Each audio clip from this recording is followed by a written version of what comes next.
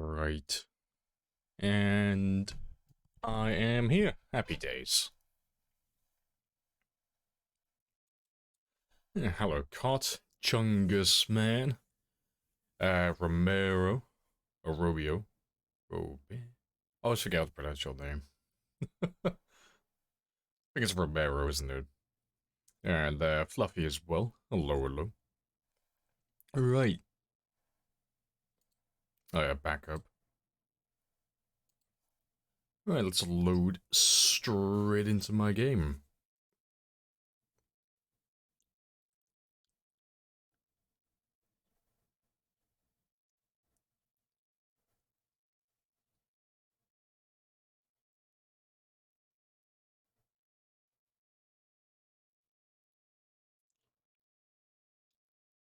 How do we join the score? Oh, it's on the Discord. So there's a little section on the Blood Bank Discord, PZLeaderboard, and the requirements are like really lax. So what it is, you just have to submit it for vanilla or modded. Doesn't matter really what settings you're running. And then just a screenshot or a clip of you dying. At just whatever shows your score at the end. And then that's pretty much it. And then I'll add you onto the leaderboard. But it's a little fun project thing we got going on the side. Because I need to get around and collect everyone's PBs on Twitch at some point. But I've been very slow getting that done.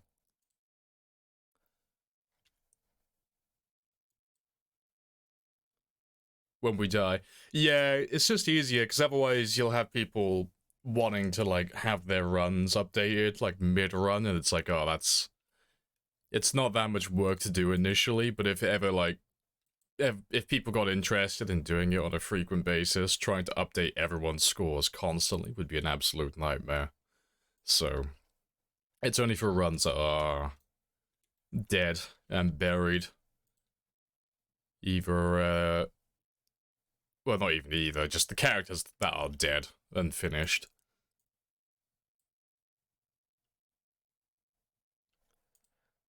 Right, that's all good.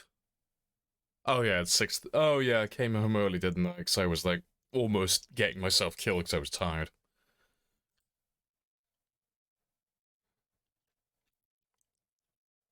Right. Trying to think what I want to do.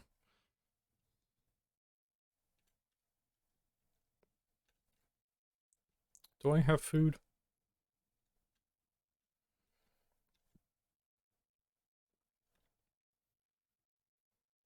Could continue playing. Ah, fair enough.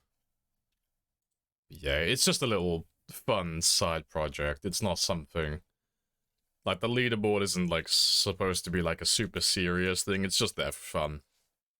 Because, we were joking around a while ago about how awkward it is to keep track of everyone's times. Because when we're watching other people do time 16 and playing their games, it's like, oh yeah, this person has, like, 100,000 kills. Oh wait, no, was it this person? Oh wait, no, they've done a better run since then. And it's like, oh shit, I can't keep track of all these numbers. Like, there's too many people with too many good games with different survival times and different kill counts.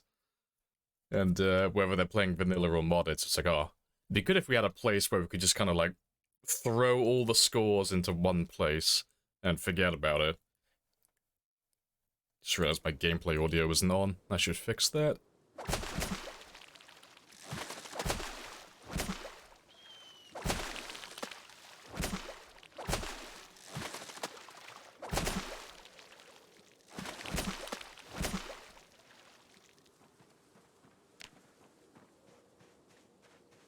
Hey, Zero.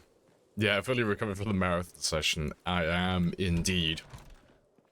I can think normally. My fine motor control is intact. I can actually move my fingers when I want them to, rather than having small muscle spasms that cause me to jump out of a moving vehicle.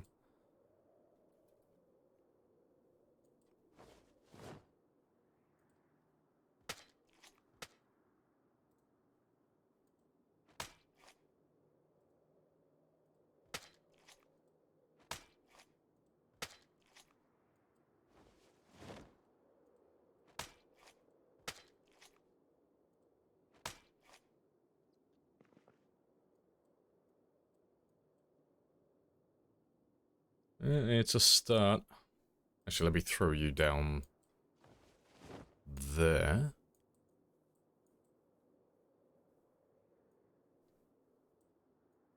There we go.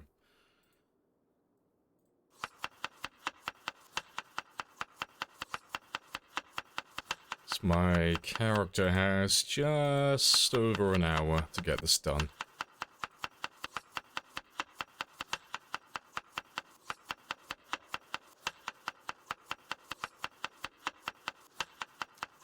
Progress a lot since last time I saw your game. Oh yeah, we've been, like, rocking along quite happily. Yeah, we've, well,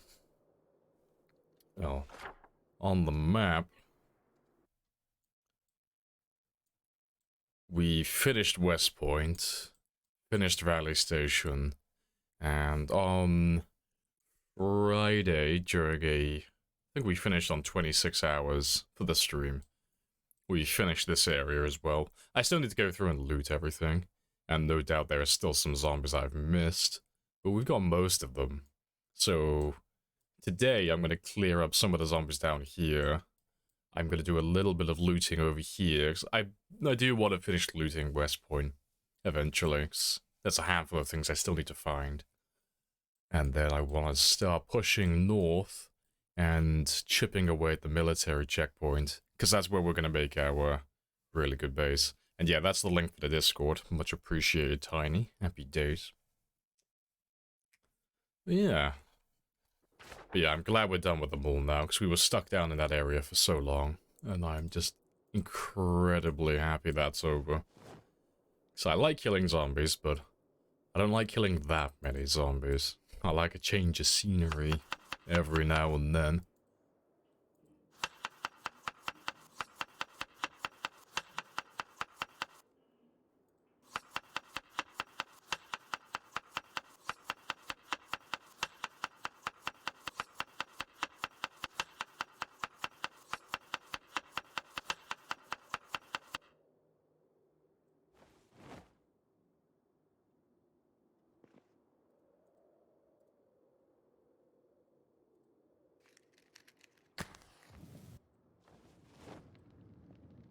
To be fair, might as well cook them as well. And we'll throw you two outside while that cooks, and they should be done more or less by midnight. And then my character can sleep then. And then we're off to a fresh start then. New day, fresh character, happy days.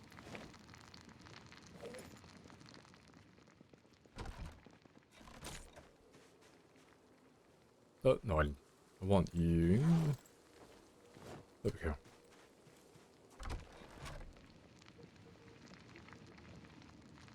You're free from the mole nightmare, yeah. Oh, it's so good now that we're done in that area. Yeah, because we were stuck on the bridge for so long.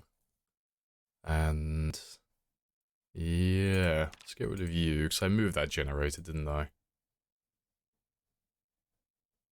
Yeah, I took that generator and I powered the gas station up there.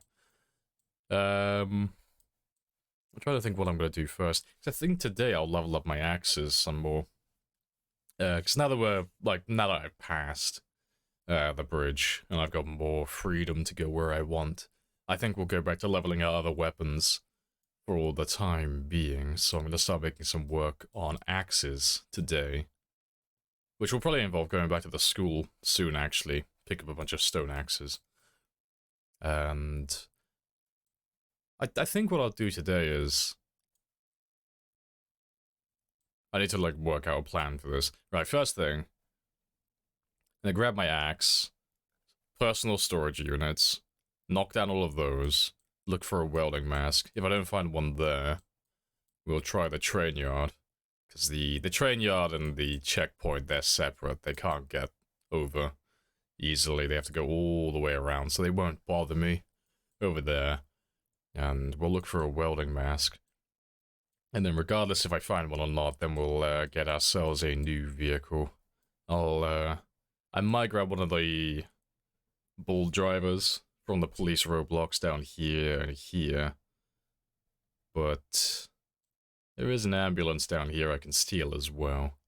And then we'll have a little slow drive around this area, just blaring the sirens constantly, and just try and lure out wherever the last few zombies are around this area and around here. Because we were driving around on Friday and we didn't really see that many. I reckon like less than 2,000, maybe less.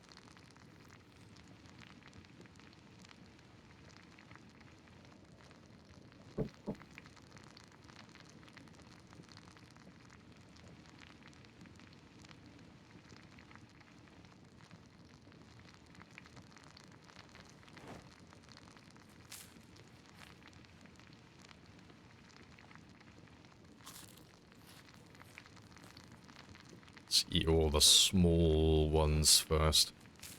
And then have one large one.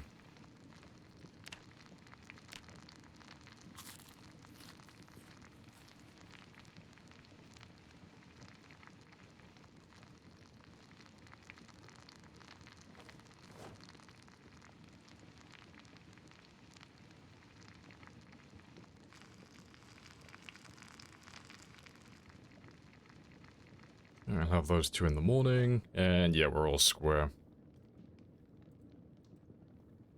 Hey, Nashua. Hello, hello. Welcome back on in.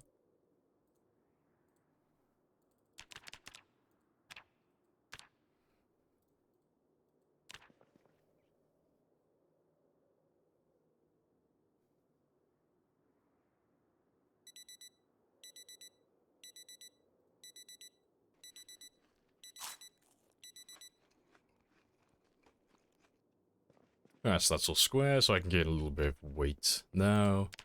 Let's get rid of you.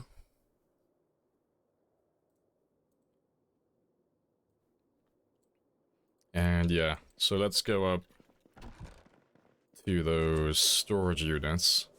And we'll go hunting for a welding mask. And it's not like super important that I find one. It's just, if I do happen to get one, I can repair the car that we're gonna grab later fully. It's just the only reason we haven't really indulged in a lot of mechanics is just because I can't do everything. If I don't have metal working, I can't repair the cars fully.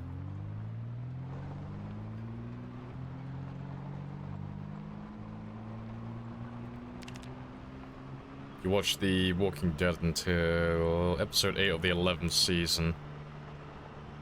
I don't know what the other part. I don't think I ever watched it that far. What happens on the 11th season? Like, which arc is that? Is that Negan? The Whisperers? I know there was another group. I just can't remember what they were called. I don't think I watched it that far. So I gave up watching it around the halfway through like the Negan arc, or towards the end of it.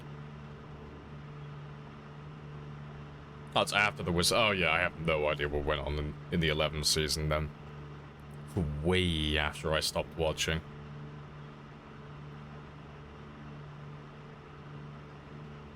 Oh, catch you later, Fluffy. I'm sure I'll see you later when you wake up, because I'll be on for 14 hours. Big old chunky stream. Oh, the 2 groups. Yeah, because I know they had Negan, and then there was like the Whisperers, and then there was that other group. I think it's all like supposed to be ex-military or something like that. But I have no idea what happened at that stage. And then there was the Commonwealth, wasn't there? I think that was the last group. The ones wearing the plastic tinfoil army soldiers.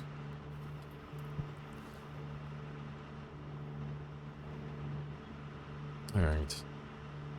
Well, I'm curious, because I used a backup save for this game over the weekend. I'm hoping I fixed my loading issues. So I was trying it in debug and my game was running pretty well. So I'm hoping I don't have any... Like, but what we had on Thursday and Friday, and every fucking day prior to that where I've been getting black boxes constantly. I'm hoping we'll be okay today. Might be able to drive a little bit faster then. There's Cortez. Welcome on in.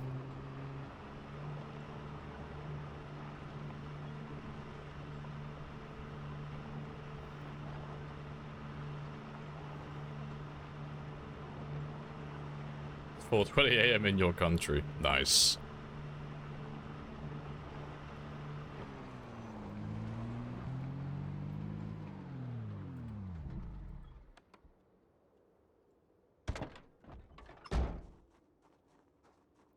But yeah, this train yard's quite nice though. It's nice and isolated from... Oh, please don't crash. From the military checkpoint. So, even though the military checkpoint and everything north, well, not even just north, northwest, northeast, anything up from that area has overwhelming numbers. None of them can really get down to this area. There's a big old chunky fence between them and myself.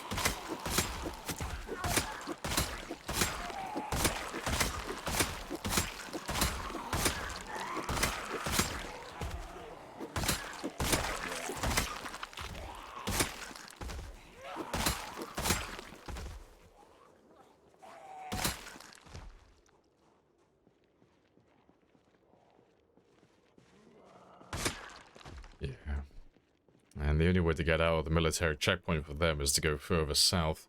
Pretty sure the entrance is like here-ish. It might be down over there.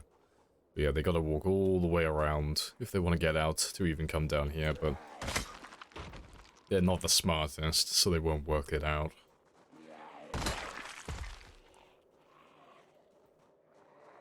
Yeah, I think I'll have a full drive around this area first, before I start looting. And then we'll see if we can find a welding mask.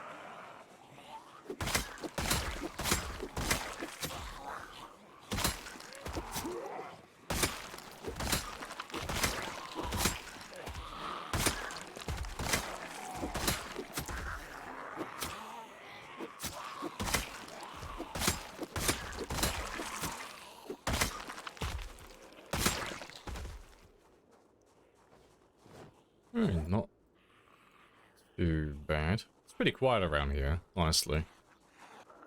I thought there might be a few more, but there's probably some down over there. Yeah, we'll have a little drive around first, because, like I said, because there's a fence that goes all the way around. Once I clear this place out, it'll be empty then. There's nowhere for the zombies to come and replenish and refill from. Apart from the air, like, obviously the way we came in, but there's nothing south of us. So that's not gonna happen.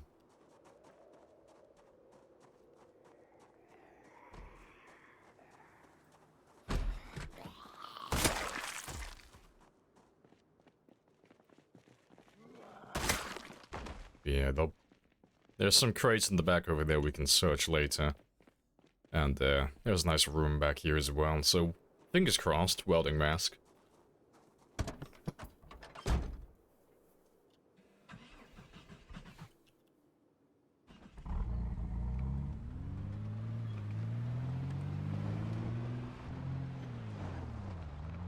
Hey Sam, how are you?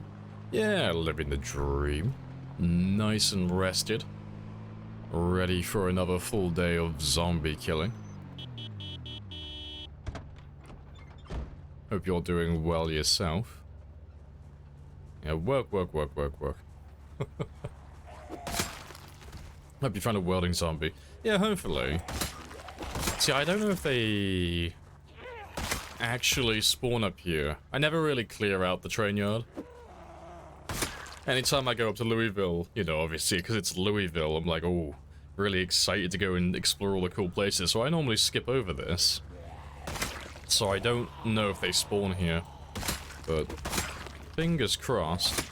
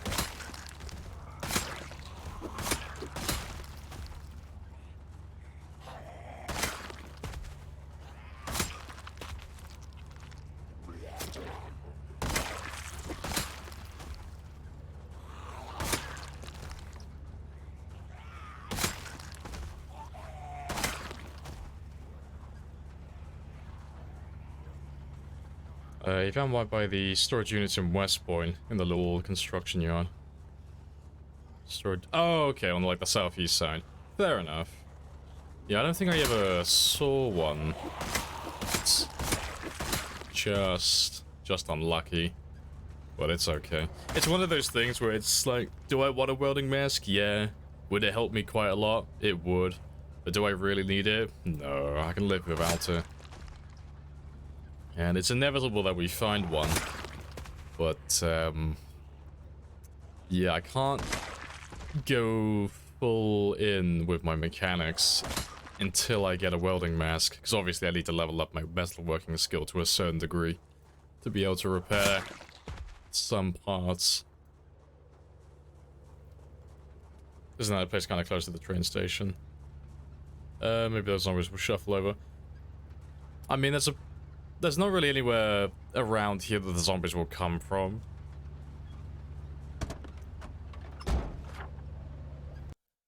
Like, where we are currently, there's a fence that runs all around this, so there's no one that's gonna come in. They can, technically. No, they can't, can they? No, the fence runs along this one, doesn't it? Yeah, no, they can't get to the train yard down in this area. Only from the south. But yeah, we'll check out the train yard for a welding mask, and then we'll check out the storage units afterwards. This run alone seems to have over 200,000 mouse clicks. Yeah, no, I changed my mouse not too long ago, so it was actually breaking. My mouse was double-clicking, so I had to swap it out to my spare. So this one's not that old. Also, it's Twist on Fire. Hello, hello. Looks like the real... Yeah, we're up by the military checkpoint at the moment. Yeah, hunting for a welding mask. And then I'm going to be getting another emergency vehicle set up so I can have a very slow drive around this area and try and round up anything that might be left. Because on Thursday and Friday when we cleared this area out, towards the end of it, we weren't really finding a lot of them.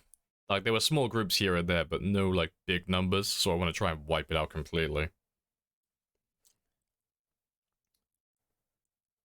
You nearly got killed yesterday at 2 different places? Oh, shit. Oh, hold on a second. Let me see if I can find it on my VOD. I nearly died on Friday. It's why I was planning on doing a full 40 hours, but I had it in my mind. The second I start making, like, silly mistakes, I'm going to call it early. And I nearly died. Here, more or less. I fat-fingered the E key while I was driving, and as you know, if you press E while you're driving, your character just whips the fucking handbrake and forces you out of the vehicle, and I was surrounded by zombies at the time. Let me see if I can find it on the VOD, because it shouldn't be that hard. It'll be, like, towards the end of the stream.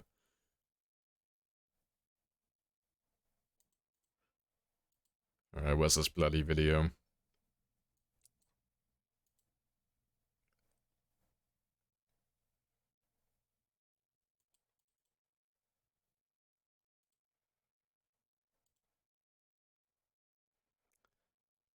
Yeah, that'll be it.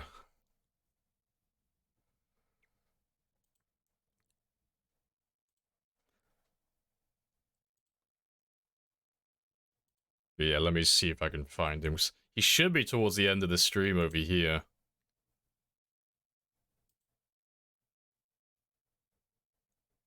Yeah, because I haven't gone down that road yet, so it'll be like in the last few minutes.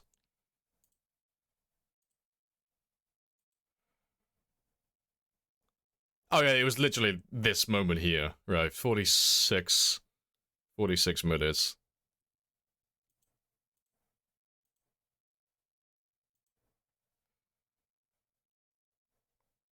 Oh yeah, now you buffer, of course. A little bit before 46. 40... do 44.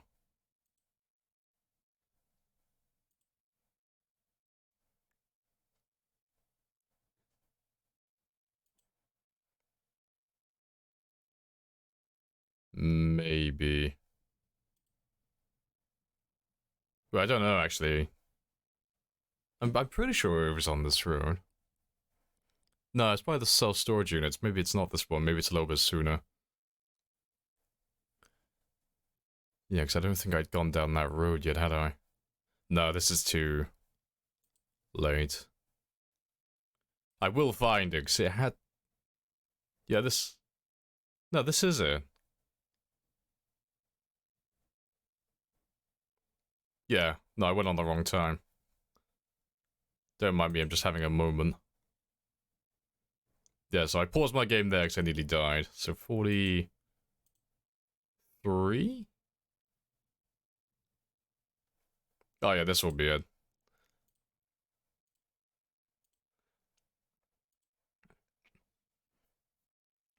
So this is when I called the stream yesterday, because it was like I had like quite a few close calls, but this was like the dumbest.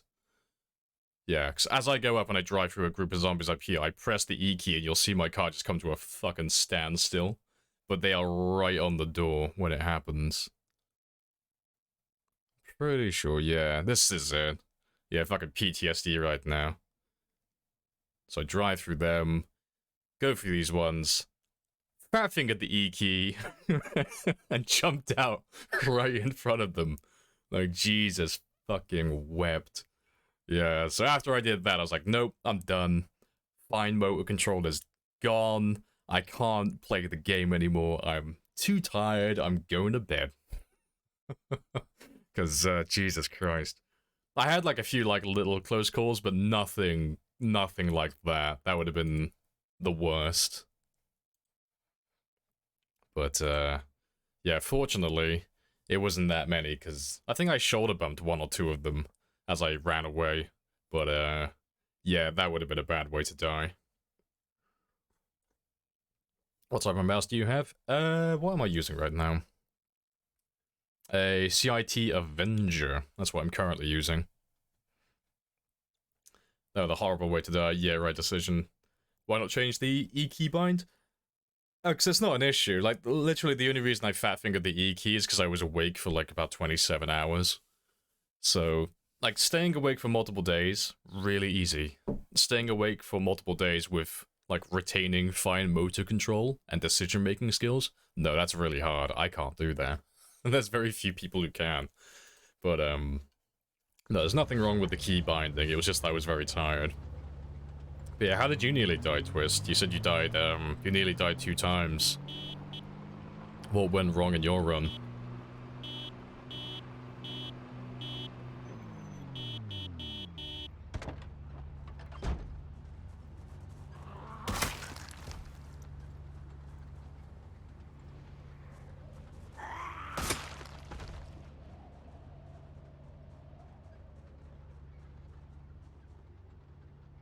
There's a few from the north, but we'll find them when we circle around in a moment.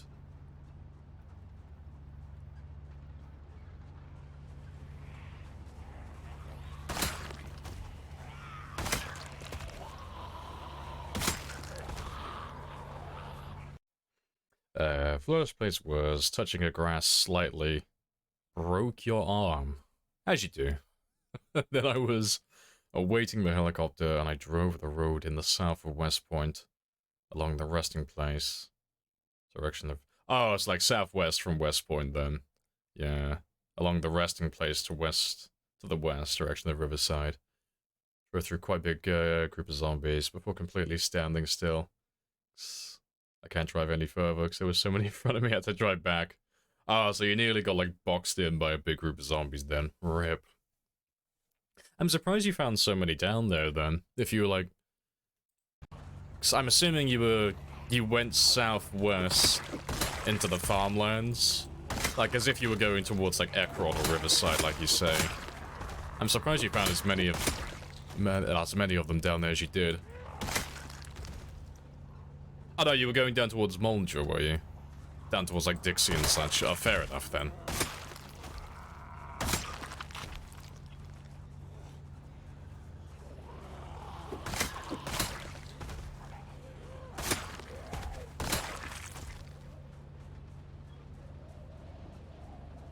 The close calls are normal. A similar thing recently. Got out of the car poorly, shoulder bumped the zombie twice. And was stuck between it and the car, barely managed to squish through. Nice. Yeah, self-chastising moments. It's like, oh, the power of hindsight is coming in fast right now.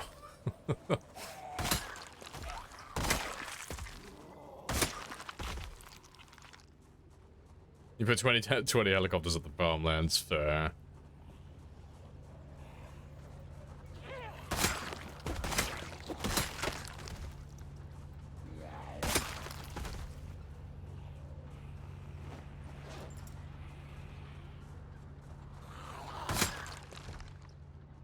Right, that is clear enough down here, so we'll circle up north now. Because there's not that much further we can go over. So I'm pretty sure... Yeah, the fenced area ends here, more or less.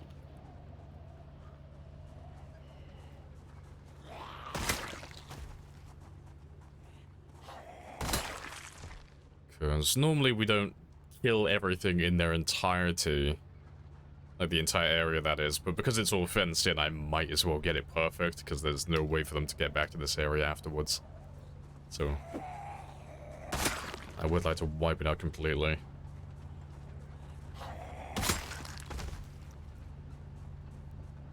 So yep. They found a way to the farmland of West Point. Have to kill them, otherwise they'll repopulate. Yeah.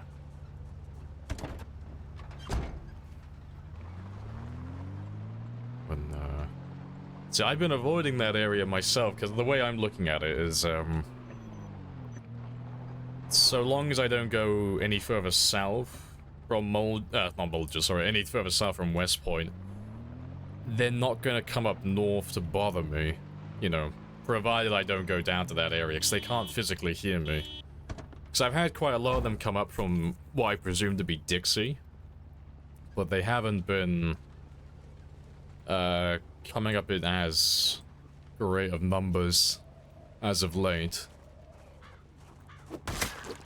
So I'm leaving Mulder and that area until I get bored with the military checkpoint and Louisville. So I have in my mind that the goal is to clear out Louisville and obviously go for that high kill number. But if I get bored, like I get stuck, like similar to like how I was at the mall on that bridge for such a long time, and you had that issue as well. If I get a scenario like that where I just can't move forward and I'm getting a bit bored, I can always double back and go down to like Mulder or Riverside for like a vacation.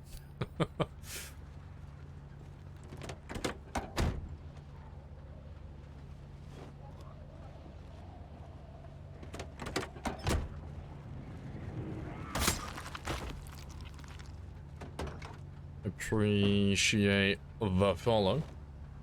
Awesome Hog fan, happy days. Welcome on in. If you look up on the map, you see the resting place of West Point. Resting place of West Point. See, I'm not sure what you are talking about exactly. The resting place of West Point. Do you mean this? Is that what you're on about? It's completely empty. Your first arrival, the road west of it was your last helicopter. The crossroads. Oh, you mean like Dixie, like down here. Okay. Oh yeah, you're definitely getting the entirety of Mulder then. Yeah, absolutely. No, fair enough. Yeah. See, I thought I had it in my mind that you were going over here. That's where I thought you were when you said you were like going towards like Riverside. No, if you're going down there, yeah, you are definitely getting all of Muldra then. Yeah, see, I haven't gone down to that area because I'm hoping to avoid all of this for a while. Like, just keep West Point empty. Don't have to focus on that. I can focus on Louisville for a little bit, and then when I get bored, I can come down to this area and start chipping away at them. Because, well, while Louisville is, like, the ultimate goal, like, it's a bit... It is going to be, like, a mammoth task, so I'm just going to chip away at it a little bit at a time, get bored, and then, you know, work on some of the other towns around the area.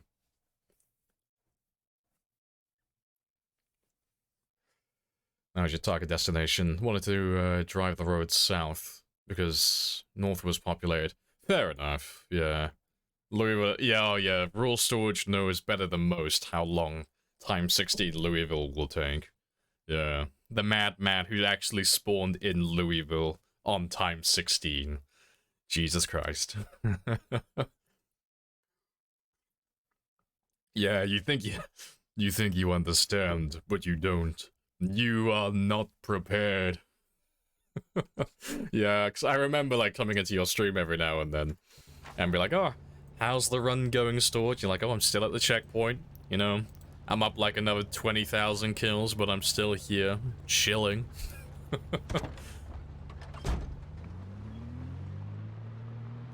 Yeah, because you're on 155 at the moment. You're only like 1/3 of the way there. It sounds really like demeaning when I say it like that. It's like, oh yeah, 155,000 kills. Pfft, he's only like 33% of the way there, you know.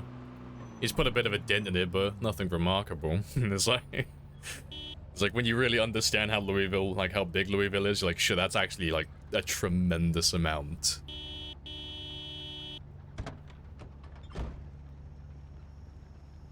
Right. I mean, there's not that many of you.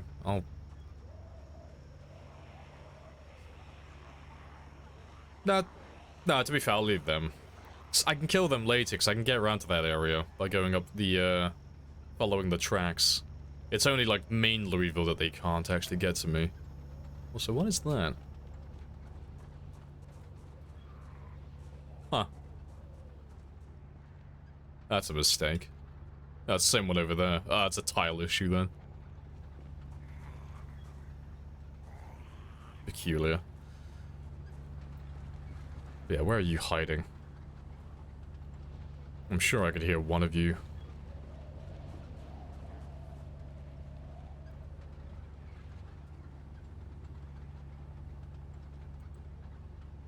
Oh, that's funny. He's actually inside.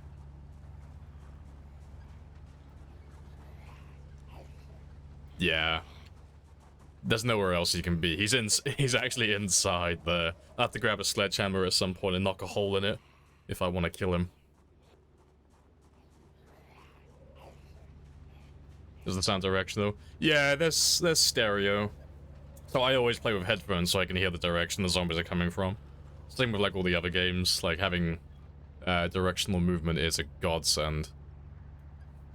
So yeah, I can hear him, he's in there.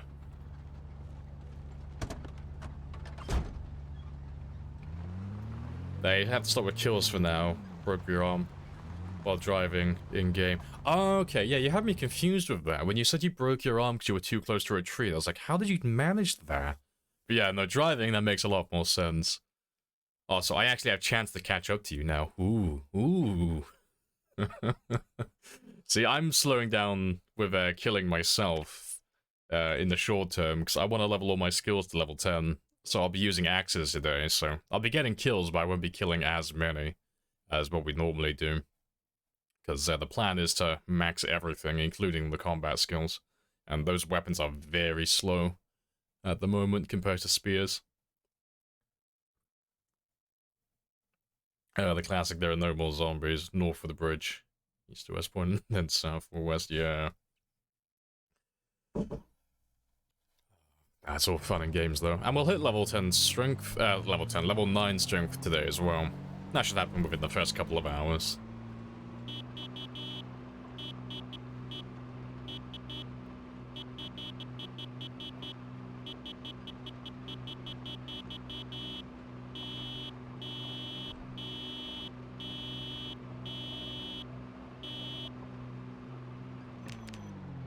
Yeah, that fence there doesn't go up forever. So I remember looking at the map over the weekend. They should be able to get around. Like, if I go far enough north, they'll be able to get around.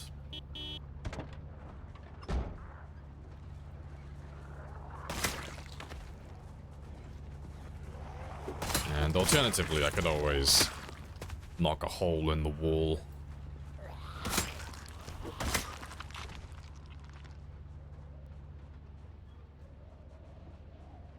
Right. Well, I'll leave you there for a second. I'm just gonna humor myself and just see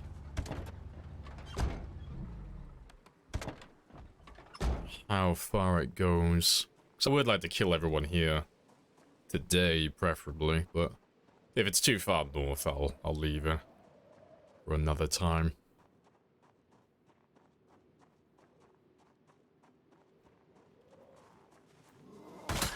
Gonna go to the place that's the best.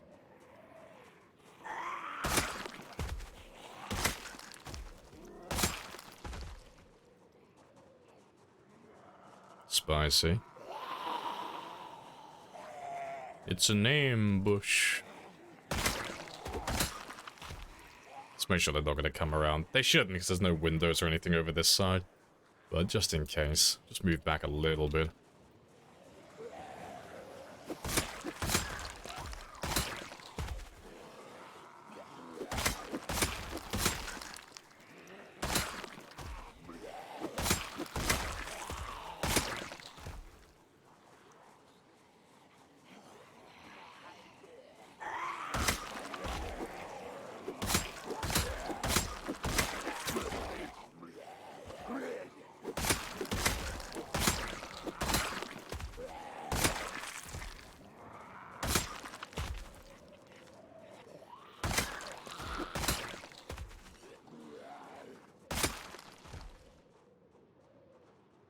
Hey, good stuff. And welcome in Wolfby as well. Hello, hello. Whole row was clear for you to the checkpoint. There. So I'm hoping to have that for myself today. So I want to go through around where the mall is and clear it more thoroughly. And everything like around here as well. You know. Because, I mean, you know as well as I do, pinpoint hearing becomes an issue over great distance, but because Louisville's surrounded by a nice big barbed wire fence, there's no need to worry about zombies coming from the north, unless you go to like a very specific area. Right. Yeah. Right, I'm gonna leave all the zombies around there for the time being.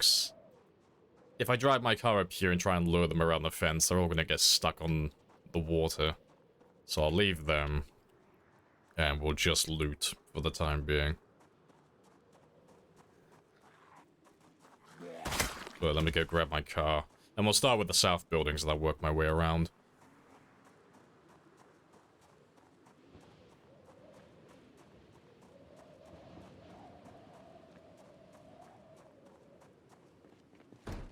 He said killing thousands with spears. Hey, I'm having a warm-up, okay?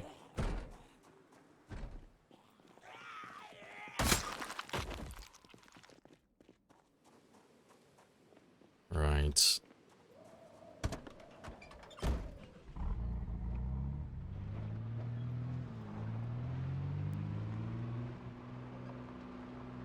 Let's mark these two as well.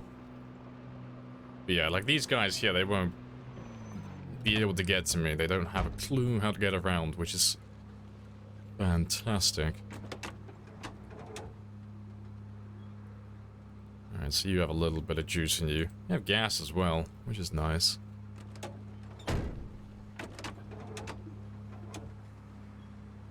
And you've got nothing.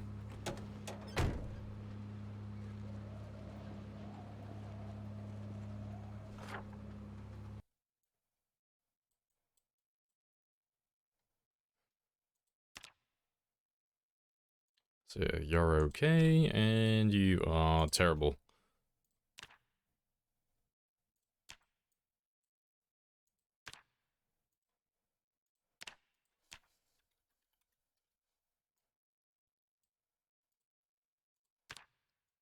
Yeah. There was another car back there I need to mark as well, but that will do for now. But yeah, let's check out some of these buildings over here and see if we get a welding mask. Because I can ignore these guys, because, you know, they're all inside the checkpoint itself. The only way they can get to me is if they walk all the way around, out to here, then down, and then around. It's way too far, so we don't have to worry about them.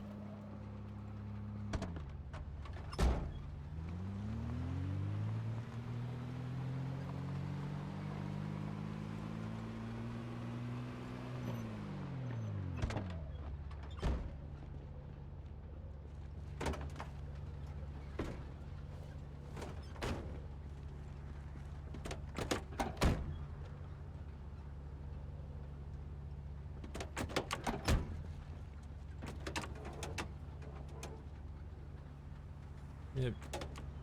You got plenty of parts. Thanks. I need to catch the map up with myself, honestly. I've been, because we've been killing zombies at the mall for so long, and that's been my main focus, and it's been driving me insane, I have been very lazy with my map markings and keeping track of everything.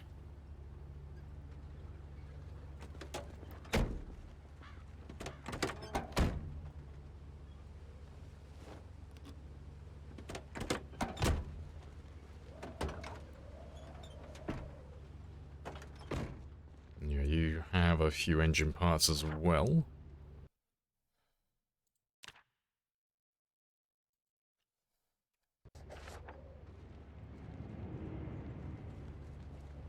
Appreciate the follows, Sam and Aldo.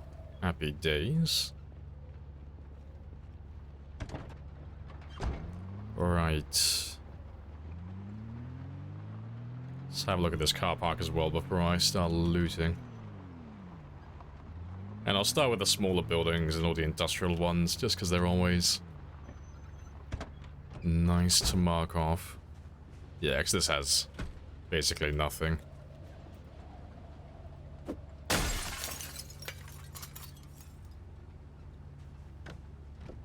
Let's get that electrical experience.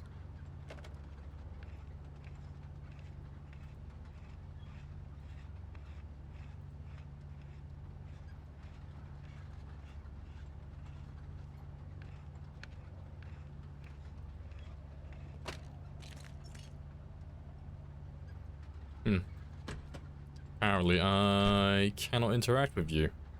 Ripperoni. And yeah, there's no console there.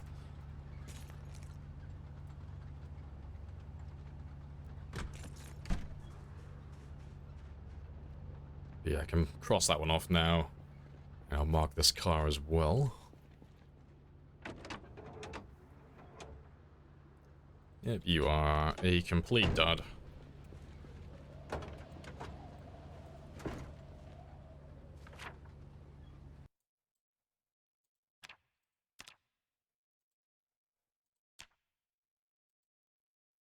Right. Yeah, I'll drive down here now, just make sure this road's clear, and then we'll swing back around up the rails, and then we'll start looting these buildings. That's a plan.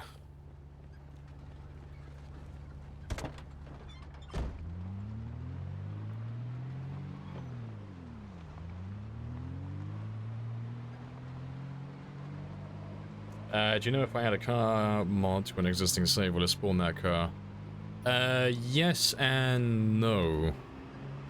So no matter what car mod you download, if you take that mod and you put it onto a pre-existing save, so if I put one onto this game, for example, and let's say, for example, I downloaded, say, Filibuster's car mods, that adds like 100+ extra vehicles to the game. It will technically spawn those cars in, but you'll never find them in places that you've already been.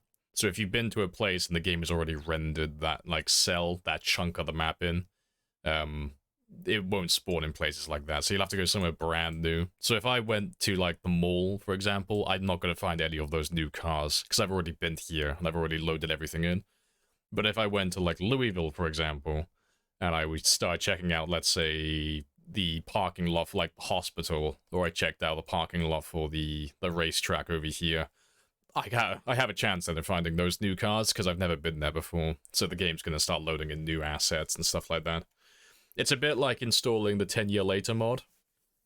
Like if you play a normal game on vanilla and you have like a nice clean world, but then you install the 10-year later mod afterwards, any new places you go to will be completely covered in grass and bushes and stuff like that. It's that's the easiest way I can explain it. Yeah, good stuff.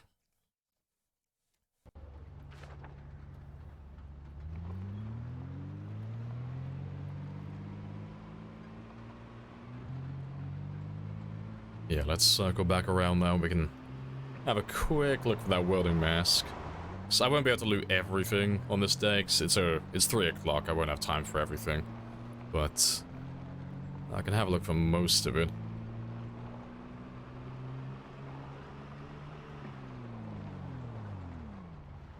Yeah, I can ignore you.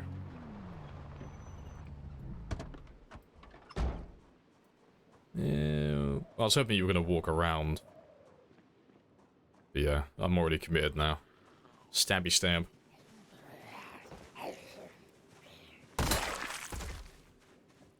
Right, so yeah, let's clear out this small barn first.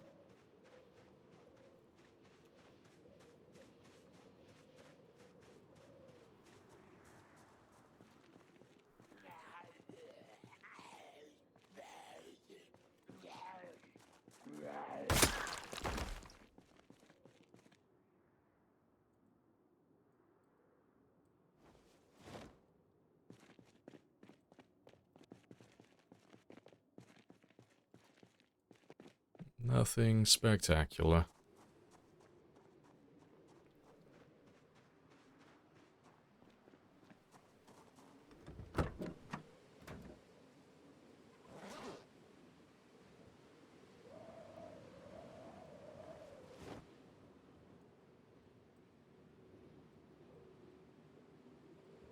Yeah, we'll have to go back to the mall at some point and grab ourselves a step van so we can do some proper looting.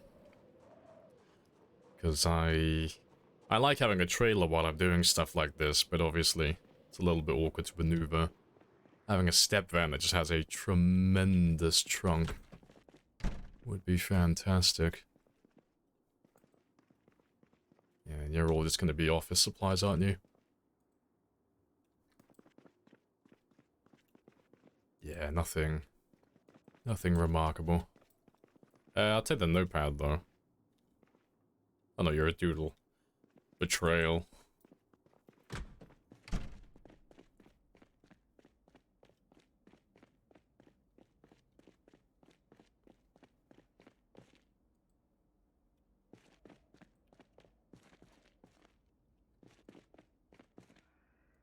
It says propane and paint.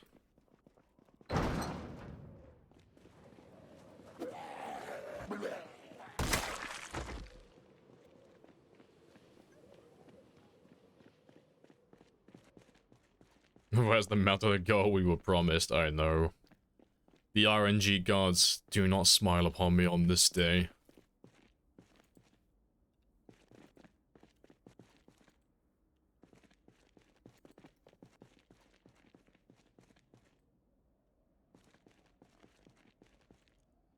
Yeah, nothing. And yeah, I already checked that one.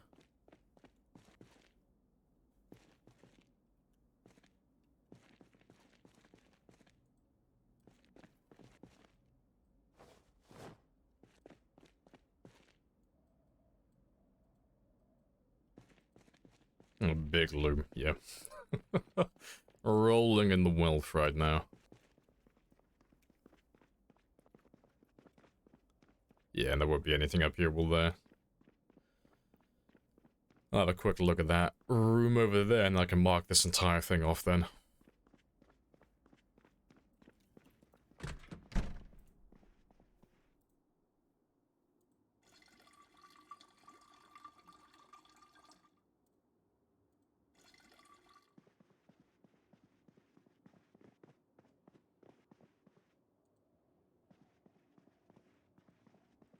A swing and a miss. Smoking a pancake. nothing here. That's okay, though. I'll get a little bit of electrical experience.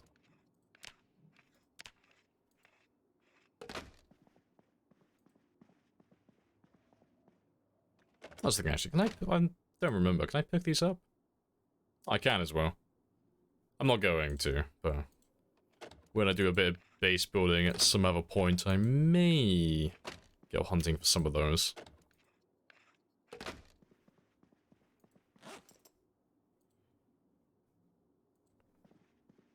But yeah, I can mark this one off now.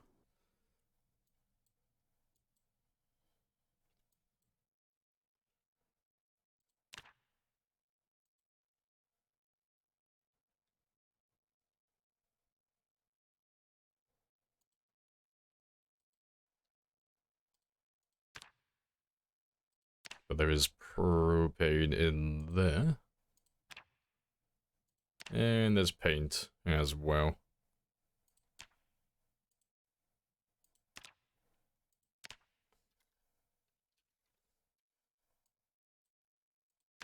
Right. Let's clear through all these rail cars next.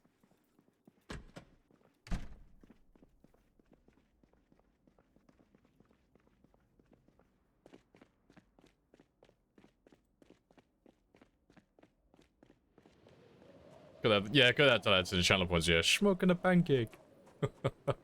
Yeah.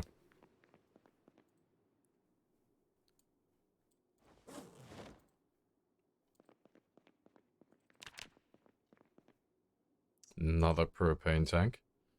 I don't need any more saws, I already have plenty of them. And I'll have to take a sledgehammer to the second one.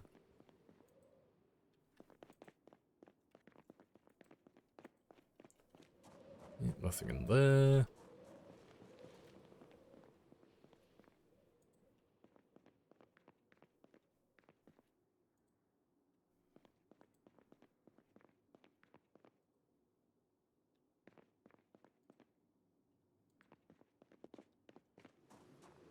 Alright, let me just mark those ones off first. I've already forgotten. Which one had the propane? I think it was this one, wasn't it? No? Was it the first one? I know one of them had propane, I'm sure. Yeah, you.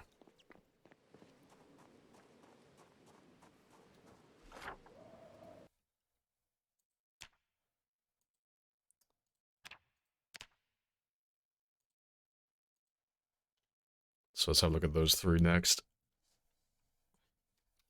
So I can't do anything with him until I get a sledgehammer. Well, until I go to my base and grab my sledgehammer.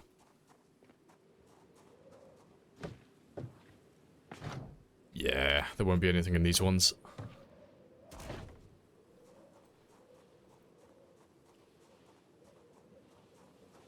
We're gonna play Doom 2 on that PC. I'm sorry.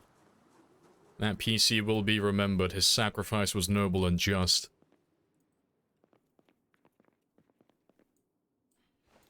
You wanna open a restaurant in the game? Revive Spiffos? No, don't revive Spiffos of all things. If you believe any of the conspiracy theories that people have about the game, Spiffos caused the apocalypse. It was the meat, okay? The meat turned everyone into zombies. I buy it.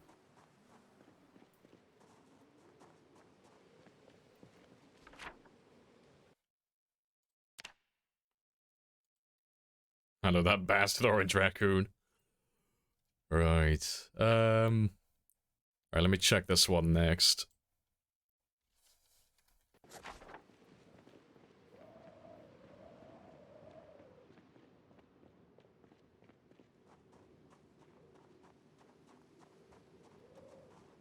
Yep, my phone is ringing. Give me 1 second.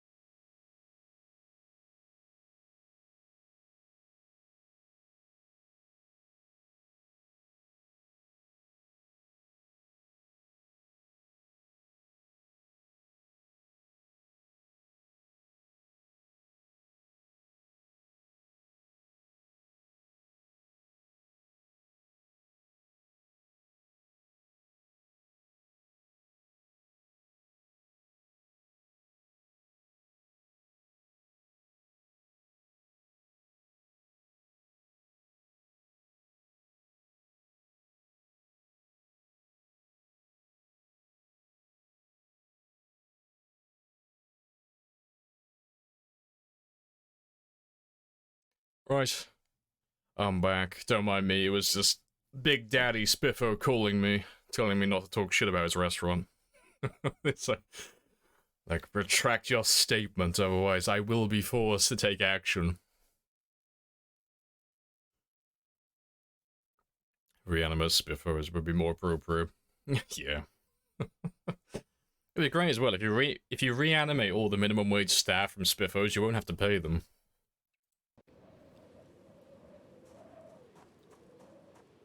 Right. Hey gamer. It's currently 12:07, you haven't slept, so you have two options. Sleep now and have a splendid rest at the expense of sleeping schedule. Wait, when you say 12:07, you mean 12:07 midday? Rip. Yeah, don't go to sleep. Or do I stay awake to somewhat bring the sleeping schedule back to normal? Oh, you gotta stay awake. Yeah, no, I wrestle with that conundrum, like, on a regular basis. Like, every couple of weeks my schedule will go off. The easy way to think about a gamer is, you gotta do it at some point. Like, sooner or later, you have to get your sleep schedule back on track, so you're gonna have to do the one thing that you don't want to do currently, and that's stay awake longer or go to bed early. It's one or the other. So, yeah, you might as well bite the bullet and get it done today. Yeah, hello, No Bang as well, from France. Hello, hello. Welcome on in.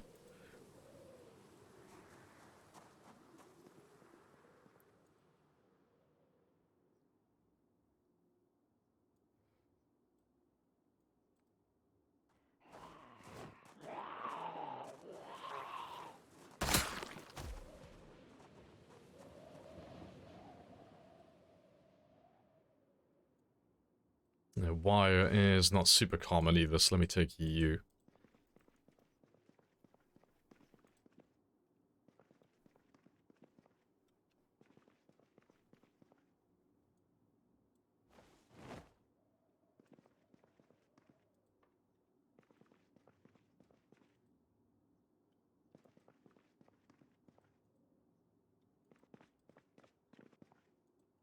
Right, let's just check those few crates in the back as well.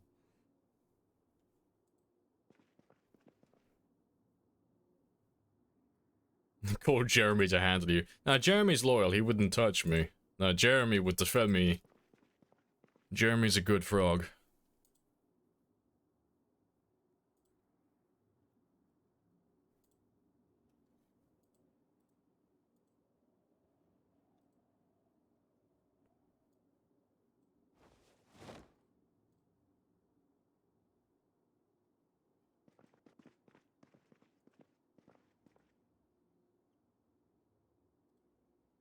Sleep schedule's a little messed up after you stop working. Yeah.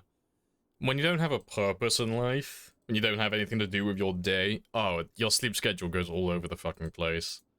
It's like, I don't have a reason to be awake. Like, it's like, if I don't have anything to do in my day, what am I staying awake for? I can go to bed and wake up whenever I feel like it. I have no schedule. I have nothing I need to adhere to.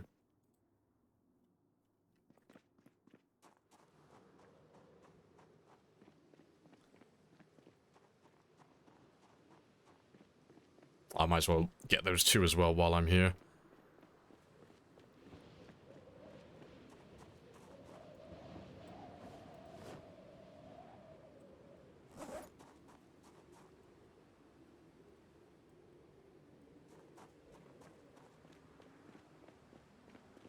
One year survival, you finish the game. I'm not done until everything is dead. Every zombie has to die. When there are no more zombies in Kentucky, then I will be done. Then I will move on. But until then, murder everything.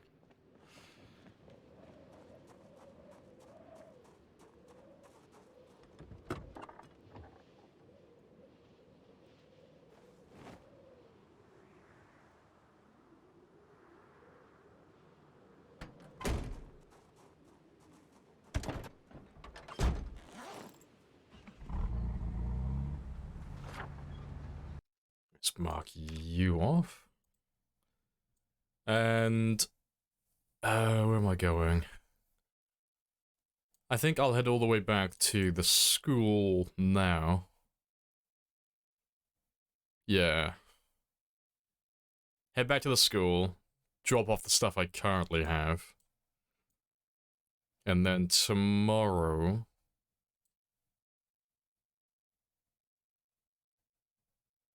we'll go to the mall first. I'll grab a step van, so I can actually do some proper looting. And then we'll head back to the rail yard afterwards. I think that's what we'll do.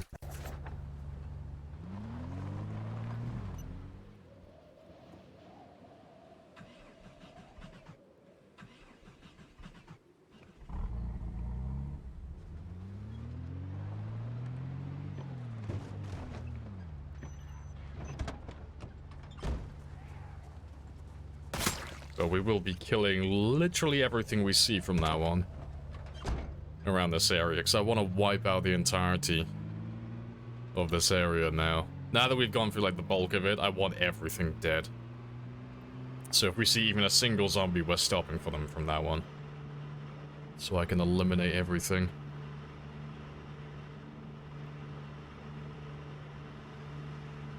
Just hope Build 42 will, oh yeah, Build 42 will be done by then, yeah. Hard to watch the race go extinct. Well, that's the dream then. The dream is to live until Build 42 gets released.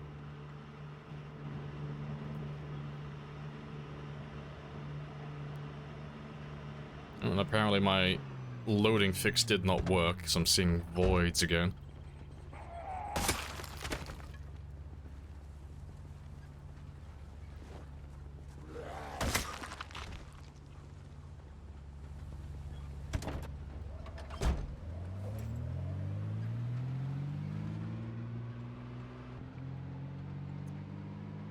You had Sleepyhead, Restless Sleeper, and PZ. You were a noob. That is probably one of the worst combos you can run.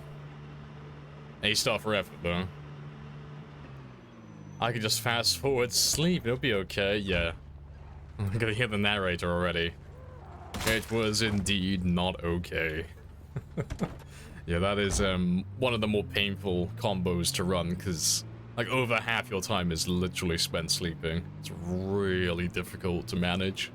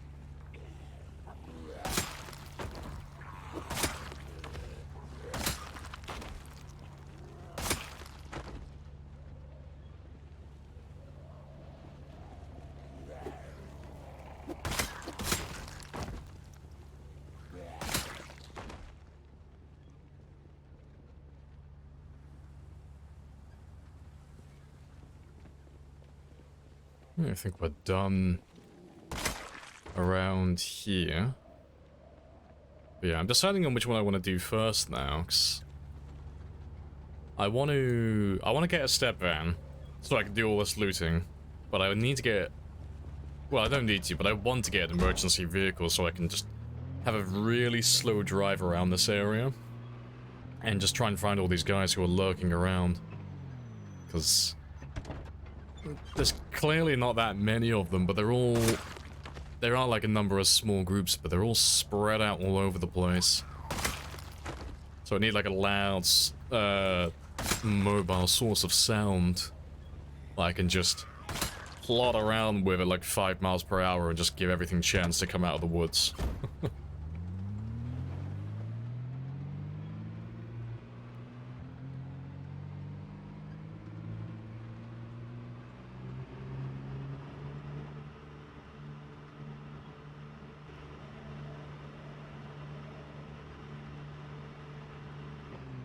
to be fair.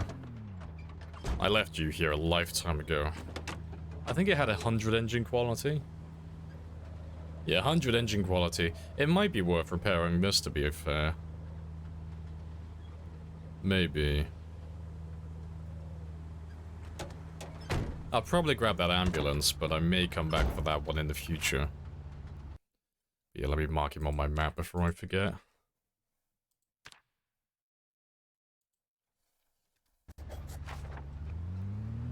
Hey, Premium. Hello, hello. Welcome back.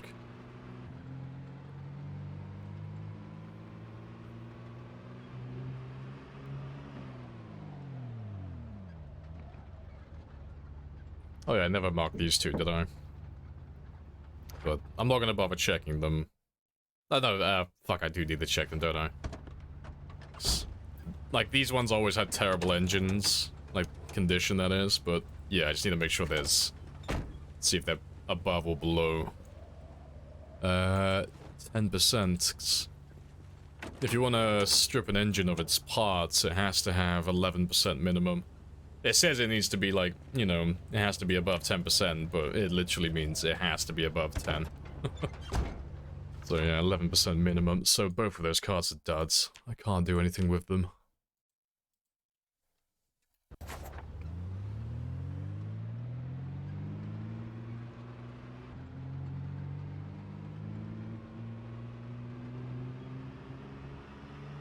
$100 quality.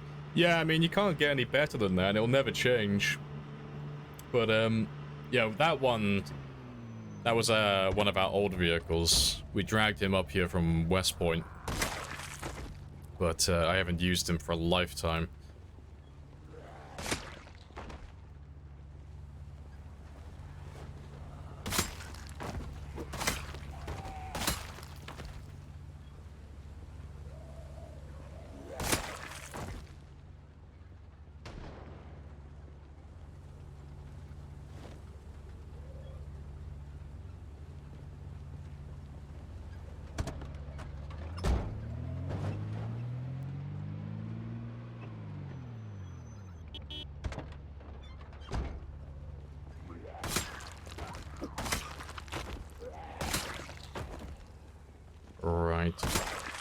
As much as I do want to keep on killing all the zombies that we find, it is 11:20, so it's my time to, like, really go home.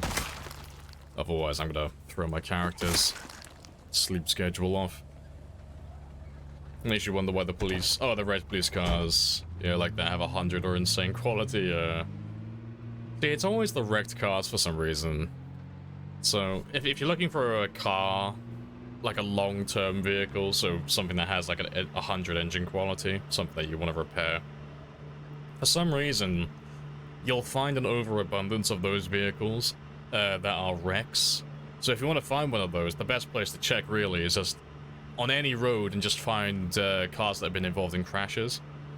So just two cars that are like at an odd angle in the middle of the road. Check them and have a look at the engine, because the rest of the car will be absolute like dog shit. They'll be completely trashed. But those cars, for some reason, have a really good chance of having high engine quality, of all things. Can I share link in chat? No, we don't do links in chat.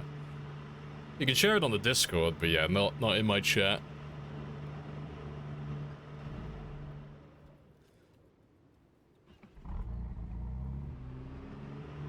Yeah, my engine is starting to cut out though, so that is the cue for me to either repair or replace this car.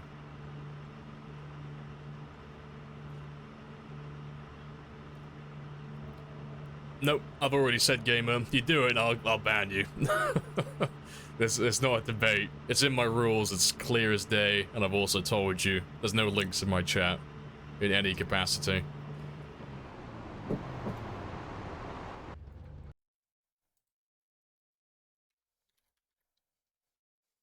Yeah, I don't care, Willem.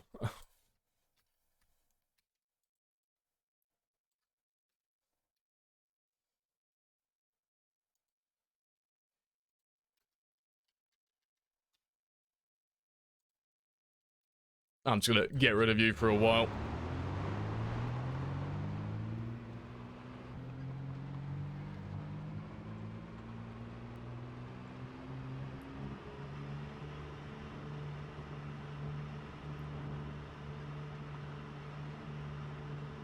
The Blood God has spoken. Well, the thing is with that is, I try to be very chill and relaxed as much as I can, because I just don't like drama, but when it's in my rules, and then you ask me if you can do it, and I say no, and then you do it anyway, and then you start, like, saying, well, technically I didn't break any rules, I don't care. Like, no. I'm not being super harsh, I didn't ban him permanently, but if you're gonna take the piss, I'll just get rid of you. Exactly, like, I don't like being a hard ass with rules, but if I let everyone do whatever they want, well, people will do whatever they want, so you have to, like, slap people occasionally, but, like, no. If I say no, I mean no.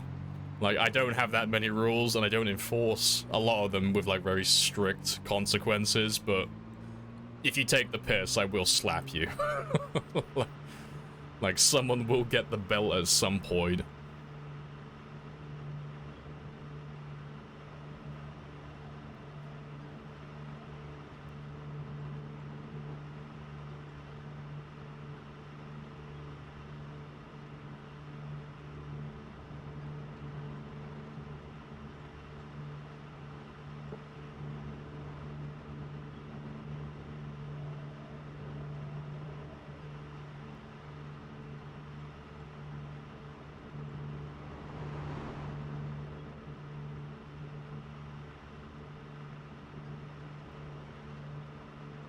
Right, so yeah, let's park you up here. I have to give him an extra hour because I'm a little bit late.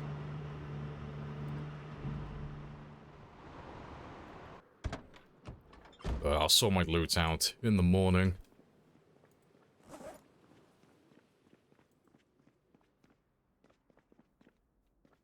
Got my FPS. You are struggling to load something in. Jesus Christ. I don't have that much stuff in this building. Are you gonna crash? No, he's not gonna crash. Good. Goddamn. Like, I know I have a lot of loot in this place, but I don't have that much loot.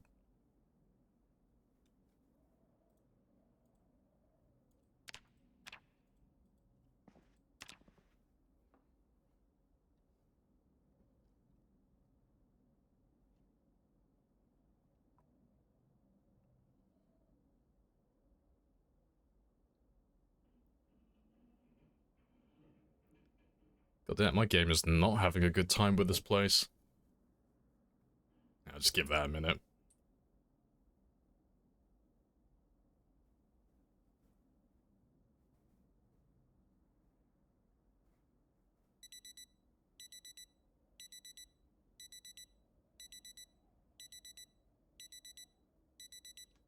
Golden.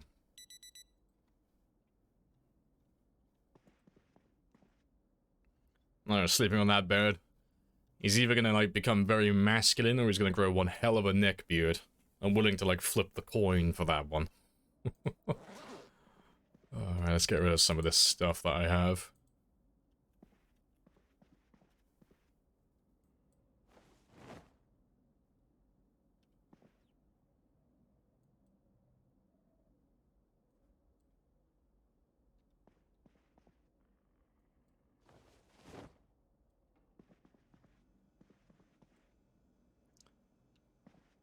Right, those two belong out here.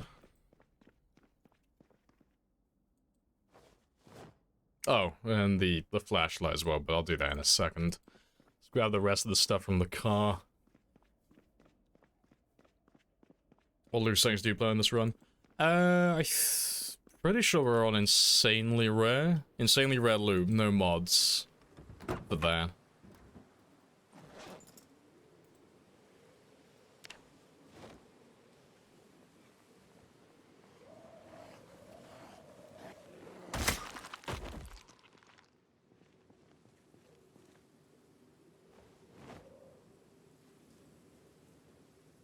Let's get rid of those two.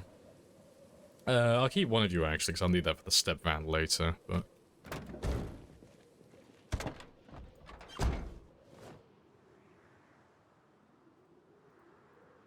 And yeah, that's my normal mechanic gear. To be fair, I might as well drag some of this stuff up as well.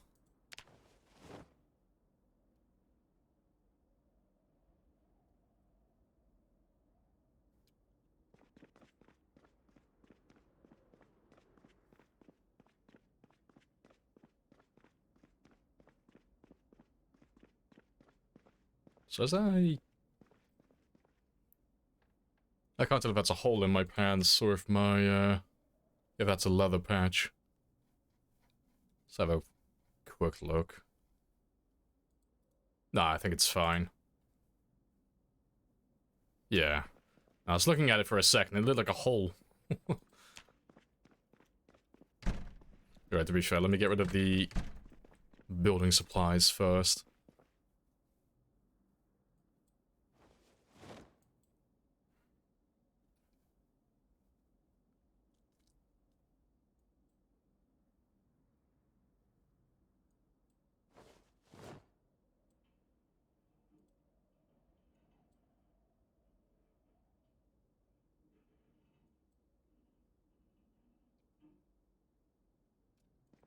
Good stuff. Guns and ammo.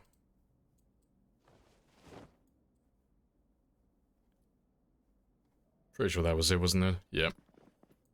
Let's get rid of the food. I don't really have that much room left here. Yeah, basically nothing, so I just threw all of this on the ground here. Eventually, what I'll end up doing is I'll probably move a lot of this stuff out towards the military checkpoint by Louisville, because that is where I'm gonna build my main base, my central hub, if you will. Where I'll have all of my, well, the largest loot pile in this game.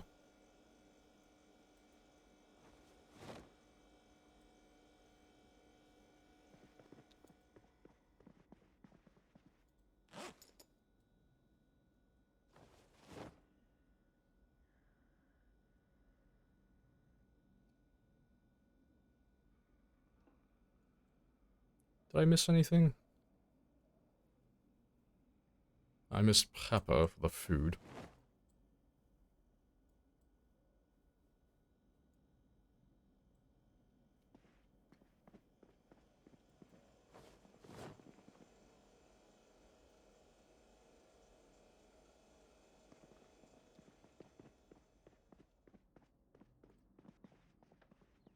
Let's get rid of that in a moment.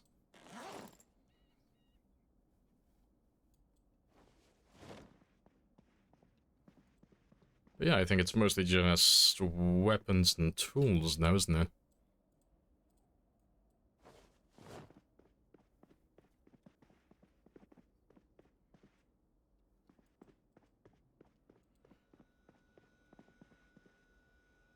Yeah. So yeah, let me just get rid of you. I'll grab another bottle of bourbon. A bourbon bottle, I should say. I'm pretty sure I have one, don't I? I know I picked an empty one up earlier. Yeah, it would just save me having to refill them as often then if I have 2 of them in my inventory.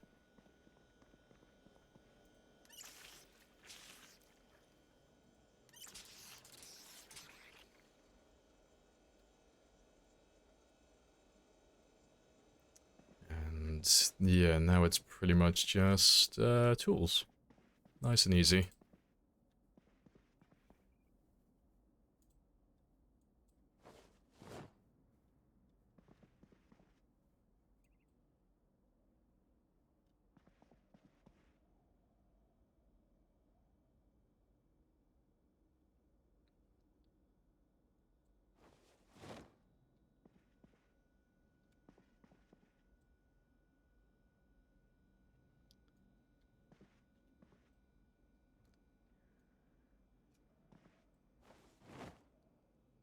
Yeah, that'll do.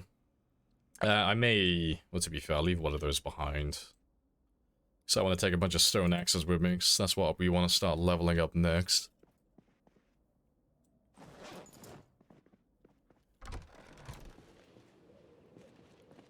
And yeah, cooking pot, you belong downstairs, that belongs in the hallway, and then yeah, I'm done.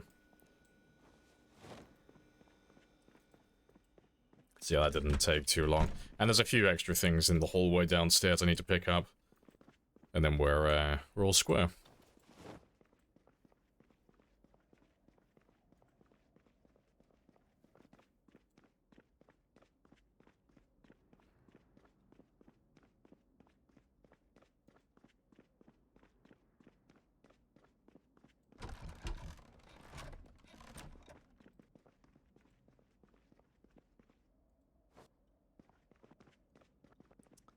Yeah, there's nothing in here I want to use.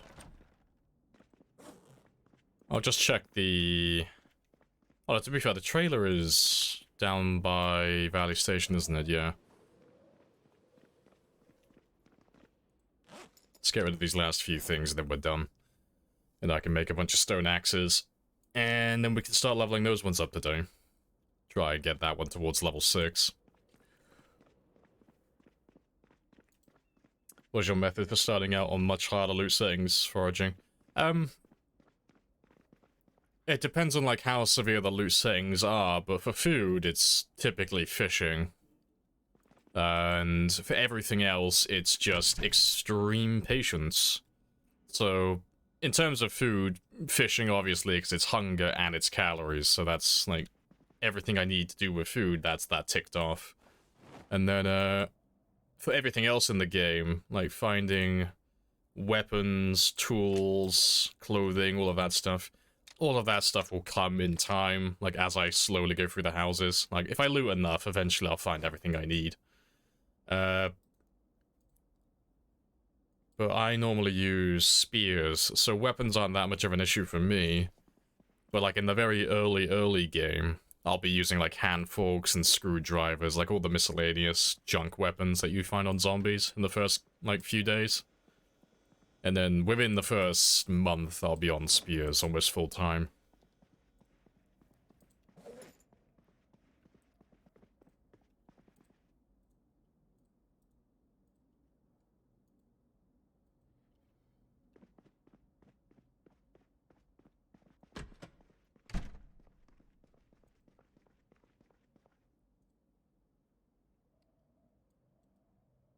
Yep, that was a mistake.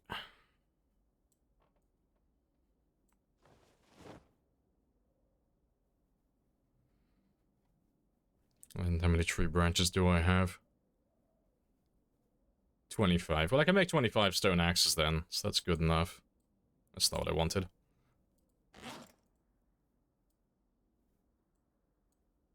And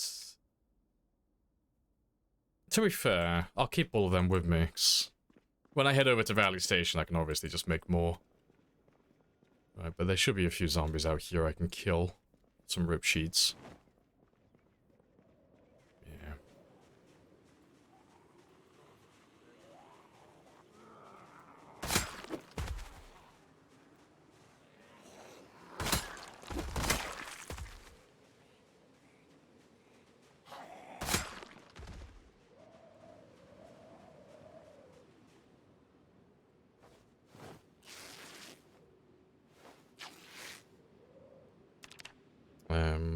What'll I get to, though? It was hard for me to get running going on extremely rare. But it feel... Yeah, it feels more rewarding when you play on, like, the rarer loot settings, because... Like, it is frustrating when you can't find that one thing. Because I'm looking for a welding mask at the moment. But when I find that welding mask, ooh, that's gonna be a very good day. Like, I've actually earned it then. Like, fuck yeah. Like, yeah, it only took, like, the entirety of West Point, Valley Station, the mall, and parts of, like, you know, the military checkpoint and such. But we got him. We got him in the end. That's gonna be a very good feeling. And I don't need any of you. Next run, just can't seem to get the weapons to fight properly on low stats. But yeah, if you can't find, like, the weapons you're looking for, literally, if your hands are empty, anything and everything is a good weapon. You know? I will use pretty much everything from zombies in the early stages. So screwdrivers, hand forks, scalpels, pencils, you know, butter knives, forks, literally everything. It doesn't matter how bad the weapon is in terms of stats, if you don't have anything in your hands, it's a good weapon. Like,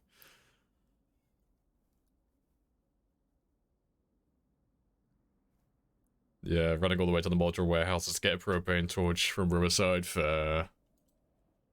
May end up doing that at some point. I'd be surprised if I went all the way down to Moldra and I didn't get a welding mask in the warehouse.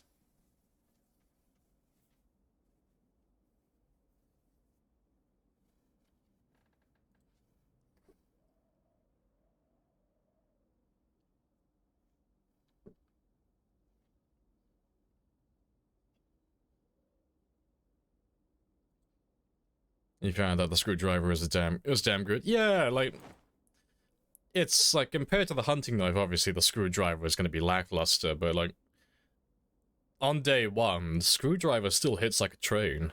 Like overall, it's like, oh, you can't go wrong with it. It's a very good weapon. Stone knife, stone hammer, stone axe, crafted spear. Yeah, but you can't really do any of that in bulk on day one. It's not because you can't make the weapons, it's just that they won't last long enough, so the time investment, it's not always worth it. I don't know, everyone's going to have their own way of doing it, but personally, I think using stone axes, spears, stone knives, stone hammers, any of that stuff, it's a bit of a waste of time if you do it immediately. Just because the amount of time it's going to take me to forage up the materials to make a handful of those weapons, they're only going to last for like a handful of zombies.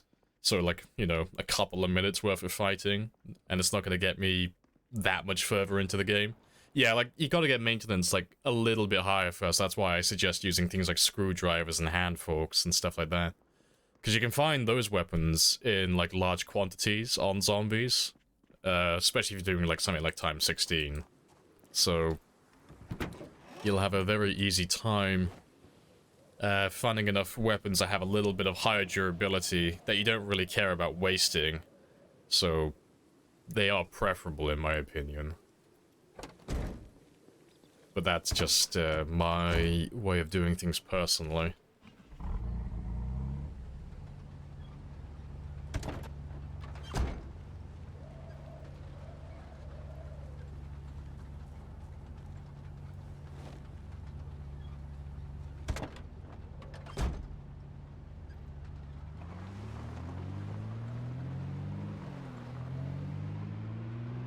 What city is this? This is West Point, currently. So yeah, we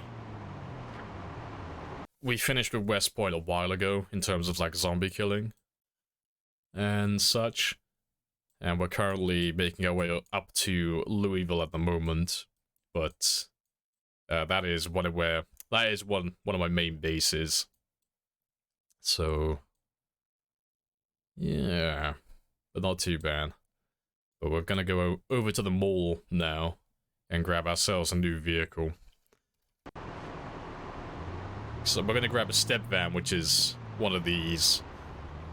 So they are slow, they are sluggish, but they have awesome storage for looting. You're gonna clear Louisville too? Oh yeah, we're clearing everything.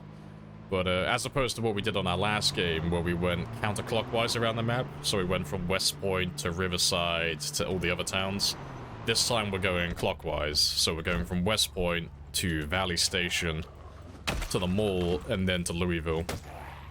And we've already done West Point, Valley Station, and the mall, so now Louisville is the next one on the shopping block. But, I'm trying to hunt down all the missing zombies as well. Because we're doing times 16 without respawns, we can eliminate entire areas of the map and kill literally everything. The only issue is finding them. Like, early on, like, you're not gonna struggle, but at this point, it's like, there's always like one or two zombies just hiding somewhere. So we're at the stage now where every time we pass through, we're just trying to, like, kill anything that we see that moves. Try and get rid of the last few of them. And eventually we'll have everything from Valley Station and the mall and West Point. It'll be completely empty, and I'll have Louisville then, just to focus on solely. But while we're doing that, I'm also leveling all my skills to level 10. And we're also looting everything and trying to find all the collectibles in the game.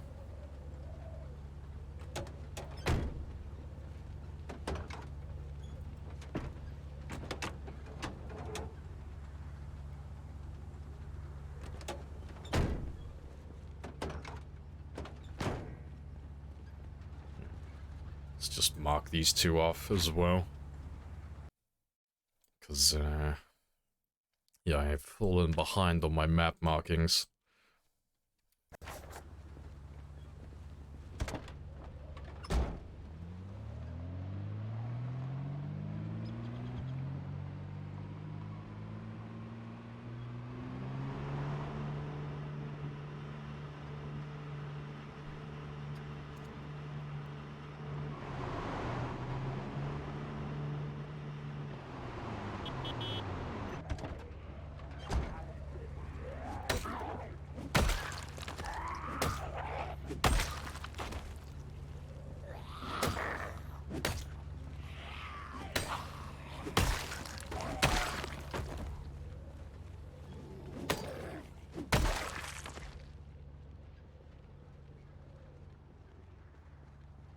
Let's grab all of you.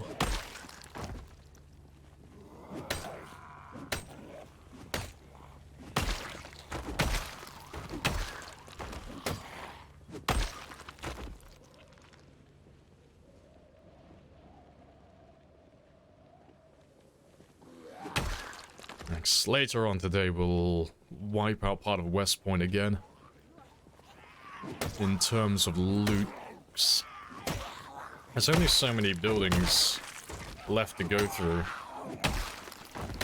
And because Louisville is so large and has so many buildings, I would like to catch up with myself before I let things get too out of hand. Because we're trying to find all the collectibles in the game, there are so many CDs, VHS tapes, and home VHS tapes to find. I do quite literally have to go through every building in the game and search every container to have a chance of finding every one of those collectibles. But, as fun as looting is, it becomes very tedious if you have to do it in like a big giant stretch, so I don't want to fall too far behind myself, otherwise there'll be a day in the future where it's literally going to be like 10 plus hours of looting non-stop.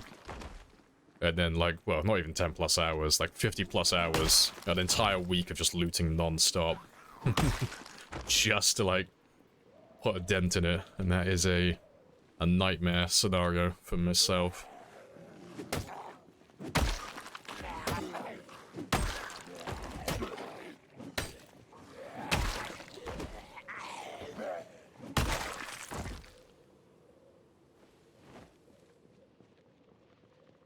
It's not too bad.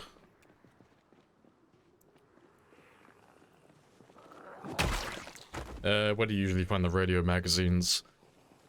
So the one I know for certain are radio vans. So if you find any vans that like belong to a news station, you can find the magazines in the trunk and in the glove box. And then your other option, which I'm not 100% on, but I keep hearing it get brought up by other people occasionally, is some like Radio Shack store or stores in Louisville. I don't know if it's like a pawn shop or if it's just a like electrical repair store or something like that, but apparently you can find a few of them in a place like that in Louisville, but I don't know that one personally. But on our run, we've already gotten quite lucky. So we went to the mall. You know, we literally had to go to the, like, the biggest car park in the game. But we have found Volume 2 and 3. So I'm only missing one of them at the moment.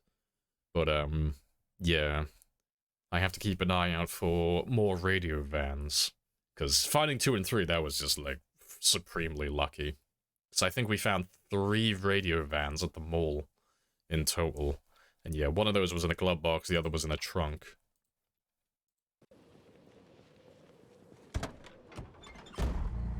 They're quite rare. They are very rare. Yikes. not only do you have to get a car to spawn, you have to get a specific type of car to spawn. And then not only do you have to get a car and a specific type of car, you also have to have that specific car spawn that specific type of loot. And then it has to have, like, there's 3 different variants it can spawn as well, so it's like, oh fuck. The odds of getting all 3 of those in a run, not overly likely, but it is possible. You know, there are plenty of places to spawn cars in the game. It's just, you would literally have to travel over the entire map and search through dozens and dozens of vehicles to try and find them. But I'm hoping the rumors of this mysterious TV store or electronics store, they are true. And I'll be able to find my last Guerrilla Radio magazine out there.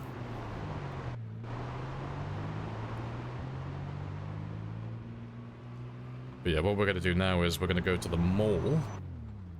I'm going to drop off these spears and things first. And we'll head to the mall. We'll find ourselves a nice step van, so we can do some proper looting, because I'll probably hook him up with a trailer as well. But we'll get that one done. And then, after I have that sorted out, I might do a little bit of looting afterwards. Break him in. And then we'll go and grab an ambulance. And, use that one to try and lure the rest of the zombies in. So I just need something that's louder than my current vehicle, so I need to find, preferably, an emergency vehicle that has a abnormally loud engine and a light bar that's intact. And then I can just drive very slowly around the map then. And lure in the last of the zombies around these areas, because I don't think there's anyone on this road. You know, obviously, because I got that nice tall fence. But, there are so many areas, like little woodland areas out by the mall. There's bound to be a few of them hiding out there.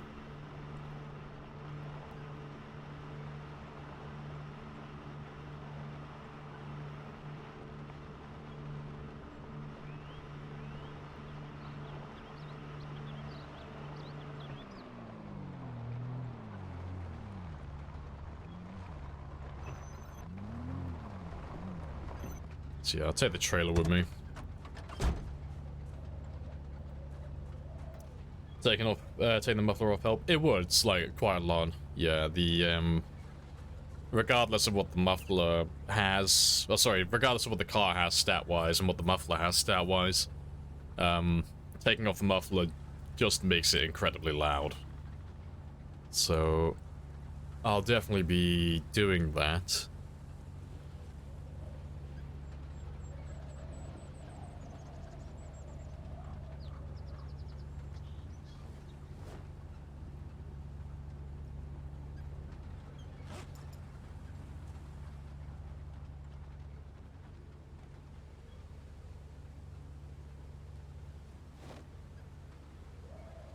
Let's grab some food quickly as well.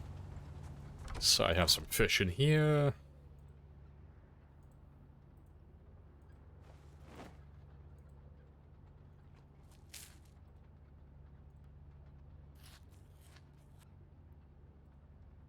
And I'll take one more.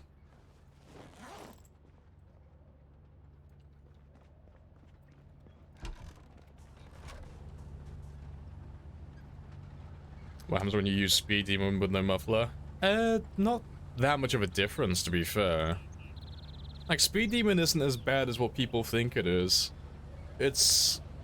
I think the reason why Speed Demon gets a bad rap is, what's the horrible thing with it? When you reverse, you max out your RPM. So you get, like, the full effect of Speed Demon, like, all at once. But, except for that rare exception, well, I say rare exception, apart from that one little exception, it's not as bad as what people think it is. It's just, you know, a lot of people like being quiet most of the time. Myself included. Like, if I'm driving around, 9 times out of 10, I want to go unnoticed.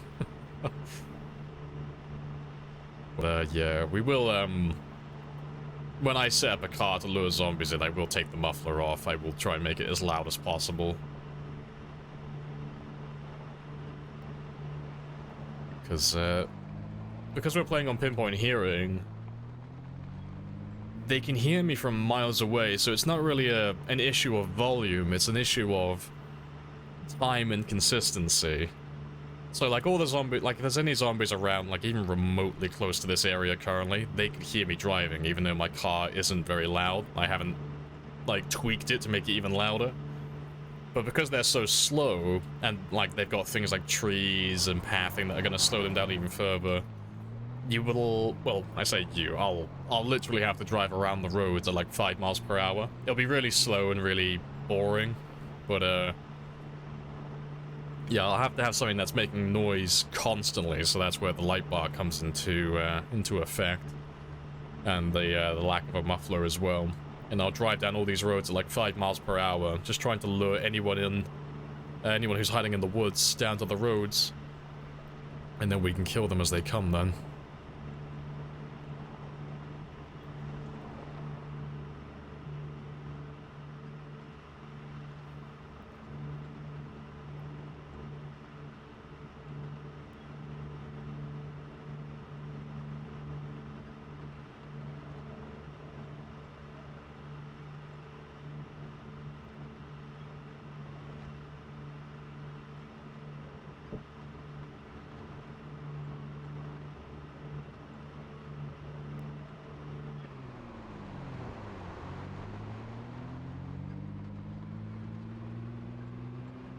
Yeah, I remember seeing a few step vans by the mall though, so hopefully we'll find one today that's got engine quality 100. Fingers crossed. Because I would like to actually have a car that I can keep permanently, because we've been swapping our cars out constantly since the start of this game. I would like to have just one vehicle. Or at least one main looting vehicle that I can just keep as my own without throwing them away. Disregarding them every, like, couple of weeks. It's not a good habit.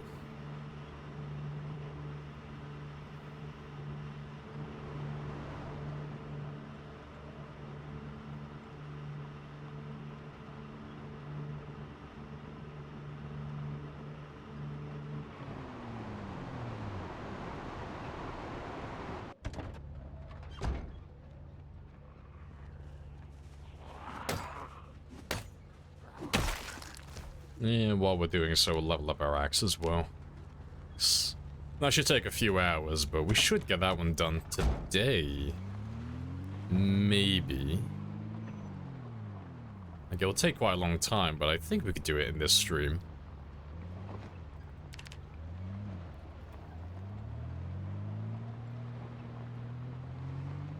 Yeah, let me drive all the way around and just scout out all the vehicles.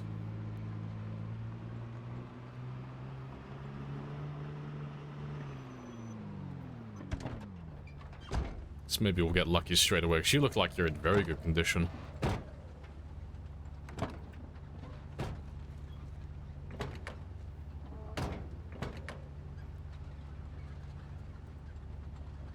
Yeah, 69. Nice. Terrible, but nice anyway.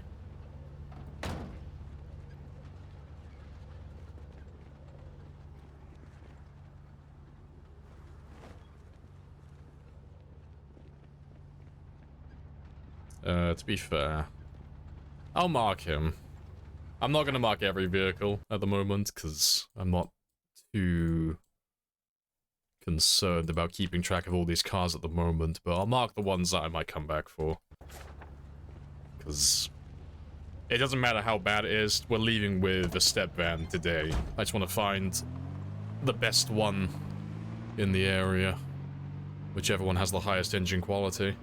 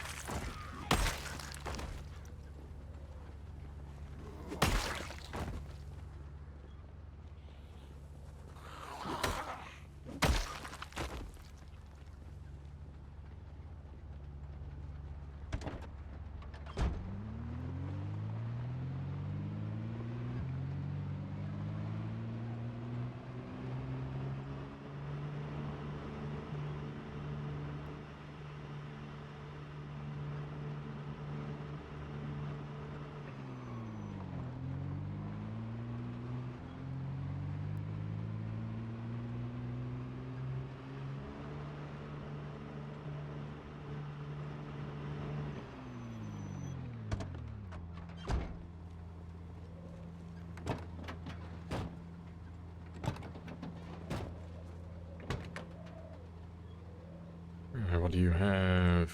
51. 55. Okay, 69 is currently the one to be. That's terrible.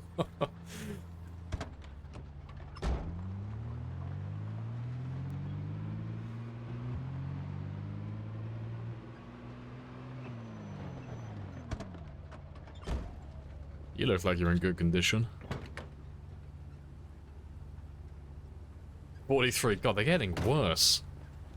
Like, fuck. I'm just slowly going further and further down towards 0.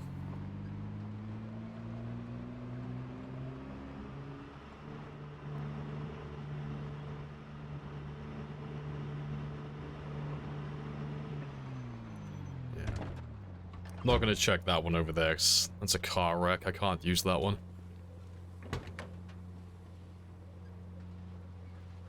46. Goddamn, they are getting worse.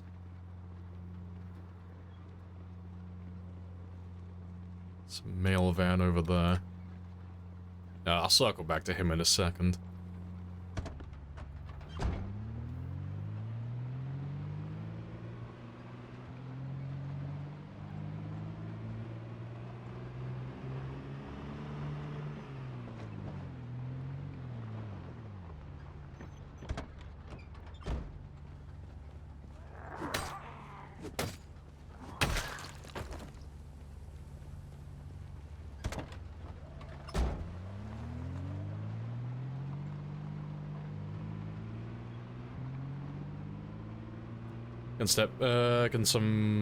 Can the step vents have higher quality?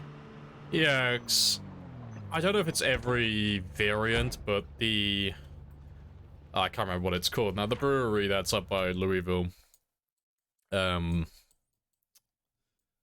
This one here. I can't remember what that brewery is, but the van that we saw up in that corner there, it's the same brand, black van, red logo, all that stuff.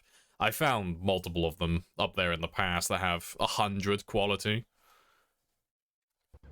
So, I don't know if it's every single step van, but I assume so. But I know I've seen them with 100 in the past. Oh, there we go, 83. Getting better. That's nice. Anything above 80, like, preferably above 90, but 80 plus, that's acceptable.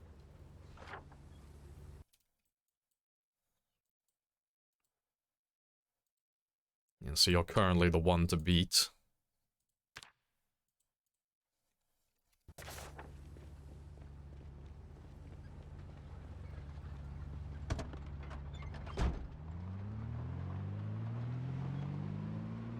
But yeah.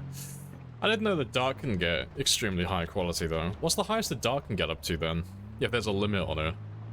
Is it like a hard limit, or is it just like, statistically you'll never find one that's of very good quality?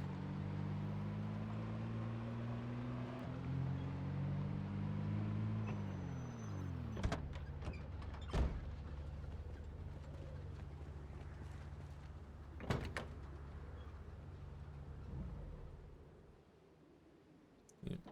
52.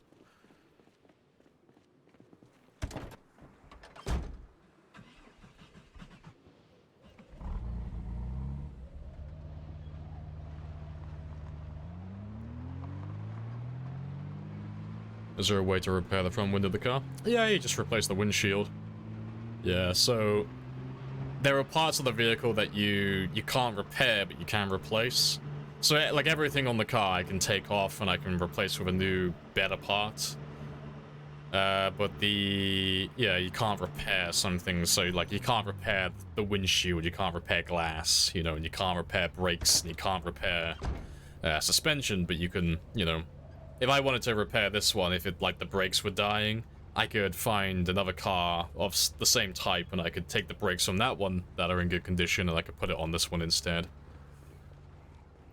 So you can swap around pretty much everything. Well, everything that can get damaged. Just gonna have a quick look at you as well, because you interest me. 80. Ooh. spicy.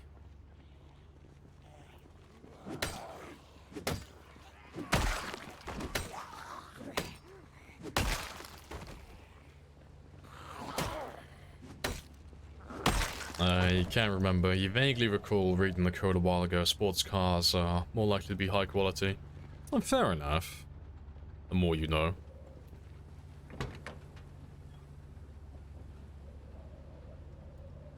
$44, you're terrible. But yeah, Toll. If you want to, like, the windshield that, you know, my car has, like, a little hole in it and stuff like that.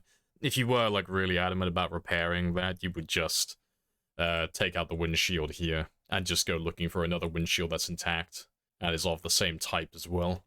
And then you would just take that one, throw it into the car. You want to keep...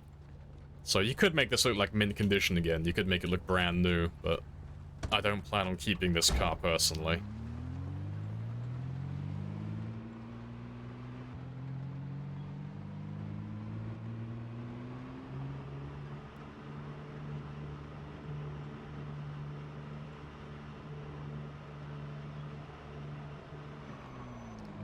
Just make sure I haven't missed any cars over here. Yeah, I missed one. Does the quality ever change? I know you can make it get better. No, so you can crash the car as much as you want. Doesn't matter how much damage the vehicle takes, you can't ever lower the engine quality, which is why we're looking for the one that has the highest currently. So, no matter how bad the car is, and no matter how much I crash it in the future, that engine quality is static. It'll always be the same. So if I find a van that has engine quality 100, I will always have a van that has engine quality 100. And then everything else I can repair, you know. If I wrapped my car around a tree and I broke literally everything, the engine was busted up, the tires exploded, like literally the car was not drivable, I could repair it from scratch. But if I start with like a shaky foundation and I grab like a van that's got engine quality 20, doesn't matter how much love and how much attention I pour into that car, that engine quality will always be 20. So it'll always be a terrible vehicle.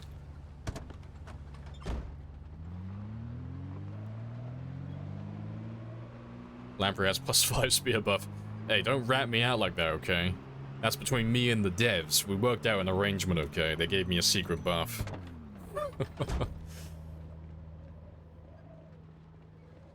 Hey, classy man. Welcome on in.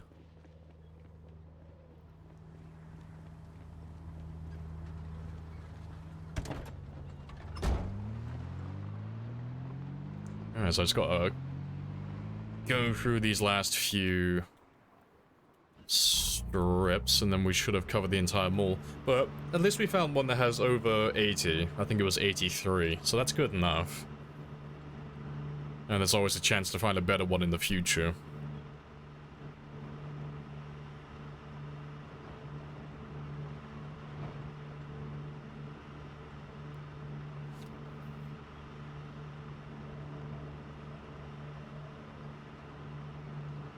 Oh, yeah, we checked all of those ones, didn't we? Not even 100. I know. Shame. Shame on the van for disappointing, but we'll take what we can get. Yeah, because I checked that one over there as well. But yeah, we're just looking for a step van that's... Well, we're looking for the best step van around. 83 is the winner currently, but hopefully there's one that's better. Yeah, they're all hovering around like the 50 to 40 mark.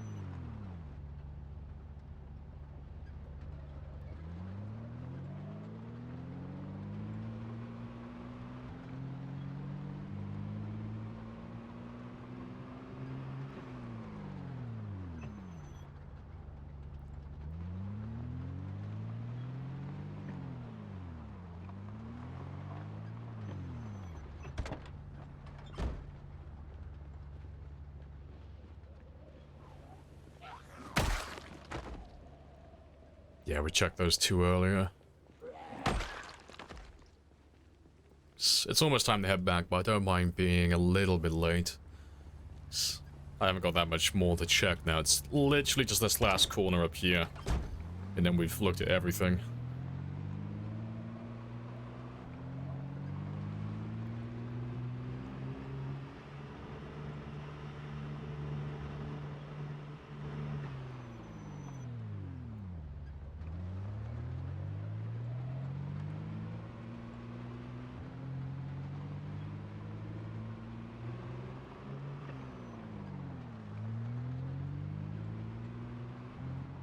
No, that looks to be it.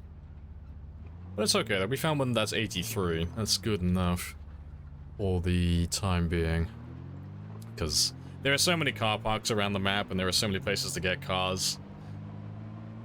Eventually we'll find one that's of higher quality. You know, there's always another one somewhere.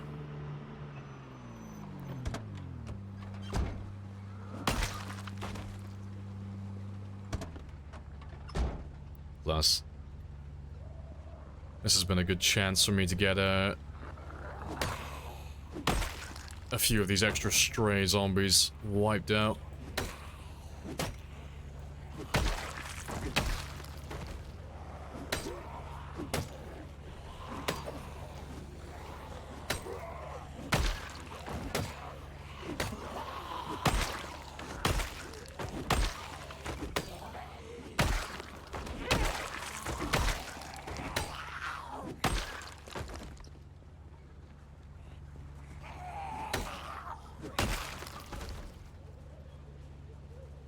We haven't finished this building yet, but that's okay.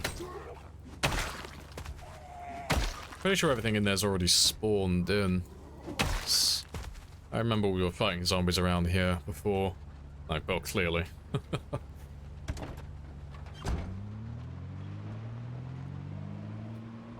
Just double check this last little area. And then we're all square. Yes, nothing here. That's all cool then. We'll go collect that 83 quality step van. And then we'll head back to the outpost.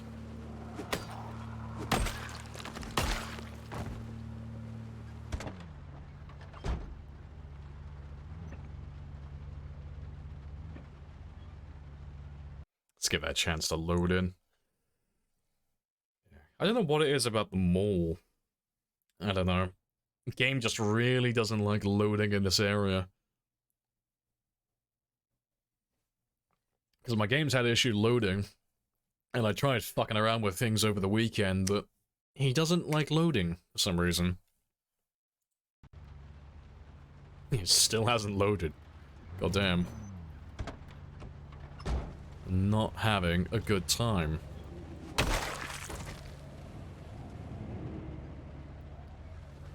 Appreciate the follow, Muck Norris cooking. Because I can't go anywhere until that loads. I'm just stuck here. Yeah, what is your major malfunction? There's nothing to load in. There's not really any bodies down there. There's not really that many cars. I know there's not that many spears on the ground or any items. Like, what are you struggling with in particular?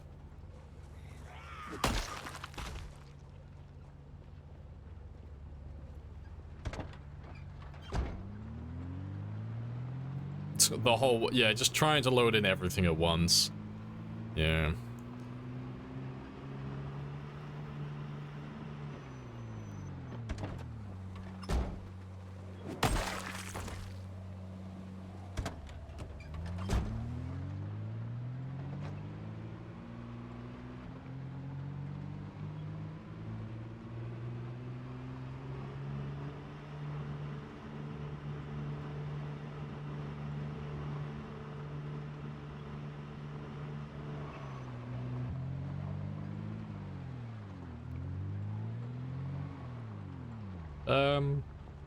Let me park you over here.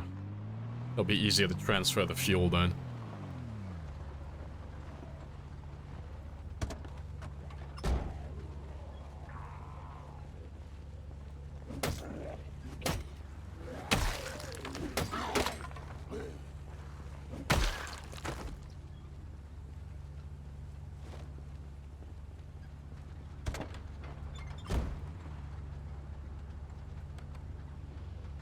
To be fair, let me... I'll take the trailer off here. Save me doing it later.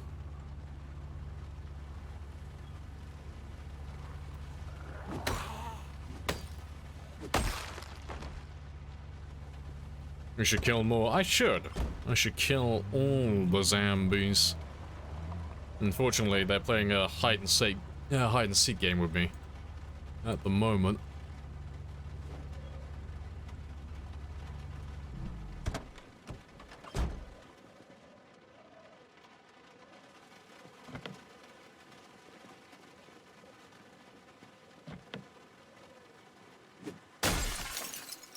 Yeah, killed basically nothing today. It's been a very quiet day. Right.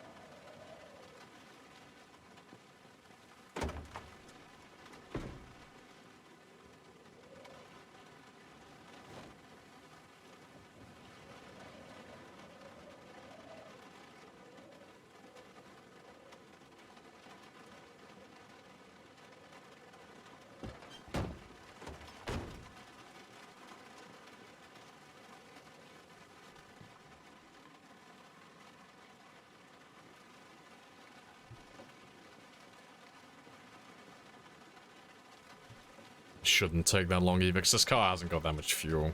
But I don't like wasting things, so... transfer as much as I can, and that's pretty much everything. Just gotta make sure all the tires are inflated now. I will do some work on this van today. I don't have to do that much on it, 'cause it's pretty golden, to be fair. But, I'll quickly go look for a new battery, 'cause that'll only take a minute. And then we're all good to go.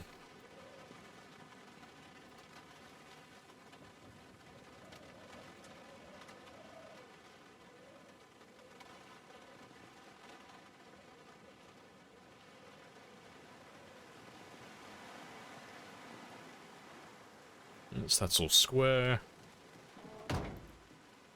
And I'll leave you in the trunk.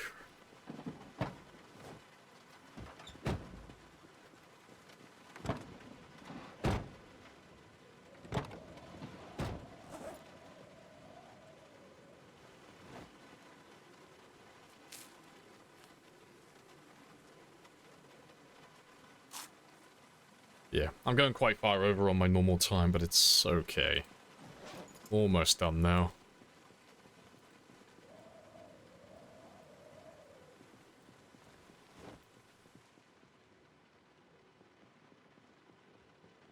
To be fair, in hindsight, I should have grabbed the battery earlier. It's okay. Alright, let's just quickly have a run around. Oh god damn it, being... Give me another 5 minutes, I gotta answer my phone again for work.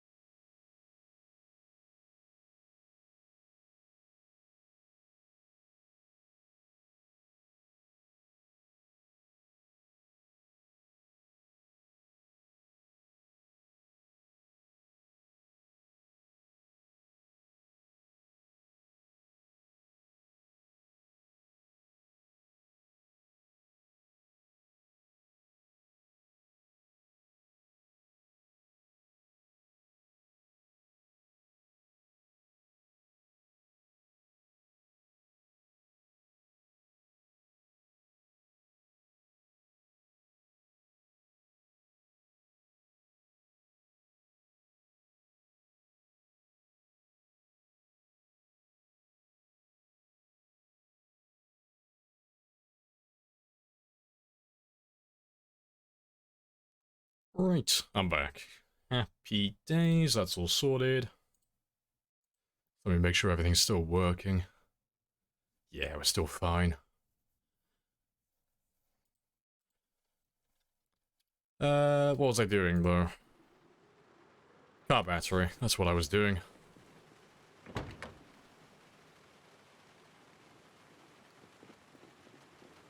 Thanks. I'm sure I have a 100th edition car battery somewhere in my house. I just need something that's gonna get me home. I'll even try you at this point. Just any car battery that has above 10% charge. God damn, there's like no batteries here. I just need one heavy duty. Yeah, hindsight is 20/20.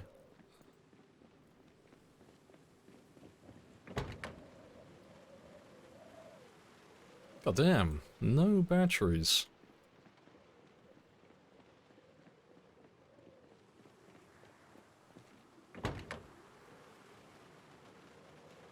Literally everything is dead. Fuck it out. Yeah, I might have to, I might actually have to take my other car back home. Gotta be at least one.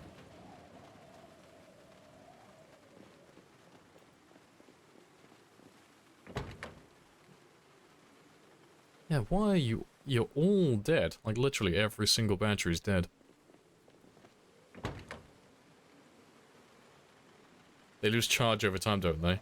Do they? I didn't know that. Like, if they do, that's a new one to me. Let me have a look at the standards as well, then. I didn't know that. If that's actually a thing, that's hilarious. And I love it. They do. How have I never heard about that? Yeah, so I mean, it's checking out if it, like, if that's actually true, because I haven't found a single one yet that has any charge. Hey, Zerod. Hello, hello. You don't really notice? Yeah, because I mean, if it is true, I've never seen it before. Never picked up on it. Do you know, like, what the formula is, then? I don't, like, by chance, like, roughly, like, even if you don't know the formula, like, just roughly how much do they lose, like, say, per day or per month? Yeah, because they are all dead. That is funny.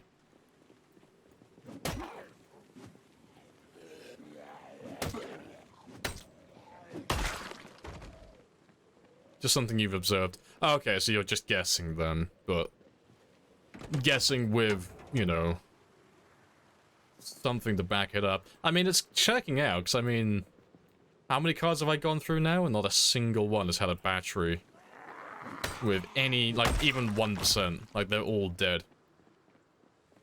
Now that you've said that, you're making me question it. Like, I can't remember the last time I found a car that has a, that had a battery with any charge left.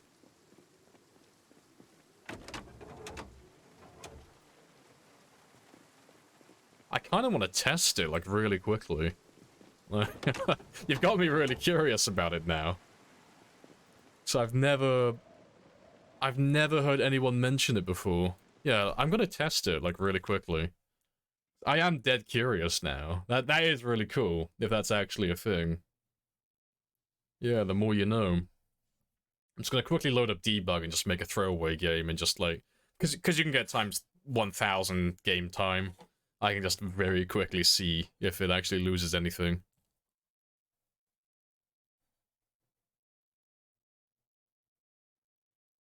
Hey, Strider. Morning. Hello, hello. Pour out another coffee as well. So many small details. Yeah, I mean, I've got like 9,000 hours in the game. That's something I've never noticed. But yeah, now that you've said it, I'm thinking about it. It's like, yeah, that's actually quite a good point. When's the last time I've been like a year into my game and I've just been able to drive a car straight away? Like, I always swap out the batteries and I always swap out all the parts when when I get a new car. That is funny. Yeah, let me quickly just load up debugs. I just want to have a quick little test of it.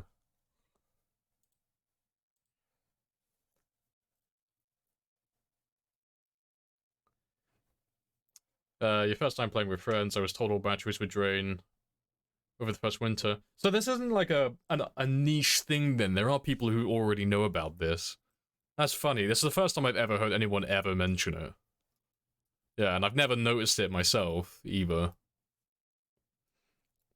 Seasons and temps will kill a battery if it hasn't charged at all. So, yeah, maybe it's related to seasons. I don't think they would go... I mean, well, to be fair, they're going to go this far with it. They might have gone that far. But yeah, let me just make a throwaway game. And yeah, it doesn't matter where we spawn. But yeah, we'll just have a quick look. Never thought about it before. Yeah, I never thought about it before, to be honest. I mean, it makes sense. But yeah. You're making me, like, think about it now. Like, fuck, yeah, like after I find a battery that has 100 condition, I never really use other batteries. If I swap cars, I always take the car battery that's 100 condition and put it into my new vehicle. So I always have charge. Like, I never struggle with my cars starting at that stage then. Yeah. Fuck.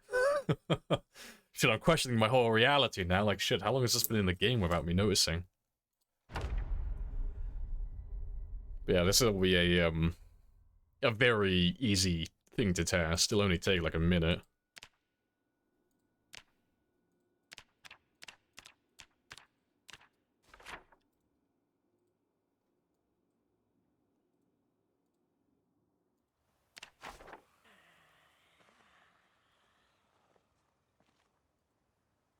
Right, let's just have a look. I'll do these through. Well, I'll do two of. Yeah, I'll do two of them. It'd be easier to memorize. So yeah, you're on 100, and what are you on? Oh, I was looking at the wrong one, wasn't I? Yeah, 96. Yeah, 96 and 100, yeah. No, I was looking at the right one. Cool stuff. But to be fair, I might as well keep you open. And to be fair, let me give you... I'll give you a watch as well so I can actually see how much time has passed.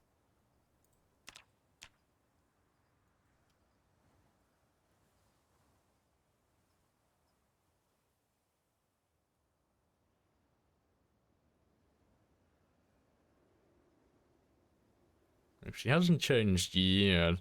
I don't know, maybe if it does change, it is seasonal then. Maybe it's like after the temperature gets so low, like sub-zero temperatures, it'll actually start losing charge then. Maybe. If so, that is a really cool detail.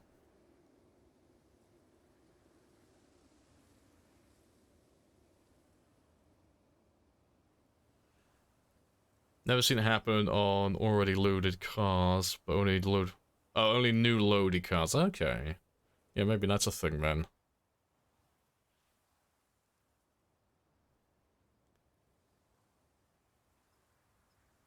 I'll give him a little bit longer.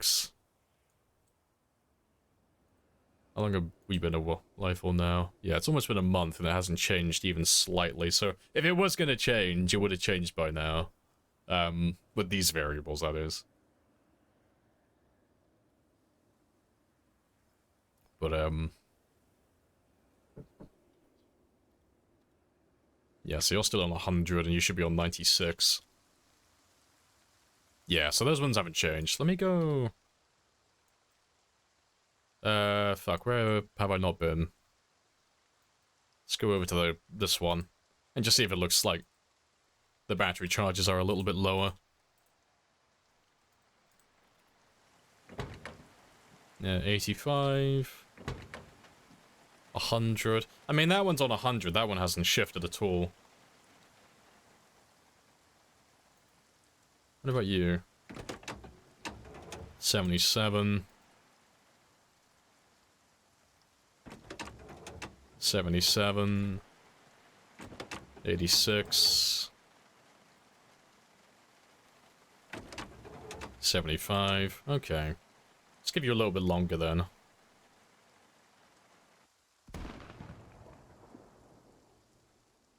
So I am curious if it's, like, associated with temperature then. I don't think that they wouldn't link it with seasons, I don't think, because obviously that doesn't really make any sense. You know, it's the same reason why people think that winter is related to temperature when it's not. It's, well, snow is related to winter when it's not. Snow is related to temperature, and I would assume the batteries would be the same way. Get around 6 months. Yeah. It's a shame you can't go faster than 1,000.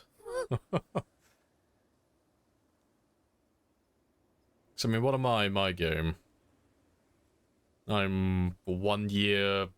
Oh, well, I can see it on my screen now, it hasn't changed. 1 year, 2 months. Yeah. Yeah, cold. Yeah, I mean, it was a good shout with that. Like, yeah, like in winter, maybe they would lose charge. I mean, to be fair, I can fuck with the temperature now, can't I? I gotta remember how to do it, though, because I don't tend to mess with the, I don't tend to mess with the weather very often.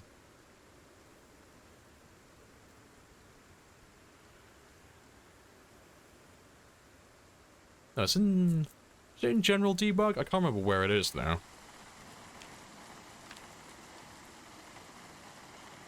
No, that's my body temperature. No, it won't be in that one.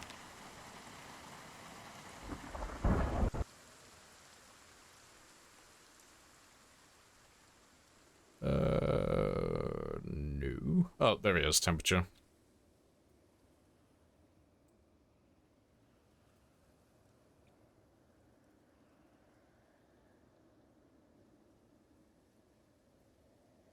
See, I can leave you over here for a second. Alright, and let's see if that one actually starts going down, because it's minus 80 degrees now, so if it is going to move.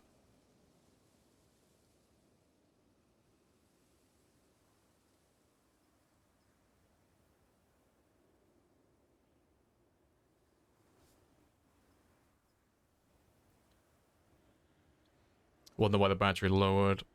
It's charged then that one time. Don't think I left the light on. Because the battery would have dead. Yeah. I don't know then. Maybe it is seasonal.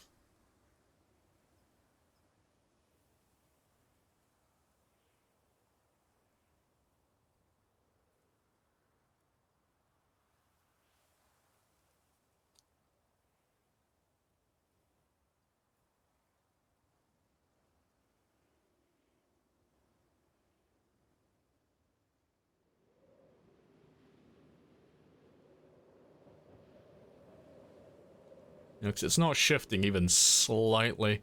So yeah, maybe you're right with it. It's...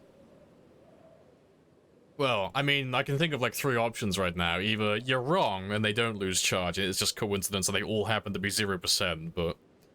Statistically, that's really fucking unlikely, so that's probably not the case. You probably are right.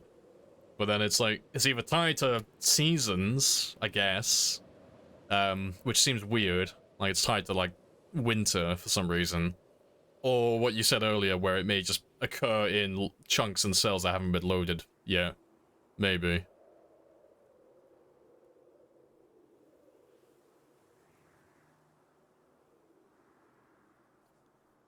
I gotta fix my character's weight though, otherwise he's about to die.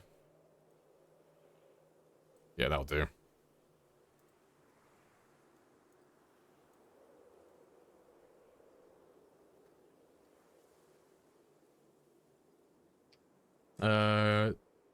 It's bad weather facts. It's freezing cold. So no, I've heard that myth before. Like, people have said on Reddit in the past that in winter, like, zombies get slowed down and stuff like that. It's not a thing. There was supposed to be a game mechanic in the past. I mean, they only got rid of it like a few months ago, or like a year or so ago now. But there was one where it was, I think, decaying impact, I think it was. I don't know what, I can't remember what they used to call it in Sandbox, but you could toggle it on and basically the zombies would get weaker over time. So they wouldn't be as strong and they wouldn't be as tough. So you'd start off with like normal zombies, but then, you know, 6 months down the line, they wouldn't have as much health and they wouldn't do as much damage to barricades. But I don't think that game mechanic was ever working. It might have been at some point, which is where it might have been how people came to that conclusion, because by the time they became weak, it would have been about winter. So it may have been working at some point, but I'm pretty sure they got rid of it now. Because it was not working at some point.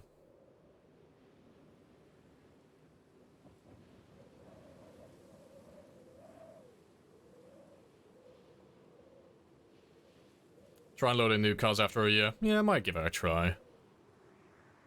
Give that one a test? Oh, well, like the winter stuff? No, because I already know that one. I'm not testing that.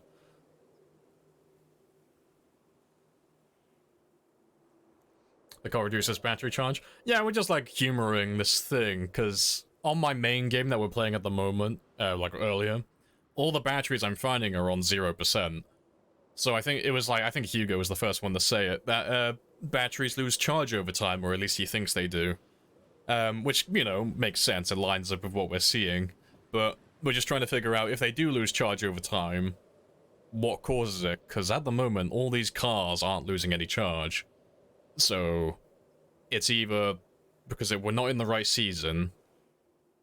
Well, we're not in the right season, we're not playing on the right settings, or it's occurring in cells and chunks that haven't been loaded yet, you know. So all these cards, because they've already been loaded in, they're not going to lose any charge or anything like that. So it's only like when the game spawns in a new car, it's going to say, yep, you're 6 months in, so this card's going to have like X percentage on its battery charge, or it's going to have an upper limit as to what it can spawn in. At least that's the theory we're going with. But at the moment, I'm just going into winter, which is in just a second. Well, the fishing debuff is in just a second. December 1st is winter. So we're just seeing if that one will cause him to start decaying.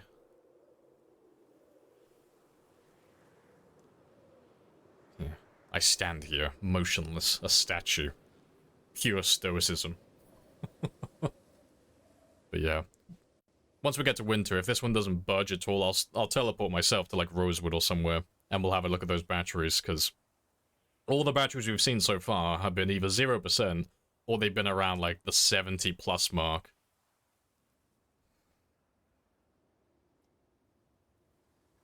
So if we go to Rosewood and we start seeing batteries that are, like, less than 50% consistently, it's like, okay. That makes more sense then.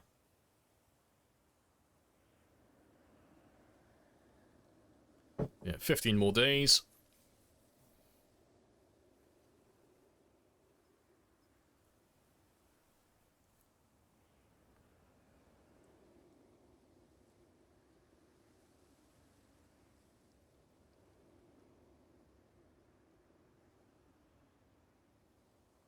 Nine more days.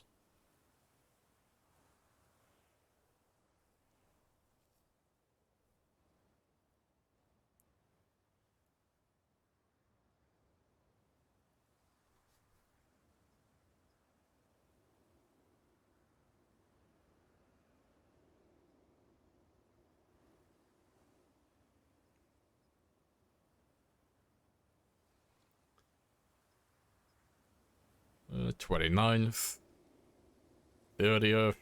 And we are officially in winter, so yeah, let's see if it decays. I'll give it like 5+ days.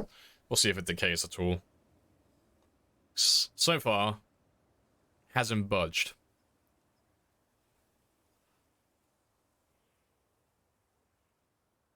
Still on 75.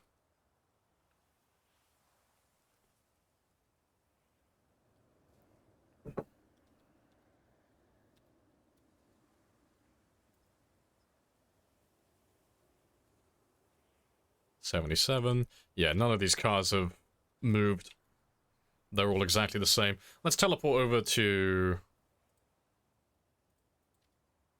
Rosewood then.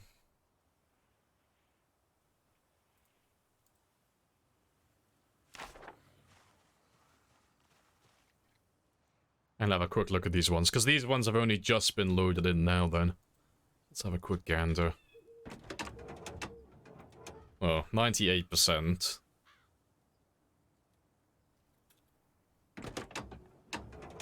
$24.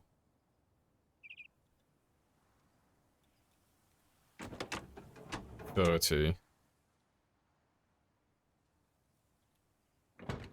24. 14. I mean, they're all significantly lower now. I think you are right with that idea then. It makes sense. So... that's cool then. I learned something new. So what it looks like then, the batteries don't... well, the batteries in the cars that you are using will never decay. They're never going to lose charge naturally over time, but any cars that get loaded in for the first time, after like X amount of time, they are statistically going to have a lower average of battery charge. That's cool then. And then I assume, like, eventually, like, a year plus, like we're doing in our game, the upper limit is just going to be 0%. They're just never going to be able to have any charges. I mean, that one's a bit of a exception, but I mean, I'm assuming it was a survivor vehicle, right? Yeah, I mean, 80+%, it looks like a survivor vehicle, so maybe survivor vehicles are the exception to the rule.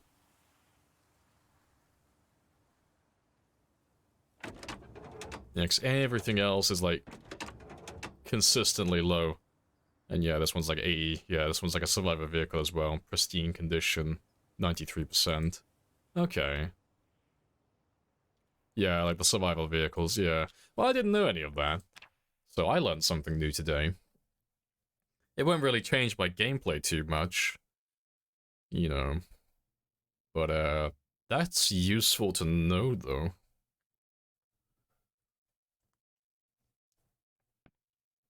Alright, just delete that one now, because we don't need him for any testing now. And let me get rid of debug, and then we'll hop back into the main game. But yeah, that was a fun little test. My knowledge, it expands. Ooh. The trivia I know. Ooh, glorious. You know, because your Hammer Yongdao had 27% battery for...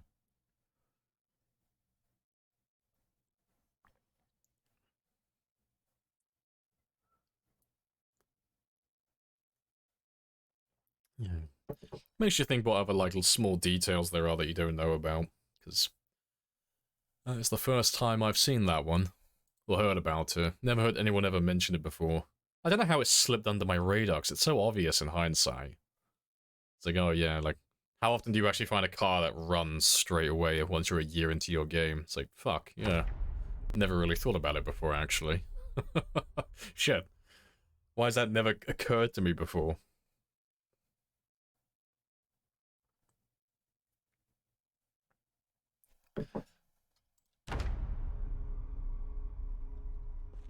Right. Well, now that we know that then, I'm going to assume all these other vehicles have 0%. And I'll grab my other car, we'll drive back to West Point, and I'll grab one of my batteries from there. Because I'm pretty sure I have a heavy duty around there somewhere that's got 100% condition.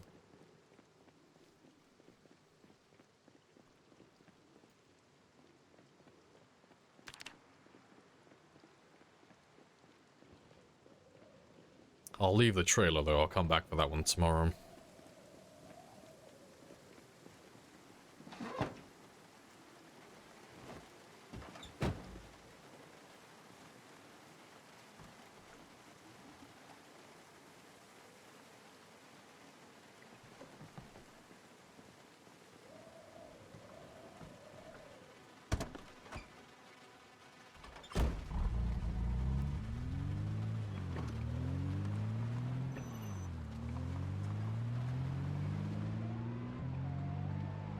I was on spare batteries and gas in the RV, yeah.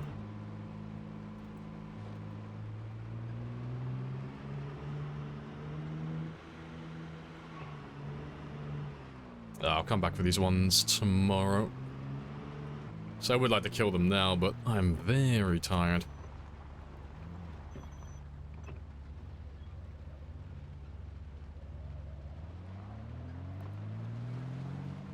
West Point vehicle should still have charge then. They should. I mean, we'll have to have a look on the way back. Like, obviously I'm just gonna go straight back to my base now, get some sleep and all that stuff, but, Yeah, on the way back through when we come out towards the mall again. I know there's some heavy vehicles by the Gigamart, by Twiggies, so I'll check them.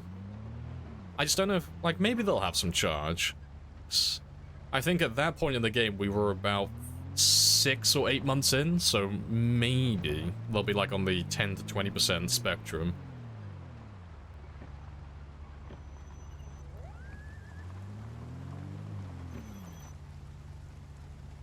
Wonder how rare car battery chargers are compared to sledges and katanas. Oh, nowhere near.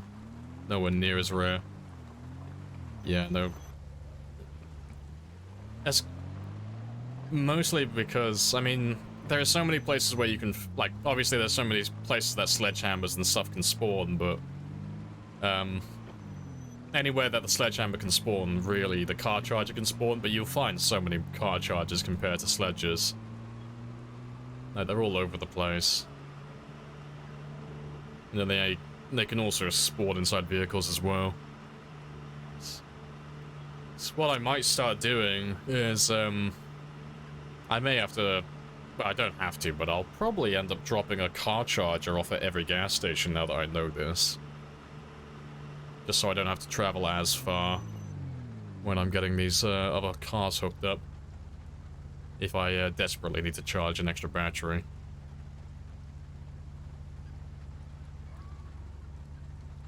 Come on, just load. Literally right there, just need to go around this corner.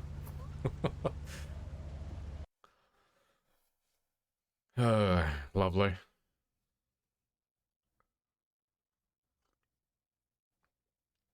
Yeah, now that you mention the periwinkle, I think if you're doing like times 16, I think you'll actually have more katanas than you have car chargers. Thinking about it now, I think I only have like 3 or 4 car chargers or battery chargers, but I have like almost 20 katanas. But you know, we're on like 154,000 kills, so it's a little bit of an unfair test.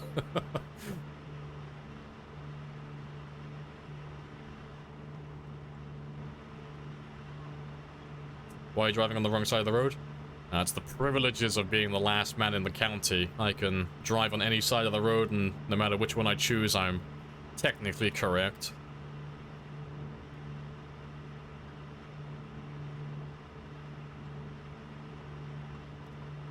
Any reason to why your game is not loading map chunks?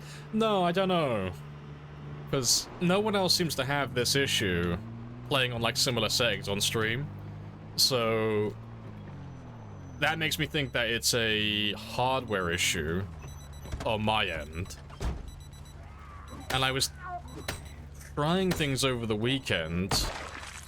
Like, I made a backup of this game, so all the variables would be the same. And I tried fucking around with some things, and it ran, like, a little bit better, but it might have just been a fluke. But I tried, like, turning off some of the mods and stuff, seeing if any of that was affecting it. But it ran okay, even with the mods turned on for the most part, so I don't really know what's causing it. I'm trying to work it out, but, you know, computers and technology aren't my strongest suit. That's not what I specialize in. So, it's like, if I just slam my fists against the keyboard in anger enough times, eventually I'll stumble across the right answer, and I'll learn how to fix it.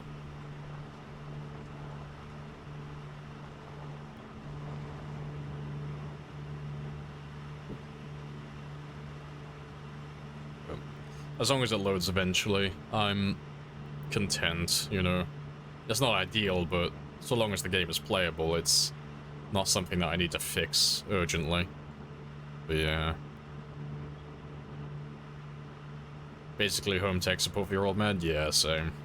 It's like, son, the internet's broken. Can you fix it? Like, fucking, hopefully Google can, you know, because I don't know how to.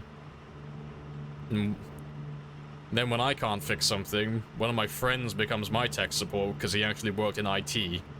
So he's just better qualified at Googling problems than I am. Oh yeah.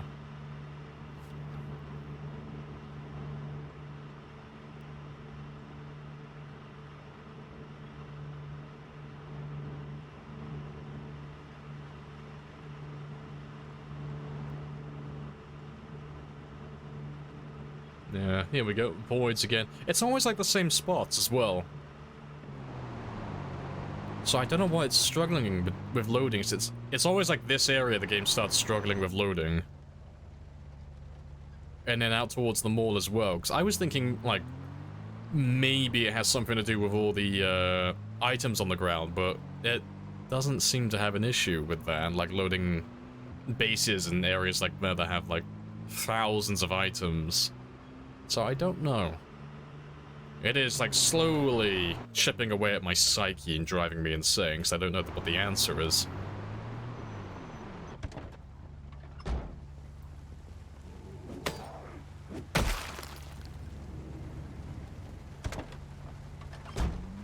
Appreciate the follow as well, old son. Happy days. Yeah, I'm gonna leave you for now because I'm very tired.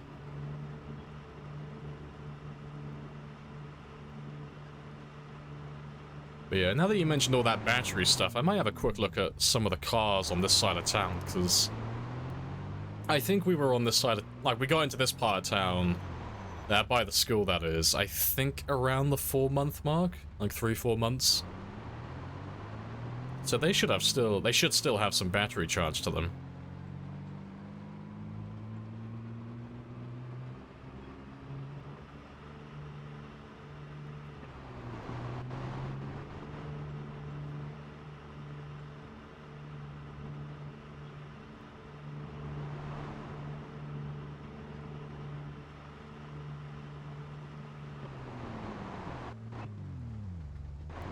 Doesn't know what to do when there's so few zombies.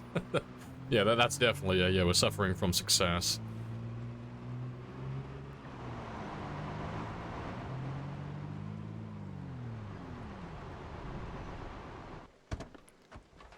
Because I'm pretty sure all of these have charges, don't they? We moved all of these in the past. Like, yeah, all of these ones have charge, and I grabbed most of these from this area. It is very interesting. Yeah, I think your battery theory is right. Yeah, that's interesting. But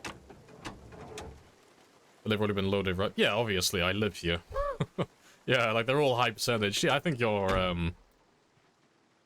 car battery theory is right. It does sound accurate. Like, everything that you've said does check out. It is all making sense.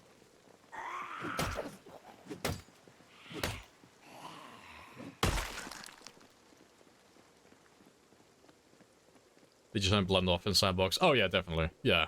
Yeah, it's not just off in my graphic settings, it's off in the sandbox settings as well, yeah.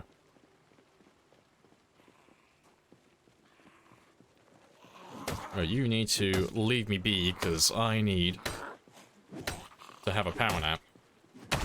So I'm very tired.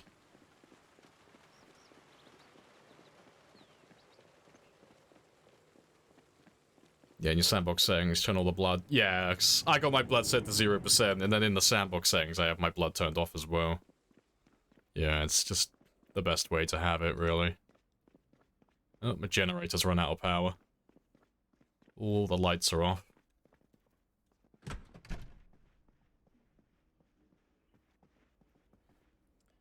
And seeing as I'm so tired, and it is raining, I might as well plant all these crops as well.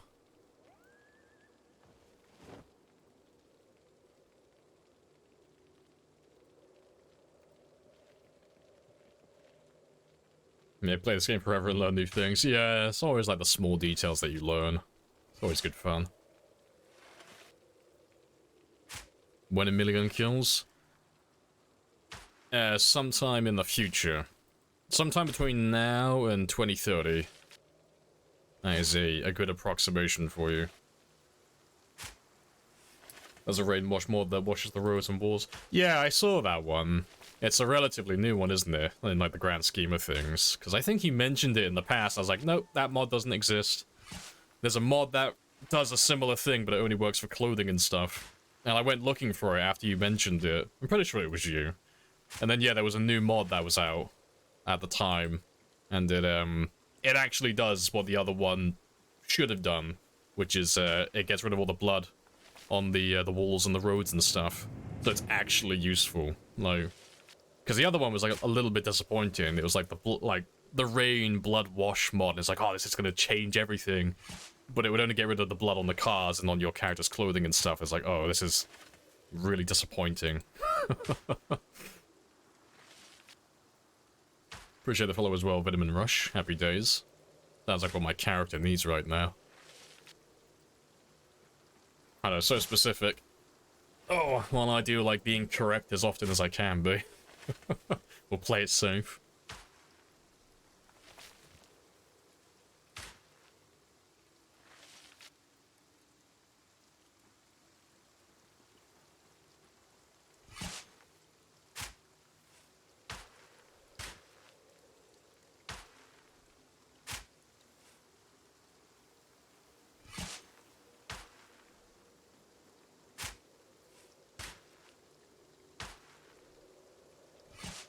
Space feels like home. It does. Yeah, it's very cozy. But it'll be nice when we make a base like this out by the military checkpoint. Because once we move out there, we'll still use this one, like when we pass through town every now and then, but it'll be nice to have a much larger base with better storage facilities close to Louisville.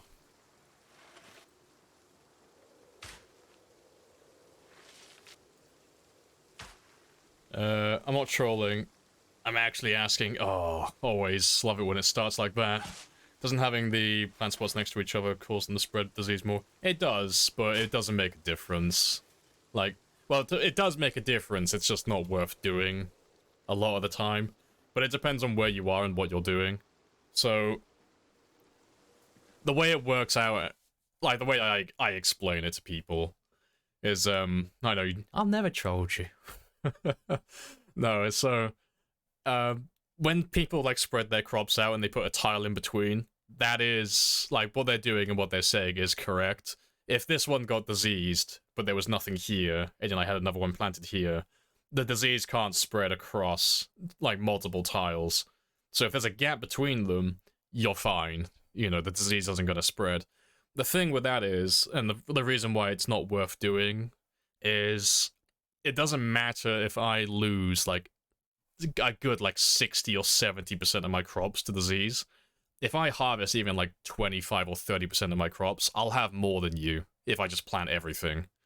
So, it depends on, like, where you are. Like, if I was setting up a farm down here, oh yeah, spread them all out, it doesn't matter, because look how much room I have to work with.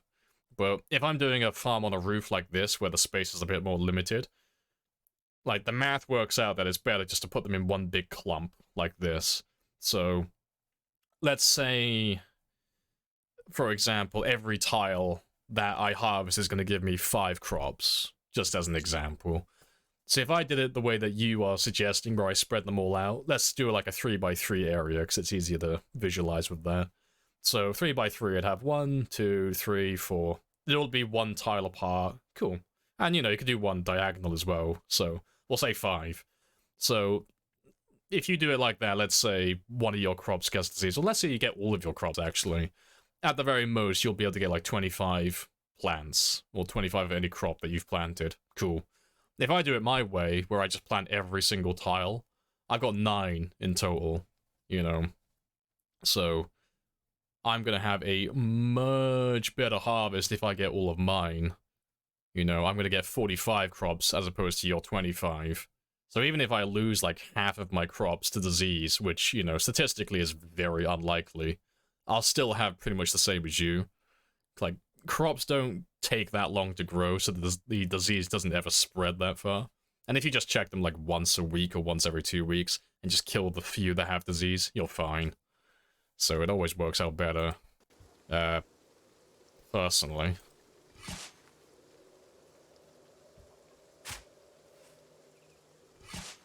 Hey, Storm. Hello, hello.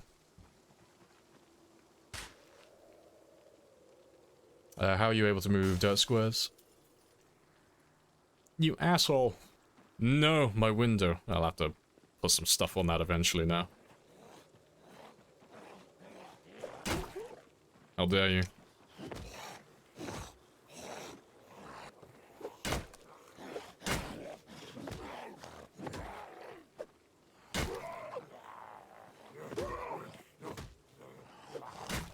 You're not the one I wanted.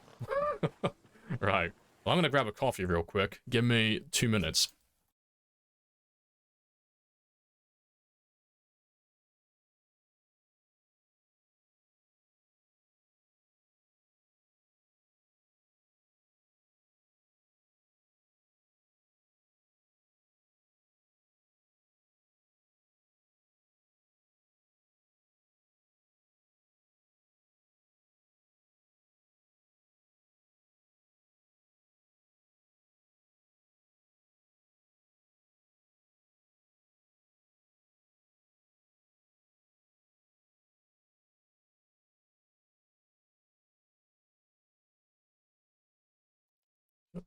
Sad. Went to my kitchen. No coffee.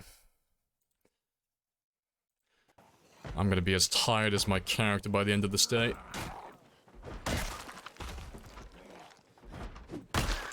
Let's get all of you. I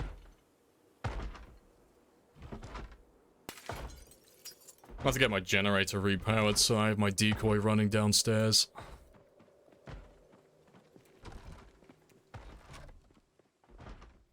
So I can sort out my fatigue later.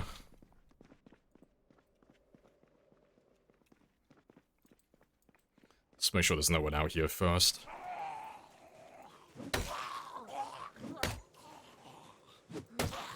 Oh my god, die. The invasion, yes, it begins. Yeah, it just needs a little bit of fuel. A little TLC.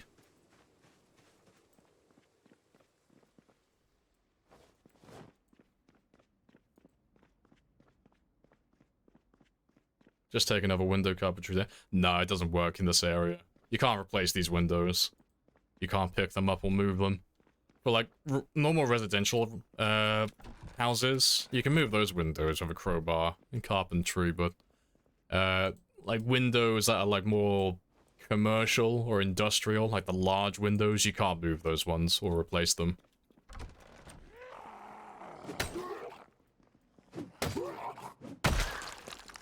So like windows like this, for example, like the ones that you would find in like the Gigamart, can't replace those.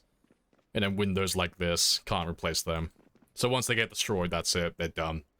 So the best you can do to make it look nice afterwards is just put on a metal sheet. Or metal bars, you know. Something that looks like tidy. Everyone knows that planks look like shit. Yeah, the skull is obsolete now. Yeah, no windows. Why are we even here?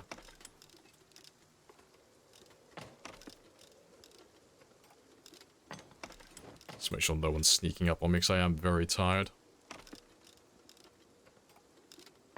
You can't move magazine racks.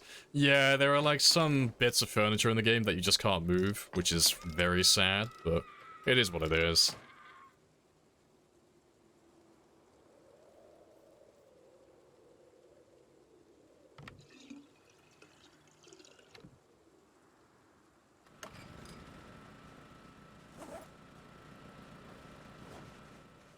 Right, now the decoy's up and running again. I won't have any zombies coming upstairs to bother me.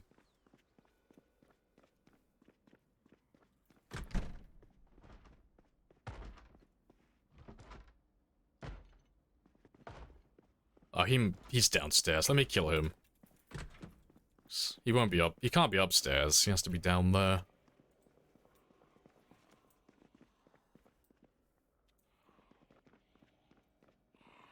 I thought I could hear you.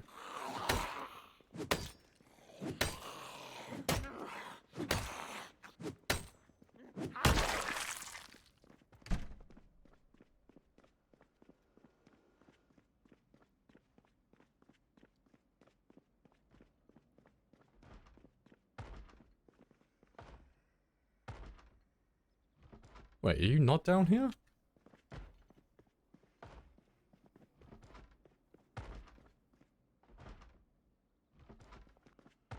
I'm trying to think, what are you hitting? There's nothing outside. I mean, he can be upstairs, but... there's nothing in here for you to hit, is there?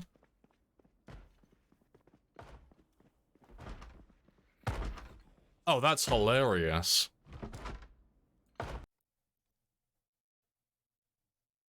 That's curious, actually. I'm trying to work out how to use that now, so he can target the shelf through the wall. But that, I'm trying to work out if there's something I can do to take advantage of that now. Instantly, like, ooh, he can hit something through the wall. How do we turn this into, like, an exploit? Because, if you could, like, get them to aggro on a wall, that's a bit spicy. Yeah, very curious. Does it take damage? I mean, I would presume so.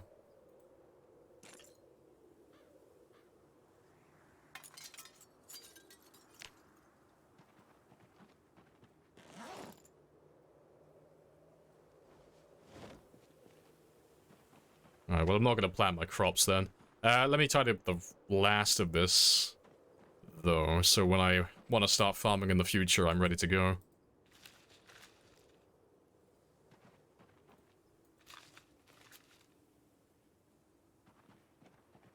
You bought PC yesterday? Hey, congrats. Welcome to the club. Your addiction begins now.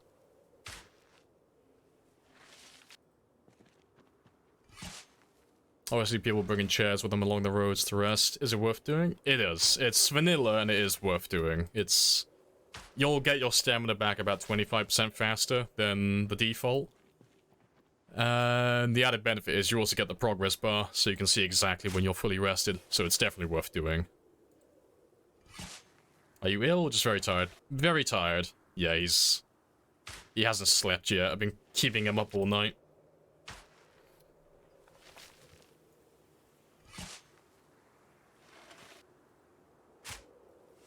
You've never brought a chair with you anywhere? Oh, you should definitely do it. Like, grab a piano stool if you can find one. No, they spawn fairly frequently. And they always spawn in the same place as well. Or same places. So you can get them quite easily. They are incredibly light. So they're worth having.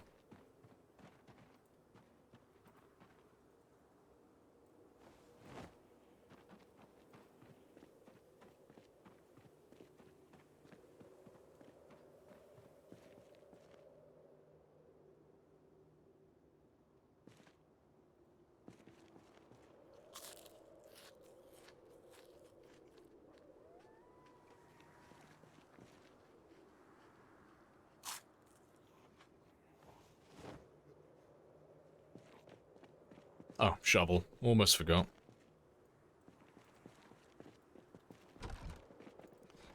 Alright, so that's all taken care of. Let's get rid of these little junk pieces.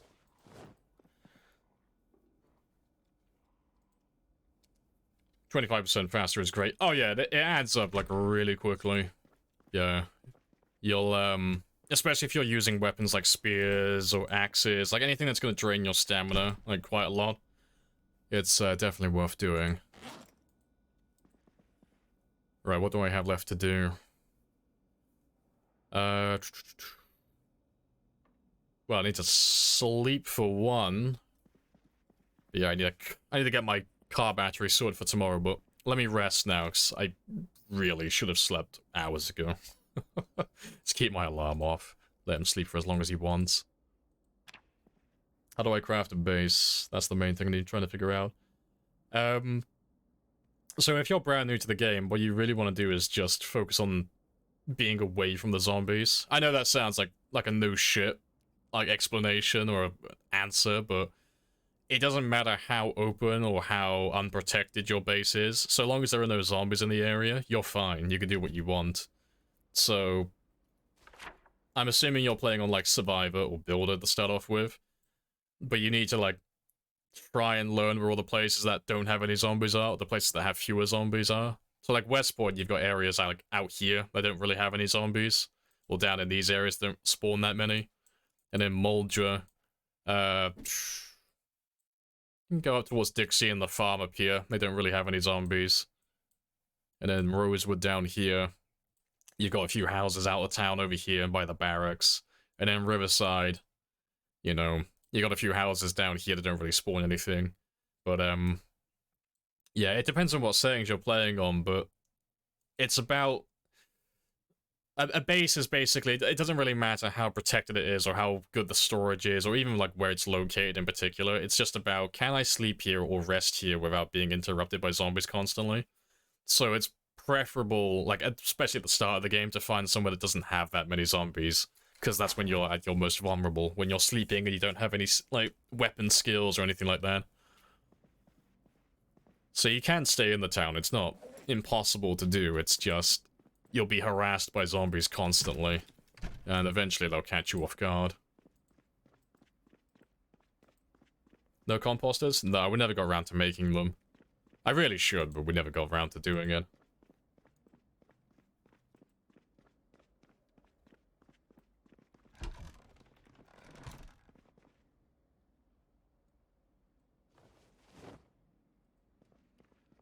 Alright, so I'll take one of those. Take one of you with me as well. Yeah. It's the end of the day, so I'm just gonna really quickly go out to the mall, collect that van that we left behind, and then bring it back here. And then I'll start doing some repairs in the morning.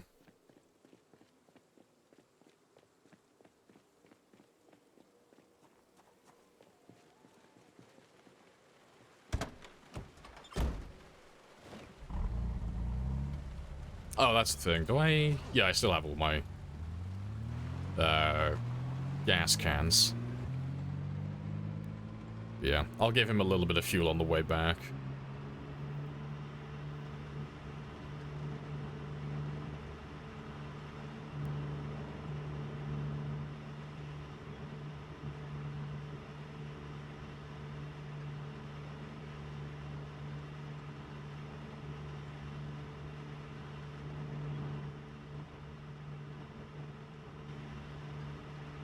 When you start to use spears... Must tell it's the first time we clear that module. Hey, good stuff. A spear monkey. He's one of us. Spear gang forever. Oh, good stuff. Call me off, oh, they caught you a few times, yeah. It's, like, the main purpose of base serves is... It's just a place to drop off loot, and a place that you can recoup. That's basically all it needs to be, so you don't really care how aesthetic it is, how cool it looks, anything like that. You just want somewhere that you can sleep and not be bothered by zombies. So, like, literally sleeping up here. Like, if there's no zombies in the area, upstairs in there, all the windows and the doors downstairs are smashed, all of that stuff. But the zombies aren't going to walk upstairs in the night. They're not going to find me. So it's just about finding somewhere that doesn't really have that many zombies to begin with, and finding somewhere where I can be alone for, like, several hours.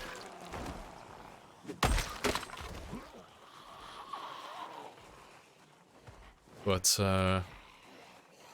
yeah, it's... You can look online. I think there are a few heat maps that still exist, and you can, like, see where all the zombies spawn. But you'll learn just by playing the game, like, where it's preferable to, like, build a base at the start of the game. You'll notice places that have, like, fewer zombies, or places that have higher pops and stuff like that. Can you still knock out the stairs and use ropes to climb up and down? Yeah, that's still in the game. That still exists. You can still build floating bases if you really want to go down that route. It's not for me personally. I like letting the zombies have a chance to kill me. It keeps the game fun. So if I build floating bases everywhere, it gets a little bit boring. But it's definitely something you can do. And it's not unrealistic either, you know. The stairs aren't holding up the floor in the building, so it is something you could do in real life. It's gonna turn you off. It's gonna move you a little bit further out as well, because you're very close. That might be a little bit too far. No, you can still reach it. That's good. That's not what I wanted. There we go. I just want to be like too close to the blind spot, otherwise I'll have a zombie creep up my ass and give me a love bite.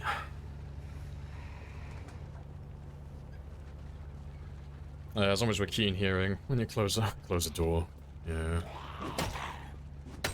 Where are the guns? They are in the base, where they belong, away from me.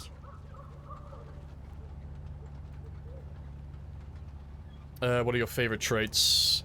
Wakeful, keen hearing. What else am I using? What would be my favorites? Yeah, keen hearing. A keen hearing gymnast. Dexterous, wakeful. I think those would be my... I mean, if I didn't narrow it down to my top three, it'd probably be keen hearing, gymnast, and yeah, wakeful. Yeah, that would be my top three. So, wakeful just stops you from getting fatigued as quickly, so I can stay awake longer. Keen hearing allows me to see behind my character, so I can, you know, I can sit down in the open and fast forward time and walk around without worrying about a zombie creeping up behind me, because I literally have eyes in the back of my head. And then gymnast doesn't give you any like passive benefits, but it does allow me to level up my nimble skill quickly. And new players will learn it fairly early on, but nimble is one of the most important combat skills in the game. It's the skill that influences how quickly you can walk backwards while in the combat stance. So, if you have a low nimble skill, you are going to struggle with combat, because you have to constantly be hitting the zombies and then turning around to walk away, because they've already caught up to you. So, it is preferable to have that at a high level. Anything towards like level 5 and above is amazing, but without an experience boost to make it level up faster, it literally takes years to max out. It takes almost a decade in game time. It's a really bad day. Really sad time.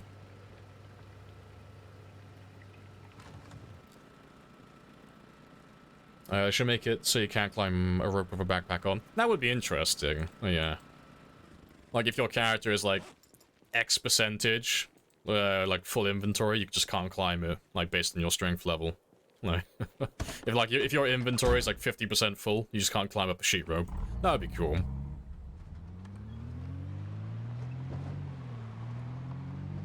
Right. I was gonna go to the mall and get that truck, but it is very late, so I'll head back, have a sleep now, and then we'll go for it in the morning. 7 months in, you got Nimble 5, because you didn't take Gymnast. I mean, to be fair, like, calling it as it is, you're never going to max it out. You don't have a Nimble bonus, you're never going to max it out to level 10. But, good news, you don't actually need to max it out for it to be good. Like, if you're level 5 already, you can stand to be a little bit better, like, obviously, but you don't really need to get that much higher. Like, level 5 is enough to stay ahead of the zombies while you're in combat, so you don't need to kill your character or start a brand new one if you've already gone that high. And you've already done the worst of it as well. Like, getting to level 5 is fucking tedious without a an experience boost, so good on you.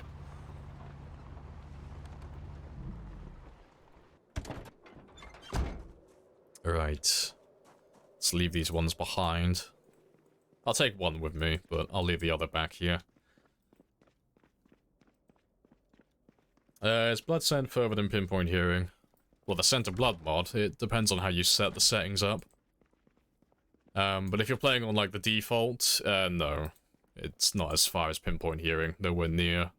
But you can set pinpoint up, well, not pinpoint, so you can set the scent of blood mod up so you can, if you stack enough injuries, you can literally be, like, the zombies can smell you from the entire map, no matter where they are. So I've done that, it crashes your game almost every single time, but it's hilarious. But yeah, you have to, like, max out the settings for that. But, yeah. Is it worth it to take Firefighter, because you have 10 strength, 10 fitness from the start? If you're new to the game, yeah, definitely. Yeah.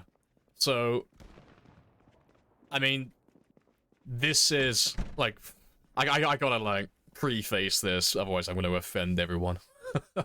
But the way it works is, at least in my mind, if you're... less, we'll call it as face value, if you're less skilled, so like newer players, like not because you're a bad gamer or anything like that, just because obviously you're new to the game, you don't know everything yet. But the newer you are to the game, typically, the higher you'll start with fitness and strength. That's kind of the rule of thumb. So the worse you are at the game, or the more you struggle, or the more like short term you go with your runs, the higher you want these two, because they take so long to level up. And fitness and strength are really, they're like your core skills. Like they influence your game more than anything else, really. And then the better you get at the game, and the better you are at surviving like super long, and the longer you want to survive in the game, the further down you want to go, you know, because it gets to a point where if you're planning on surviving for like over a year and you're very comfortable at surviving for a long time, you want to start taking in the negative traits that are going to start you at less than 5 points and ultimately starting at 0 and 0, because you'll get all those extra points that you can then spend on like a tremendous amount of positive traits. Because eventually you know that you are skilled enough and you are comfortable enough that you're going to survive long enough to actually level those skills up and max them out eventually, just by virtue of you being alive for so long.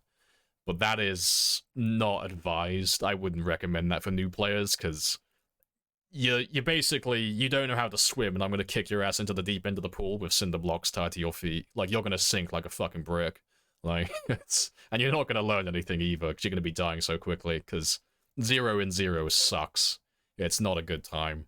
It's, it takes a short while to get used to it and actually learn how to play the game like that. But yeah. But like I said, though, that's not to slag off players who do 10 and 10. 10 and 10 is, like, the strongest way to start your character. It just happens to be what newer players would use and what newer players should use, because obviously it makes the game easier at the start. And now that I've offended, like, 25% of the player base, let's carry on. Lamprey calling us noobs. I know, I'm sorry. I like to call water wet. Next base in the mall? Nah, next base is the military checkpoint. That's where we'll be going soon. So let me get my sleep schedule back on track.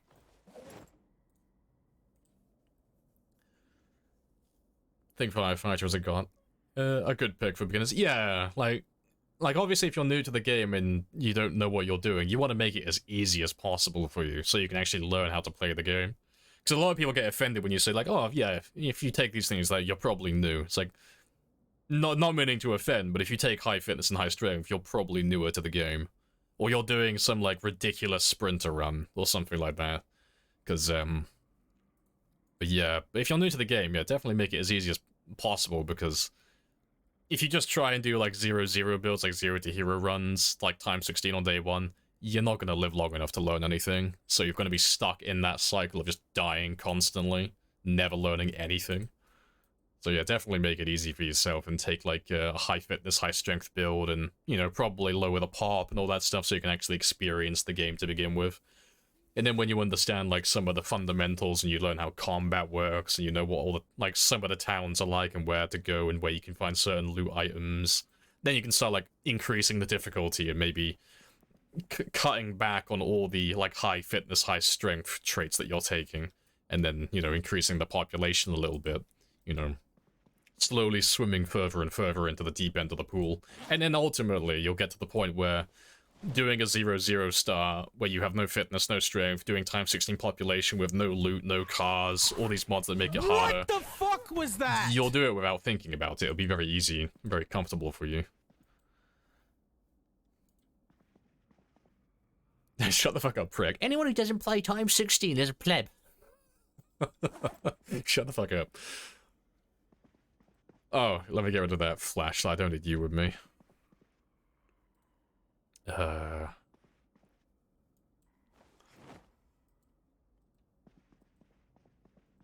It's not an esport game. Pathetic. Yeah, you play however you want, yeah. Like, you literally make whatever character you want. Makes no difference to anyone else. You play with it wherever you find fun.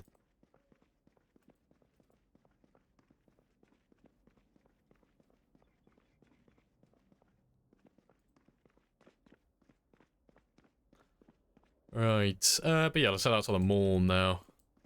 And go grab that step van.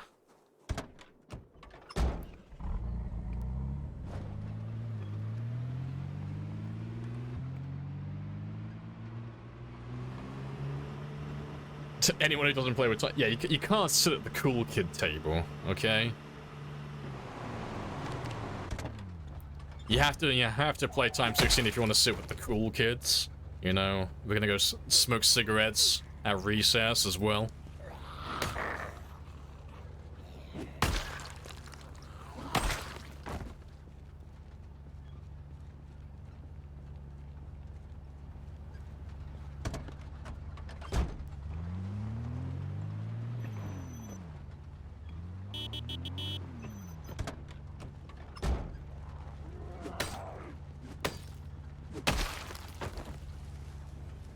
This is a spear-only household. Okay, that is true, okay?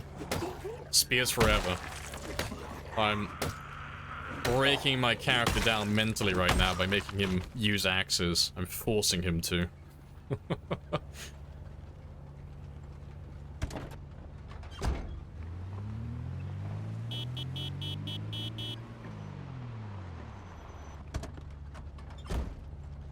Why, yes, I always start with 0 fitness and 0 strength.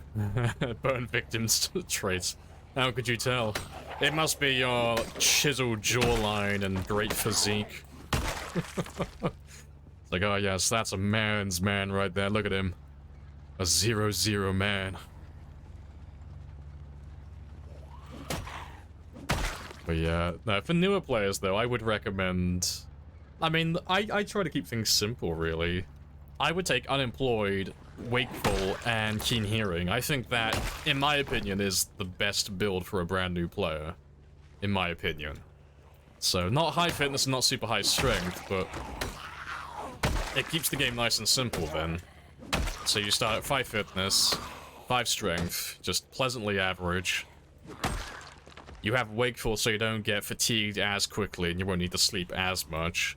And then you have Keen Hearing so you can see behind you and you don't get flanked, which is one of the things that catches newer players off most of the time. So that would be the best build in my opinion, and then you don't have to take any negatives there either, which just overcomplicates things. But that would be for like a brand new player. But yeah, let me just catch up. But yeah, appreciate the follows. I don't know how to say that. Xret? I'm hoping I'm getting that right. Gimsy and Ice Dog, appreciate the follows. Happy days. And Kenny as well. Welcome on in. Prime Knight. All the follows.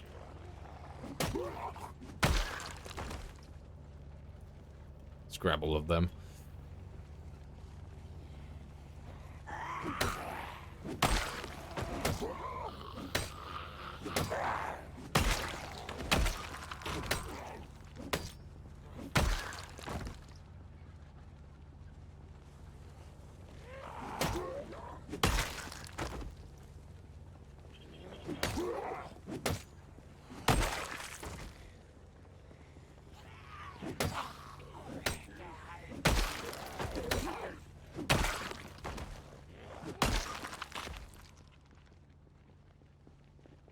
Right, I'll just...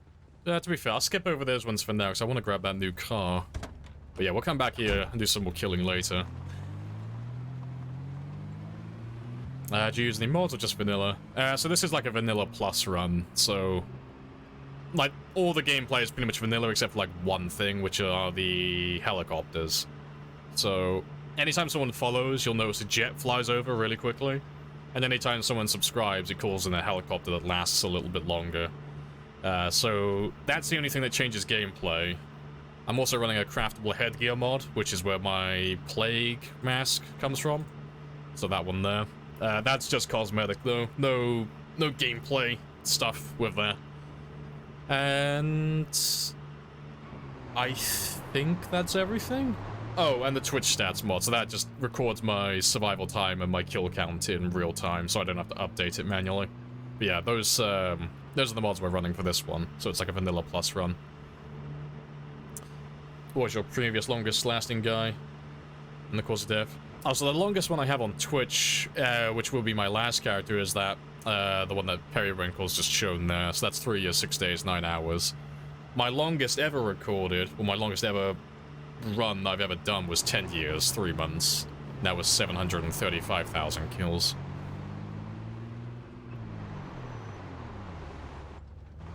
Just started playing, hoping to soak up so much. Hey, good stuff. Well, you feel free to ask any questions that you have about the game. As long as it doesn't, like, relate to key bindings, I'm happy to answer everything. Because, the only questions I don't like are, like, what button for this thing? I hate those questions, because, just in case anyone wants to ask any of those questions, all your answers are here, so if you ask it, I'll fucking smite you, okay? Don't be so fucking lazy.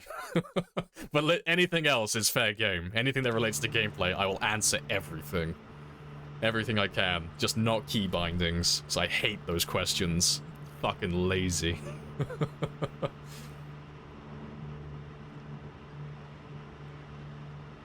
I appreciate the follow as well, Helix. Happy days. Oh, daily kill count. Yeah, Hugo's mod, yeah.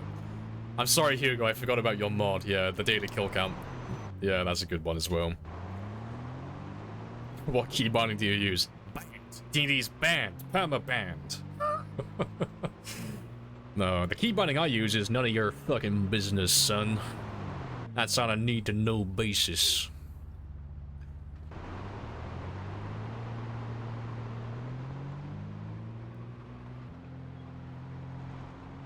What is Fence?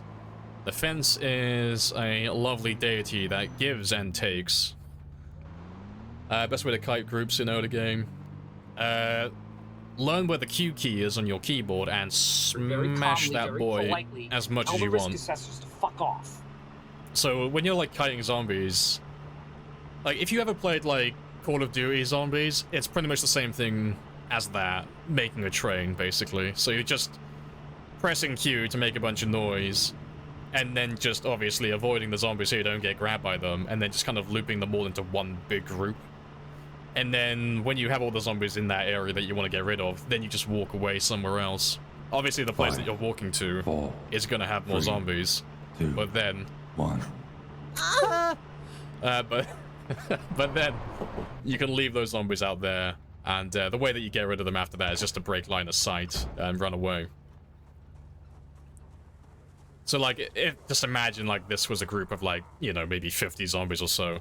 You would just run around them, dodge them all, make sure they're all grouped up, you know, be mashing Q constantly, making sure they're all grouped up together, making sure you don't bump into them by mistake. And then once you have them all grouped up, you would just, like, let's say this was, like, I don't know, 2 or 3 blocks away. You would just lead them away, find a building that you can break line of sight on, walk around the corner, and then when they can't see you anymore, press C, crouch, so you don't make any noise, skedaddle away down the road, and then you would just circle back to the place that you wanted to loot originally that had all the zombies that you just cleared out.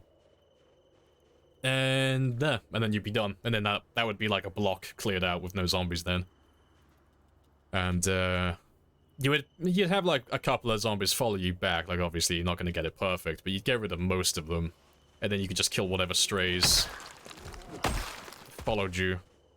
But that's how you would, like, kite the zombies out of an area if you're not ready to actually fight them yet.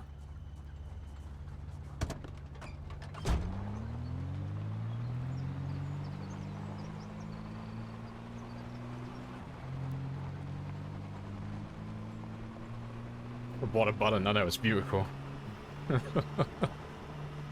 Where'll I get to, though? Why aren't you going for the army surplus store in Louisville? Because we're doing times 16 pop, so there are literally 400,000 zombies plus in Louisville. So we are 154,000 kills in at the moment. So we've wiped out West Point.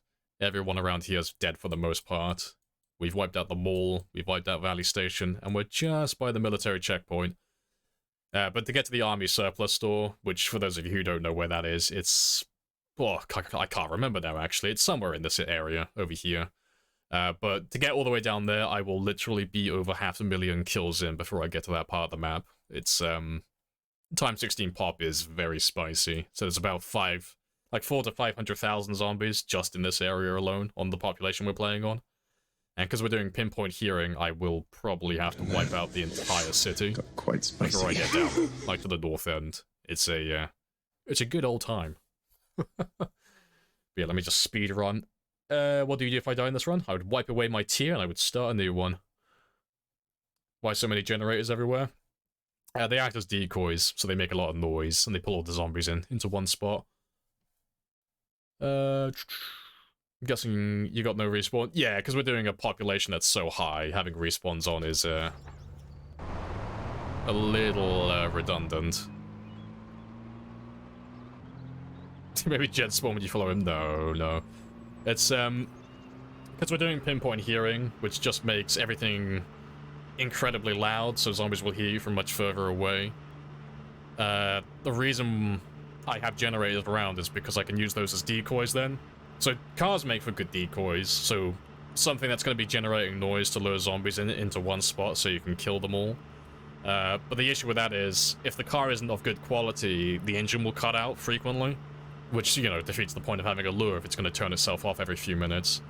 But a generator, while it isn't as loud, it does run consistently until it gets down to like 25%, then it'll have a chance of exploding.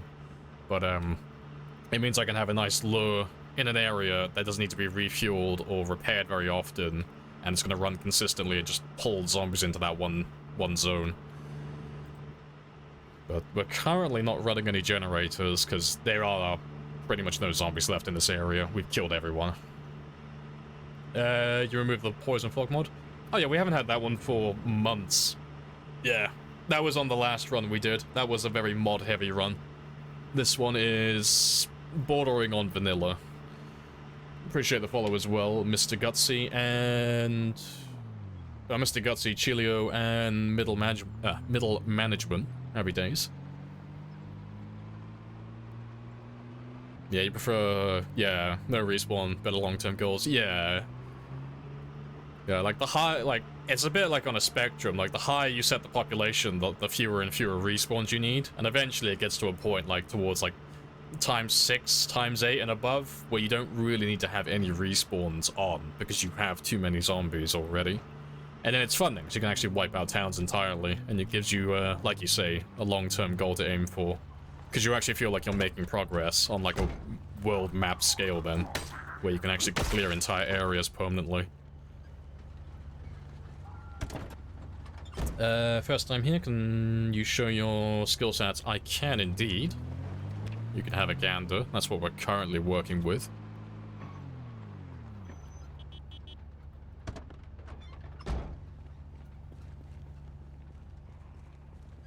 Yeah, it starts getting spicy around 25%, yeah. That's the only downside to using generators as decoys. If you put it in an area that's got too many zombies, you won't be able to kill them in time before the generator explodes. So then you'll end up burning all your zombies to death.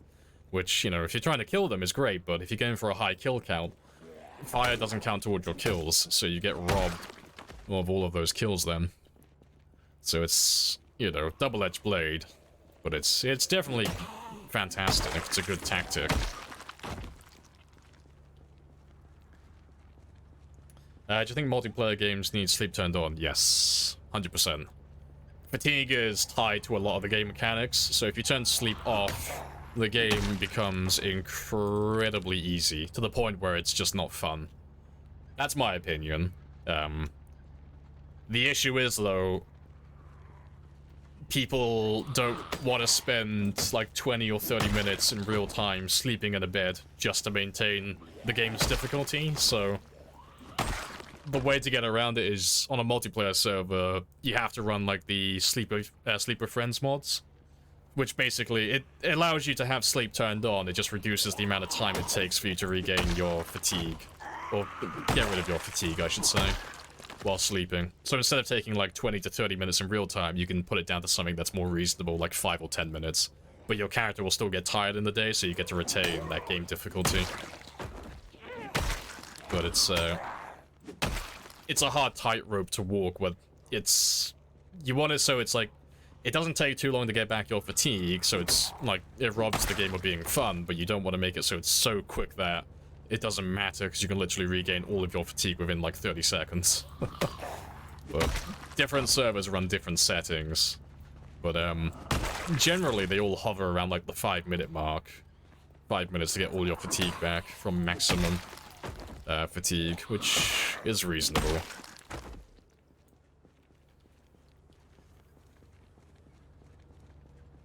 Respawns. So is there like an actual zombies have X live setting?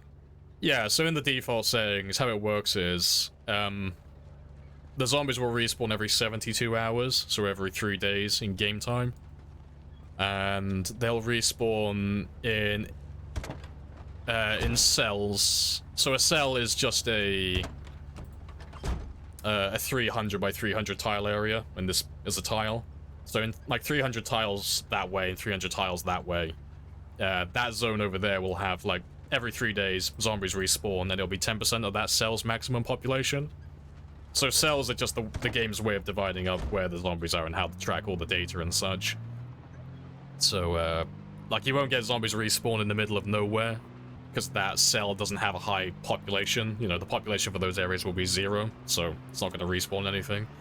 But an area like this, this is actually the highest cell in the game, like the highest pop cell.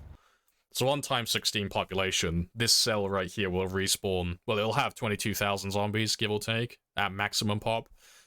So every 3 days, if we had respawns turned on, this cell right here would respawn 2,200 zombies every 3 days, as an example.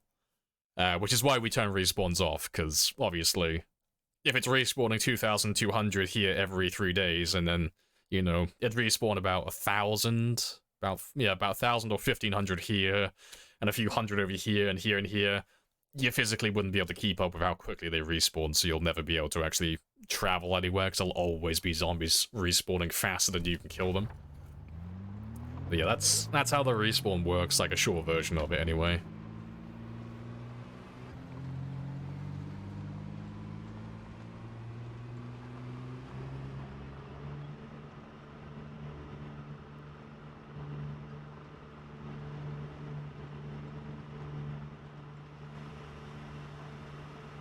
Alright, let's grab our van.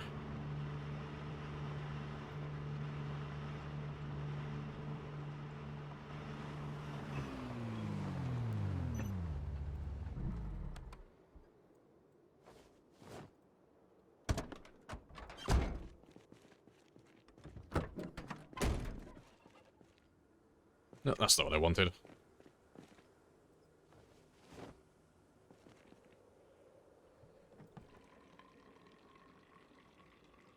How many hours you got in PZ? I have been playing since 2014, so I have just over 9,000 hours now.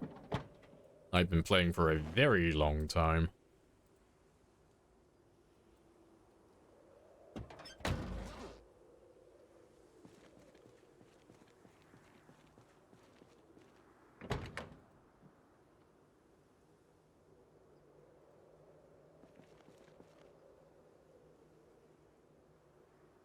Did the new truck have a gorilla mag? I don't think it did, because we've already searched all the radio vans. Oh, I've forgotten which one you are now. We already searched all the radio vans around here. We found gorilla mags 2 and 3, but I don't think there's any more.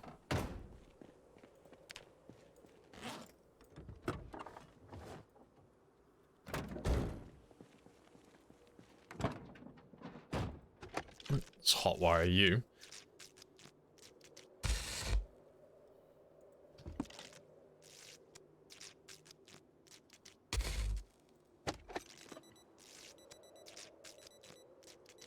War Thunder vets have more.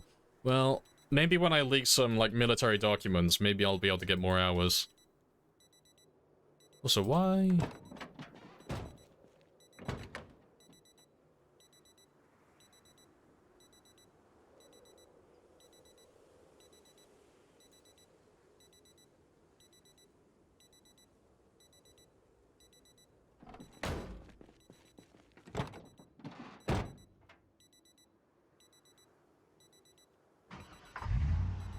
I was gonna say, like, you're not starting. Why are you not starting? That's like, I was questioning myself then as I going and say, like, wait, what? You have fuel, the battery's charged. Why are you not doing the do?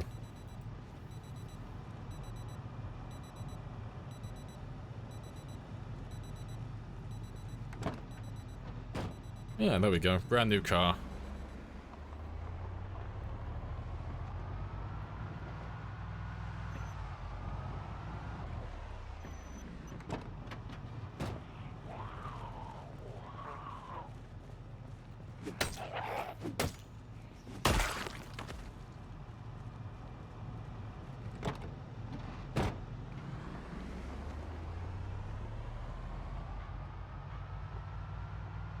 Right, what was on my to-do list now then? Because I said we were going to... Yeah, go down here, get a new car. Welding mask, that's what we were after. So I'm going to do some looting now. So... Yeah, what I'll do is I'll swing around up here. We'll kill any zombies that we see on the way, and then we'll make our way to the storage unit over here. And we'll have a look and see if we can find any welding masks, because I need to level up my metalworking skills so I can repair my cars more effectively. And then afterwards, if we don't find anything there and we still have time, we'll head back to the train yard up here, and we'll search the last few areas. Yeah, 10,000, yeah, at 10,000 hours I will be a Grandmaster. Yeah, arbitrary number. Yeah, I'm gonna start insisting everyone refers to me like that then. I'm Grandmaster Lamprey. Yes. 10,000 hour Project Zomboid player. Touching grass is something we don't do here.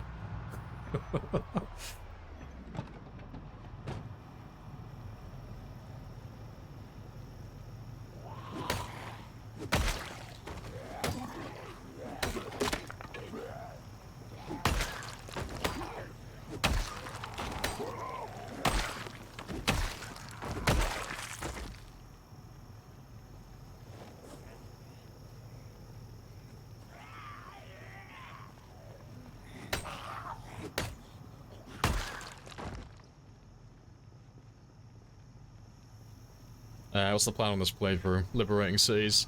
Yeah, so what we are doing is we're setting a new world record for the game. So, currently we're on build 41, and the developers for the game are currently working on build 42. So, while we wait, we're doing an ultra-marathon game, and an ultra-marathon game is just any game that goes on for like multiple years, really. There's no like hard definition for it, it's just a multi-year run. So we're going for a new highest survival time and we're going for a new highest kill count. But because those games go on for so long, we're also trying to keep ourselves entertained and keep ourselves busy, so we're leveling all our skills to level 10. And we'll be finding one of every car, getting all the collectibles, basically doing a 100% completion run, you know? As close as you can do in a game like this, anyway.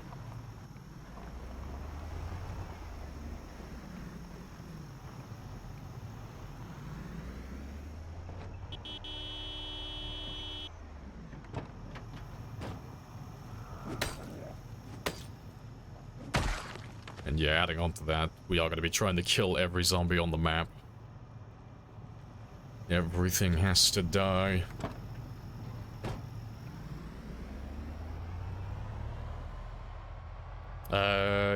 You can save your game and use it in the next build with a mod. Well, that's not confirmed.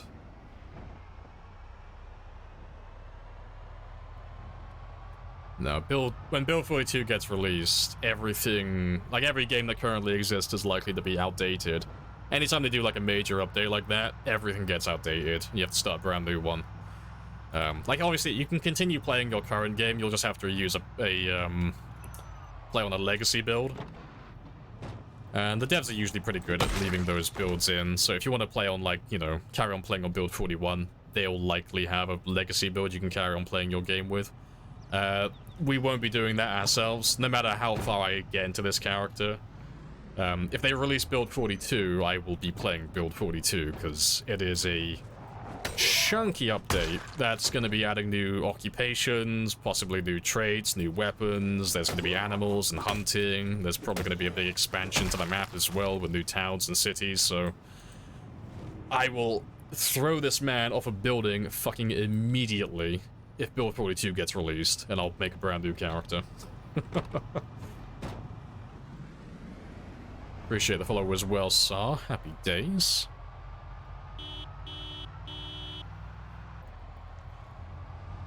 What's the scariest thing for you? Wait, scariest thing for you that can happen in PZ? There's two different things that'll actually make my heart sink. That's one, my game gets corrupted, so either my game keeps crashing constantly to the point where I can't play it, or the game just physically won't load. That's concerning. And the second thing, which relates to gameplay, is getting your car surrounded. There's nothing that fills me with fear more than fucking up and surrounding my car with zombies. Because you're already dead, your body is just catching up. Like, if your car gets surrounded by zombies, and it's like, you know, 5 zombies deep on every side, you already know your character's dead. You're fucked. You're not getting out of that alive. Your car's dead, you're surrounded. But you're not dead yet. So you still have like a slither, a thread of hope that you're going to get out of it alive, but you know that you're already dead. That's terrifying, and I hate that. Dying in a car is like the worst way to go. It's not a good time. Appreciate the sub as well, sir. Happy days. All the zombies. Cheeky helicopter.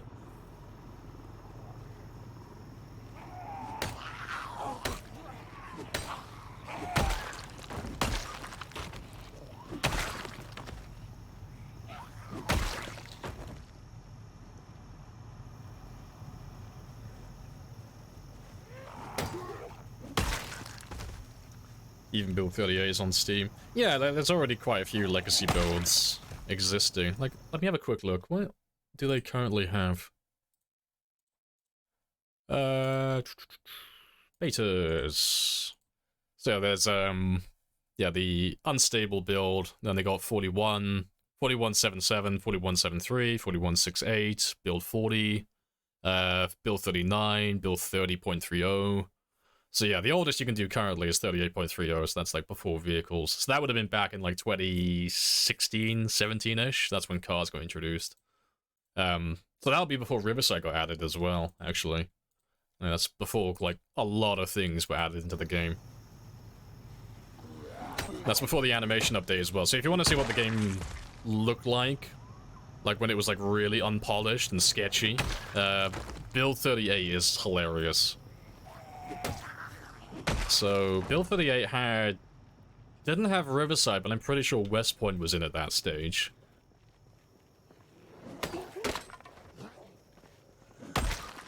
You didn't have the minimap in vanilla yet.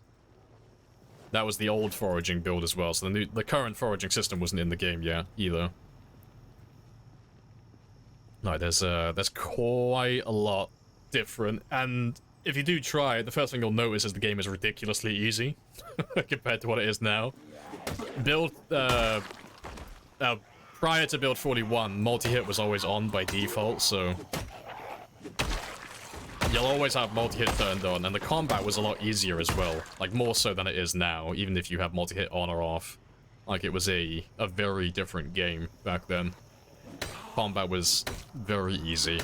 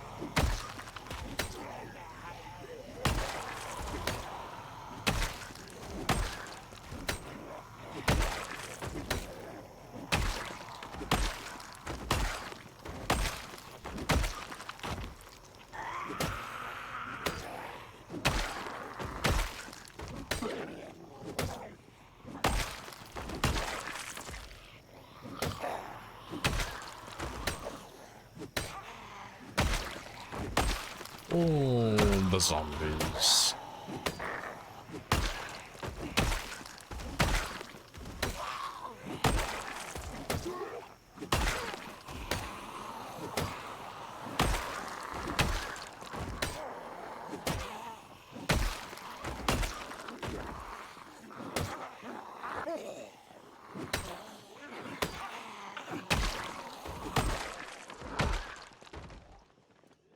Alright, let's go have a quick rest, and then we'll finish the rest off in a moment.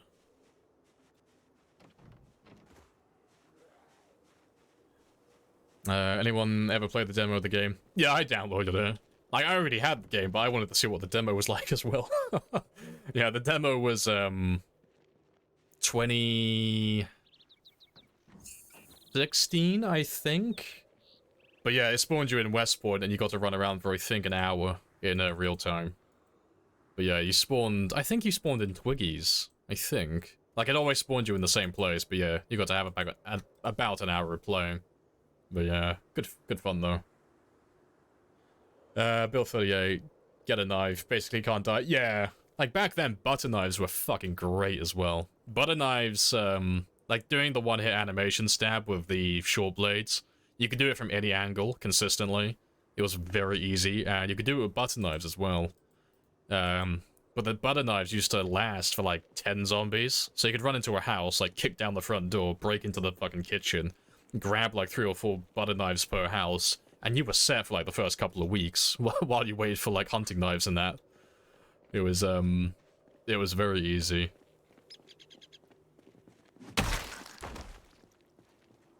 And then when you found you got your first hunting knife, you were just set for the entire game, man. Very easy.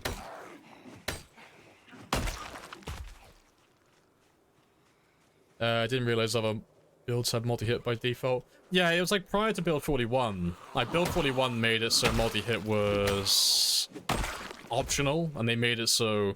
Like, they didn't make it so multi-hit was like the new player way of building it or playing it. It just made it so multi-hit was like the simplified combat version of the game, where certain weapons like axes and baseball bats and katanas could like strike multiple zombies. But then everything else in the game, it became the norm that multi-hit was off, so every weapon, no matter what it was, could only strike one at a time.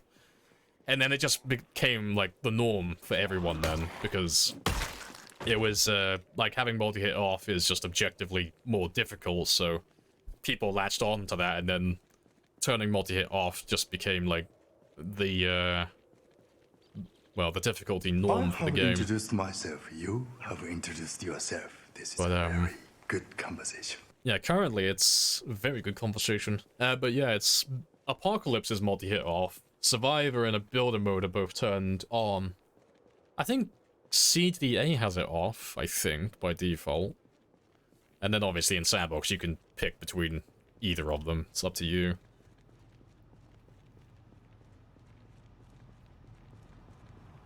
The zombies look clean in this game. 20. Oh, you're on about like the original demo. Oh, that's before me. Yeah, no, I didn't play that. No, I played the. I tried the demo for fun on Steam. I didn't play like the original version. That's before me. Now that is before the game was even on Steam. No, I got wind of the game in 2014 when the game first got added on Steam. That's when I first heard about it. Anything that came prior to that, that's, I don't know. I didn't play the game at that time. I'm not an OG. I'm a veteran, but I'm not an original player. There were like like 1 or 2 years before I found the game.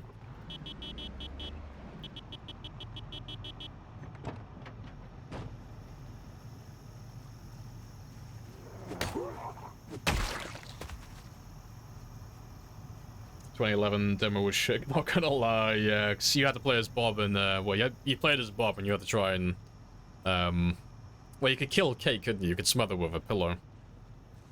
And there was a quote-unquote raider NPC that would shoot you, and then there was another one in the, Gigamart. Like, I've seen it, I've just not played it. But, yeah. It looks like a laugh, though.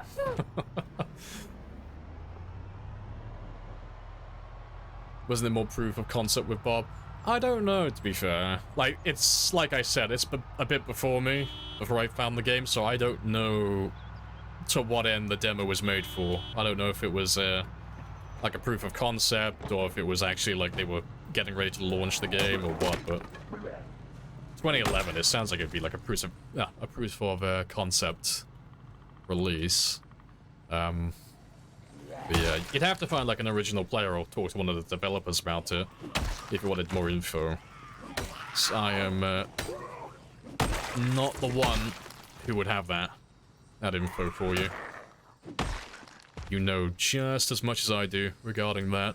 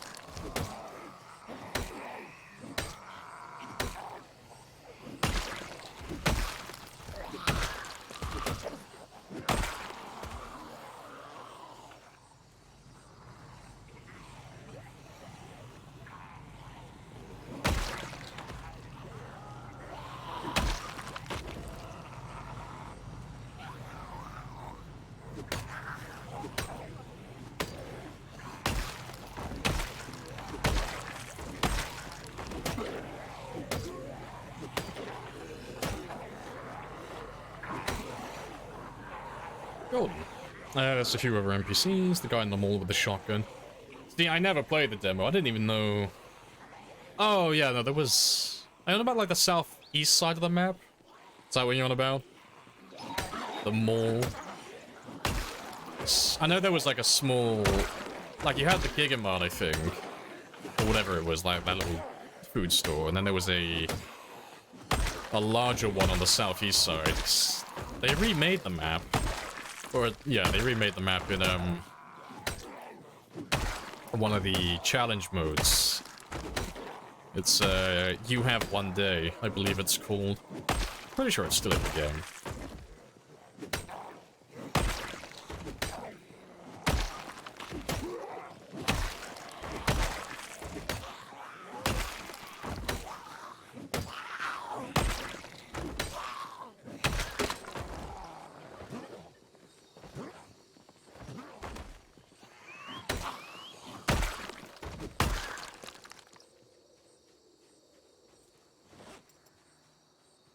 Yeah, good stuff.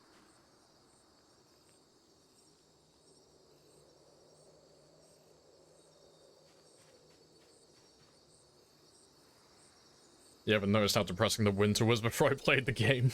Winter's great. Winter's like nice and chilled out, because at that stage, you're like 4 months into the game, it's like, oh, it's great, 4 months in, I'm all set up, I'm all snug as a bug in my home, there's no zombies left in my area, living the dream. I love it. Having all the snow on the ground as well, once the temperature gets low enough, it's like, oh, I can now see in the dark, because it's literally black silhouetted zombies on a white canvas, so it's like, oh, everything just became a lot better.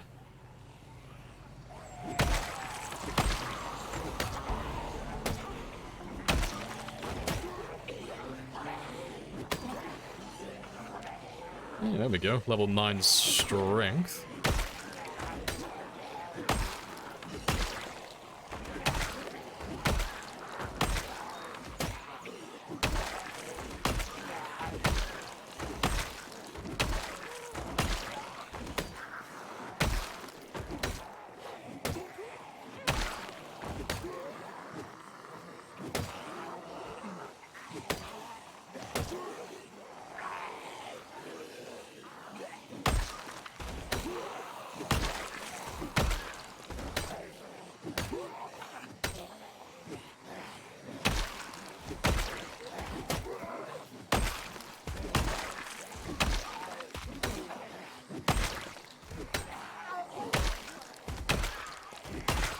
Unless you get hypothermia. See, I never really struggled with hypothermia in the game. Even with like mods like the cryogenic winter mod. hypothermia isn't really something that ever really comes into play that often. I think I can only think of 2 times. Like, we had that one game not too long ago where we did time 16 and we, like, had a spicy time because we had pinpoint hearing and integration turned on immediately. So we were living in, like, the middle of nowhere constantly. And then, I had one back in the day on the Good Old Days server, which was a multiplayer server, like, long ago. Those are the only 2 times I can ever think of me struggling with temperature. Appreciate the follow as well, Tree Loki. Welcome on in. Yeah, it only really happens if you're, if you're unprepared. Yeah, it's like a very specific set of circumstance. You basically died of hypothermia in that game, didn't you? No, he died because he was, like, fatigued. He got nommed by a zombie. Like, the hypothermia didn't help. That's what led to him getting my first ever cold. But, no, it's like, that one was, specific, because it was, like, pinpoint hearing zombies, twitching the great helicopters on day 1, so that forced me to live in the middle of nowhere, which is something I never do, really.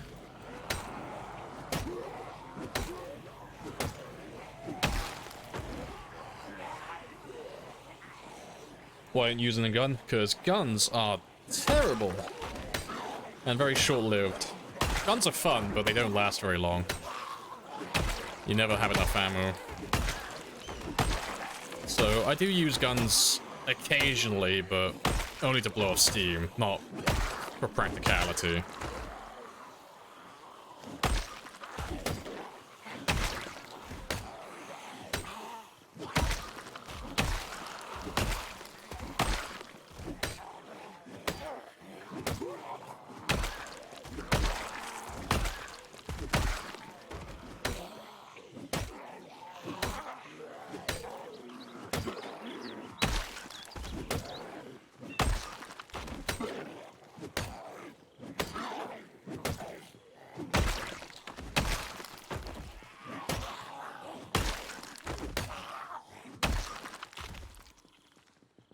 Yeah, good stuff. They should add crossbow to the base game. They are. In build 42. Oh, then normal bows. They will be in build 42. To what end you can use them, I don't know. But bows and I'm pretty sure crossbows as well. They're both confirmed for hunting at the very least. So they have they've shown screenshots of some of their crafting tables, like their flowcharts that show, like, if you have these resources combined, it builds into this item, which then can be used to build into this item if you combine it with this. But on that flowchart, there were bolts and there were arrows. So bows and crossbows. And they have mentioned it on their Thurstoid posts, bows being used for hunting and stuff. So they have mentioned it, like, word for word, so that's confirmed. But they haven't mentioned bows or crossbows being used against zombies. So it might be a case, like, this is just me spitballing with this one, but it might be a case where, you know, a saw in the game can only be used for carpentry, you know. And hypothetically, you could swing a saw at a zombie to slash at it, but you can't do that in the game. It might be a case like that where the bow and the crossbow is utilized as a hunting tool rather than a combat weapon for zombies. But that's just me guessing. I would assume they would let you use it for zombies, because everyone kind of wants it. Just, how good it is, I don't know. But yeah, that's currently not in the game. That will be with build 42, and there is no release date for that, so it could come out tomorrow. It might not come out for over a year. There's no telling. They don't do release dates. Didn't realize hunting was going to be a thing. Yeah, hunting's coming with animals and husbandry in the next build. So it's going to be interesting, because they're reworking fishing at the moment. And currently fishing stands as a top dog in terms of a renewable food supply. So that covers both your hunger and your calories.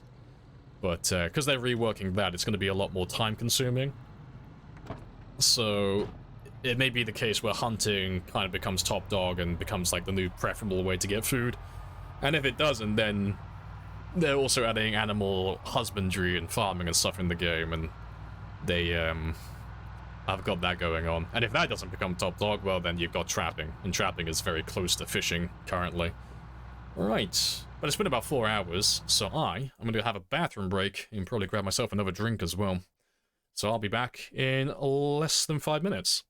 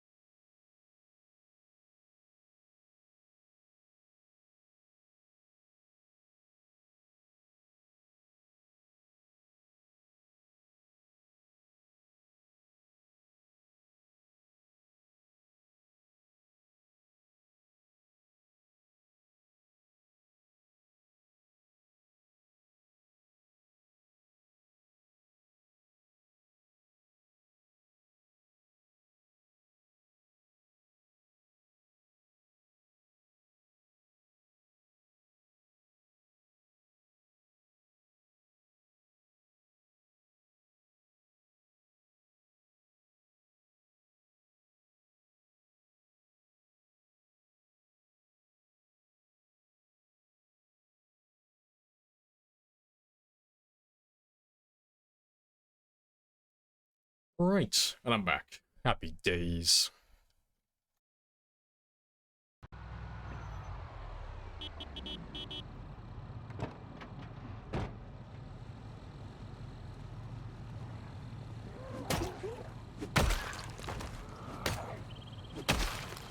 Yeah, I'm surprised there's as many zombies on this road as there are. But it's all good though, because there's not too many of them. And once we clear this out, clear this road out,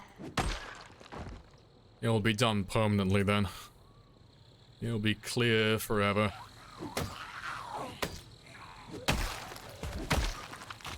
Alright, drinkers and tea? Nah, water.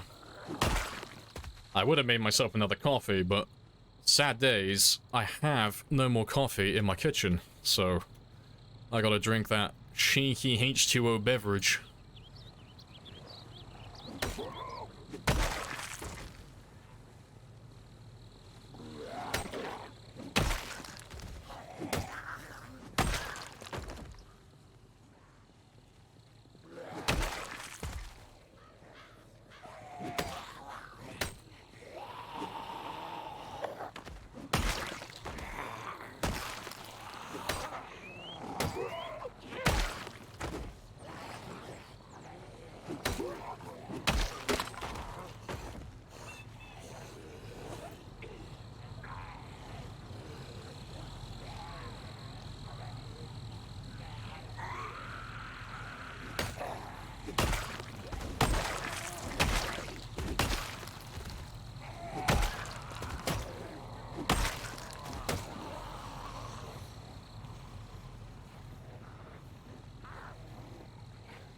Need to have a friend who doesn't drink any water, just tea. That is very concerning. My condolences for their bladder and their kidneys.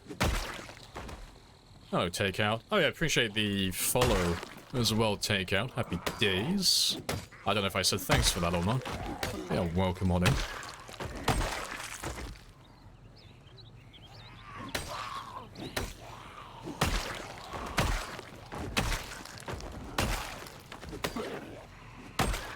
And Bailey as well. Hello, hello.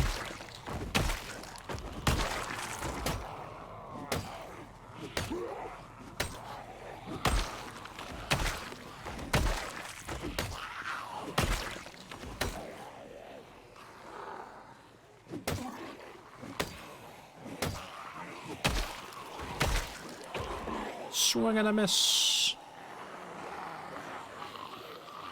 There's quite a few of you down here.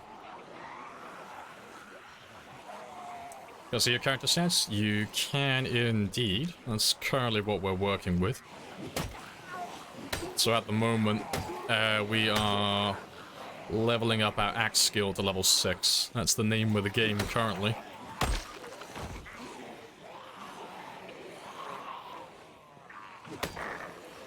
Because personally, I like spears. They are far better, in my opinion, but I want to level all of my skills to level 10 eventually, so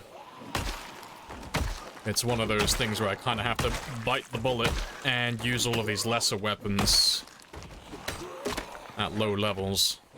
None of these weapons are bad, they're just terrible in comparison, like, at the moment, just because they're so low in levels. So everything is a lot slower combat-wise.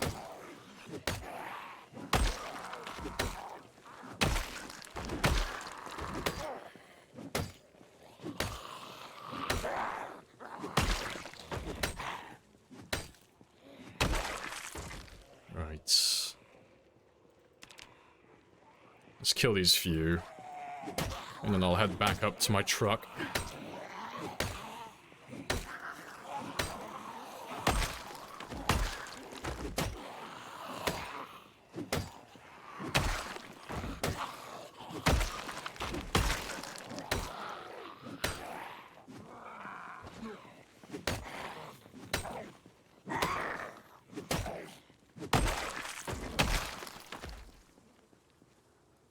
Let's have a quick rest.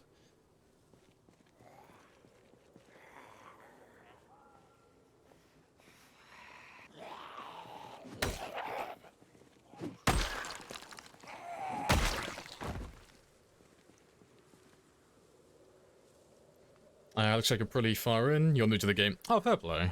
Yeah, we are a year and 2 months in, so about 300 hours-ish, give or take. There's no way to know how long we played exactly, but it'll be in that ballpark. Somewhere between like 250 and 300 hours, more or less. Probably a bit over 300 actually now. Always like the heli event? Oh, fair enough. The heli event is always like the first big hurdle for like newer players. Well, not even newer, just new players in general. It catches you off guard the first time it comes around. Like, wait, what's that sound? Ominous buzzing in the distance. But yeah. It's not too bad though, like learning how to survive it. It's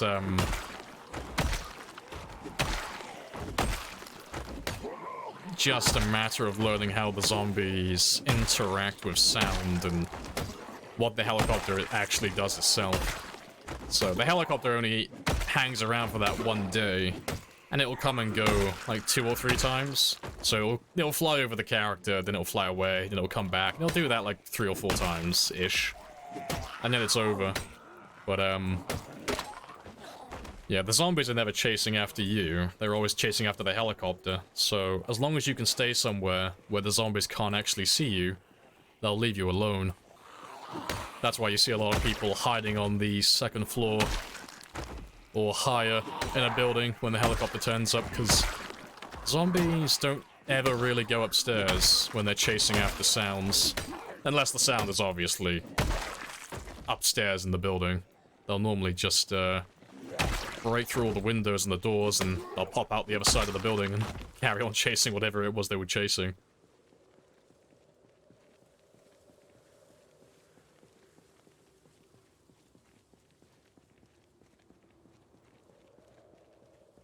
Close the closet for 3 days. I mean, that works, but yeah, you don't have to do it for that long. It's not too bad, to be honest. I mean, worst case scenario, you can always just walk around like what we're doing now. So the helicopter, it doesn't matter what you're doing or where you are, the helicopter always knows where the player is. Because there are myths that people have where it's like, oh, you can hide from the helicopter. It's not true. It doesn't exist. So when the helicopter turns up, you can just literally go outside and just walk around like this. And then the zombies will, like, chase after the helicopter, and then inevitably they'll see you walking around and they'll switch targets and chase after the player. But then you can just walk away from them. And eventually the helicopter will leave you alone. It'll just disappear forever. And then you can just ditch the zombies around somewhere and then head back home. That's the normal method that I do personally. All you gotta do when you do that is just make sure you don't run too much.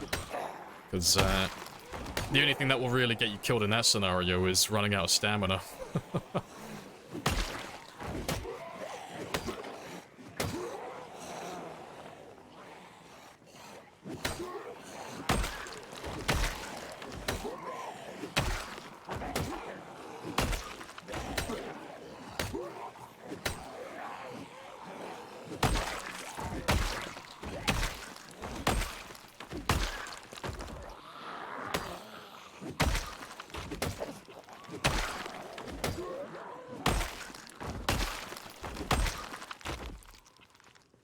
Good stuff. He just found an antique oven in the warehouse. So happy. Glorious. Often feels like there's hundreds of zombies when I spawn into, despite being on low. I mean, if you're struggling, like, if it feels like there's too many zombies, don't let anyone, like, convince you otherwise. If you're struggling to, like, stay alive in the game and you feel like you're not really learning that much, just play on sandbox and just lower the population a little bit and just make the game easier. Like, some people find the game a lot easier than others, and obviously some people are going to find it a lot harder. But if you're struggling to, like, keep your head above water and you can't survive long enough to actually learn how anything works, just make it easier. And then when you can finally tread water and, you know, you're getting the hang of it, then you can just slowly start making the game harder again. It's, the best way to learn, in my opinion. You know, just keep lowering the bar until you find a place where you can get your foot in the door.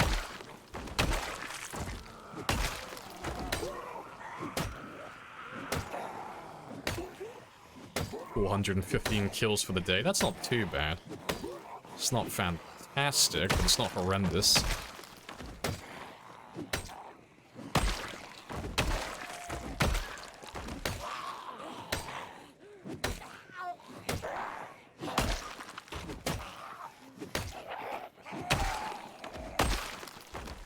Can I get my truck back? Because I need to go home and sleep. It's been a little bit too long. What pop is your game? Mine is times 16. So this is the highest you can set the population to. You can't go above this. So for reference, Apocalypse and Survivor are times 1 on day 1. And then times 1.5 on day 28. So this is just over 10 times what you would have on those games. Which is why we have 154,000 kills. But this is like the highest, grindiest type of game you can make. There's very few people who play the game like this, because it does take a long time to kill enough zombies to actually travel around the map. It's more tedious than it is difficult, really. It's a test of patience more than anything else. Hey, Samisha. Morning. How goes the battle? Yeah, it's really good. Nice and chill. We're just leveling up our axe at the moment, and we've got ourselves a new van. This is probably going to be my forever van now. And we're just traveling around, murdering a few zombies, clearing out, just finishing up like the mall area. fighting the last of the zombies that may be hiding around the place. And we're also hunting for a welding mask.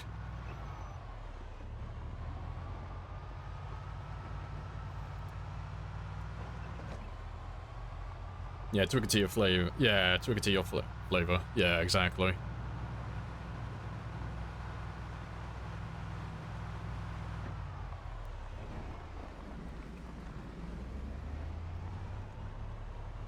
I thought you were gonna get grabbed behind the truck. Yeah, you'll notice me going to the passenger seat or the other side of the car sometimes. Just to see if there's a zombie on the other side. Because Storm just had that happen to him. Zombies can't hide behind vehicles like this because it is tall enough. You'll notice me try and make a bit of noise before I go to my car, just in case. Don't get cocky with killing, that's what he learned. That is definitely a big one. Getting overconfident and getting cocky will definitely get you killed and grabbed. We all experience it sooner or later, myself included. Like, the amount of times I've been grabbed when I think I'm invincible, oh, happens far too often. Where am I? I'm not up there.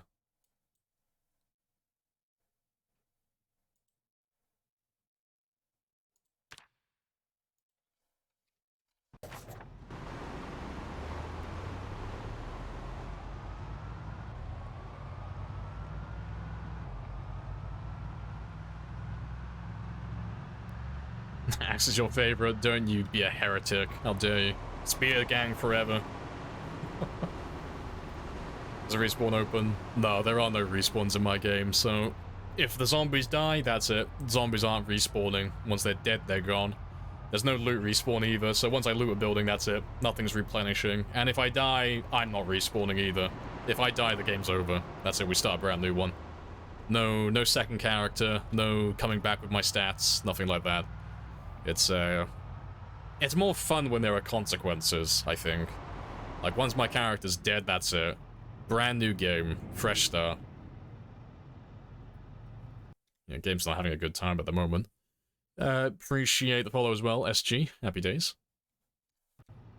Nope, still not loading. What do you normally spawn? Recommend? I normally go with 1 or 2 places. I normally, like, if I'm doing sprinters, I'll normally do Rosewood. And if I'm doing Time 16, I'll normally do West Point.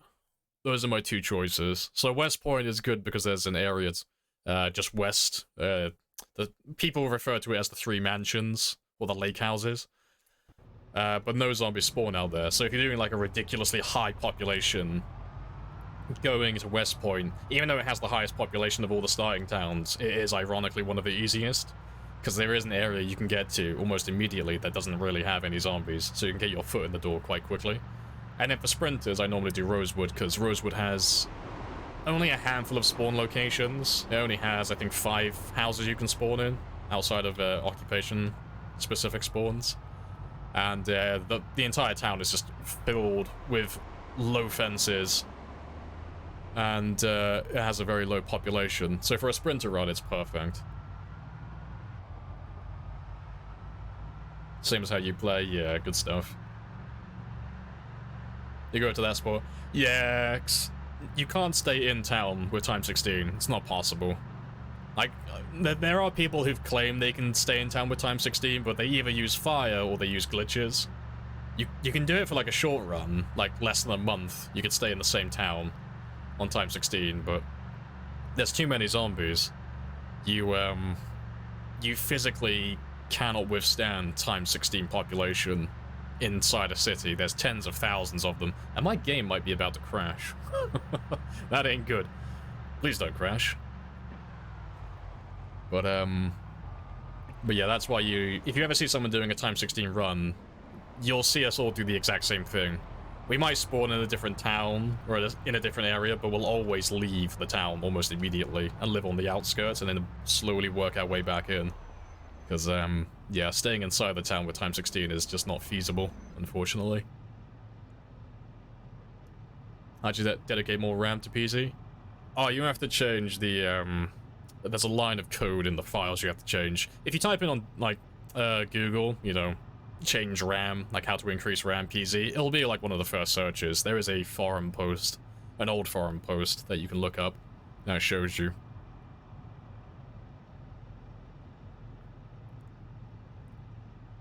Fucking hell, that's taken a while. But yeah, I don't know what the, I can't remember what the file direction is off by heart.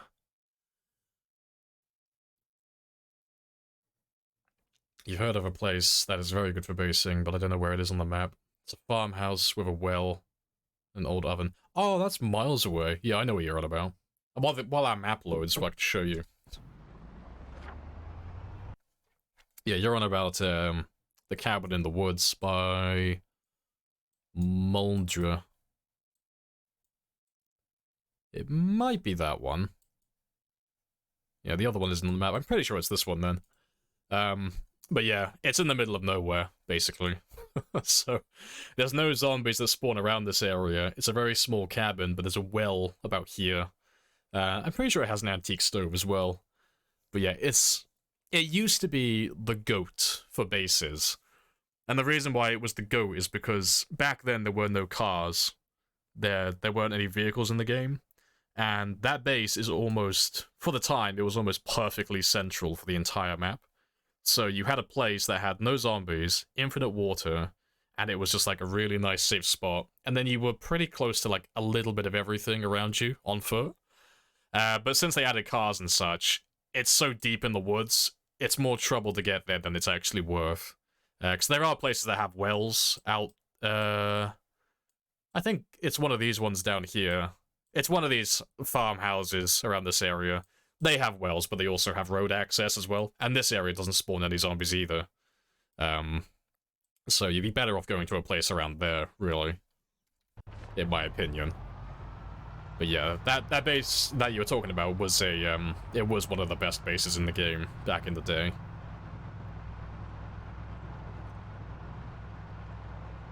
Yeah, download more RAM from the internet. Yep. So no zombie get to it. I mean, there's always a chance, but statistically it's like incredibly unlikely. Because the cell that cabin is in doesn't have any zombie spawns, and then the surrounding cells don't have any zombie spawns either. But eventually, you know, if you went far enough out, you go to places like Muldra, and while it's incredibly unlikely, there is a chance that meta events could draw zombies across multiple cells eventually to that cabin, but the odds of that happening are basically like 1,000,000 to 1. Like, for that to happen naturally without the player actually causing it themselves, it's so unlikely it's not even worth humoring. Also, I'm going the wrong way. I'm going back to West Point. I need to go to my little outpost. You fired a shotgun by mistake? Rip. Well, you better fire that shotgun a few more times to make up for it then. Kill all the zombies.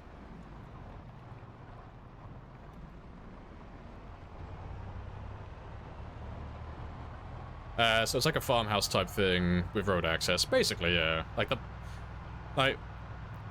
Now that cars are in the game, they've been in the game for a few years, the best bases are the ones that are... They're not in the center of town, they're normally like just on the outskirts of towns, so they have access to usually a water supply for fishing and an infinite drinking water. They're far enough away from the towns so you're not going to get bothered by zombies, but they have road access as well, so you can easily get to and from places and to your base via a car. Like, that's generally the rule of thumb, and preferably it would be in close proximity to a gas station for refueling. Like, it's all player choice. There's no, like, hard list of things that you have to do to make a good base. That's just, like, the preference, like, checklist for, like, a lot of players, myself included.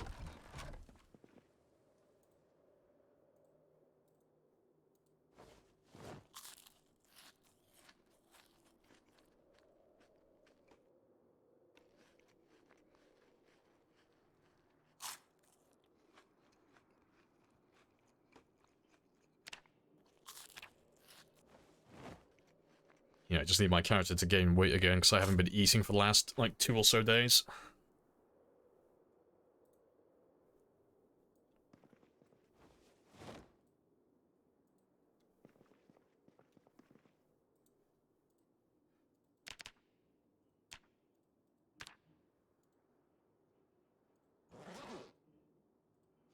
And we'll get rid of that depression as well by the morning.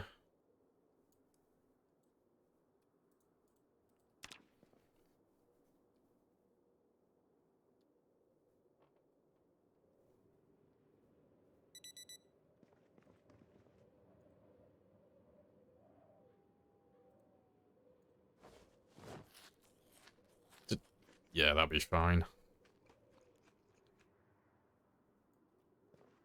But I won't have the other one, otherwise he'll become depressed.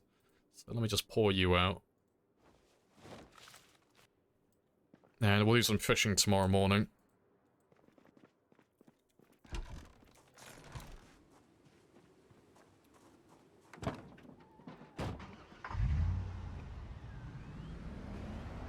Can't imagine this game without cars. It's a lot of running. It's a lot of running. And it's not as bad as what it like sounds like. It just traveling from like one town to another was normally like a 2-day process. Like if you wanted to do it safe, that is. So what you would do is like, oh, I've gone the wrong way as well. Fuck. Like running from like West Point to Maldred usually would take 2 days in game time without a car. So what you would normally do is you would like gather up whatever supplies you wanted, and then you'd have a little run down the road, and you'd have a stool or a chair in your bag of some kind, and you would sit on that to rest. Because back then you couldn't sit on the ground, so you would need like a chair to regain your stamina quickly. And then when you got down towards Muldra, it would be towards the end of the day at that stage. So then you would like set up camp like pretty close by in a building on the outskirts, like around Dixie or something. And then the second day, then you would make the final stretch into town, and then you're there. And it was the same for like most towns in the game, like not Riverside obviously, because it didn't exist at the time. But yeah, traveling to and from towns, it was normally like 2 days of running, unless you wanted to play more risky and just run straight to the town, you know, in the evening and not have any time to do any prep work.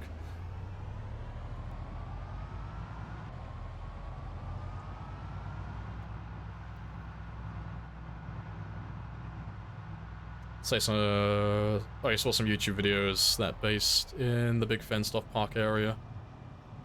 Oh, like you're on about the scrapyard, right? If you're on about like this area, yeah, there is a scrapyard up here.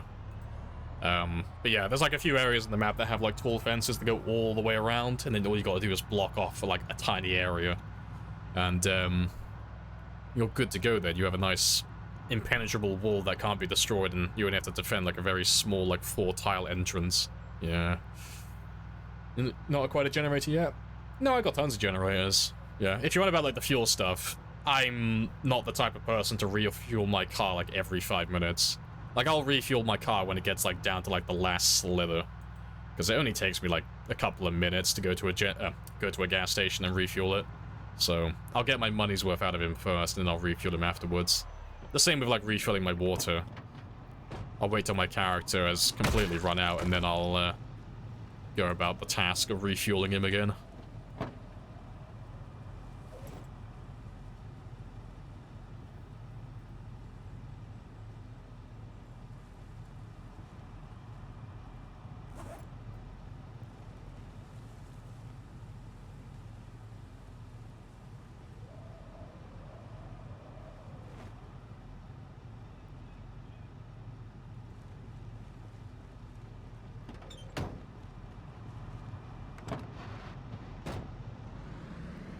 Is the 3-mansion good? You said there's no zombies? Oh yeah, it's like one of the best places in the entire game you can go to. Like late game or early game, it makes no difference. It is one of the best. So yeah, the three houses out here. So it checks off like everything you really want on the list except for a gas station. So on day 1, it's literally just leave West Point, run out to this area. Zombies don't spawn from like this point onwards, so everything west of like this area, there's no zombies. It's completely zombie free. I think you get a few of them that spawn maybe along here, but for the most part it's nothing.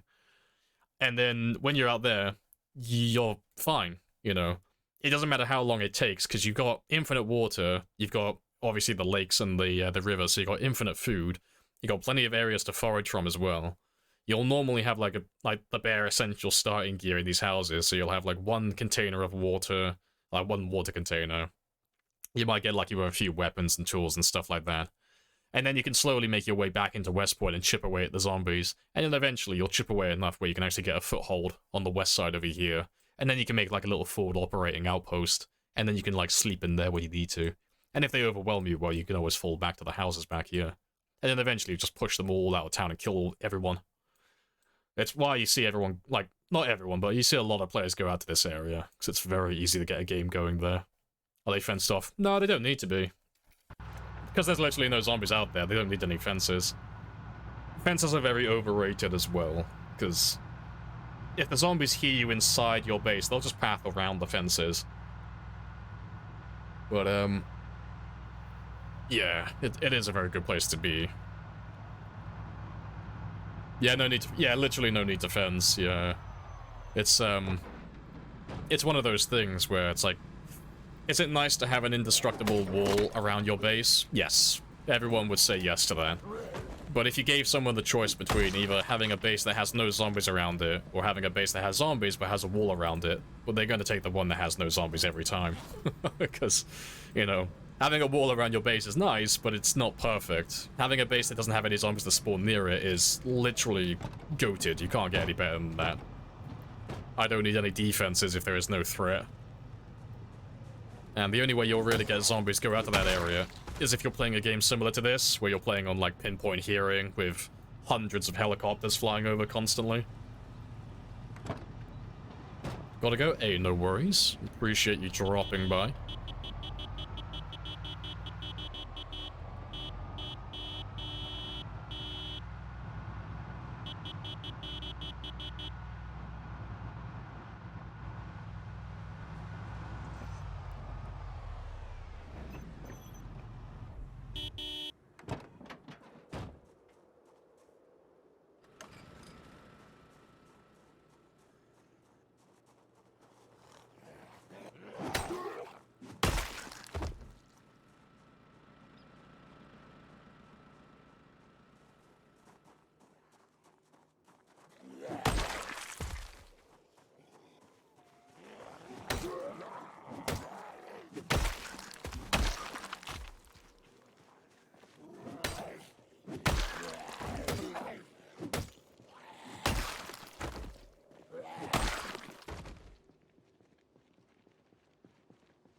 Appreciate the resub as well, AC. 7 months. Happy days. While he catches up, I'm gonna go refuel my van. Lots of people based at the gas station. Yeah, it's like super convenient. You live in a gas station, it's like, oh no, my generator's running low. What do I do? Well, shit, I better go outside and refuel. Yeah, you don't have to build any fuel storage or any fuel dumps or anything like that. It's very convenient. The only way they can make it any better is if they gave you the option to refuel the gas stations. Like, actually refill the pumps themselves. That would be very, very spicy.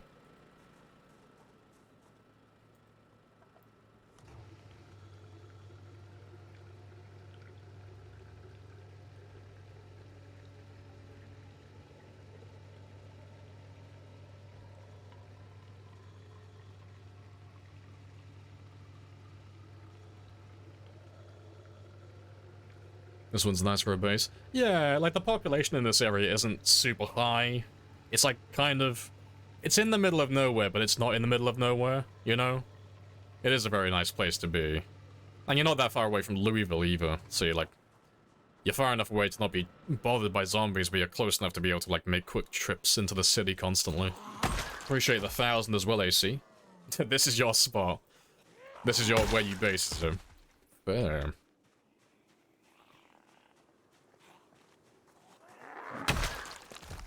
Find a fuel truck and refill the pumps, that's an idea. Yeah, what I end up doing in my game later on is...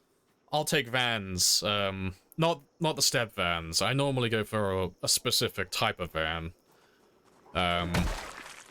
Like the little handyman van. The man with a van kind of like deal. I'll go for those ones typically. And I'll go around the map and I'll find all the large, heavy-duty, big gas tanks. And I'll repair them fully up to 100%. And I'll park a bunch of those vans in a nice long line in my base, and I'll just use them as fuel dumps. I'll never move the vans. They're literally just there to, like, hold the fuel for me. because it's always difficult finding enough gas cans to hold that quantity of fuel. So I'll normally just refuel a bunch of, like, throwaway vans in my base and just leave them there as giant containers for fuel.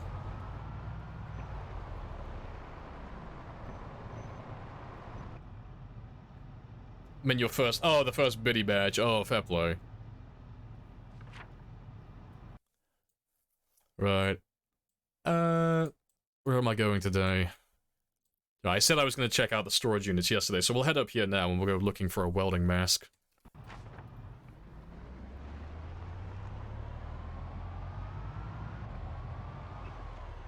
Now that's smart, exactly.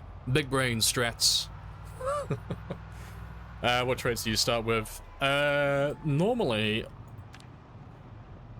This is the type of build that I'll normally run, so this is like a marathon build. The only things that are different currently are, I'll normally start weak, unfit, and I'll be very underweight, so normally these two will be 0 and 0, and my character will start at 60 kilos instead of being 80. So that gives me an extra 30 points to spend, and that's how I can afford to buy all these positive traits. And then I'll take all the, like, the typical negative traits that don't really affect your game, so slow healer, conspicuous, prone to illness, weak stomach, slow reader. Like, things that are never gonna impact my gameplay. And then I can afford buying things like cat eyes so I can see better in the dark, dexterous so I can, like, equip my spears faster, outdoorsman so I'm pretty much immune to being scratched by trees and getting a cold, wakeful so I don't have to sleep as often, angler so I can level up my fishing beyond, like, level 6 before the first winter, which guarantees me an easy food source. Brave so my character never panics in the late game. Light eater and low first so I don't have to micromanage my nutrition as much. Gymnast so I can actually get my nimble to level 10 in this lifetime. Fast learner is one I don't normally take, but I did take it on this one to be more casual. Keen hearing so I can see behind my character and I never get flanked.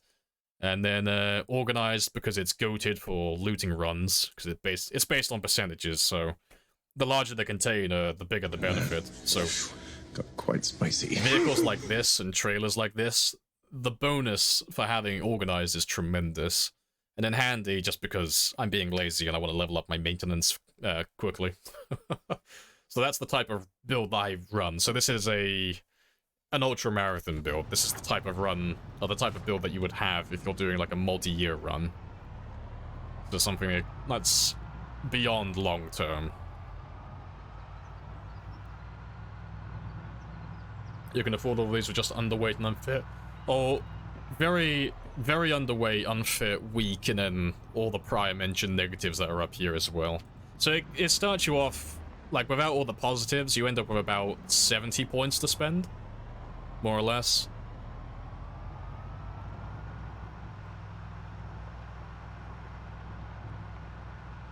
So, I mean, I can show you, like, really quickly, actually. It'll be easier to see if I just pull up, like, my pre-made build. Great build. Yeah, like, literally, there's no downsides to the character build I currently have. He is a god amongst men. He's fully optimized for a long run.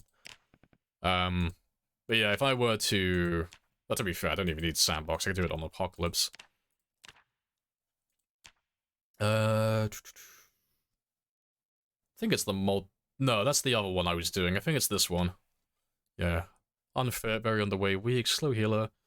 Yeah, this is the current build I'm working with, so... If I got rid of, like, all of my positive traits... Oh, what was that? I got rid of something. Oh, unfit. Add that one back. So yeah. 57 points with this character build. That's what I start with. But normally I would take... This would be my normal multi-year run build. So this one is like... This one would be like a fully sweaty, min-maxed build for long term. And this one starts at 59... Oh. 71 without an occupation. So this would be like a fully optimized negative set of traits for a long-term run. So none of these traits would really affect you in the late game. You would get rid of all 3 of these so they wouldn't exist, because you can level all those up. Slow healer doesn't affect you so long as you don't take injuries, which, you know, for a multi-year run is preferable. slow learner, and pacifist, they're both experience, so eventually he'll level everything to level 10. There's no sneaking in the game currently because it's broken, so conspicuous doesn't actually do anything. Prone to illness just increases the chance of getting an infection, but infections aren't lethal in the game, and they don't really have any negative effects, so that doesn't affect you. Don't eat rotten or uncooked food, and that doesn't affect you. Clumsy just makes you a little bit louder, so... And because we'll be doing a time 16 run, I want to be loud, so that doesn't make a difference. Eventually I'll read all the books in the game, so that doesn't make a difference. And I can counter that just by wearing a pair of glasses, so... I would end up with no negative traits at the end of it. Basically nothing that affects my character. Fully optimized. Sweaty builds. No gamba? No, we don't do the gambas anymore. I do them like occasionally, but I'm not doing them every day anymore. Do you know how trailers losing item works? No, I've not worked it out yet. It seems to only occur with, like, larger items. Like, there seems to be a threshold for how big the item has to be before it can fall out, because... my character never seems to have, like, small items fall out of the trailer. It's only things like furniture pieces or firearms. Like, things that actually have some weight to them. But, things on the smaller, like the lighter side of things, they never really fall out. So... I'm not 100% sure how it works.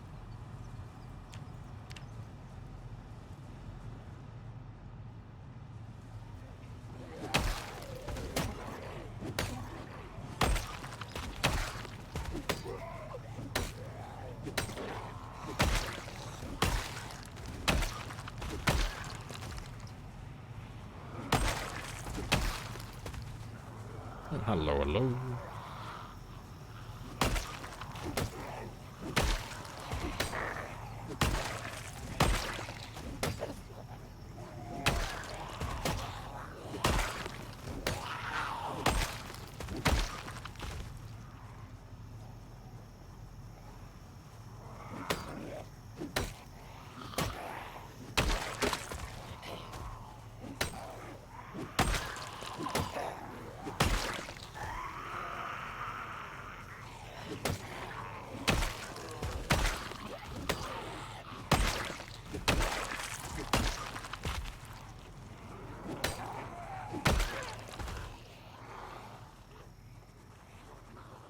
Yeah, it's not too many of you.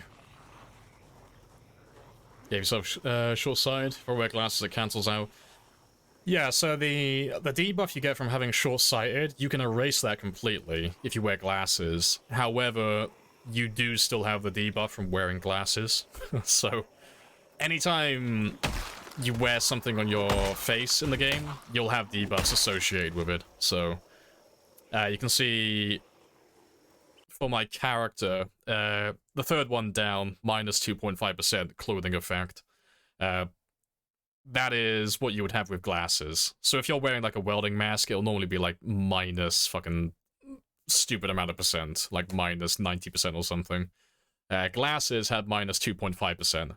So you do technically still have a debuff by wearing glasses, but it's basically nothing. And short sight gives you minus 2 to your search radius, but you can erase that by wearing them, so it's definitely worth doing. But short sight only gives you 2 points, so long as you don't have any plans to wear motorcycle helmets or anything like that, it's definitely worth doing. You know, it's one of those traits that people would call free points. There's still like a small cost associated with it, but it's, you know, it might as well be free, because you can get rid of almost all the negative effects of it.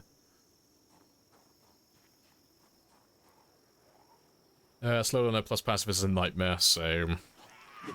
it's spicy trying to do that combo, and then using spears as your main weapon. Hugo looked at the Dakota trailers, only happens with open trailers, only when the trailer condition is low. And only heavy items. Okay, so I wasn't far off then. Yeah, because I knew the open trailers only do it.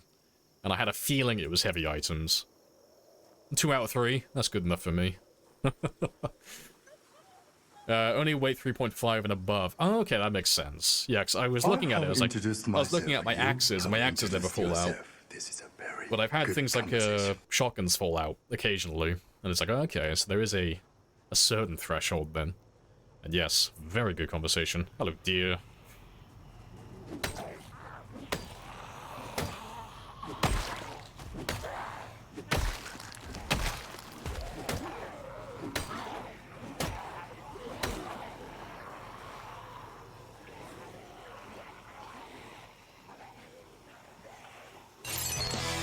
It ain't easy being cheesy. Motherfucker, I'm literally wearing a motorcycle helmet. Oh. Well, you, like, if you actually want to see how bad it is, honestly, bring up the foraging menu here, hover your cursor over the little icon in the top right corner, and look at clothing effect. And then have it with your motorcycle helmet on, and then take it off and have a look, and you'll see how bad helmets are. Helmets are single-handedly the worst fucking items in the game that you can wear. For foraging, that is. They are horrible creatures. They were put on this earth to destroy your foraging radius. That's all they exist for.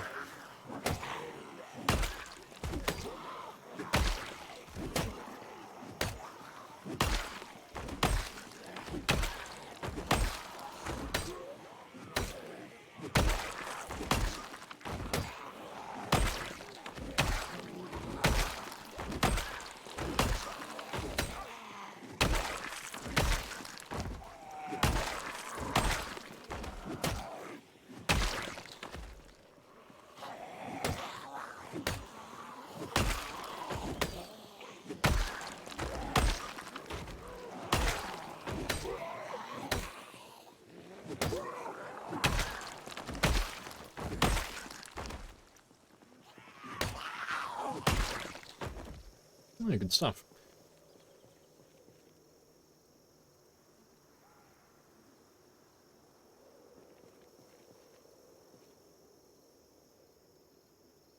Motorcycle helmet is useless now. Yeah, because it doesn't protect the neck anymore. That was literally the only redeeming quality it had. But yeah, it has negatives to your attack speed, doesn't give you neck protection, and destroys your foraging. So motorcycle helmets are absolute dog shit. They are terrible, yeah. But, hey-ho. If you're after that aesthetic and that's what you like your character to look like, fuck it. You know, bite that bullet and wear that helmet, but you're putting yourself at a little bit of a disadvantage for looks.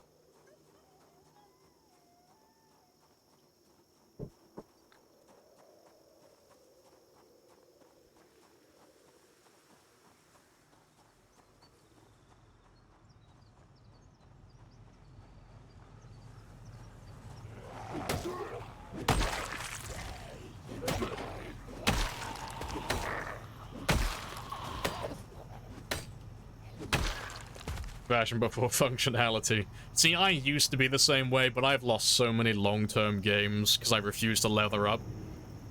Because, like, putting leather patches on your character makes them look like such a fucking nerd, but because I'm going for a world record game, I'm trying to be sweaty.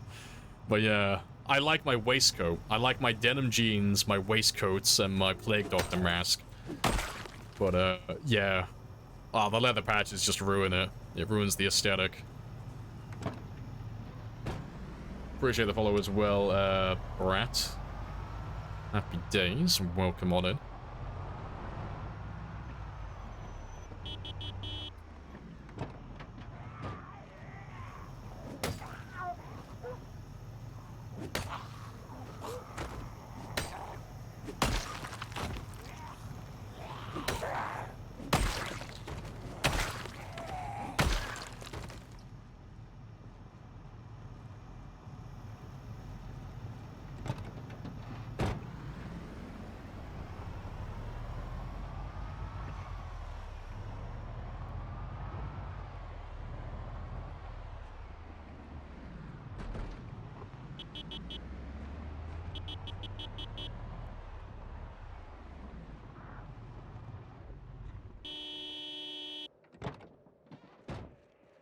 Let's grab all of you.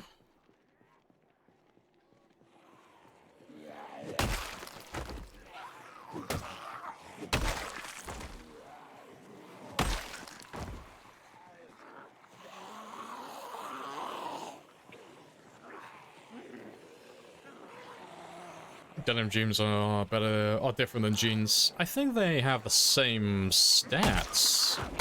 I think. It's just the model that's different.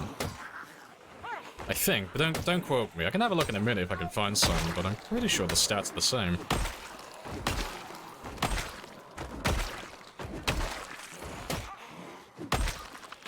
Is this vanilla? It's vanilla plus, so all the core gameplay is the same, but we're running like about 5 mods, I think. So the helicopters are different, and I have a plague mask, which is just cosmetic. Those are like the 2 main things that you'll notice. Everything else is vanilla.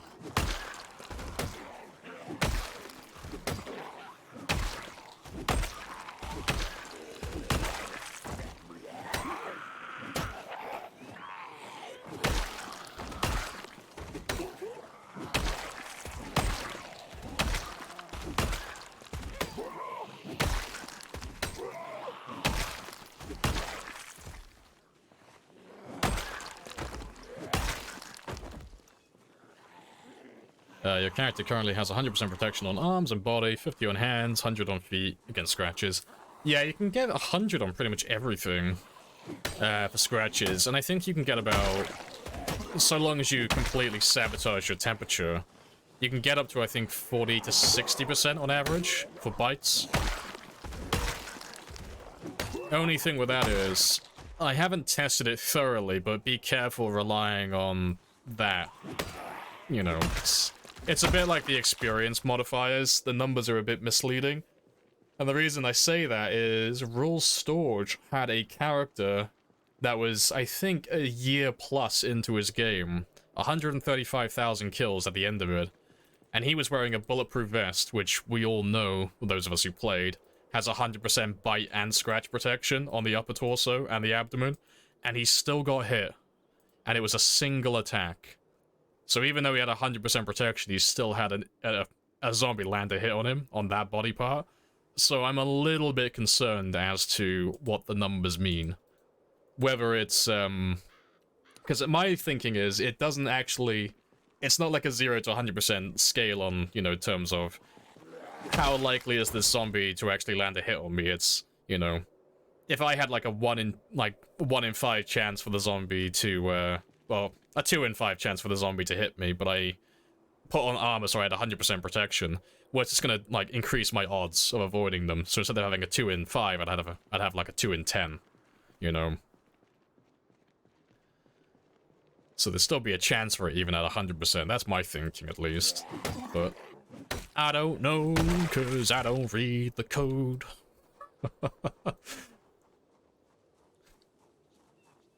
Thin skin moment. How'd you get 100% on the hands? With hands, you can't get 100% last time I checked. Yeah, it's 50 and 25. Because I'm pretty sure I'm levered up, aren't I? Yeah. So that's as good as you're gonna get. You can't get anything above that. Leather gloves are the best hand protection you can get in the game. And then with level 10 tailoring, you can put leather patches onto them and then increase those numbers a little bit further, but you'll never get 100% on the hands. It's the same as the neck. There are no items in the game anymore that give 100% neck protection. So the best you can do is wearing something like a varsity jacket and a scarf, and then tailoring those to level 10 as well. Well, tailoring those with level 10, I mean.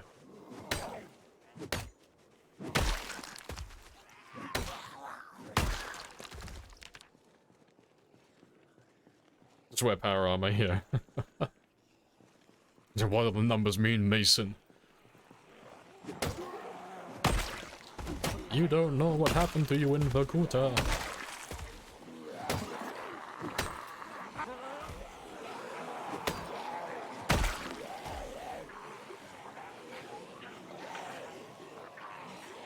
Yeah, always a chance for mishaps, yeah. When in doubt, just don't get grabbed by the zombies.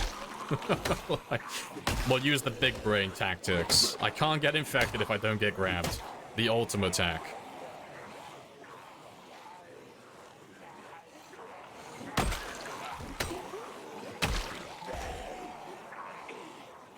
Yeah, Diamond Sweater gives neck protection too, yeah. There's like a handful of, like, jumper items that give neck protection. I know the Varsity Jacket does.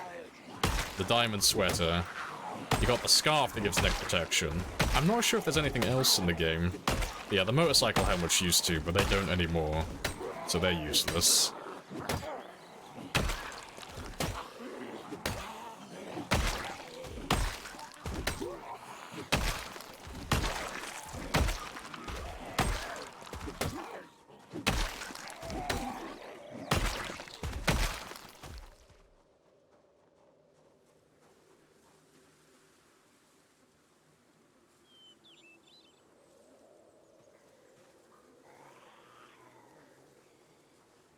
When in doubt, throw your spear out. Fucking heresy right there.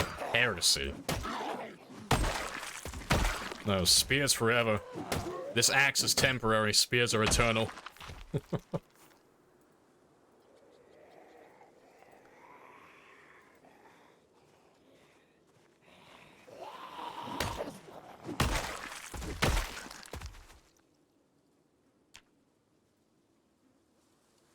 Yeah, fully rested.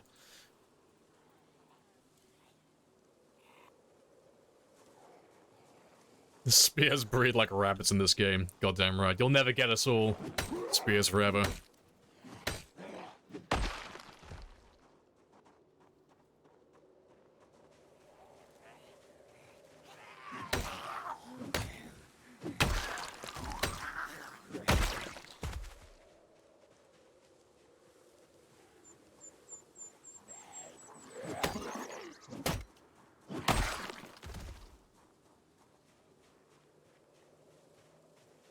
Lumbersexual spear. Oh no, it's with spears. I'm sorry, dear. I can't hear you over the sound of all of my zombies dying to my thousands of spears. The attack rate is too high. There's no chance for the audio to drop.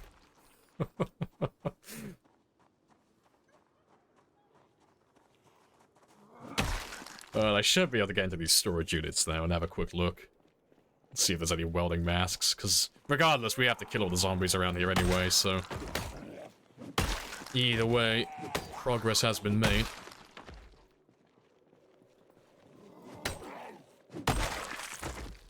Would you rather be the best early game melee... Huh? Oh, what would be the best early melee weapon in the game?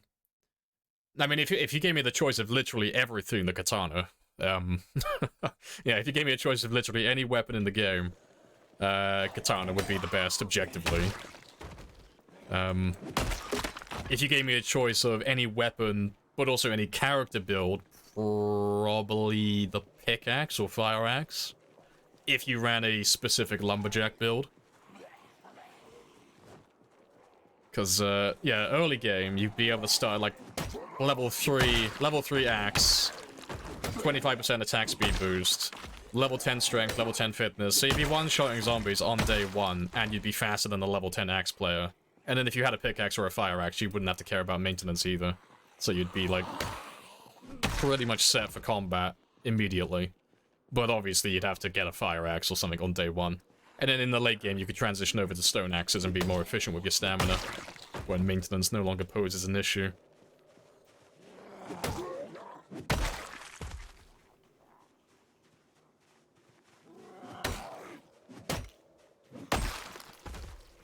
Katana is a glass cannon, though. Yeah, but like every weapon is, apart from the crowbar on day 1. Like, maintenance is like a pretty big issue on day 1, and it depends, like, what metric you're measuring for, like, best weapon. It's too vague, really. It's like saying, like, who's the best player at the game. It's like, there's too many ways to play, and there's too many metrics to measure, and it's the same with the weapons. Like, what's the best weapon in the game? It's like, well, for what?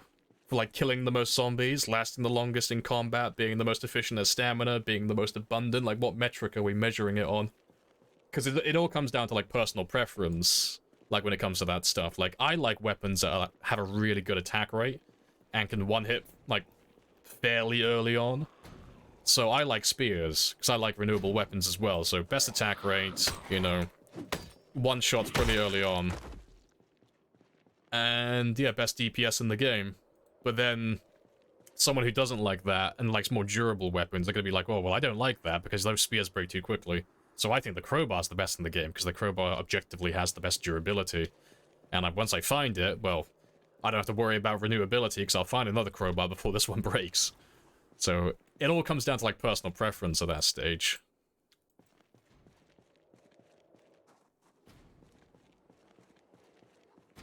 Can I show you? Oh yeah, I can have a look at my stats. Yeah, while we have a little walk around.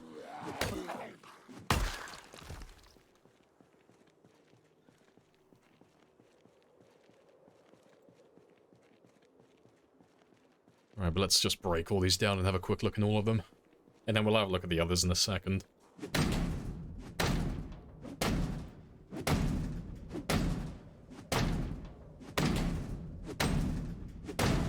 To be fair, there is a fire axe out on the road. I'm gonna go grab that one. It'll just be a little bit faster.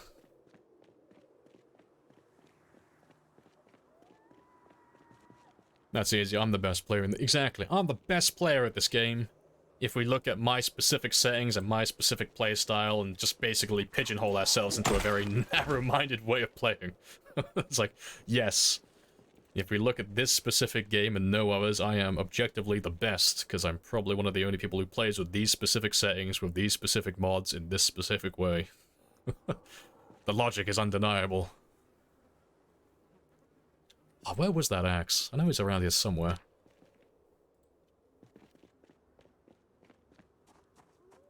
He might have been around by the car. I'm pretty sure there was an axe. I know I saw someone with an axe.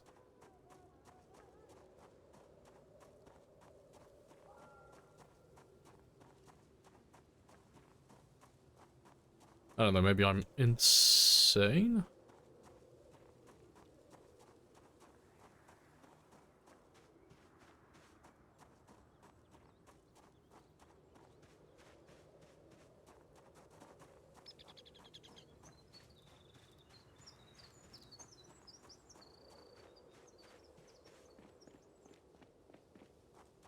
Yeah. Oh, I know he's here somewhere. Don't remember where.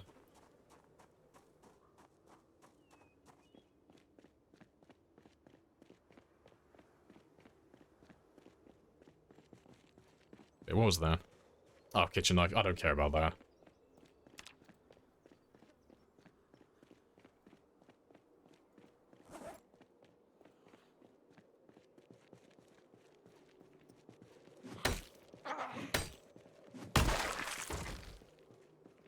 How did the marathon stream go? I nearly killed myself, so I stopped on about 26 or 27 hours. I fat fingered the E key while driving and I nearly jumped out in front of a group of zombies, so we called it very early, because as much as I want to do a 40-hour stream, I don't want to lose my character. Before I carry on, though, I'm gonna go grab myself another drink. I'm not gonna run the other 5-minute timer. Give me less than 60 seconds.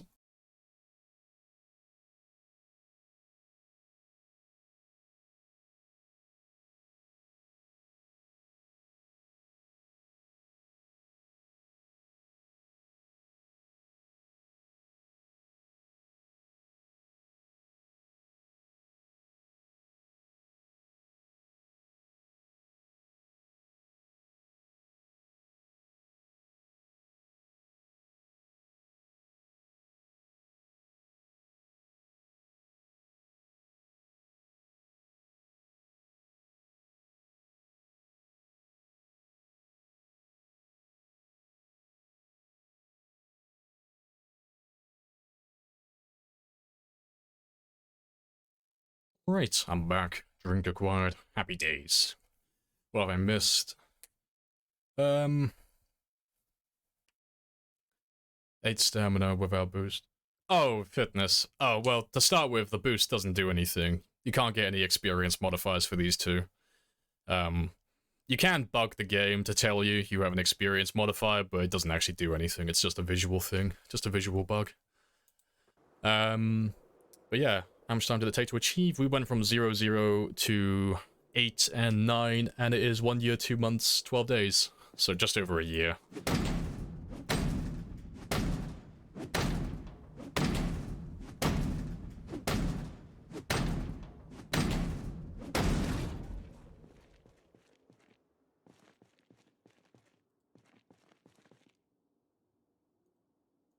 get you out of my way.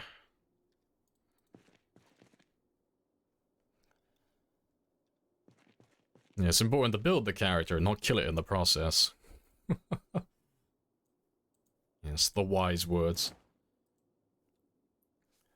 Is the experience boost not working as intended? No, it's not supposed to work like that. It's, there is a setting you can toggle on, in the sandbox, so I'm pretty sure it's still there. There's a setting in the sandbox so you can tell the game if you want to have an experience modifier for fitness and strength. But by default, it's turned off, so you can't, you know, take an occupation that gives you a modifier for fitness and strength and then power level it to 10 almost immediately. But, yeah, you have to turn that one on yourself.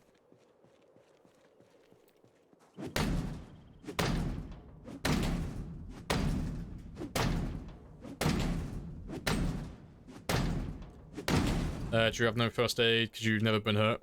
I've not been grabbed by a zombie on this run, though. We are clean and pure. Oh, fucking lacrosse stick. I don't think we found one of those yet. Ah, yes, a fine addition to my collection. So that 125, because you have 3 fitness. Yeah, it literally means nothing. It's purely a visual bug. It doesn't actually do anything.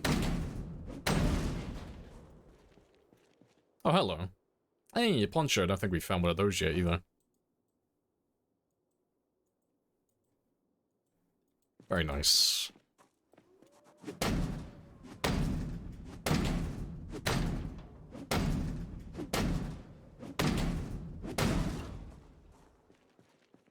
Hey, fucking welder mask. There we go.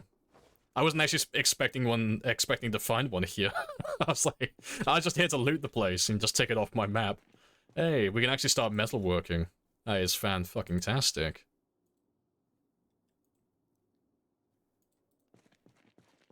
So we can actually start repairing our car up to 100% now, or near to 100%. Fantastic. We'll actually do some metalworking today, then. Because there's so much propane around in my game that I've marked on my map, but I haven't been able to use. But, yeah, now that we have a welding mask, I have all the metalworking books, so we can actually start on that today.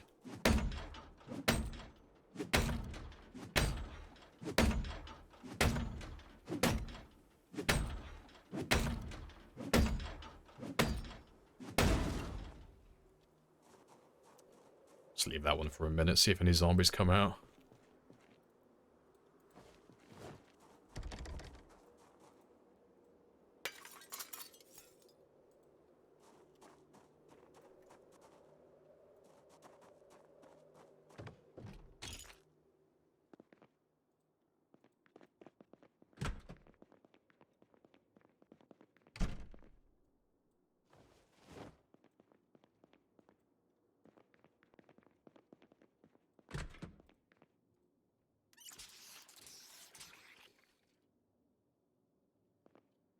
Oh, if you're looking for my last, like, death, it's exclamation mark PBTwitch. That'll be the last death I had on a run of this kind. Eee, duct tape.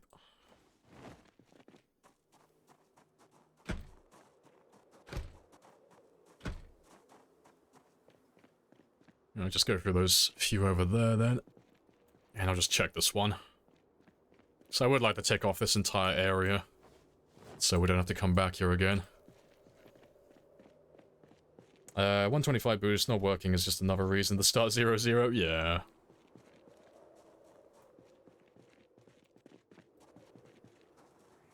But no, it's... The way that I see it is, if you're gonna try and do... I mean, it's exclusive to long runs, like, that's the main thing. If you're not doing a long run, don't ever go 0-0, it's not worth it. Yeah, if you're doing a 0-0 run, you're going in with the intention of, like, living for as long as possible, like, ideally, because it's gonna take you so long to, like, level up and get to that stage that, you don't want to take it if you're doing, like, a short run, because you'll never get your fitness and strength high enough to actually make it worth those points. It's just about that return on interest, really.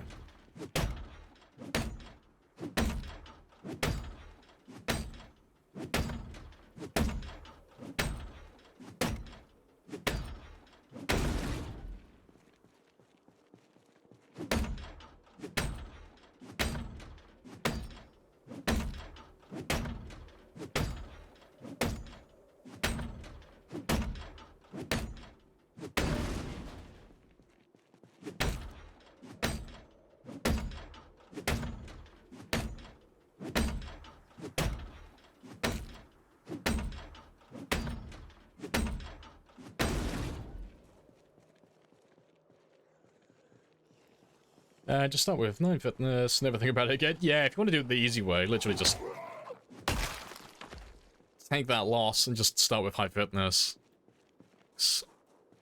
The way it kind of works is, it depends on what you want to prioritize.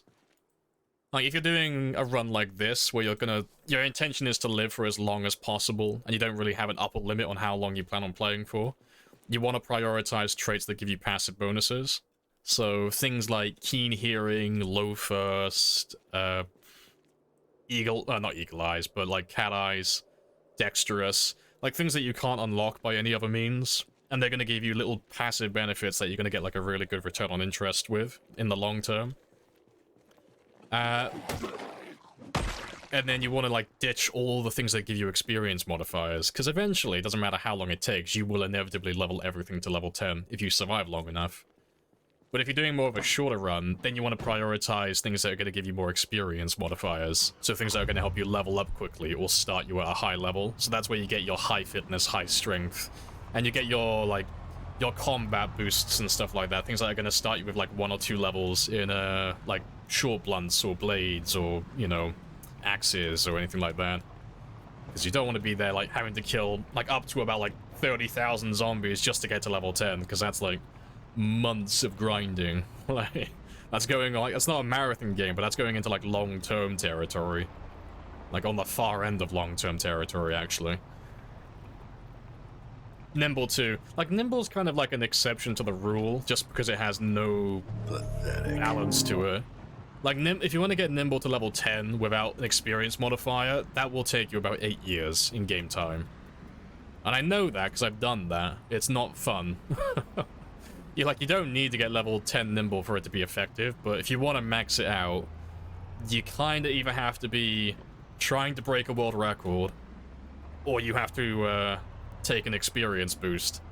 So I would recommend taking an experience boost, because apart from the people who actually stream the game full time, who the fuck has enough time to do 8 years in game? Like, that's not a common thing. That's not something that people do typically. Nimble 4+. Yeah, like anything like around like the 5 mark, you're fine. Like, you don't really need to go that far beyond 5 or 4. You'll have enough to stay ahead of the zombies and be able to be effective in combat. Like, you won't be able to stay ahead of them perfectly, but it's like, it's good enough, you know.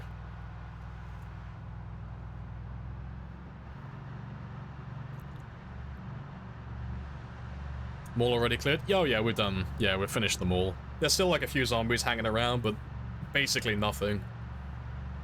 Like, we are pretty much done. And look what we found. Behold.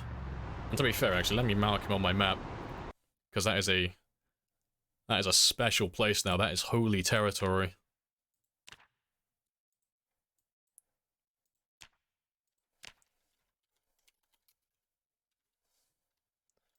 That's our welder boy. We finally got a welding mask. It only took over a year in game time, but we can actually start doing metalworking now. Jesus.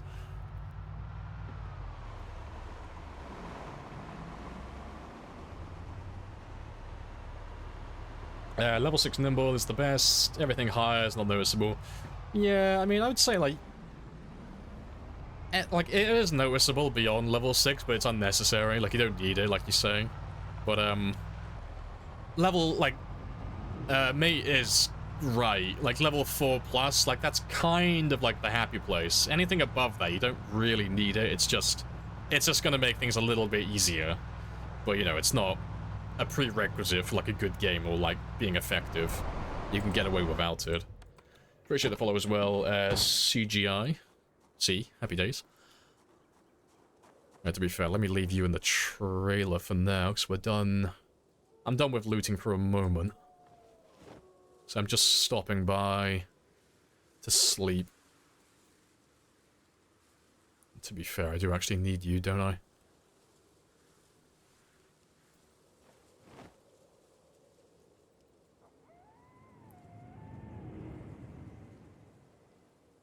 Appreciate the follow as well. Dino Nuggets, happy days. Love the name, by the way.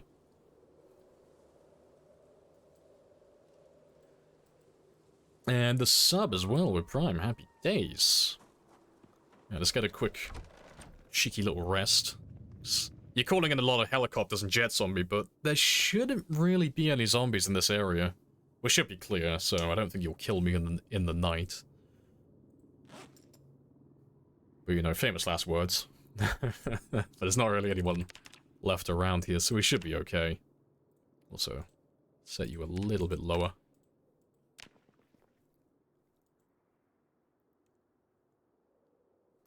You think Nimble High is bad? No, it's fine. Like, a higher Nimble skill is really easy to counter. You'll see me doing it currently in my game. Like, if you see me fighting zombies in this direction over here, like, let's say the zombies were here, and I'm obviously here, and I'm backpedaling up north. Like, you'll see my character, like, swinging away, and every now and then you'll see me, like, wiggle my character a little bit, just from side to side. So I'm just slowing my character down, just a little bit while I'm swinging away at them. So it doesn't really take that much to, like, stay at the perfect distance, but the point is you get to actually choose to stay at that perfect distance now, instead of them inevitably catching up to you and forcing you to turn around. Why do you sit on the table? Because it is a chair. It is a piano stool. Her name is Rebecca, and she's the best support you can ask for. It just allows you to rest a little bit faster when you're in the open. So, sit on the ground to get back stamina. Tell my character to also rest on the chair as well to get back my stamina a little bit faster. So, it's about 25% faster than just sitting on the ground normally. And you get the progress bar as well. That's probably a rifle or something. There it is. Yep. I'll keep you in my inventory, otherwise you'll just fall out again.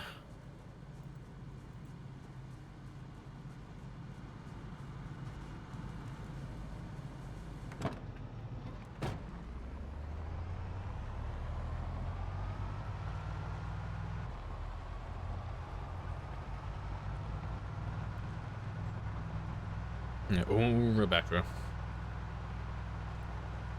But yeah, what we're going to do now is we're going to head back to West Point. I'm going to drop off some of this loot, and then we're going to grab our propane torch and level up our metalworking skill.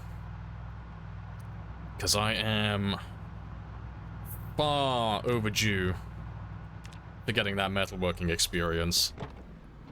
Because I haven't been doing any real mechanics for a while. Because there are parts of the car that I can't repair 100% without metalworking. So I've been putting it off for such a long time, so I need to level up this. But we haven't had a metalworking mask, a welding mask that is, for so long that yeah, it's been just left in the left at the back of my mind. Is this pure vanilla? No, no. This is like vanilla plus. So I'm running 5 or 6 mods.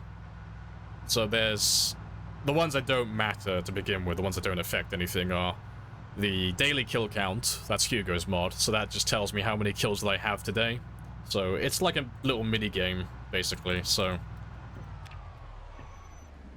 while every single day at midnight the game will tell me how many zombies I killed in this day, and then it also records the highest my character's killed in one day. So my character's current PB is 1084 in a single day. So it's a fun little mini game we can do on the side while we're playing with this character. Then there's the craftable headgear mod that's made by Dylan. So that adds a bunch of masks and helmets you can make in the game. But they're all cosmetic. They don't have any like defense stats or anything like that. And he was nice enough when he made the mod to include a mask of my own, because he's an absolute Chad. So that's the mask I'm currently wearing in-game. And what else are we running? Twitch stats. So that records my survival time down here and my kill count over here. So that's just telling you guys exactly how long I've been alive and how many kills I have without you having to ask me constantly. So it makes it easier for you. And the last mod I'm running, which actually affects gameplay, is the expanded helicopter mod made by Chuck.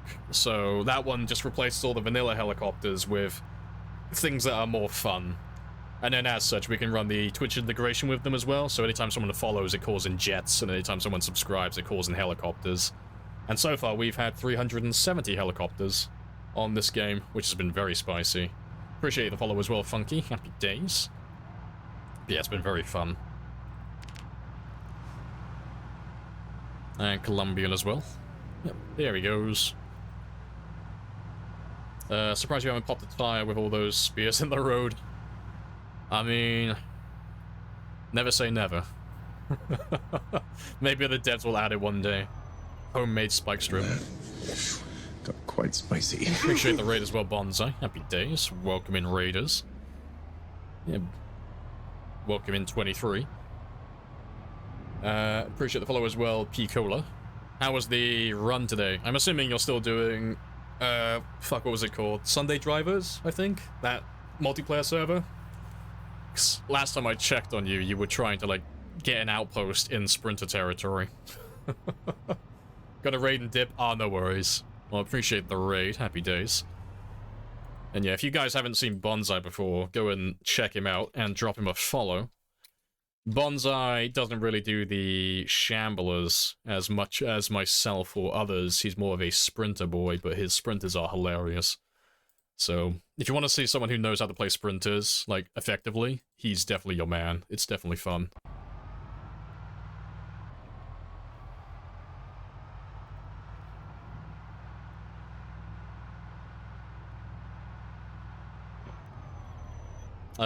You did get 2,000 on sprinter kills. Day 6. How the fuck did you do it that fast?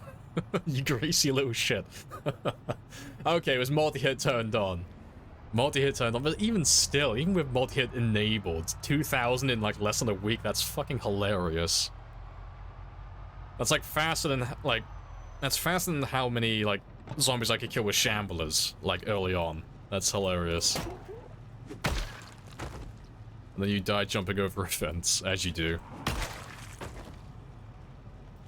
But yeah. But there you go, case in point. Bonsai's very speedy with the sprinter kills. He knows what he's doing with sprinters.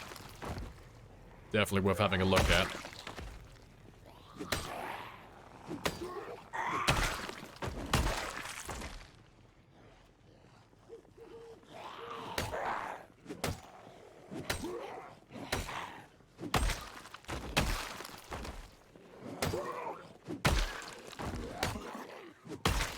We're still cleaning zombies up in West Point, surprisingly. They're still finding their way up here from Dixie. So I thought it would have run out by now.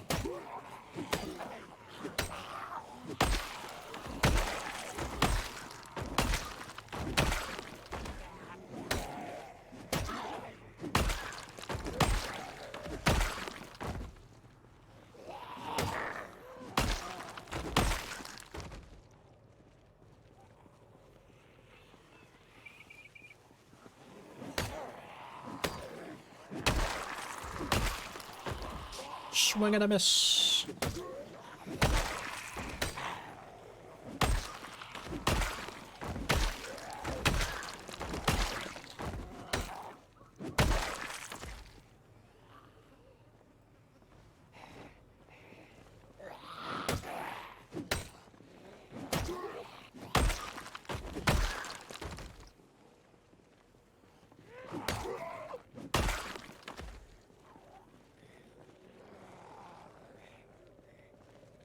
You're running like 5% sprinters. Yeah, and they catch you off guard sometimes, yeah, because it only takes like one sprinter with shamblers, and then God forbid you get like 2 or more catch you off guard. It's like, oh fuck.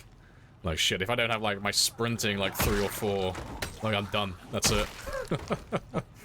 Not good. 540 on the first day. Yeah, see, I don't think I could ever beat that. 540 sprinters in one day. That's insane. Like, not even on, like, one day. Just on the first day. That's insane.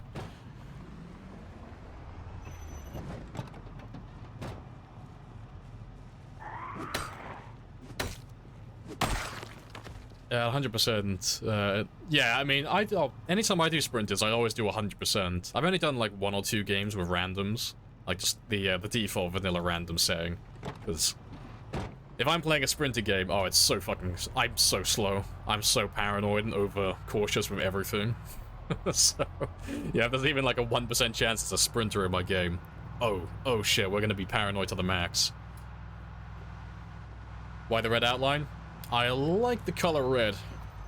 But no other reason, literally. It is a vanilla feature in the game, just under the accessibility options.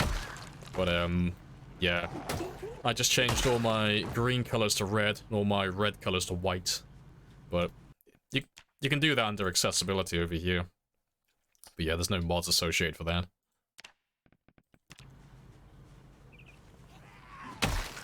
Appreciate the 400 as well. What does this do? It should be a helicopter. Spicy times. But I think we're in the clear, because we're in Westwood at the moment. So I don't know how many you'll actually bring to me. But we will see. They keep coming up from the south, like down from Dixie at the moment.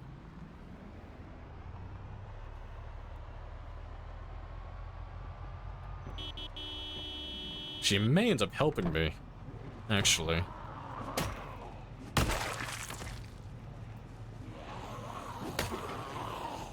I don't hear him yet, though.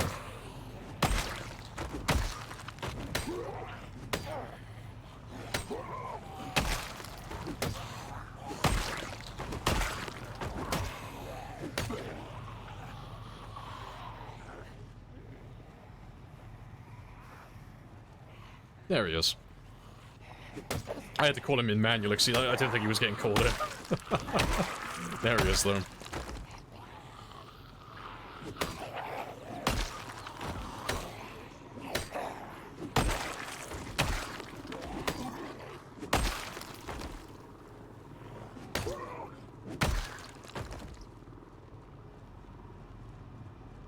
Only want to help. Oh yeah, nothing but the best intentions, I'm sure.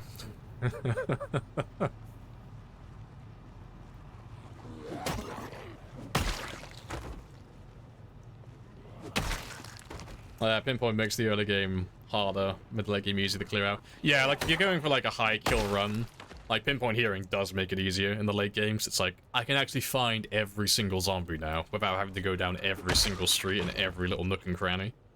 Because they can hear you from so far away. But yeah, that early game, spicy. And going into new territory as well, very spicy. Good fun, though.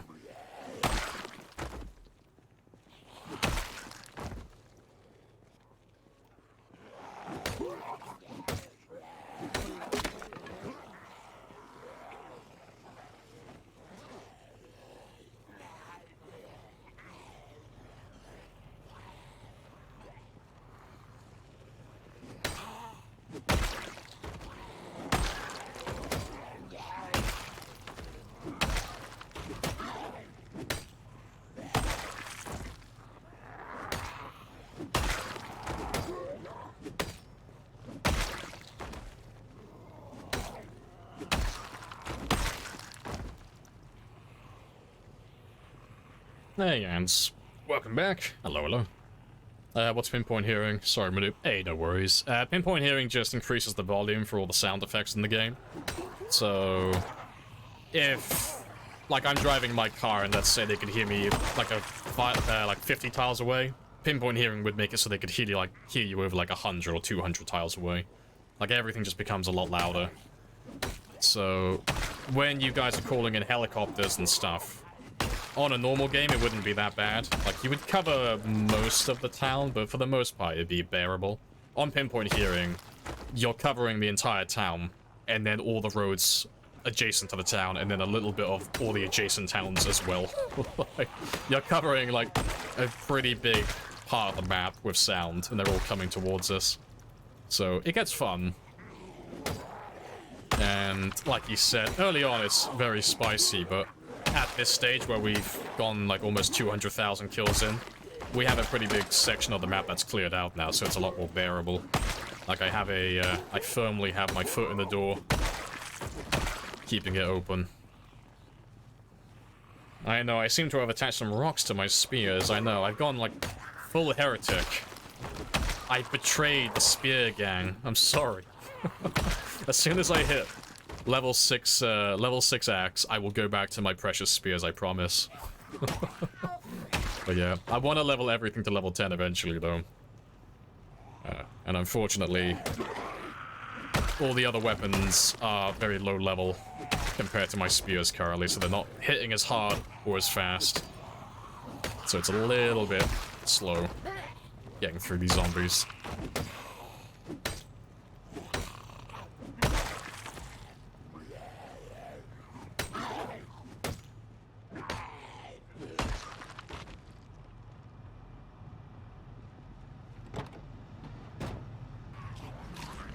What the fuck was that? Progress, my friend. Progress. Does anybody know the source of wires in game? I mean, what can be... Oh, to actually get, like, just wire, not electrical wire or anything like that.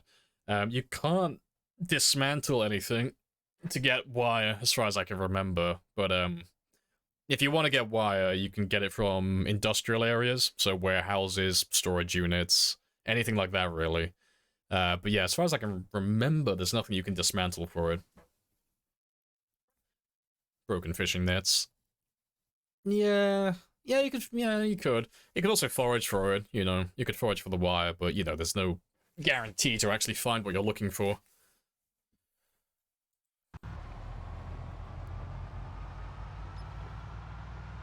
Yeah, so yeah, you can forage for the broken fishing net traps as well, and then you know,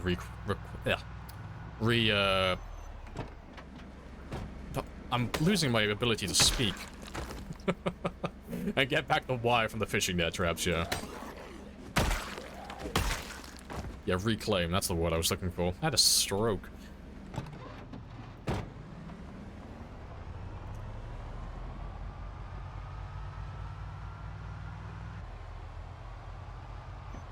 Oh, the spears. Is it how they get started with making spears? It's time-consuming, initially, but it's not that bad, honestly. It's, yeah, get Carpentry 3 before making spears, yeah, that's advised. Does it, need an axe, knife with wood? So you can use planks or tree branches for the wood, and then you need a blade of some kind, so... Anything that's a blade, really, that's a short blade, and then also chipstones, so... If you don't remember exactly what you need, you can always go to the crafting menu, and I believe it's under general. No, survivalist? Yeah, survivalist. So yeah, if you go under the survivalist tab, just look for spears, you can see all the knives that you can use to make spears, and then you can see what wood you can use as well. Early on, it's going to be easier to get hold of tree branches, because you won't have a saw. At least you probably won't have a saw that early on. And you won't have a carpentry level high enough, nor will you probably have an axe. But once you get a saw in the game, you can either find a fire axe or make a stone axe and start cutting down trees and sawing those logs into planks, which is a lot easier for making spears in bulk. Like, there's a reason why I've made over 2,400 in my game, and it is by using that method. Tree branches take too long. That's why, yeah, stone axes are a no-go for me personally, because they can only use tree branches. Spears forever.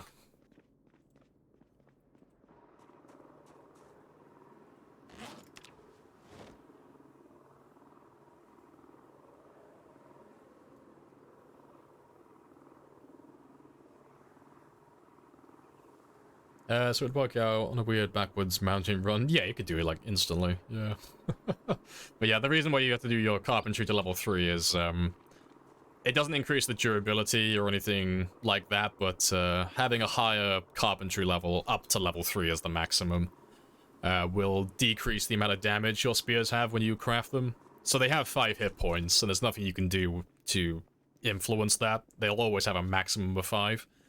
But depending on how high your carpentry level is, they may have pre-existing damage when you craft them. So if you're like level 0 carpentry, your spear might have like 2 out of 5 hit points, or 1 out of 5 hit points. But once you get to that level 3 threshold, they'll always have 5 out of 5 hit points. They'll always be mint condition when you make them. But they're the only weapon that does that. Like the only craftable weapon that has that mechanic for some reason. But that's probably going to change in the future, no doubt.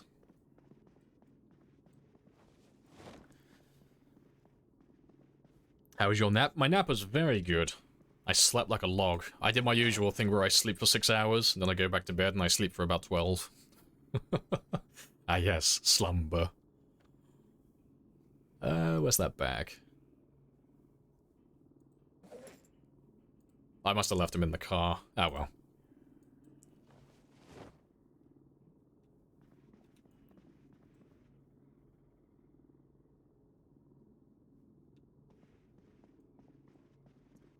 Let's get rid of all these weapons as well.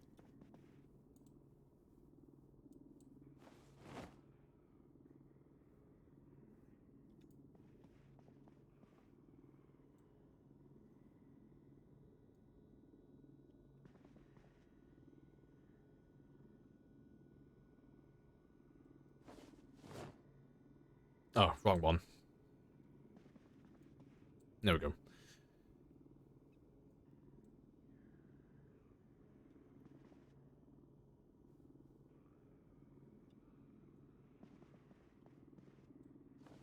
As you can tell, I have far too much of everything.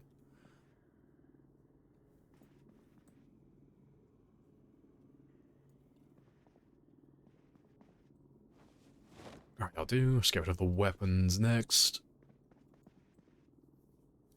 I had to check your VOD when I woke up.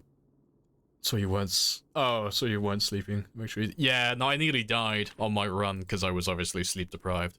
Because staying awake for multiple days is very easy. Most people could do it if they actually want to, but staying awake and retaining, like, fine motor control, I can't do it. I know there are some people who can, but I can't, as much as I want to. And because this game punishes you for making a single mistake, the second I start losing that motor control, I'm done. And, yeah, I fat fingered the E key while I was driving, which forces you to get out of the car. And I happened to be driving through a group of zombies at the time, so I came very close to dying. So yeah, I caught it for the day after making a mistake that silly. Let's get rid of the medication. And let me get rid of that crafting and building supplies. Appreciate the 9 months as well. Happy days. Show our Tracy? Yeah, you can have a gander. Over there. Yep. There goes that helicopter. I could hear him hovering around for a while. I was wondering where he was lurking.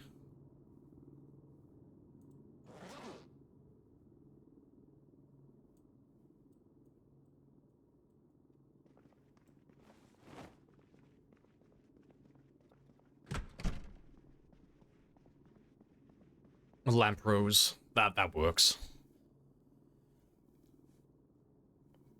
You were a carpenter for, 15 years in real life. Sharpening wood is a thing that comes with experience. From pencils to stakes.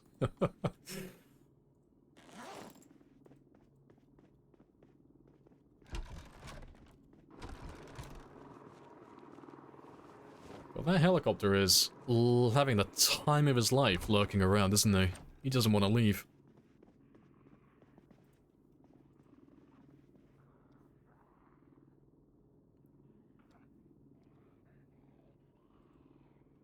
Yeah, let me move you as well.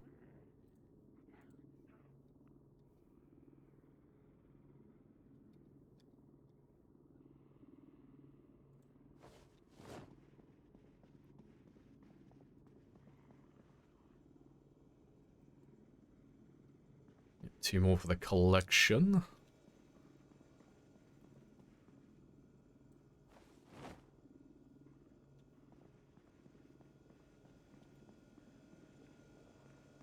Everything has a home.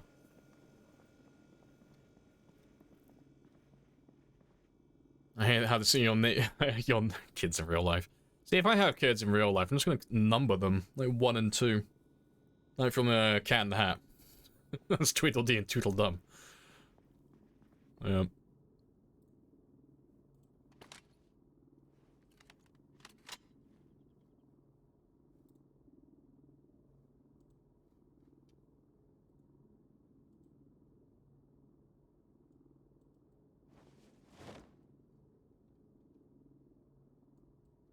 Alright, so that's all done. I need to get rid of you in a moment, but you can stay there for now. Let's drop off all these extra katanas. So how many do I have in total now, then? I got 11 over here. Okay, so I got 30 katanas. We've had 30 in total, then. I'm running out of space on my bed for them. I don't have that much room left. I'm running out of room for the weeaboo sticks.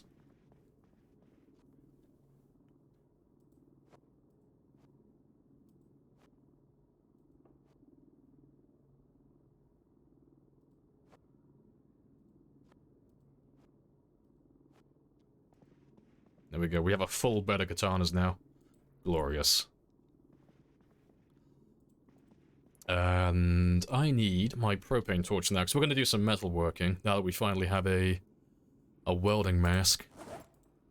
So we'll go out, do some metalworking, and then when we get level 2, we'll come back and read the next book. That's the plan. What do you do with rotten food? Rotten food... You can use it to cook with later on once you get a high enough cooking level, so once you're above level 7. Alternatively, you can use it for fertilizer and to generate worms. So the plan was originally to build some composters here. So when I finish my farming, I grab the crops, throw them in the composter, let them rot, and they'll just slowly make me worms out of thin air, basically, and I can use those worms for fishing and trapping. But yeah, I never got around to it. So all my rotten food is just sat on the ground here, chilling out doing nothing. But yeah, they never despawn and they never disappear, so it's one of those jobs I can do whenever I feel like it. There's no rush. But yeah, let's go do some metalworking now. I'll get rid of those zombies though, 'cause I can hear a few of them downstairs by my generator.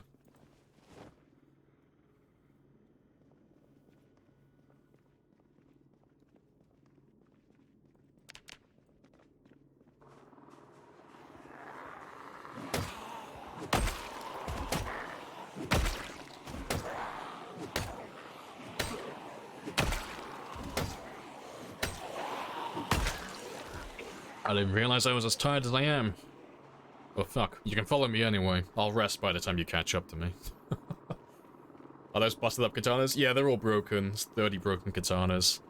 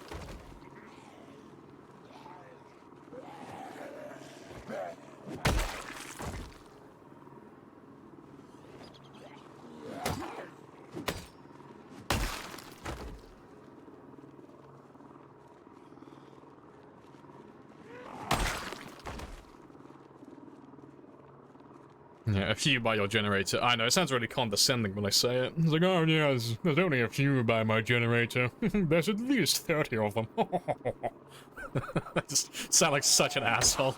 It's like, oh yes, it's only a small group this time. Jeeves, get the broom. The rabble are out there again.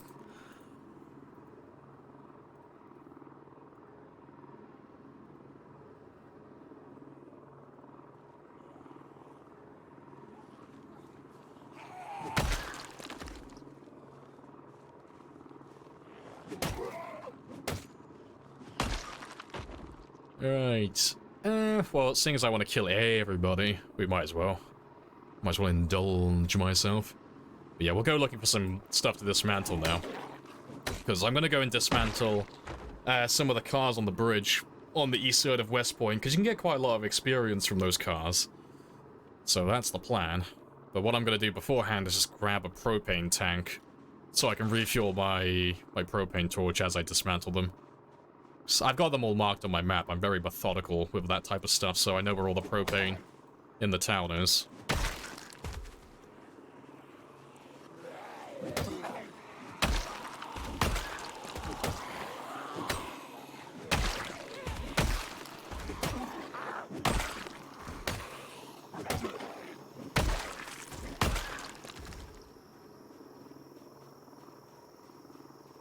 The peasants are out there again, Jeeves, asking to tax the rich.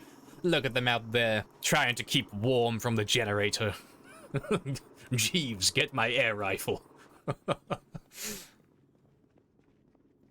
Oh, funny stuff. Oh, let me get rid of that broken, scared of you. Right, let's go do that metalworking now, 'cause I got a few hours left. Have you changed the horde configuration? Horde size, distance between hordes? I think... maybe? If you type in exclamation mark settings, that'll give you the list. The only setting that's on there that's different is the pinpoint hearing. But, I don't know if I'm doing 0 groups or groups of 20. Because I change them every now and then. Sometimes I do groups of 0, so every zombie is its own individual group, which makes them more random and more hostile. But, I don't know if I'm doing that on this one, or if I'm doing the default groups of 20. But I know everything else is default, you know. Exception being the times 16.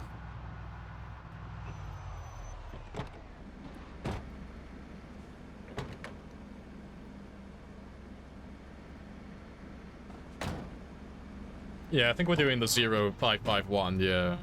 I think. Maybe. What do you guys think of a save without hordes? It's fun. It's really fun. So we do that one fairly often. We might be doing it now, actually, without me realizing it. But it just means that you don't get groups, like, dispersing and separating quite far. If you have a group of zombies in an area, they're all their individual zombie groups, so they'll all just stay wherever they are. So you'll end up with areas that have no zombies, and you'll end up with areas that have, like, thousands of them all in one zone, which is quite funny. As opposed to the default group 20, which segregates them all. It puts them in, like, maximum groups of 20, and it separates them, and there's quite a big distance between groups. So it's a lot easier to avoid them when you have the default settings. So personally, I prefer them all spread out. I find it more fun.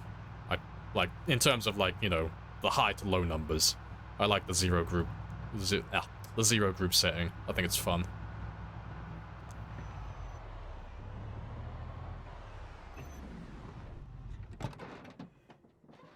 Easy, Rob. Welcome back again. Pretty sure you were here earlier, weren't you?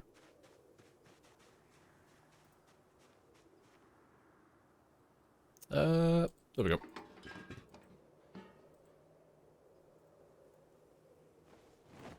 All your propane belongs to us.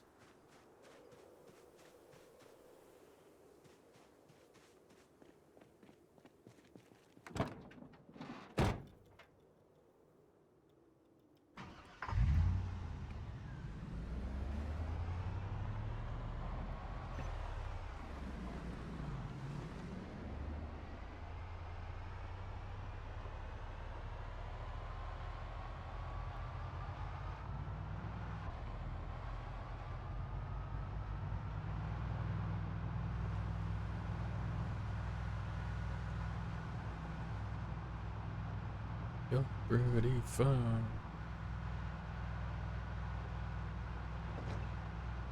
Yeah, and almost there. We're just gonna go to the bridge. So not that far, now just around the corner. There's plenty of scrap cars down there that I can get rid of. So I would like to clear the entire thing out.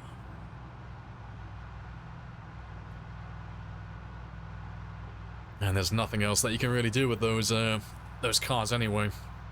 Like, the parts they have on them are always terrible, so... When are you moving into the checkpoint?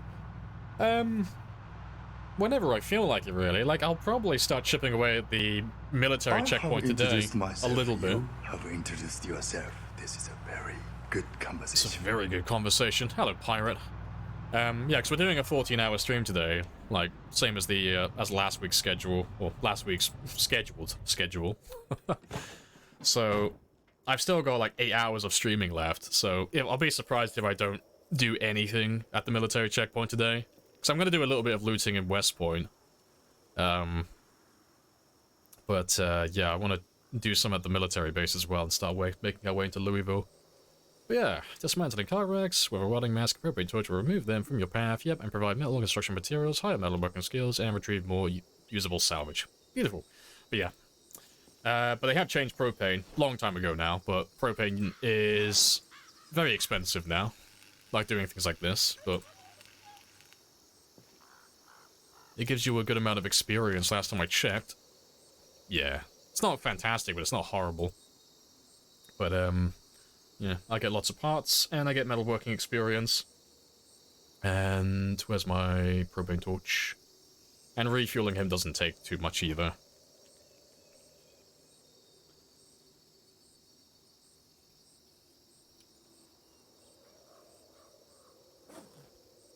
So yeah, I'm gonna get plenty out of there.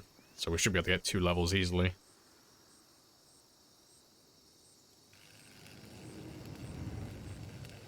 Appreciate the follow as well, Angel. Happy days. Where did you find the welder mask? The zombie gods were finally kind to you. Finally, yeah. It was actually what you guys suggested on Thursday or Friday. It was in that little storage unit. So today we did a little bit of scavenging around the train yard over here, but we found a welding mask in the storage unit on the far west side, on this section over here.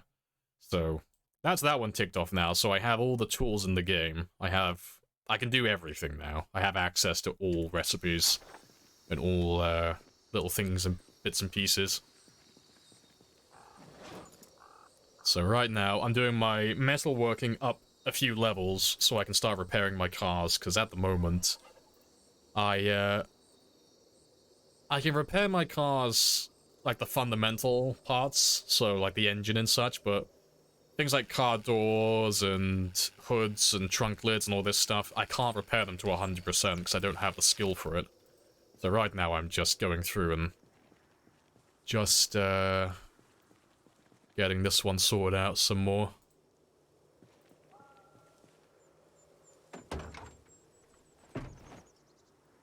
Yeah. There are cars like this as well you can dismantle, because you can't do regular vehicles, but if you want to dismantle cars that aren't burnt out wrecks, you can always tell which ones you can and cannot do, because they always have like a big fucking dent in the door, or the hood's all fucked up. Like, they have a different model as opposed to like the normal cars, which look, you know, clean-ish. But yeah, it's always, make sure you empty the trunks first.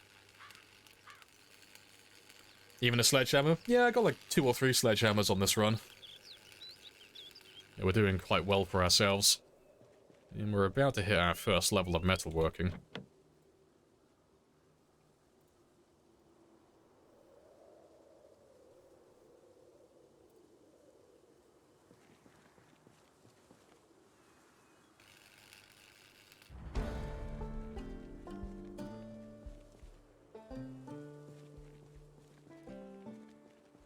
Yeah, these car wrecks aren't good for anything though, so...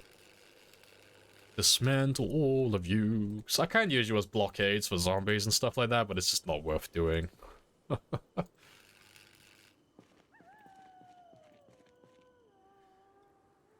Journey when you absolutely have to. Yes. Yeah, there's no concern for me to to feed my character on a regular basis.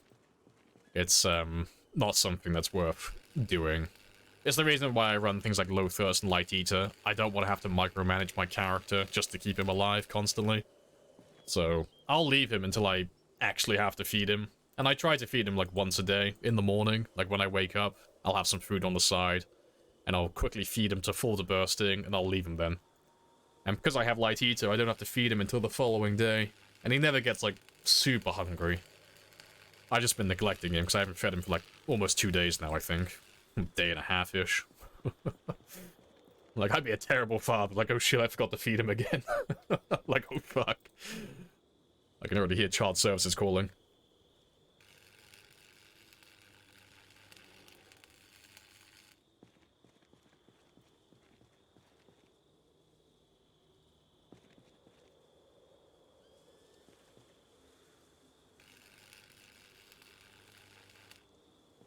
Yeah. Sometime in the future, I'll probably come back and collect all these metal sheets and scrap parts and metal bars and pipes and such. But because they're so heavy, and I don't really have the storage for them, I'm just gonna leave them here for the time being. I'll mark them on my map just so I don't forget about it, but I'm gonna leave them all here for now. Yeah, we'll head back now. We'll start reading Metalworking Volume 2, and then we'll come back out here in the morning. Well, probably not in the morning, but in the evening. It'll take me a while to read that book. Yeah, the level up sound, yeah, it's getting rarer and rarer. Yep.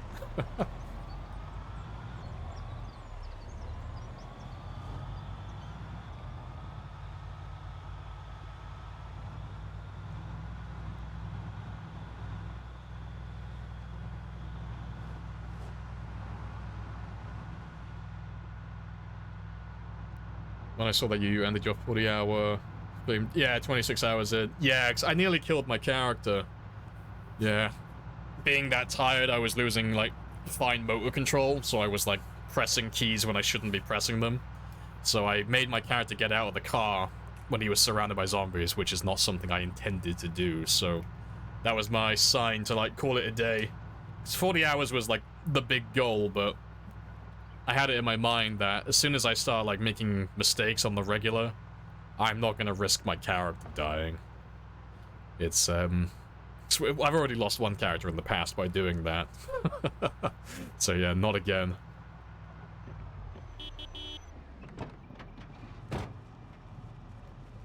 You have a clip of that? Yeah, it's the 297,000 kill run. So PBTwitch is the command. So you'll see my cursor go off the screen. It's when I tab myself out of the game. Yeah, turn cars into, like, crates, yeah. Welding rods are a bit of a pain to find, but they're not super rare. Yeah, metal crates are the best container in the game. They just look fuck ugly. That's the only issue with them. They look ugly. It could take you a whole day to read the next book. Yeah, with Slow Reader, it's going to take the majority of the day. But I don't have anything planned for my character, you know? I'm in no rush. I'm planning on surviving for years, so I don't have a deadline to stick to.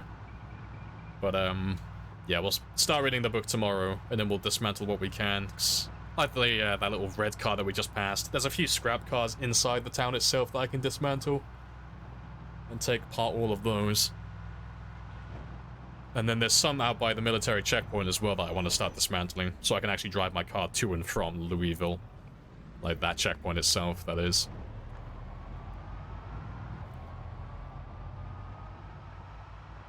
But, yeah. I'm just doing this so I can start repairing my cars fully.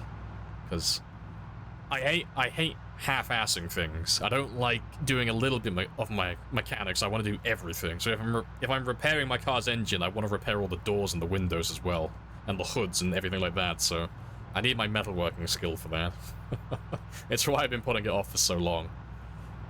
But yeah, we'll actually start repairing our cars and building a fleet of vehicles now, like actual good cars, instead of destroying them and throwing them away constantly.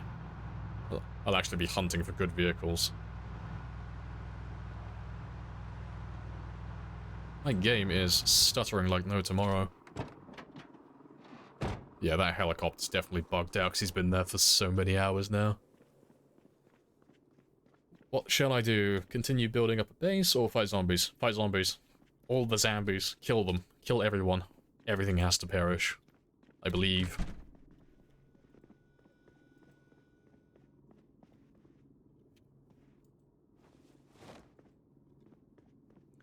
Alright, I am going to quickly relaunch my game, though, because that helicopter is not supposed to be there. And my game is stuttering like no tomorrow, so I'm going to give him a quick reboot, and hopefully that will fix him.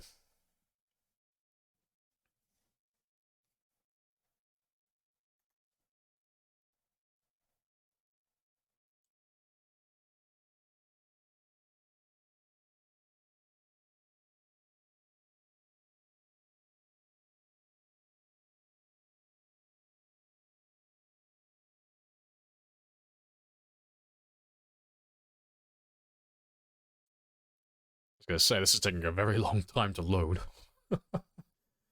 You're having trouble finding the basic mechanics magazines. To really do decent repairs on your vehicles. Yeah. It's a bit of a pain, because you can make do without them. Well, not the magazines, you need those ones to actually work on the vehicles themselves. But,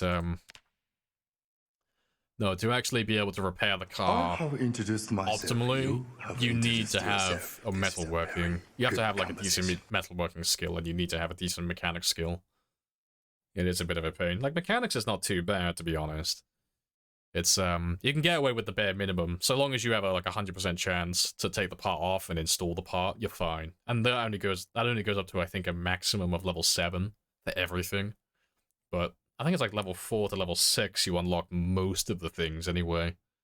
But repair like hoods and doors and like trunk lids and all of that kind of stuff, you need to have metalworking. Like, you can get away without it, but it works with the same system as like repairing weapons. The more times you have to like make an attempt at repairing it, the less you'll get. You'll get diminishing returns, and you won't repair it as effectively. Unless you use like the proper recipe. Similar to like using wood glue as opposed to adhesive tape. You have to have a metalworking skill to repair like trunk lids. Well, not trunk lids, but like hoods of your car with propane and metal sheets as opposed to repairing them with screws.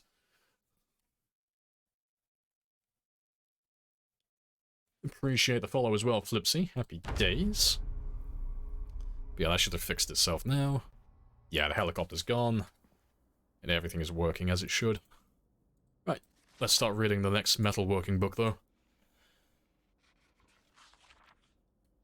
You're thinking about moving into Louisville. What should I take with me?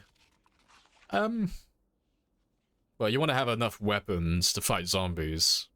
So you need to have... It depends on, like, what weapons you're using, but... Either take enough knives to make the spears you need, or take the weapons that you need to last, well, whatever you typically average, but like about a month's worth of weapons. And, it depends on, like, how far into the game you are, but if you haven't leveled up any renewable source of food, like fishing or trapping, you know, canned and junk food. But, there's not really that much you really need to take with you, really. Like, a little bit of food to get your foot in the door, enough weapons to carve out, like, a nice landing platform.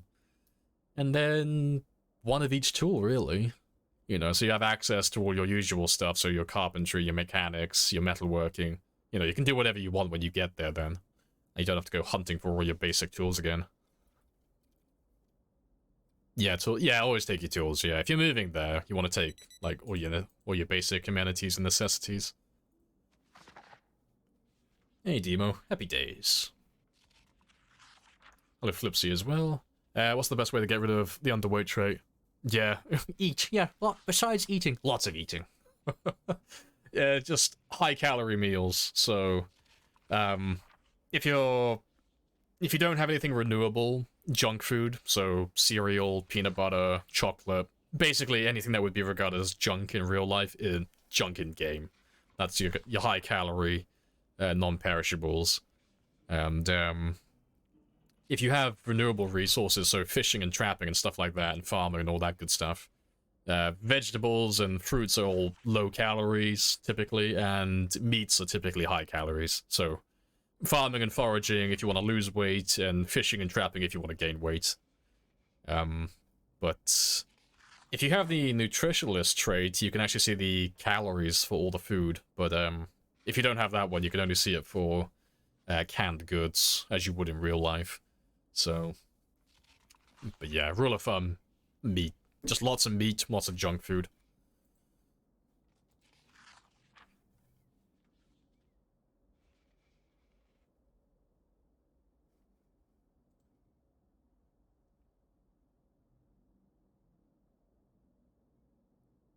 Yeah, fish are the high. Yeah. Fish is the best way to go, in my opinion. Trapping works, but it's like... It's more time consuming and you don't get as much for it. However, with that said, you don't have to be as high of a level to get the same result. So, we talk about this fairly often, but if you want to compare like fishing and trapping 1-to-1, fishing is better than trapping. In terms of like what you actually need to stay alive. However, you can do trapping anywhere. It does require more resources, but it can also be growing. It can be grown exponentially. So, whereas my character, he might be level 10 fishing, and I'm a god at fishing, I can get everything I need. I'm only one person, and there's only so many hours in the day. With trapping, there's no limit to how many traps you can make. You can make an infinite number of them, and they can all catch you food. So, it's more of a multiplayer thing for that, specifically, because obviously you're going to need a lot of food for multiple players. But if you're really desperate for some reason to, like, have an overabundance of food, trapping would be the way to go. It's just, you need more resources, and it is a little bit more time-consuming, like, keeping it going.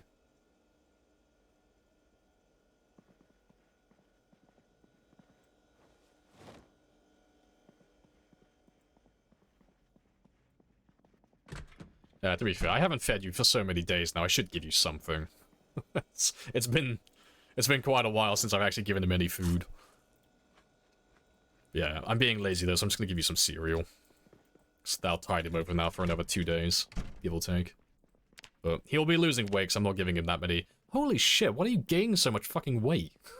I was gonna say, he's probably losing weight because I haven't fed him for so long. Double chevrons. You fat bastard. Chunky boy. Ah, well, that works out perfectly. C is very close to being underweight.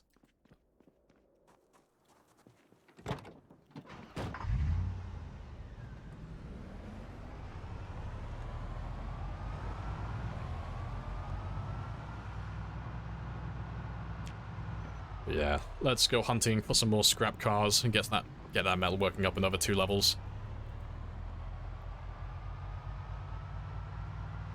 Should I exercise as well to reduce the debuffs from underweight? It depends. I mean... yeah, I don't really get what you're meaning with that. Let me just make sure I didn't misread it. Should you exercise as well to reduce the debuffs from underweight? No, that wouldn't help you at all. No. If you're underweight, exercising, like, that has nothing to do with it. Exercising will level up fitness and strength. That's what that one's for. So it doesn't matter if you're, like, level 10 or level 0. That has no effect on your being overweight or being underweight or anything like that. They're separate things. So being underweight is this one here. That'll be if you're under 75 kilos. So 75 down to 60 kilos, that's your underweight. And then... no, 65 kilos, isn't it, for underweight? Yeah, and then below that's very underweight. But yeah, you need to just focus on food. So there's 2 things you can do. One, increase your calorie intake, so eat lots of junk food, lots of fish, lots of meat, basically, anything that's high in calories. And the second thing you can do, which is a little bit overkill, but if you're desperate, it's an option, is just don't do anything. And I mean that literally, just stand still. So they changed the calorie, or the calorie system in the game not too long ago, so everything is now more intense in terms of, like, energy, so fighting, running, walking, moving stuff from your inventory from one place to another, everything burns calories now, like more calories than before. So if you're really struggling to maintain your body weight and you're losing weight constantly, try not fighting as many zombies. Like, spend a few extra days inside your base just sat down, reading books, or just literally doing nothing, just speeding up time while you wait for your traps to catch fish, or traps to catch food, and your fishing time to come around. Because if you're running around fighting zombies constantly, and you're still losing weight, and you're slowly starving to death through that method, then you need to, like, stop doing as much physical activity until you can get your food situation under wraps. But that is on the extreme end of things. I don't ever find myself needing to do that. Personally. Like, I do a lot of fighting as well, so... I would think that if it was going to be done, it would be done by me. But it doesn't seem to bother me, so... You should be fine not having to do that.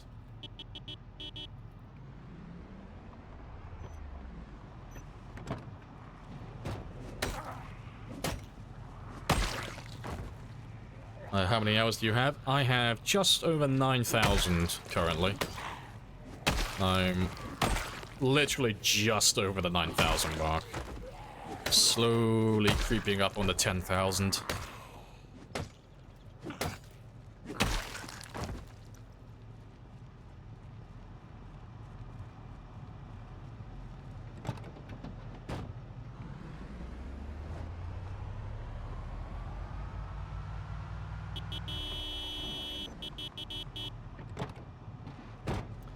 It's a good time to read books. Yeah, like, if you're really struggling with weight gain, it's not a bad idea to spend that time, like, while you're waiting for your traps to catch stuff, or you're waiting for prime time in the morning or in the evening to start fishing, so you can catch the most fish for your time invested.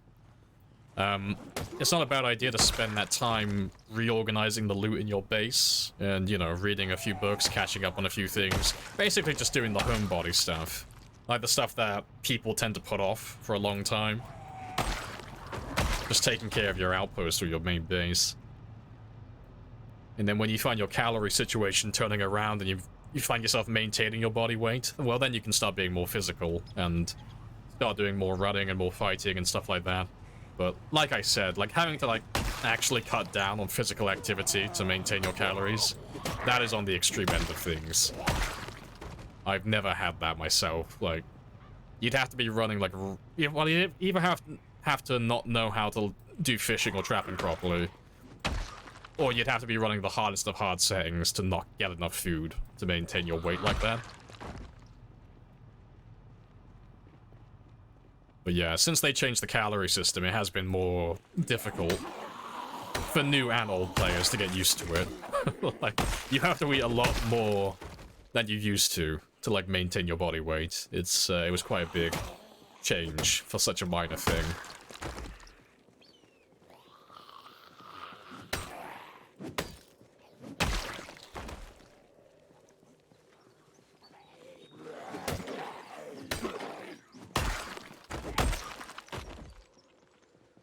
Still got zombies coming from the south. Just sitting next to a fire reduce the boredom accumulated from being indoors. I've never heard of that, and I've never looked at it. It'd be cool if that's a thing. Just spending all your spare time staring into the flames. But no, I don't know if that's actually a thing. That sounds pretty funny, though.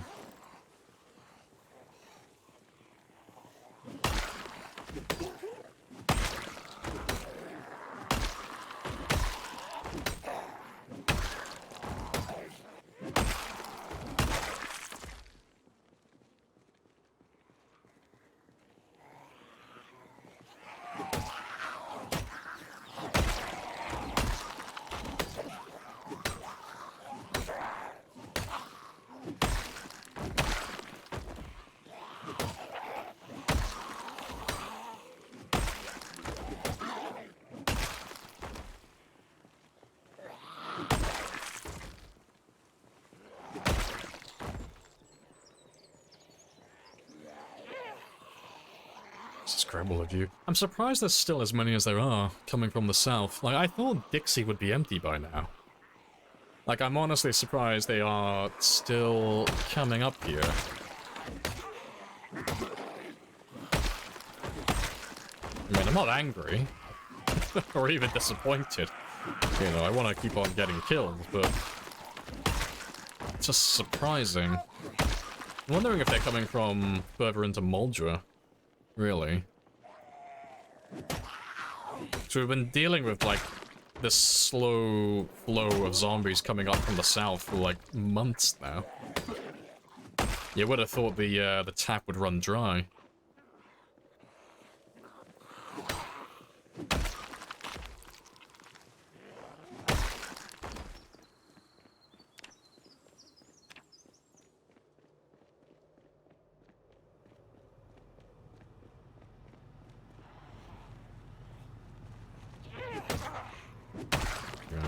But yeah, we should be able to carry on driving, at least for a little bit.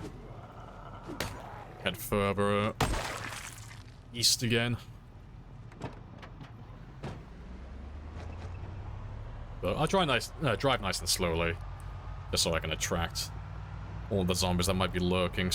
We do want to start, like, wiping it out in its entirety now. Now that we're done with the mall.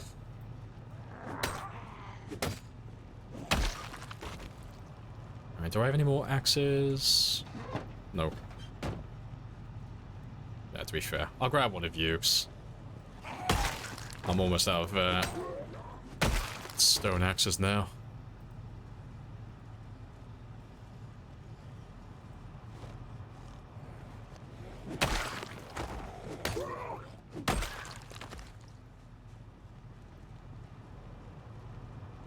What loot rarity did you use when doing these runs? On this one, we're on insanely rare. So, normally we run the ridiculously rare, even worse loot mod, so you basically have nothing. But on this one, so we're doing like a more of a vanilla run, we're just doing the insanely rare default setting.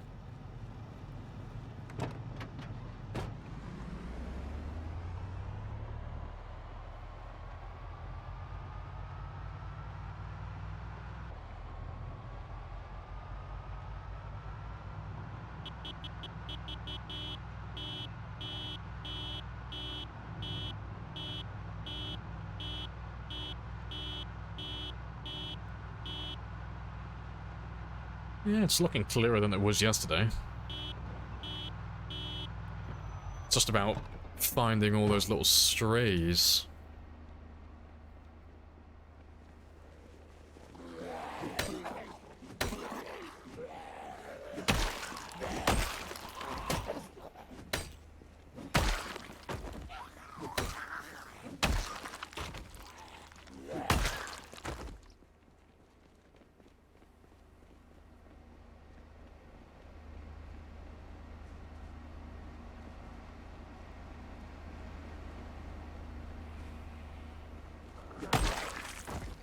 A few more.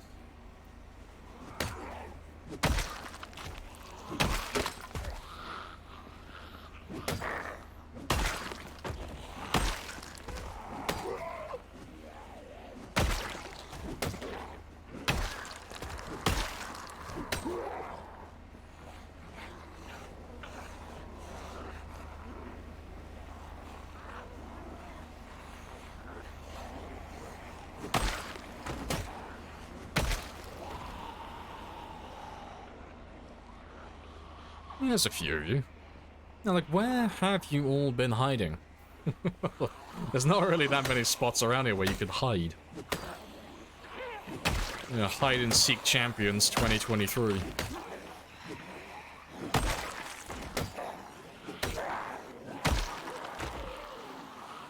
What if there's a mod where running over sharp weapons, glass could pop your car tires? See, if that mod existed, it would have been hilarious.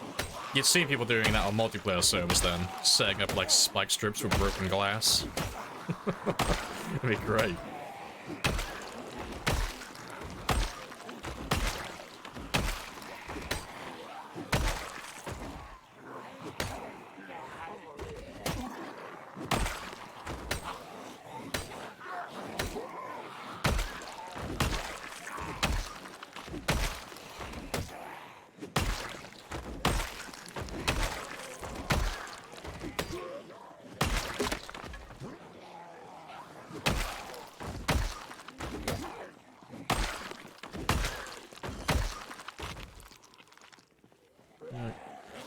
Last 2 axes.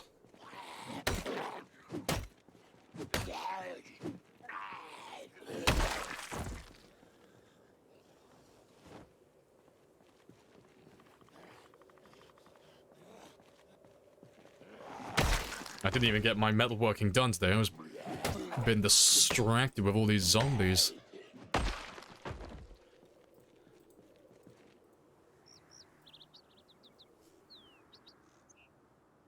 They were hiding in view.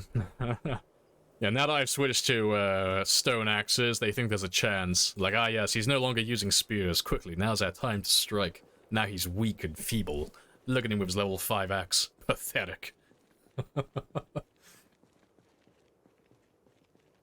Oh, there is a spike strips mod? Oh, that's cool. See, I've not seen it on any servers. I'm surprised. It just removes the tires and dumps them on the ground. Fucking Formula 1 pit stop crew just comes out of the bushes and takes off your tires while you're driving.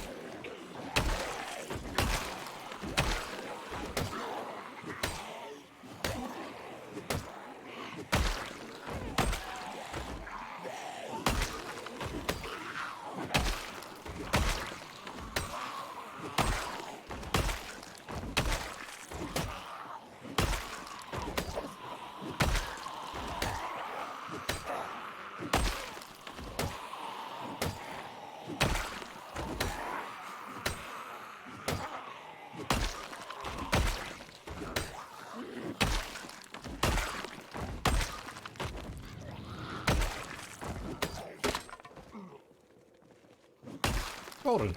I was almost the perfect amount for that one axe. Appreciate the follow as well, Black and Crowned. Happy days, welcome on in.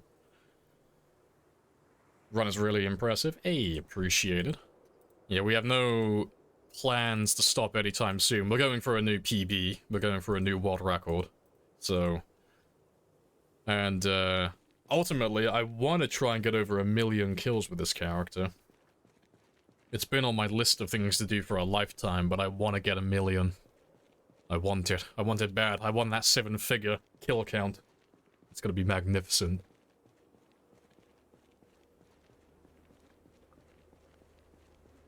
You carrying around a coffee table? Everyone always thinks it's a coffee table. It's great. No, it's a, it is a furniture item, but it's a piano stool. So, her name is Rebecca. She's our team member. But it is a vanilla item, but it's a chair, technically. So, like with all other chairs and sofas and beds and stuff like that, you can use the piano stool to rest.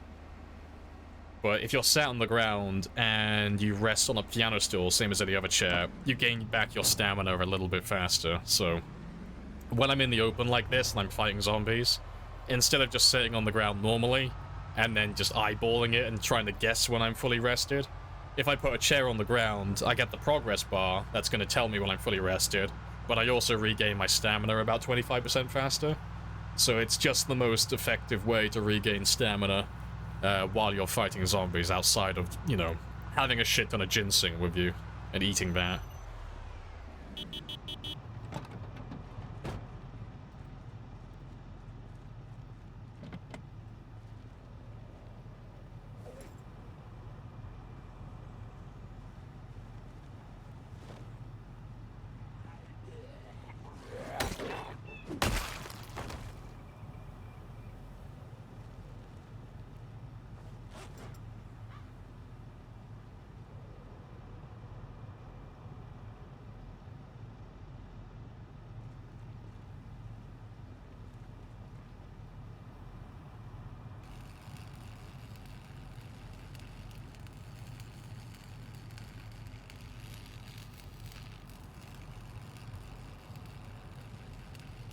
Won't Build 42 release before you hit 3 years? See, I thought so. Like, when I finished my, my last run, when I made that mistake and I clicked out of my... I tapped myself out of the game, and we ended on about 3 years, more or less. I had it in my mind that Build 42 was pretty close around the corner, so I said, like, we probably won't do another long-term game until Build 42 comes out, because, you know, who wants to start a brand new game when... I'm gonna have to start again when the next build comes out. But it never got released. Like, I thought it was gonna come out, like, at the beginning of this year. But they've since gone on record in their Thursday post saying that it's, like, stop over-fucking-hyping yourself, you know? You all need to take a chill pill. It's not coming out anytime soon. It's not imminent. So it's like, oh, okay. Now that they've said that, I'm gonna do another long-term game.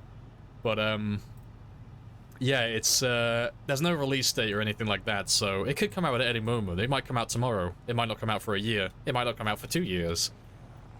So I've just stopped guessing. Like, I'm just gonna carry on playing as I normally do until it gets released.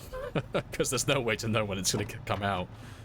So I might get my 1,000,000 kills and beat my world record and get a new high score for the game. Or, you know, Build 42 might come out a little bit before that, and I might get robbed of my run. But that doesn't matter, because we'll just start a new one on Build 42. Or, you know, the third option is I make a mistake somewhere along the way and I die before anything happens. Like, you know, it's one of those three. Which one it is, I do not know.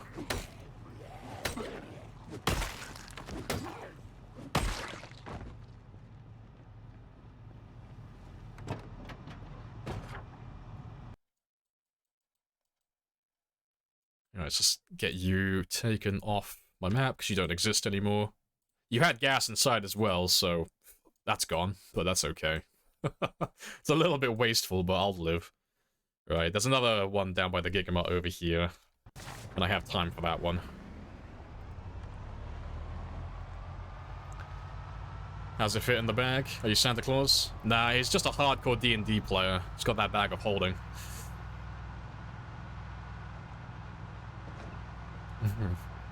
Go from 0 to hero with 0 is damn right. Do you not check Rex for parts? No, because the Rex never have anything. Like, they have gas, which I just wasted there, but they never really have anything good. Yeah, you are right though, sometimes they have a good wheel or a good brake or something, but yeah, I'm not really keeping an eye out for those. I should be though, you are right, I should be doing that, but because I'm not playing on a game which has like ridiculously rare vehicles, I'm not too concerned about wasting too many car parts, because there are going to be like hundreds of cars in my game, so I'm not too concerned about wasting a few parts here and there.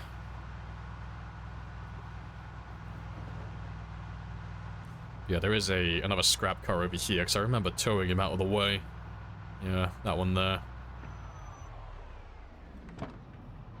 Let's get rid of you first. I saw you.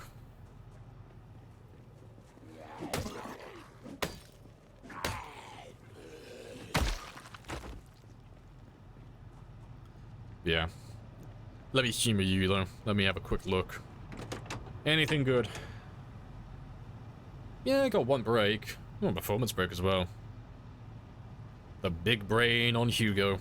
Yeah, I really should start taking those parts, to be fair. Anything above 80% is kind of worth taking. Yeah, to be fair. I really should. I really should.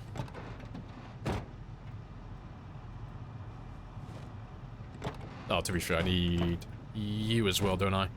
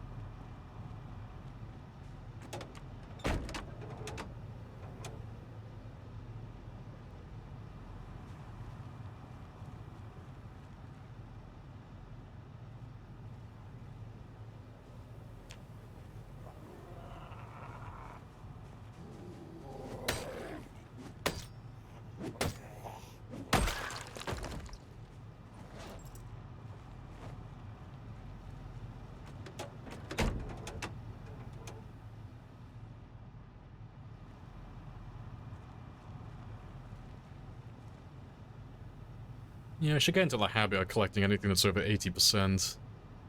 Yeah, I'll take the driver's seat as well, actually. Wait, do you not want to take it?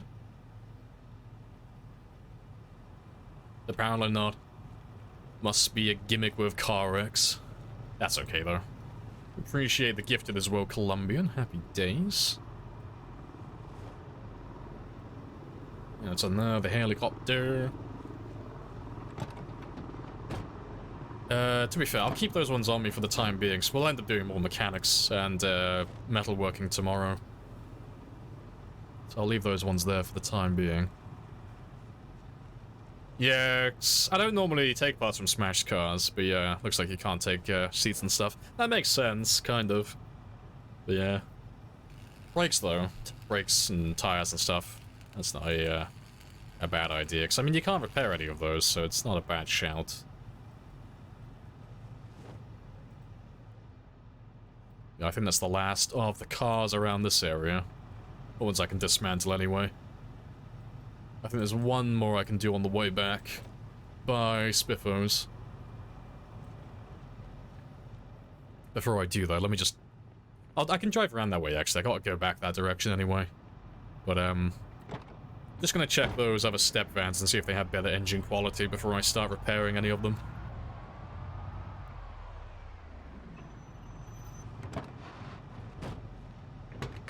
So there's one here and there's one by Twiggy's. No, 45.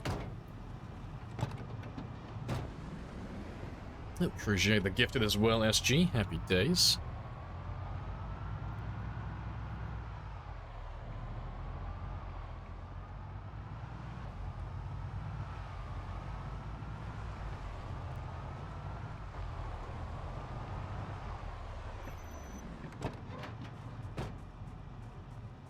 Oh, yeah, I forgot about you. I left a bunch of stuff back here when we looted the gun store, didn't I? I completely forgot about all of this stuff.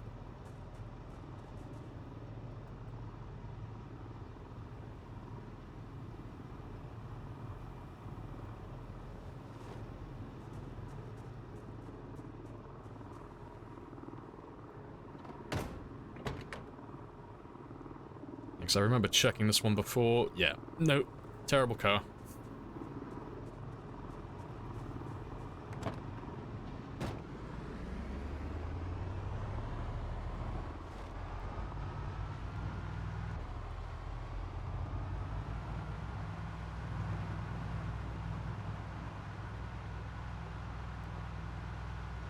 Hey, little lady. Hello, hello. Welcome on in.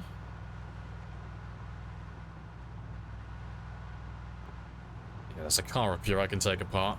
So we passed him on the way down earlier.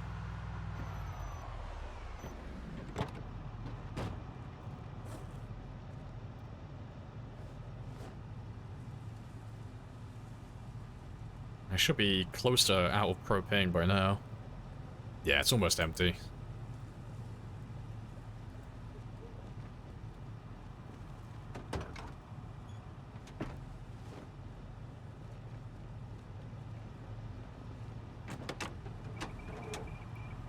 And yeah, window. See if I can take you out.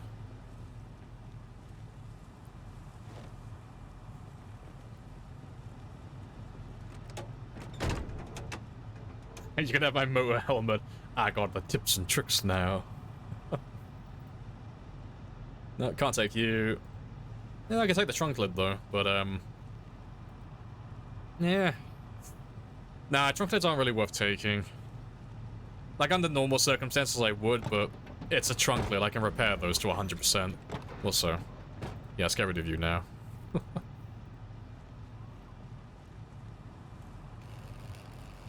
Yeah, you can repair it, yeah, so it's not really worth taking. Like, suspension and tires and stuff like that, of course, because once they're damaged, that's it. You can't fix them. So you gotta find ones that are in better condition, but level 10 metalworking, level 10 mechanics, I could repair a trunk lid or a hood of a car to 100% with one repair, so yeah, it's not worth having.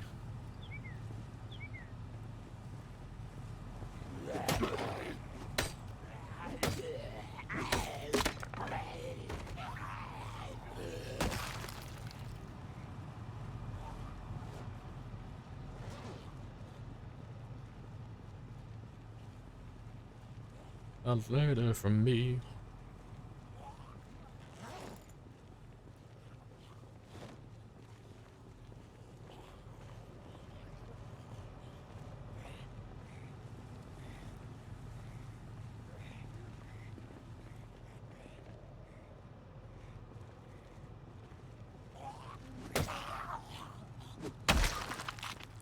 And off we go.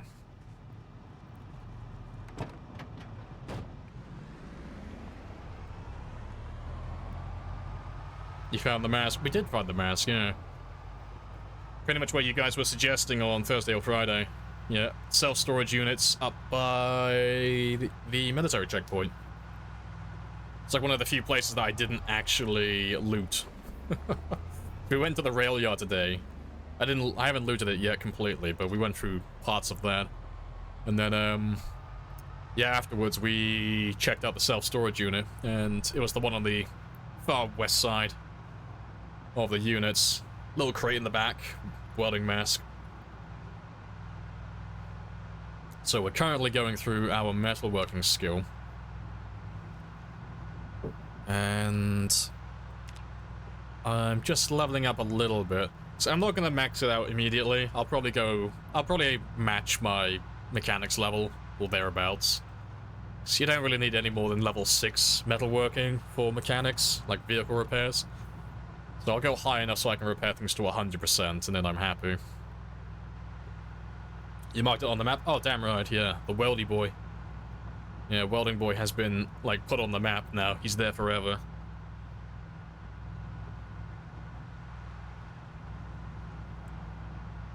Next. Where did he come from? Yeah, there he is. Welder Boy. So we found him in, that one there. I still haven't searched this one yet. I did do that one, though. That's empty. But yeah, but today we looted a little bit of that, and we went through some of the trade yard over here. But I still have a few places to search before we go to the military checkpoint. But right now, we're just clearing the bridge that leads over to Valley Station from West Point. And I'm just clearing up some of the scrap cars around here as well, just to level up my metalworking.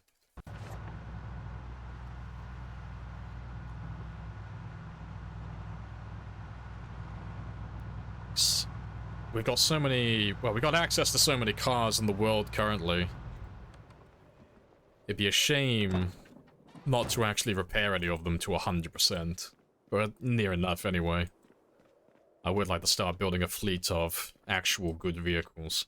As opposed to what we've been doing for the last year, which is find a car, use a car, destroy the car, find a new car. It's like, oh... No, I need something I can love and care for and actually repair and keep for the long term.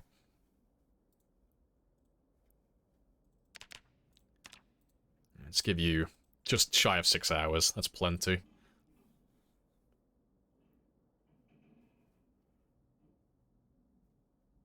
And while we're doing so, we're also leveling up our axe skill today as well. So, it hasn't been leveling up super fast, but we haven't been killing that many zombies, to be honest. We've been, going quite slow, because I think since the start of the stream we've killed about 2,000-ish. So, yeah, not too many. About 600 or 700 per hour, real time. No, not even close to that. I'm like 6 hours in, aren't I? No, yeah, about 600 to 700 actually. Yeah, that works out. No, that's way off. My math is bad today, but yeah, it's slow and steady progress. Now, let me get rid of some of this.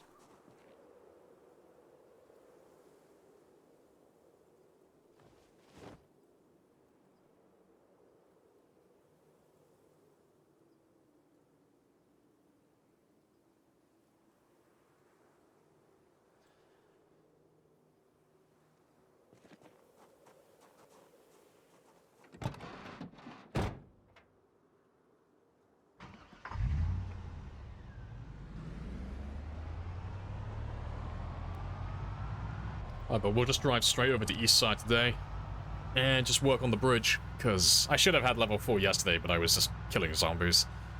So we'll just go straight over there, and we should be able to clear out the entire bridge today.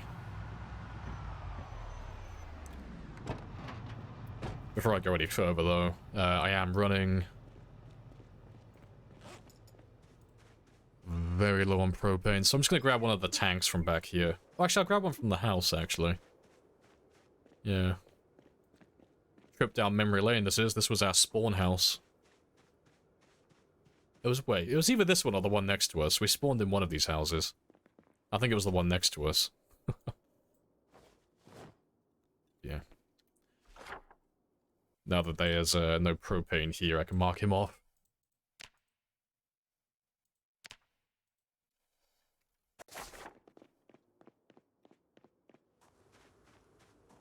Lamprey last aid, thick skin, son of a gun.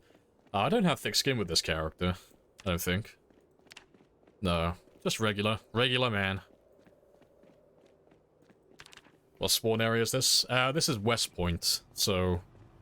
West Point has the most zombies of all the default spawns, but it also has some of the best loot. So, it's a pretty good trade, you know? You'll have a bit of a rougher time getting started, like, if you have a character that's not very good at combat on day one. But the benefits are, you have an overabundance of literally everything. Lots of cars, lots of industrial, lots of residential, lots of books. You can kind of spawn here with a normal game and have a little bit of everything. You won't really struggle to find any items in particular.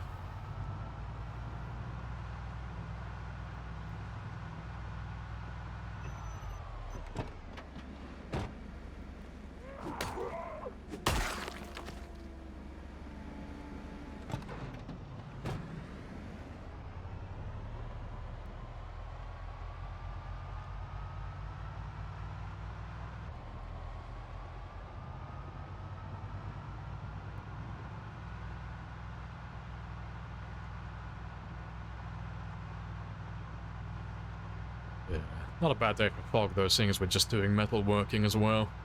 Don't really need high visibility to actually do what I need to do. But there were 2 cars on this road, I think. That were scrap vehicles, weren't there?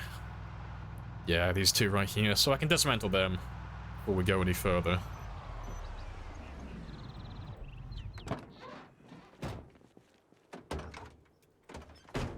See if you have any good parts or not.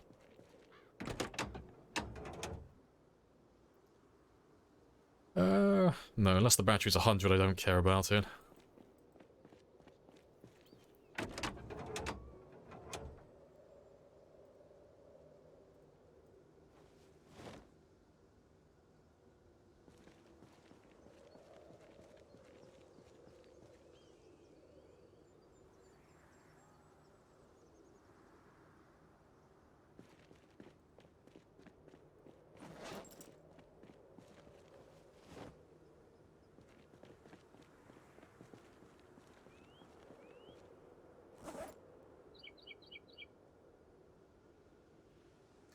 Before I start as well, I just want to make sure he uses the tank that's almost empty first, just so I can get rid of it.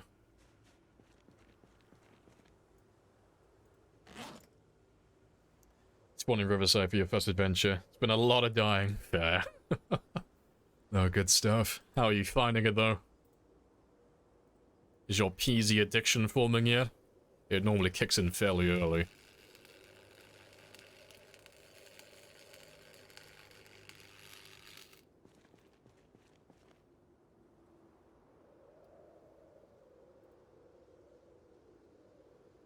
Oh, yep, you used all the propane. Good stuff.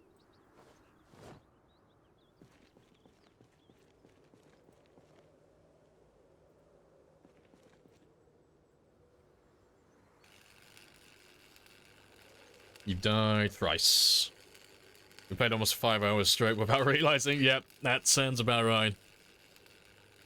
Yes, Project Zomboid has its fucking fingers firmly into your scalp now. You're done. That's it. You belong to the game now. There's no escaping. You'll play other survival games, but they just won't tickle that itch anymore. Project Zomboid is now your home. This is where you belong. Gobble gobble, one of us. Yeah,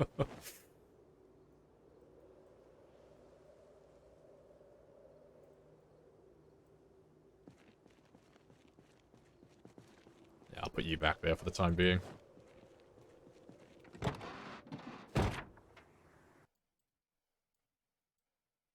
Where am I? Yeah, I lost myself.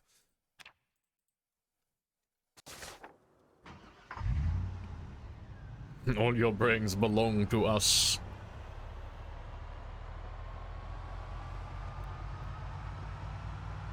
can't wait to be done with work so I can play again, yeah. I remember when I first played this game, I binged it, like, non-stop for a while. And then I disappeared for a short, like, a year or so. Then I came back and I binged it again. That's just... yeah.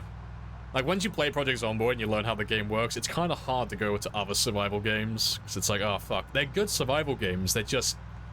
it's not the same, you know? Because there's no consequences. Like, I have to make, like, an arbitrary Iron Man rule that I obey by myself, but there's no, like, in-game mechanic for permadeath, and the game's not that punishing. Then you go back to Project Zomboid, it's like, oh, I tripped and I scratched myself on a tree and I bled out. Fucking whoopsie-daisy. Like, oh no. I opened the closet to a house I've been living in for a while, and it turned out there was a zombie in there. Whoopsie-daisy. And I picked up a mushroom without reading the herb list, and I poisoned myself. Oh, whoopsie-daisy.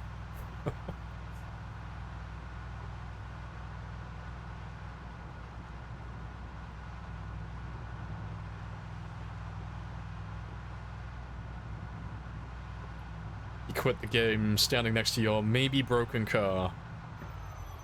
Surrounded by zombies.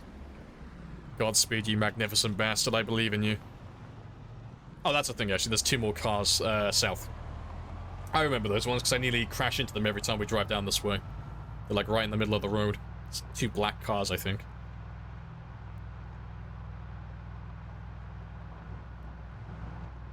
Always remember the weird little details.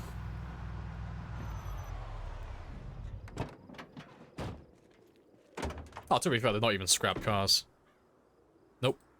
So I can't even dismantle them. But I'll mark them on my maps. I'll have to move them at some point anyway. So they are right in my way.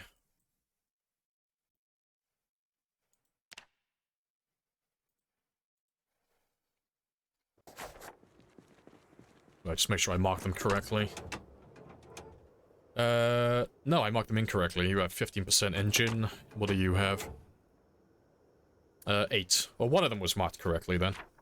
But I like to mark the ones that have engine parts in black. Just so in the future when I'm ready to come back and start hunting for engine parts, I can very quickly see, you know, if it's marked in red, it's below 10%. If it's marked in black, it's above 10%. So black means I can get engine parts, red means there's no engine parts. Because in terms of like repairing vehicles, engine parts are the most valuable thing in the late game. Everything else is incredibly easy to get in bulk.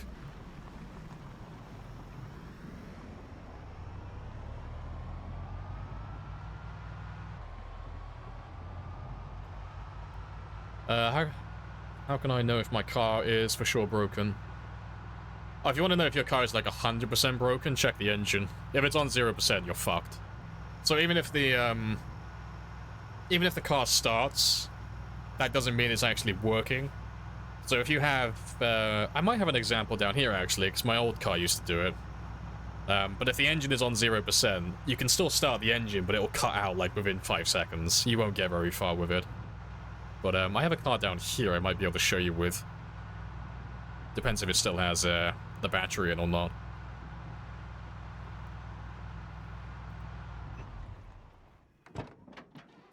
So I haven't looked at him for a long time.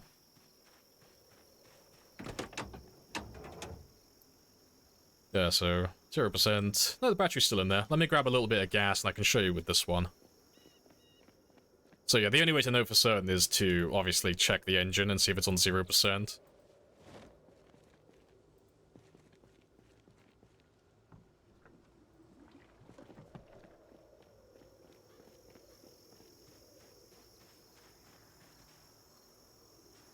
But yeah, it can be a bit misleading sometimes. Like when you're surrounded by zombies, you won't be able to check, but you can see my car starts and I can drive it. And it'll cut out. Even though it's on 0%, the car still starts. You just won't ever get very far. So if you're surrounded by zombies and you can't actually see if the car's broken or not, it gives you that false sense of hope that, oh, the car's still starting. I can still get out of here. You know, I just gotta get lucky. But no, your car's fucked. If it keeps doing that, there's nothing you can do about it. So yeah, it isn't moving, but it's still making noise. That's interesting, man. Like, when you say it's not moving, are you surrounded by zombies? Like, are there zombies blocking your path in the where you're trying to accelerate, or is it literally just like this, where it's just on its own, but it's just not moving at all? Because I don't know what would be doing that. I mean, nothing that wouldn't be apparently obvious. Like, if you don't have any tires, you know, you're gonna struggle a little bit, but like, I'm sure you have 2 eyes, you know. If there's no tires on your vehicle, I'm sure you would have noticed that by now. So, just a few. No. Not completely surrounded. I don't know why your car isn't moving then, at all.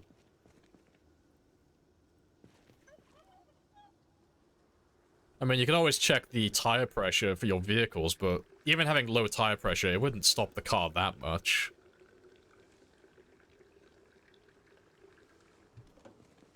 Never driven like that before. Now deceased friend. Oh, that's a question, actually. Are you driving off-road? Like, are you driving on the grass, currently?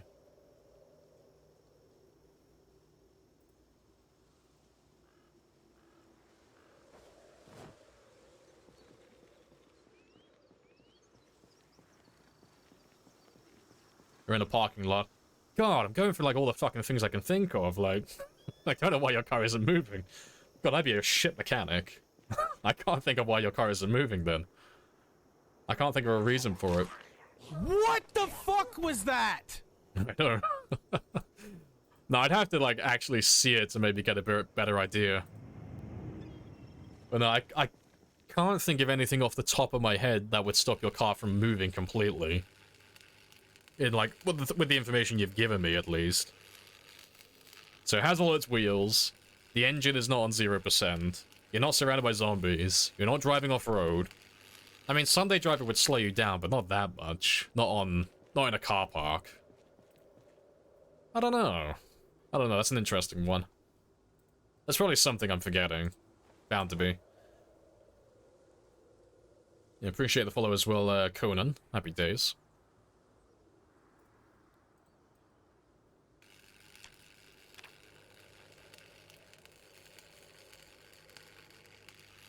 Extreme user error. Maybe. It's probably like something really simple that you've forgotten to do, or something that you're doing.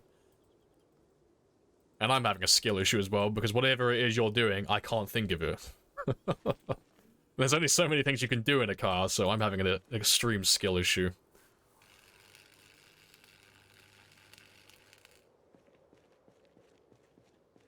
Has to be it, yeah. I mean, it might be a case of just re-logging. Like, sometimes the game's a little bit fucky like that.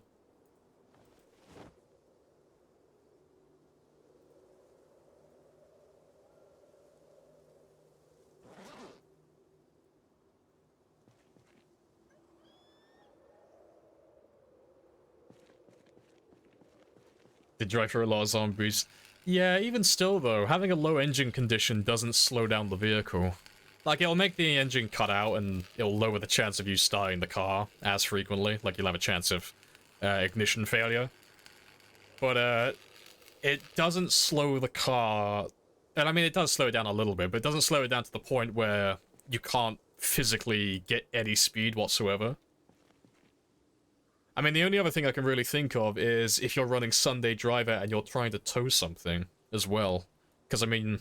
If you're trying to tow something and you have Sunday Driver, even if you're on a parking lot, you're on, like, tarmac, you'll have quite a severe debuff then to your speed. That's the only other thing I can really think of.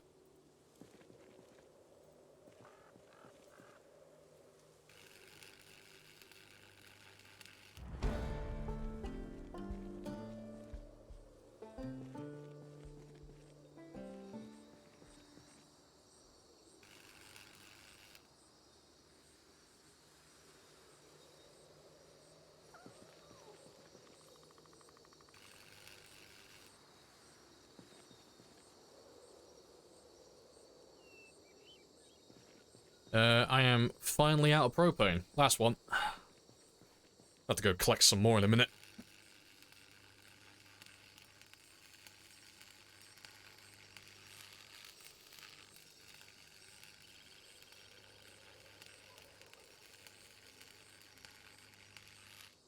Oh, golden. So there's one more car, which I'm pretty sure is not a wreck. Let me just check you. Yeah, it looks like a drivable car.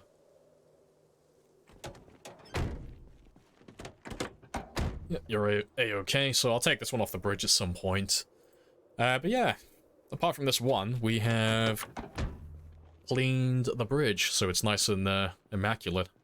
I think there's maybe 1 or 2 cars on the other side I gotta dismantle, but yeah, we're all good to go. And I'll take all those other cars and I'll probably hotwire them all and just line them up on the side of the road, out of the way, just so they're not blocking the highway anymore. Yeah, oh, good stuff.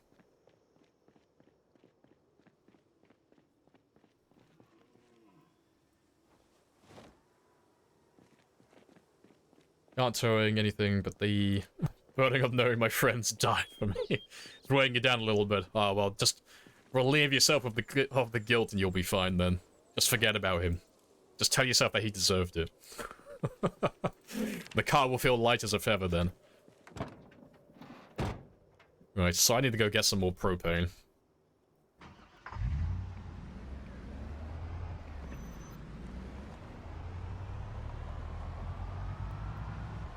How long before you plow into the concrete barrier in the middle of the road? Probably not that long. You give me like 10 more months and I'll drive into that barrier at like 120 because I'll be impatient. We'll probably be hunting for a birthday cake for our anniversary.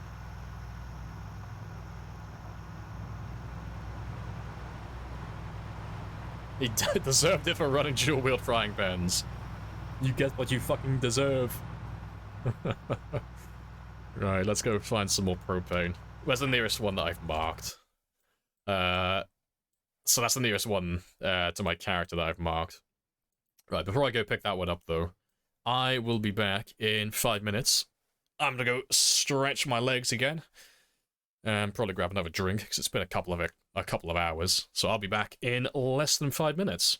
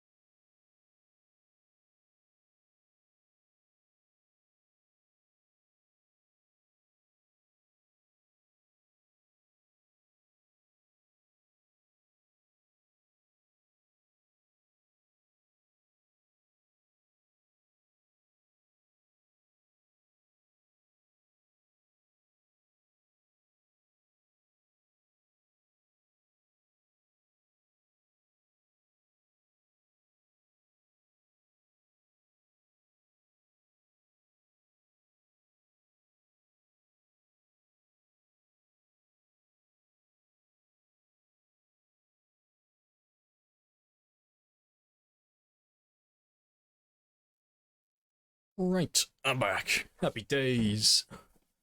What have I missed?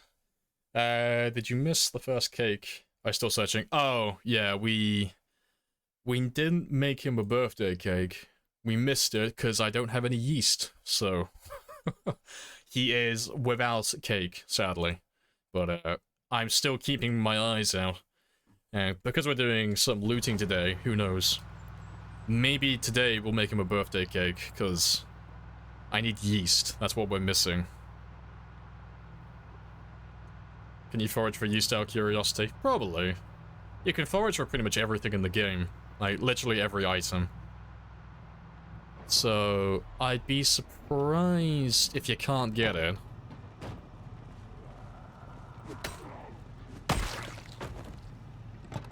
Yeah, some of that wild yeast. Got my fucking ghillie suit on, hunting yeast in the wild. Got my spear in hand. Quickly, the yeast is getting away.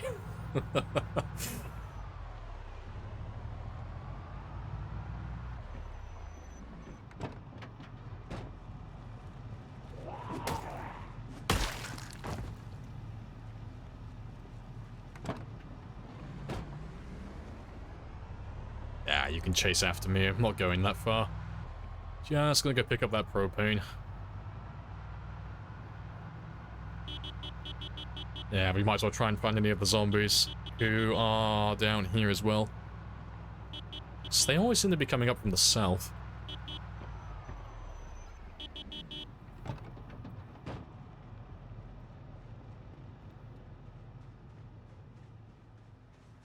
I know, using axes, I know, disgusting. It's a necessary evil, though. Lord, forgive me. I'm going for that level 10.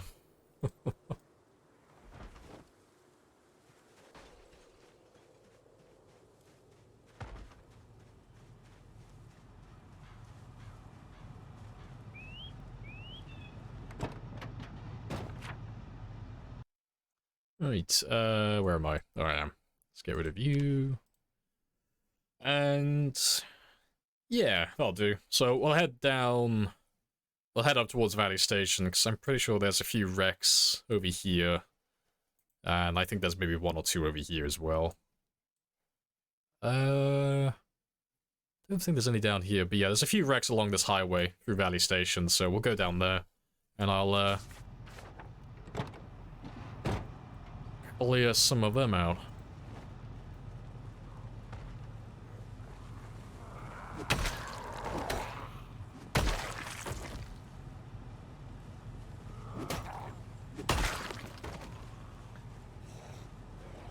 Frying pans. We have found a frying pan fan. We found the PUBG player. Yeah, it's okay. Just until level 6 as well. Yeah, we can't expose ourselves to the axes for too long, otherwise I might die from the radiation. But yeah, when we get level 6, we'll be going back to using our spears again. So I want to just do one level with my weapons. I just want to get them all up to level 6. Because the way I'm going to be doing it is I want to level up all my weapons to level 10, but because it's so tedious and boring doing them all in one big burst, I'm just going to level them up in accordance to my long blade skill. So because long blade is being gate kept, I should say, by the fact that I can't find that many machetes or that many katanas, I'll only do one level for my weapons as this one levels up. So it's level 6 at the moment, so I'll do them all to level 6. When it gets to level 7, I'll do them all to level 7, and then so on and so on until they're all level 10. Saves me doing it all in one big go then, because they are very slow and very tedious. How dare you, sir?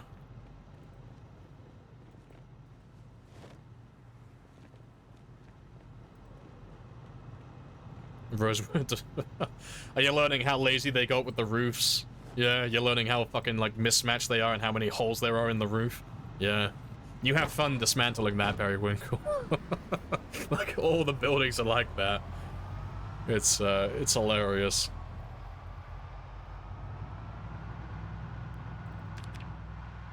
Hunting knives deserve more than axes. See, hunting knives are actually good at level 10 for my character. But, spears will and always will be my main weapon on build 41. The hunting knives will make for a good backup weapon, though, but I don't really plan on leveling them to level 10 any faster than the other weapons.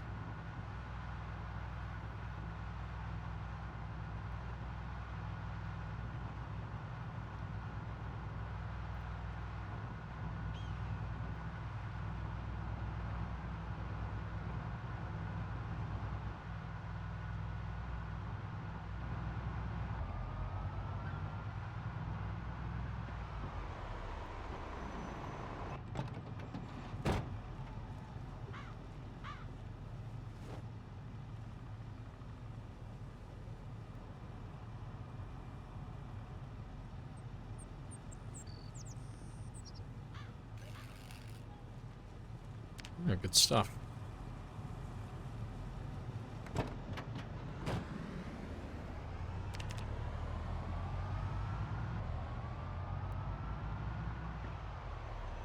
be fair, if you're in good quality, I'll take you as well. Nope, broken. So we're just going around like collecting lots of car parts at the moment.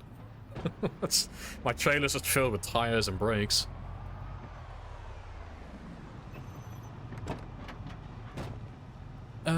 No, you're terrible.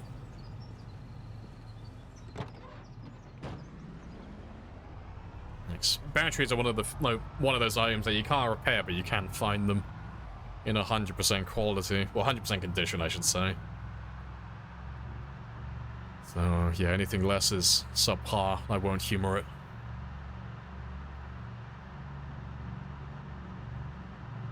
it. Short blades need the ability to stealth silent kill to be useful. I mean, they can. It's just not useful to do that. Yeah, you can, I mean, I can show you in a minute. If I happen to run into a zombie, I'll show you. But, because you can't actually sneak in the game currently, because sneaking is broken, it's just not worth doing. So, you have to, have all the zombies in the area looking away from you. You can't have anyone who's looking in your direction, otherwise they'll see you instantly. It's not, oh, so you mean have it 100% silent? Yeah, no, I got you then. Yeah, it doesn't make a lot of noise, like all the other weapons.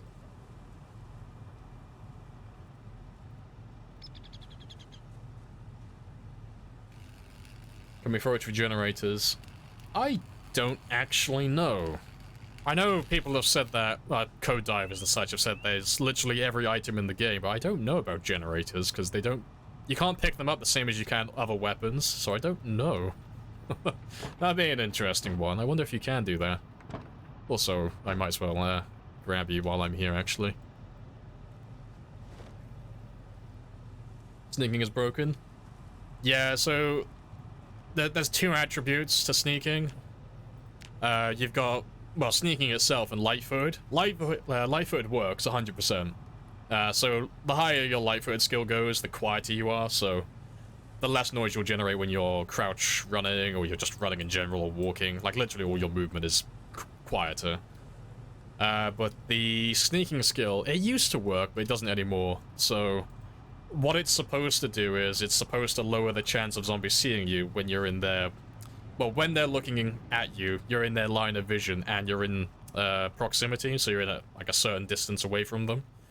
It doesn't actually work anymore, so no matter how high the sneaking skill gets, it technically does actually change the odds of you being seen. But the thing is, because they're, because the game's rolling the dice to actually work out whether or not it can see you, and it does it so many times so quickly, no matter how high you get your sneaking skill, or if you've taken things like inconspicuous, doesn't make a difference. They're gonna see you immediately. You know? It's like me saying, I'm gonna give you 1 in 1,000, you know? There's a 1 in 1,000 chance of you being seen. Cool. Those odds sound great. But then if I tell you I'm gonna roll the dice 1 billion times, you're fucked. Because it doesn't matter. 1,000 to 1 sounds fantastic until I tell you that I'm gonna roll 1 billion times. Obviously, that's not the actual numbers in the game. It's just an example, just to emphasize how stupid it is. But yeah. So just because you have a really good chance of avoiding them being seen, it doesn't matter because the game rolls the dice for it so many times in quick succession. The second you get within range of a zombie, their maximum range, if they're looking in your direction, you're seen almost immediately. Appreciate the follow as well, Laugh. Happy days. So yeah, sneaking and inconspicuous are both useless, and conspicuous is bordering on 3 points. It doesn't actually change the outcome of anything at the moment, which is why players like myself run it, because there's literally no downside to having that. No wonder why they're all grabbing my ass. Yes. Sneaking used to be really fun, because you used to be able to literally walk right in front of them, within a couple of feet, and they couldn't see you. So sneaking actually used to be good, but that was years ago. It hasn't worked in a lifetime. It's been broken for God knows how long now. But it's okay though. It's it's a shame that it's destroyed that playstyle, but they'll make a comeback, you know. When they're ready, they'll work on it and they'll fix it, but you know, everything in time.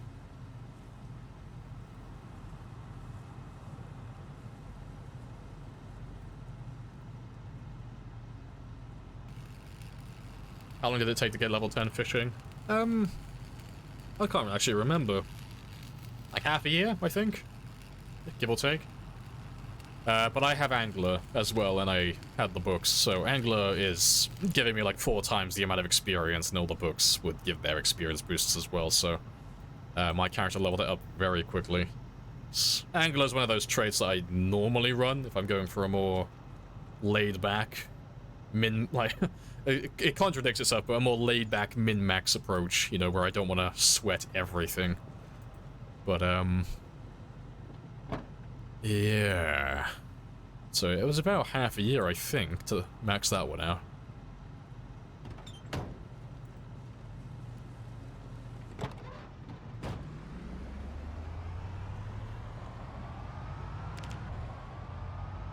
Tutorial skill. Yeah, it tries to teach you to hide behind the fence. Oh, the funny thing is, even if sneaking actually worked in the game, that wouldn't work. Like, it's like my character hiding behind this one. You can see my character crouches a little bit lower when he's behind this blockade. It doesn't block line of vision. So even if the sneaking mechanic worked, you know, where it rolls the dice, even if that part worked, this doesn't hide you. And it's the same with those fences in the tutorial. That doesn't work.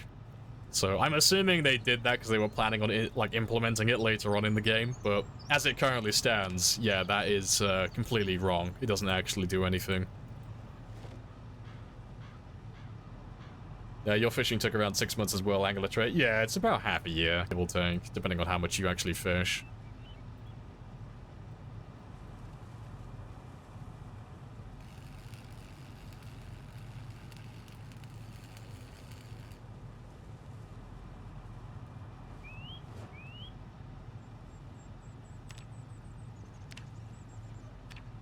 It's slowly getting up there.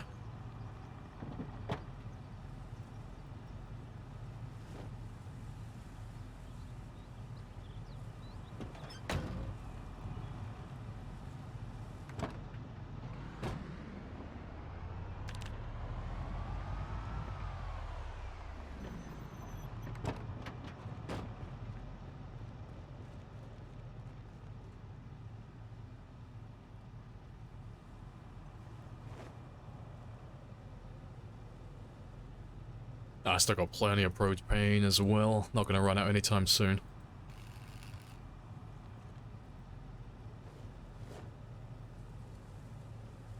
Hoarding metal for a reason? No, I'm just collecting it for later. So because I'm dismantling these cars and I'm giving up, like, propane to dismantle them, I might as well get something in return for it, so... Later on in the game, I will end up building either, like, metal crates or I'll put, like, metal barriers up. And I'll need them as well to repair vehicles and vehicle parts, so... to save myself, like, having to go around later on to collect them, I'm just doing it now as I go through. But, it's only because I don't want to mark them on my map. Like, I'm trading, like, one bit of laziness for another. Like, I don't want to have to collect them later, so... yeah. Stop myself from having to, like, mark on the map where they all are. Get it done now. But, yeah, that's all fun and games. But I think that's all of the burnt vehicles. I think. I don't remember there being any more further down this road. I think there might be 1 or 2 scrap cars, but no burnt vehicles. But we'll see in a minute. I've got a couple of hours left, so we might as well have a gander.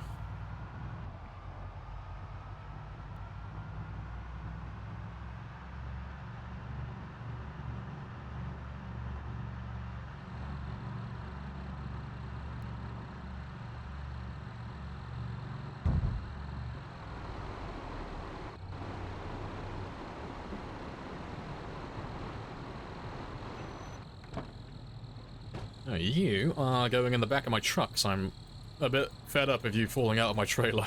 Because I haven't found a good trailer yet. I'm having to put up with this nonsense. Yeah, let me just grab all the other tires as well, because they'll all start falling out. Let me just grab anything that's over the weight threshold. Yeah, that should be it. So yeah, none of them should fall out now.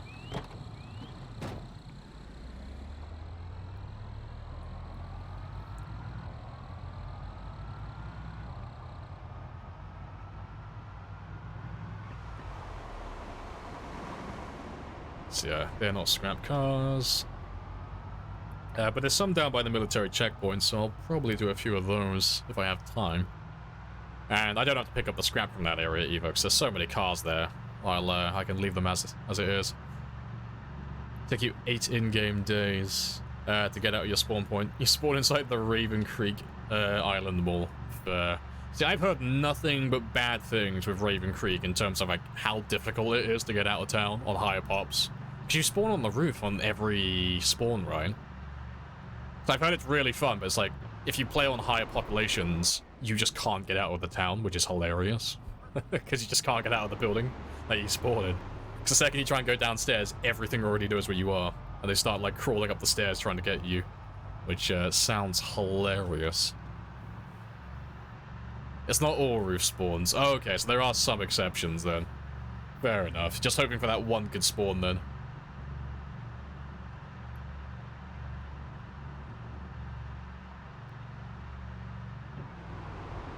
My god. Game, please. I believe in you. Are you starving? No, he's very hungry, but he's not starving. No, I'd have to, like, wait for a few more hours.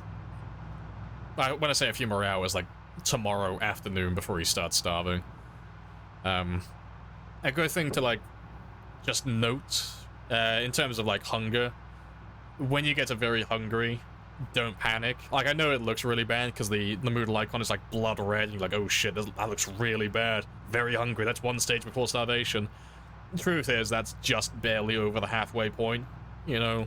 So you start starving when you get to 75% hunger. Very hungry is 45%. So, I'm only just over halfway towards, like, full starvation and starting to lose health.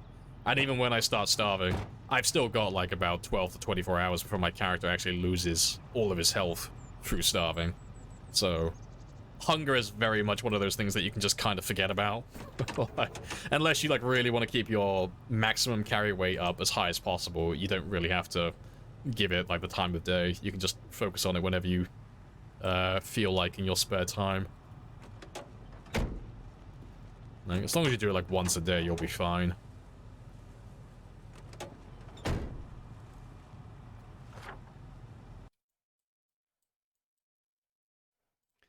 But you have some engine parts, and you do not.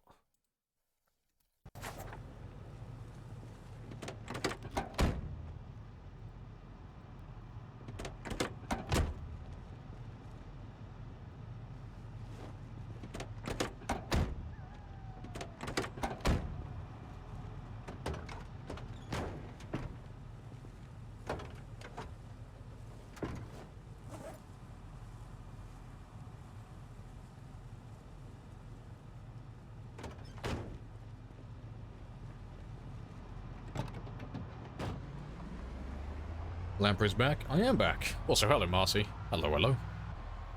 Changing the pop settings a little, Oh, it goes a lot on... Yeah, Raven Creek. Yeah, because... Oh, someone told me... They said they did Raven Creek on time 16. And they were like, oh, yeah, like, I heard Raven Creek has the same number of zombies as Louisville. Like, on the heat map and such. It's like, that's insane. Like, Raven Creek is, like, 25% the size of Louisville, apparently.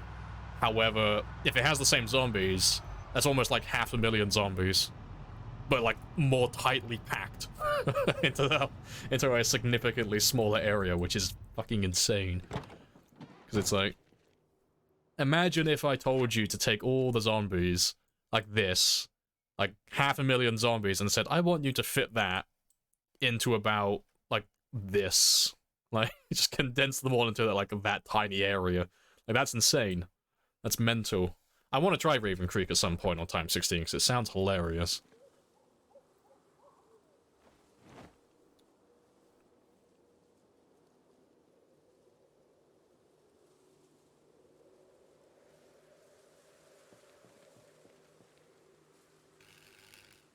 But yeah, I can leave all the scrap around this area.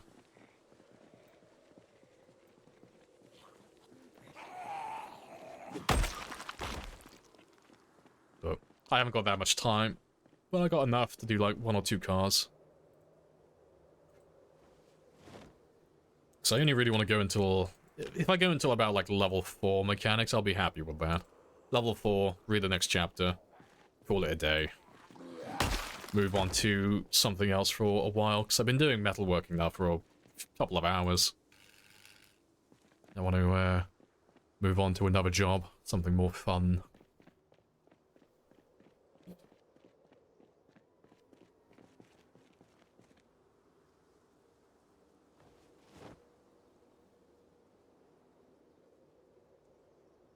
You got a ×6 run. I'll run up and die. Badly timed army helicopter drawing 6 gajillion zombies. Fair.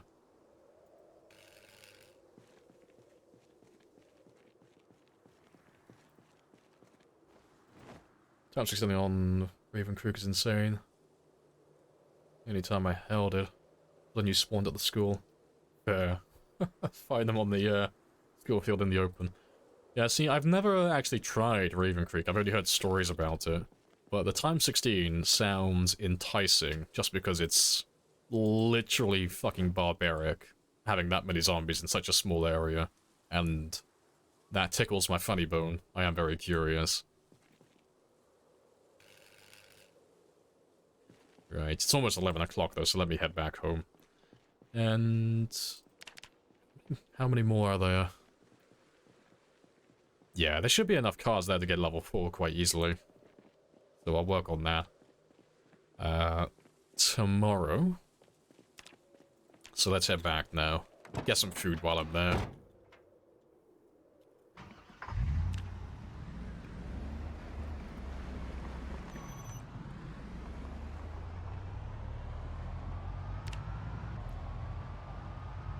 Oh yeah, you know what would be fun? The reloading grind. Oh yeah, we're all looking forward to that fucking part of the game, aren't we? Hey Lamprey, are you gonna level all your skills to level 10? You're goddamn right I am. Even reloading? Pfft. Yeah. I'm gonna put that off for a while. Yeah, I will probably set up a macro for that, and we'll just do like a just chatting stream while my game is playing in the background, because Jesus fucking wept. I've done the math for that, and it's gonna take hours. And when I say hours, I mean like fucking days. Real-time days to go from level 5 to level 10 reloading. Jesus. Not looking forward to that. So I'm gonna put that off until the very last fucking thing I do in this game. Because God forbid I get level 10 reloading, and then I die before I level all my other skills to level 10. That would kill me inside. I would never do reloading 10 ever again. It's, oh, it's horrible. It's worse than Nimble. I've never done reloading to level 10. It took me 8 years to do Nimble to level 10 without an experience modifier. Can you imagine what reloading is going to be like? Ugh, no. Like, fucking macros and min-maxing for that. Ugh, no. Like, the next game I do, I'm gonna run Police Officer, so I have an experience boost for it, because doing it without an experience modifier is just... it's hell. It's hell on earth. Looking forward to the Just Chatting stream. Yeah, we'll probably play something else on the side. We'll probably play like Rimboard or something. And I'll have like a little screen on the side that's just showing my my Project Zomboid character. Like, he'll literally just be in the base, just reloading and unreloading constantly. And occasionally I'll have to like give him some food.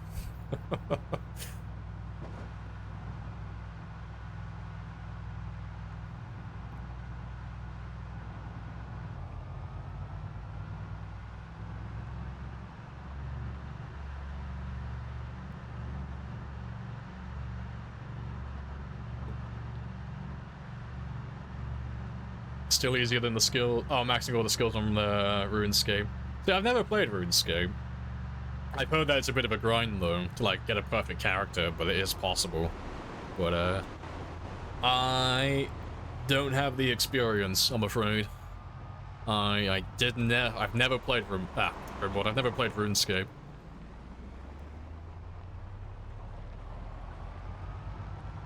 See, I was more of a EVE Online MMO player, station trader. And someone did the math for that one as well. If you try to max all of your skills on EVE Online, it would take something like 300 years or something stupid. Like, in real time, that is. If you didn't buy any of the items to get free experience, like items that you would either buy with in-game currency or in real currency, and you just did it the hard way, it would take like centuries in real time, which is fucking hilarious. Yeah, we'll sleep here tonight, because, oh, you just turned rotten. Spice. But, yeah, I'll sleep here tonight, because I'm miles away from West Point. And I don't want to head all that way back to the school if I'm just gonna come back here in the morning. But, yeah, I'll sleep now, do some fishing in the morning, just to get rid of that hunger.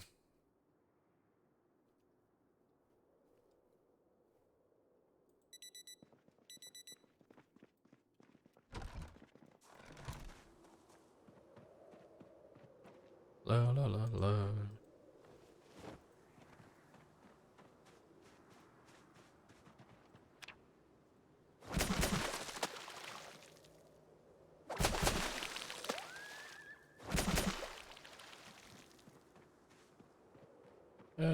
Catch me. Well, to be fair, that's actually enough, actually. That'll be plenty.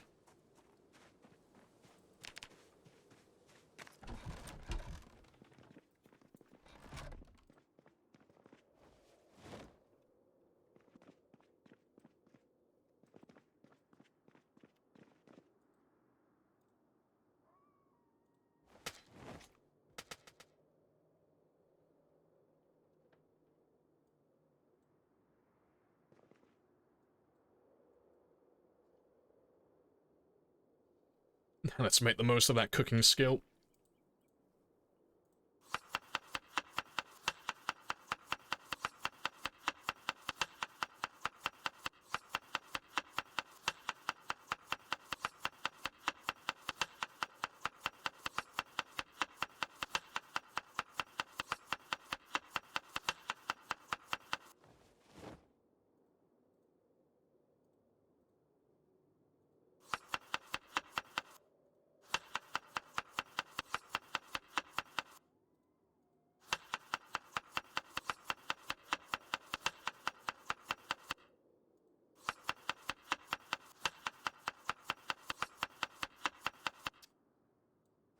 Oh, good stuff.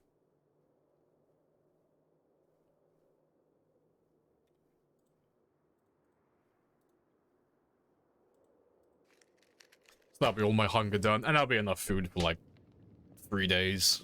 So that'll be plenty.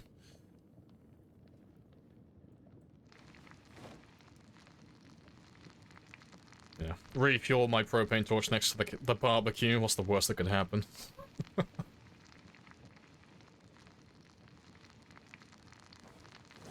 Alright, so that's all done.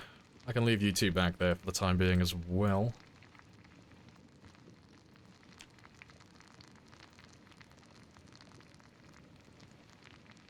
Where did I get to, though? I can live a few centuries.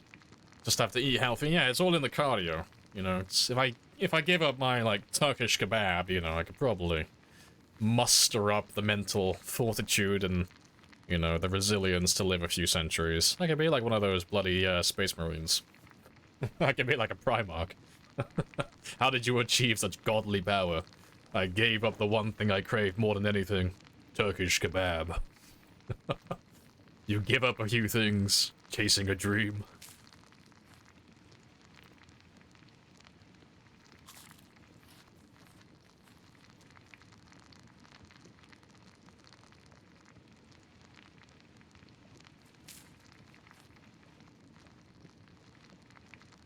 That'll do. While those finish cooking, let me just grab some extra water, just for these two. Just fill them both back up, seeing as I might as well, seeing as I'm cooking.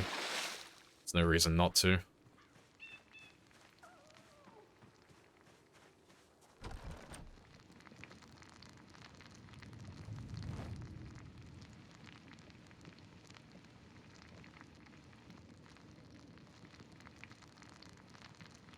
Appreciate the follow as well, Max. Happy days. Welcome on in.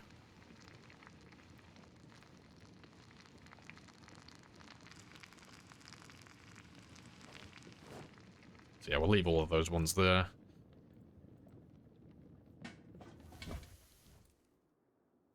Is giving up kebab really living, though? I know, right? Like, fuck, am I even alive if I'm not having the occasional Turkish kebab? Like, fuck, what am I doing? Like, I'm not living, I merely exist. Right, and let's get those calories up. Get that weight climbing again. How much time a cooked food stays until it turns stale? I mean, it depends on the meal. Like, different food items have different, like, lifetimes, like, lifespans, I should say. Things go bad at different rates. The wiki's pretty good for those numbers if you're really curious. And then, obviously you can refrigerate things to make them last longer, and then beyond that you can freeze them to make them last, like, weeks and sometimes months. Again, it depends on the food item. But like this, for example, just like a stir-fry or a roast pan filled with food, that will last for about 2 days, give or take, before it goes stale, and then about 3 or 4 days before it's rotten. So, unrefrigerated, this won't last very long, but it's only about 2 or 3 days worth of food anyway, so by the time I finish eating it, it's like, you know, but by the time it would have gone stale, I'll have eaten it, so problem takes care of itself.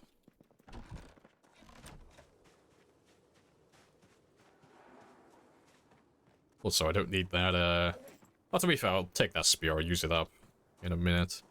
But let me try and find another propane tank over here. And then we'll dismantle some more of those scrap cars, and we'll get that level 4 metalworking done.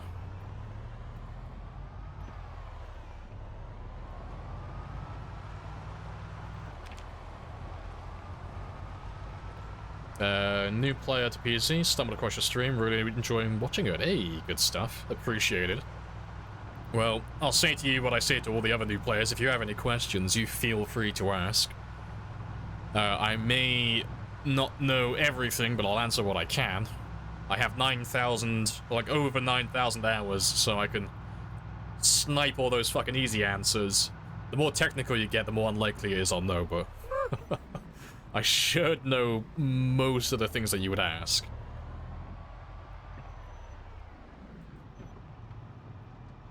Right. There should be another barbecue around here somewhere. It's kind of hard to see with all the trees, but...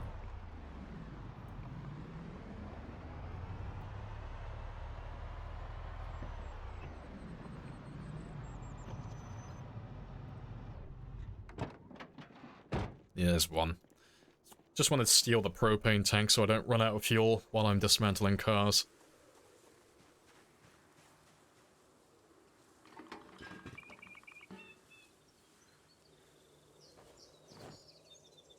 So yeah, good thing for any new players. If you ever end up doing any metalworking for cars or, you know, making metal crates or dismantling things in general, propane tanks, you can find them in warehouses and stuff, but the easiest place to get them is honestly just finding those propane barbecues.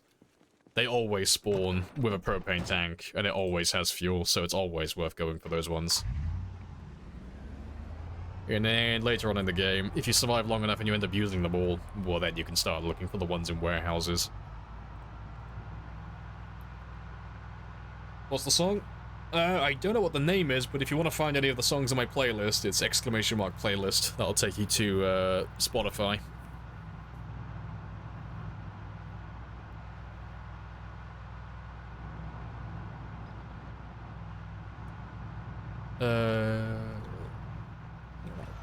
That'll do.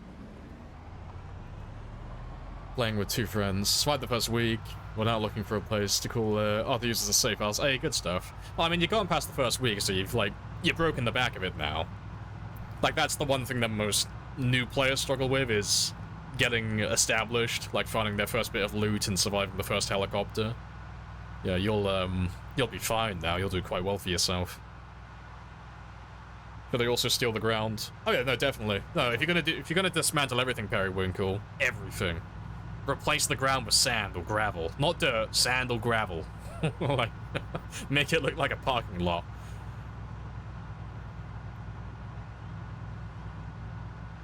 And then obviously you gotta leave your calling card afterwards.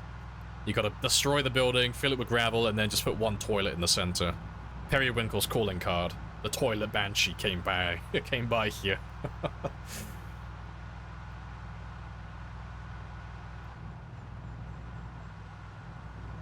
OnlyFans. You can hope.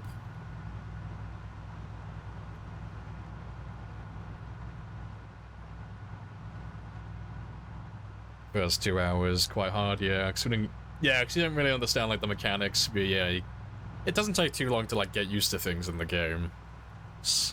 I think it's like the isometric view that kind of throws people off the first time, because not a lot of games, well, not a lot of survival games do, like, the whole isometric gameplay. It's a bit unique in that manner, but, yeah, it's not too bad.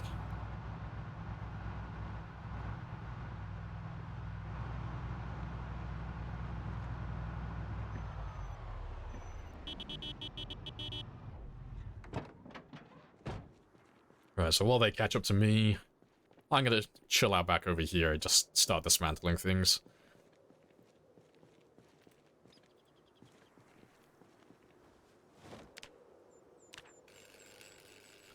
You can't live anywhere far from water anymore. A man must fish, exactly. The good thing about that is most places in the game are relatively close to lakes and water sources, so there's always, like, in every town, apart from, I think, Martridge, there's always somewhere you can go that's close by that has water. I think Martridge is the only town in the game that doesn't have a lake close by. But, who wants to go to Martridge anyway? That's not really a good place.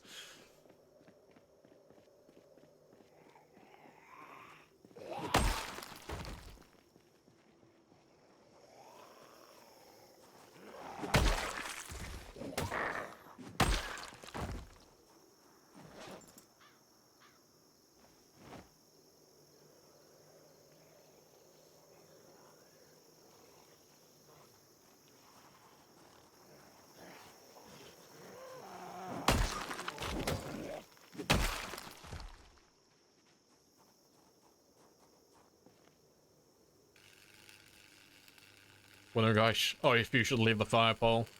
Nah, destroyed. Everything. Return to sender.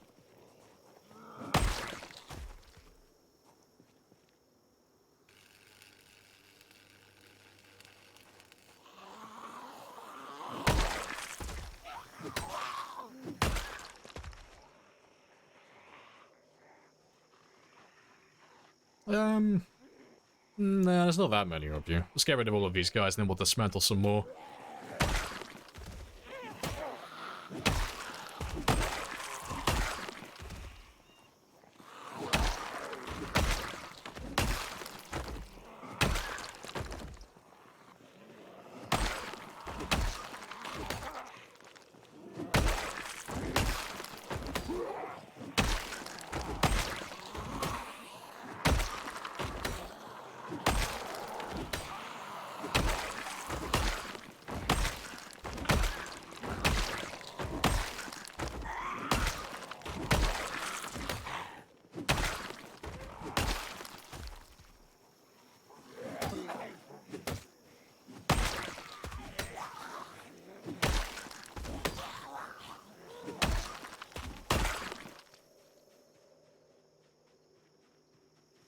Not too many more. Let's have a quick rest while they slowly come in. Like, while you're waiting for zombies, you can always just stand perfectly still to regenerate stamina. Or if you have a chair with you, you can always just rest on it. So there's no point. If I'm a little bit exhausted, there's no point running up to them and wasting stamina so I can fight them sooner. I might as well just wait for them to catch up to me and just recoup a tiny bit of stamina. It may not seem like a lot, but it's surprising how often it'll stop you from going into high or excessive exertion, or moderate, preferably.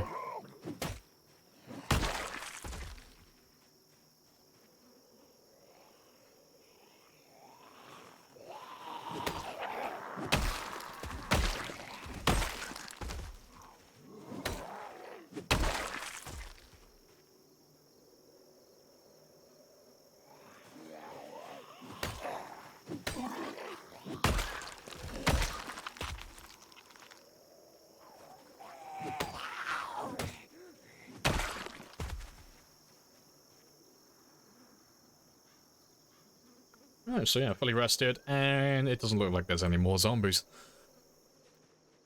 Yeah, not close by anyway. There'll be some, like, obviously coming from the north, but they won't bother us too much. And I can just go back to dismantling cars again. Marjorie, is that new weapon? Yes, it depletes everyone's souls, you know? It's a PvP weapon, really. If you want to, like, deplete someone's morale and, like, really bum them out, you just use Marjorie on them. It depresses everyone. What's the matter with the helicopter and the jet? They definitely pulled the attention of the zombies, but apart from, we don't seem that affected by it. Oh, it didn't seem to be affected by it. Oh, fair play. Yeah, the helicopter is one of those... It's one of those things in the game that's kind of, like, overhyped. I don't know, like, every game seems to have that one thing that kind of, like, really intimidates newer players, but when you actually understand how it works or how you counter it, it's really not that intimidating. Like, most new players get a little bit sweaty, in terms of, like, panicking with the helicopter, like, oh shit, I don't know what I'm gonna do with the helicopter. It's like, literally just walk away from it. Or, you know, stay upstairs in your house and just chill out for a bit. You know, it's really easy to counter it, but, Reddit's gonna Reddit, and Discord's gonna Discord, and people are gonna kind of make up myths and kind of overinflate how bad it really is. A bit like Winter, really. Winter has the same reputation of being, like, very difficult, but it's not that bad, honestly.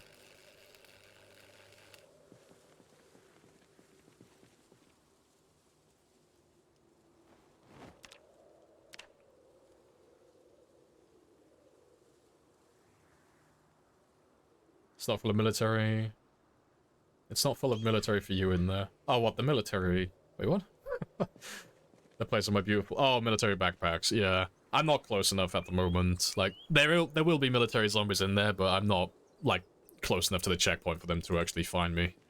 I'm just getting all the civilian zombies that normally lurk on the outskirts first.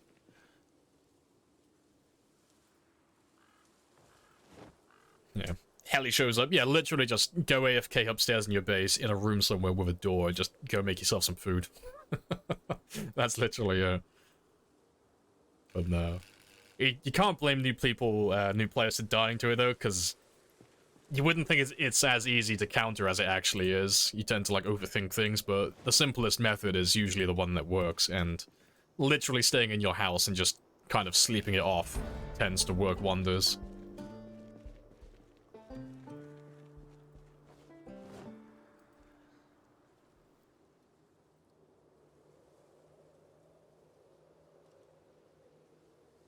Yeah, good stuff.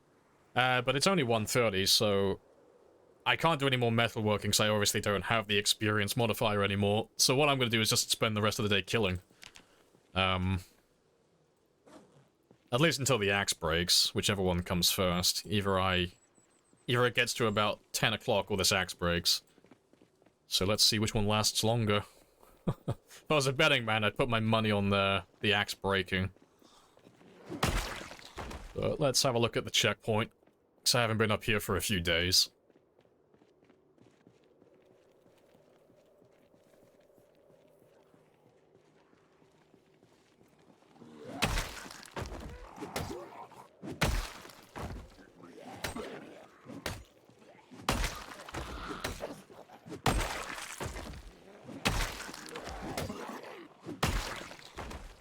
And there's a military zombie.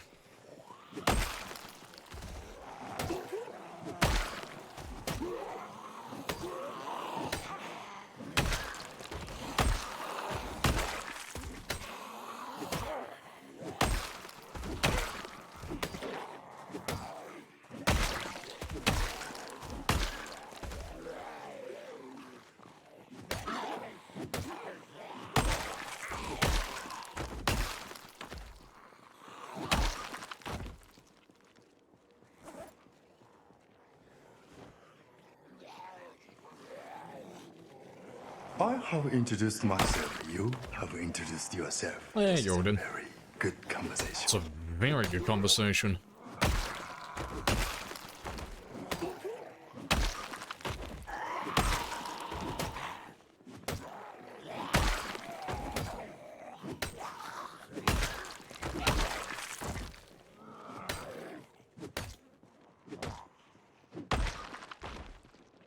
Let's have a quick little sit down. I'll probably move all these barricades out of the way as well, because once I finish dismantling these few cars and I tow these ones out of the way, I'll actually be able to drive my car up towards the military checkpoint then.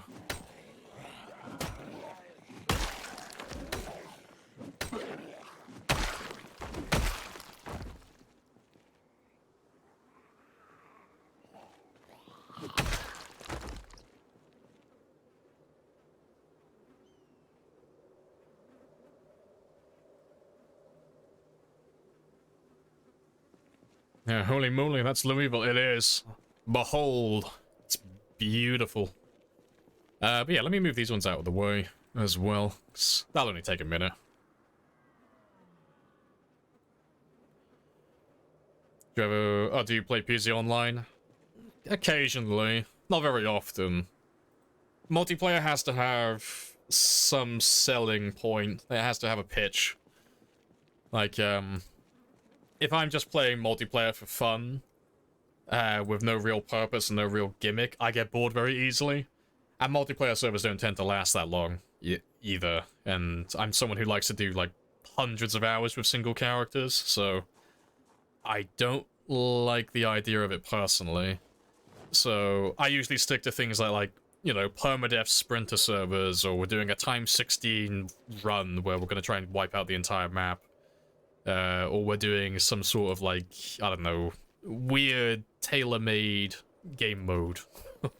You know, where it's like, oh, yeah, if you die, it's permadeath, but you've also got to reach, like, a certain extraction point, like Mr. Nice gave a server, and stuff like that. It has to have, like, some sort of gimmick to it. Beyond just playing the game as you normally would in single player. You kind of miss Dead Pixels. Didn't wipe for years. See, I never played Dead Pixels. The one I used to play was the good old days. But I haven't played that one in years. Like, literally, like, prior to Build 41. That's the last time I think I would have played on that one. But, yeah, that used to be, like, my main server, because it was one of the few vanilla servers you could find, because every other server's modded out the ass with, like, literally everything. But, at the time, it was one of the only vanilla ones running.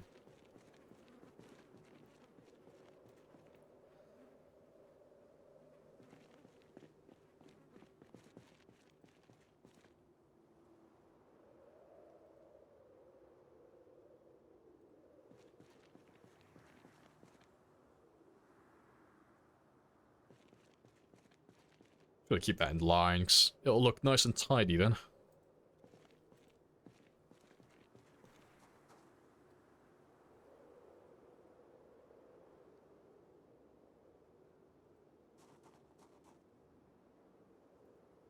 The line doesn't know what to do anymore. I love it.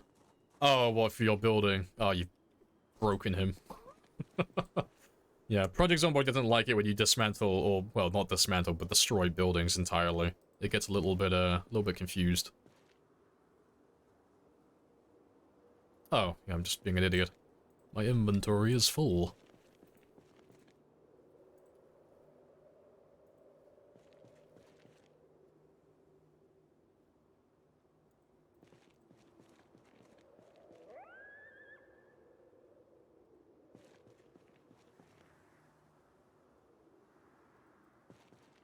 Right, so they're all out of the way now. So all I gotta do in the... oh, a little bit early. But yeah, all I gotta do now in the future is just...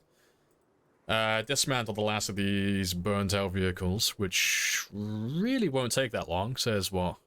2, 4, 5, 7, 10, 13, 15, 16. There's 16 of those burnt cars. And then I just gotta tow all of these ones off to the side, or hotwire them, and then just dry them off. So they'll literally only take like a day, 2 days. Get all that clear. And then anytime we want to go up to Louisville and do some killing, I can just drive straight on through. I don't have to run. Which will save me a lot of effort. And yep, don't have to rest either. Good stuff. So yeah, let's use up the last of this axe. And as soon as this one breaks, we'll head home. And I'll start reading, I'll catch myself up with the next metalworking book then. It still gives the outlines of the original building. Sometimes if you relog, it fixes that. Like after you destroy walls and such. If you try relogging, it might actually fix it.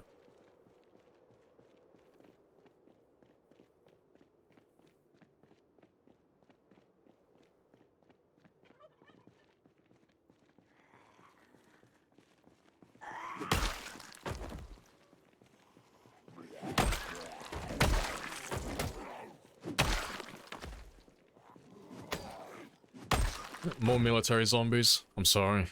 Thank you for your service. Eee, more bags.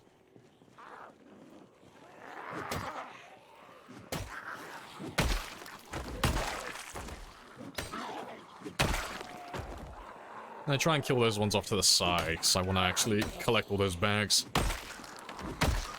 Fun.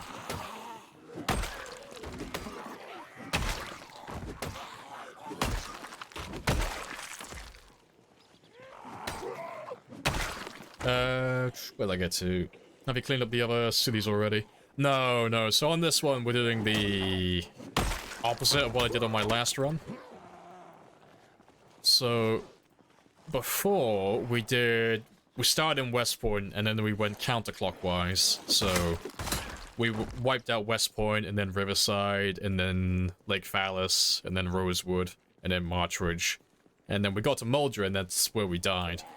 On this one, we're doing it the opposite way around. So we started in West Point, but instead of going anti-clockwise, we're going clockwise. So we're going to Valley Station, then Louisville.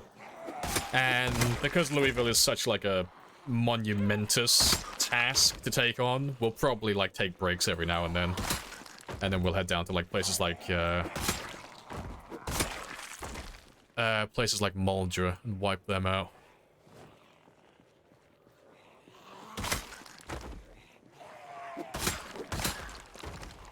There's a lot of you trapped back there. So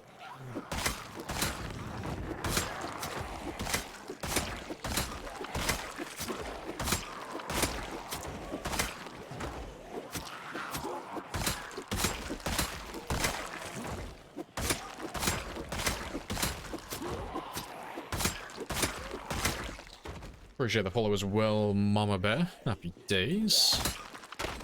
You run any map mods? No, we're not running any map mods. I do play with them once in a while, but I normally do them as like standalone games. I don't normally run them on like a long game like this, because the zombie populations aren't really... Call them what they are. The zombie maps, like the zombie mod maps, are pretty shit for population, because there's no consistency. And you can't really expect that, because all the mod creators for the maps, they're obviously all different players with different views on what's a normal zombie population. So if you add like a bunch of map mods, some of the cities will have like barely any zombies, some of them will have fucking hundreds of thousands, and then everything in between. And it's like, it doesn't feel normal. Like there's no consistency in your game, no matter what you set the settings to. So I personally leave them as like standalone games. Like I'll do like a, you know, a pit stop run, or I might do a Bedford Falls run, or I might do a Blackwood run, but I won't do like all those maps in one big run, because they're a bit, yeah, like I said, a bit inconsistent. But they're really good maps though, like they're really well made, far better than anything I could ever make. But yeah, they just don't blend well together, unless they're made by the same person, you know. Zombie respawn active? No, we're doing respawns off, because we're doing times 16. Grab the warning sign, it'd be nice for your base. Well, we're gonna base up at the military checkpoint anyway, so I'll leave them there. Like, the military checkpoint's where my big base is gonna be, like my uber-sized base is gonna be. My forever home. My central hub, if you will. So I'm not gonna move anything out of there. I'll leave it all there for the future. Yep, welcome into chat as well, Bear. Happy days. Are you gonna level up guns with all the ammo? Yeah, like I'll do a bit of shooting, but because we're running insanely rare loot, I won't get that much ammo from the military checkpoint. I'll get a little bit, but I won't like get a tremendous amount, you know? But yeah, we are gonna level everything to level 10 eventually. But yeah, it's... like, even if I took all the ammo from the military checkpoint, I'm unlikely to even get level 6, because beyond level 5, you get a huge debuff to your experience rate, so trying to get anything higher than 5 is very time-consuming. And it's mostly just shotgun shells that you get from police officers that do most of the grinding for you. So that probably won't happen anytime soon. How do you lock stuff in the trailer? Oh, so it doesn't fall out. You need to get a trailer that has a tarp. if you want to stop that from, like, stop items from falling out. So look for the trailers that have the blue tarp over the top. Because these ones will always have a chance at dropping stuff, but only if it's like a large item, according to some of the code divers. Do I cover the wood floor? Oh yeah, like I said, gravel. Yeah, turn it into a giant parking lot. Just all gravel. Hey, it's sad but rad. Hello, hello. Millionaire Monday. No, Mondays aren't a time to celebrate, sad. It's mundane Mondays, or migraine Mondays. Nobody likes Mondays. Yeah, French kept falling out. Yeah, it's any... Oh, what did Hugo say it was? What was the limit? I think he said it was like 5 units. But yeah, anything that's like... Well, any furniture item typically, and then any firearms, anything that's quite large, so... Try and prioritize putting like larger pieces in the trunk of your car where it won't fall out, and then the smaller pieces in the trailer.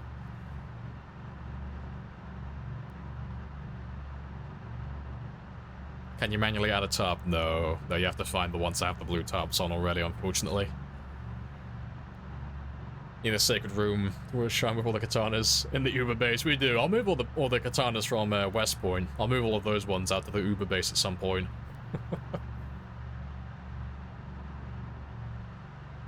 Sexy Monday. Where am I gonna find gravel for that, though? No, literally, like, all of this. Like, literally...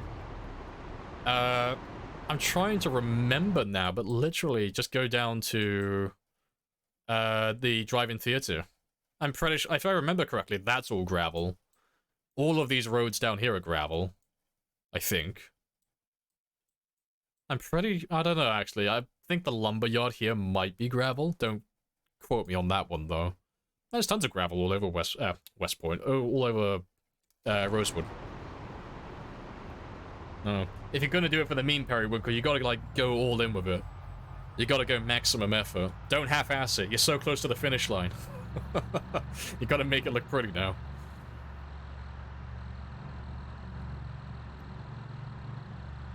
You rarely see me drive this far. I always run everywhere. Got that veteran player blood in me.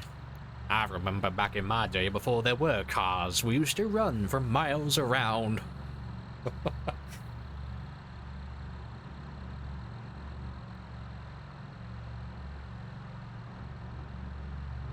Looks like railways are gravel too. Yeah. You could probably pick that, fuck's sake. You could probably pick those ones up. We were literally saying earlier, like, how long do you reckon it'll take before I hit one of those fucking concrete barriers? Yeah, less than a half a stream, it turns out.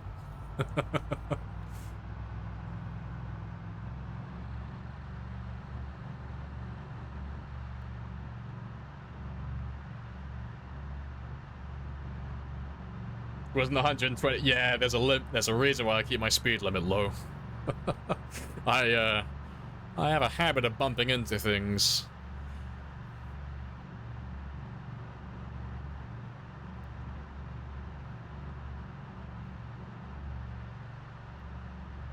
Line gets completely fucked around? Ah, fair enough then.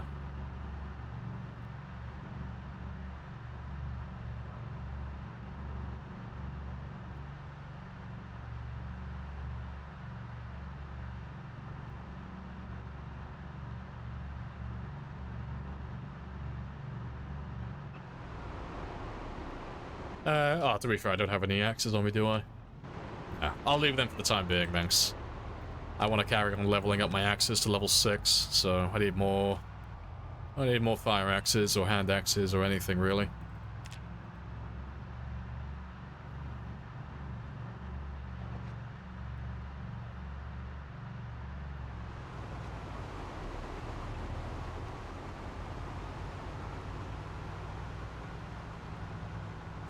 Gravel is useless. Gresto, yeah.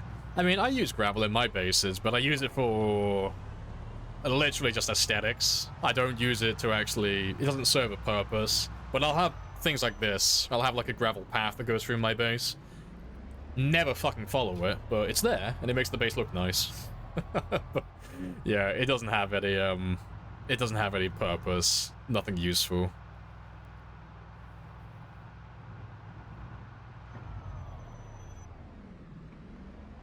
Yeah, brightness at night. Yeah, I mean, you could argue that's like an actual useful reason to have it.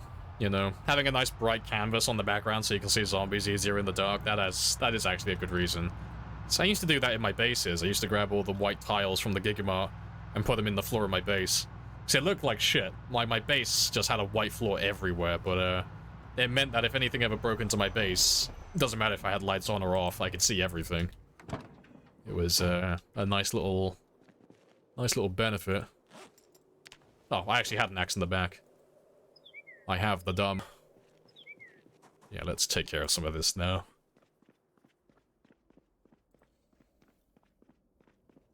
Used to play multiplayer, I couldn't skip nights, yeah. Yeah, 'cause I would steal tiles like this. Like, when it's dark in here, you can see everything. To be fair, let me see if I've actually got any... Yeah. We should have lots of building materials. Let's get rid of all of you. Yeah, to be fair, it's mostly building materials.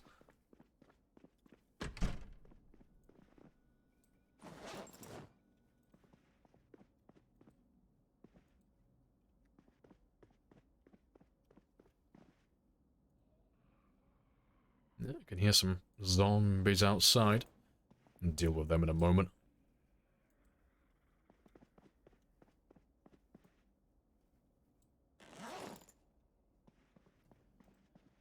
Right, oh yeah, I got a few other things in here, haven't I?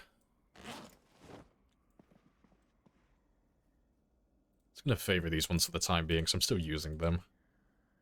I can leave you. I can throw those ones back in my car. Actually, they belong in the club box. You belong in the outpost. Need to refuel you. Yeah, that's all done then. Get rid of this one. Just like to collect things. Like to have one of everything.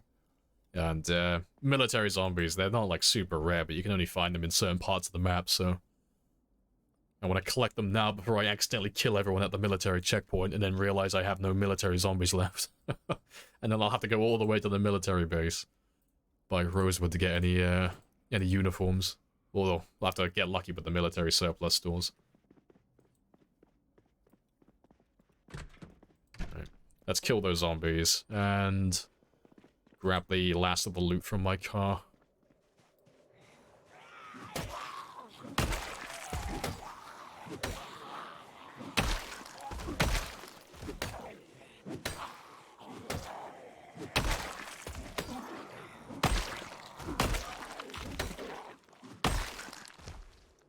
And while we're here, just make sure he's a-okay, not going to explode. Yeah, 95, 52, so he's not going to run out of fuel, and he's not going to explode. I can leave him for a while.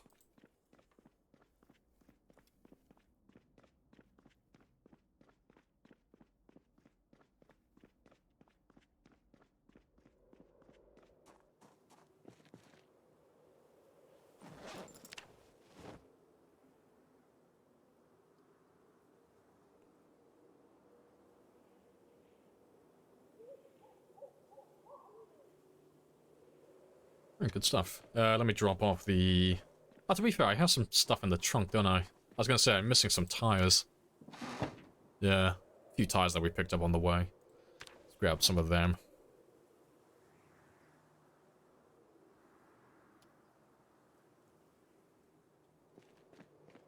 Yeah, I'll drop the brakes off in a second then once I come back with the tires. Don't get why you had so many military in your game.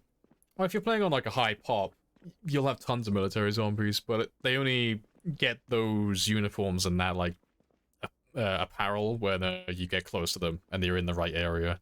So, like if it's like what we had in the last game with the military zombies out here, where we barely had any military zombies. It's because I was fighting zombies along this stretch here, so I was luring all the zombies from here to here.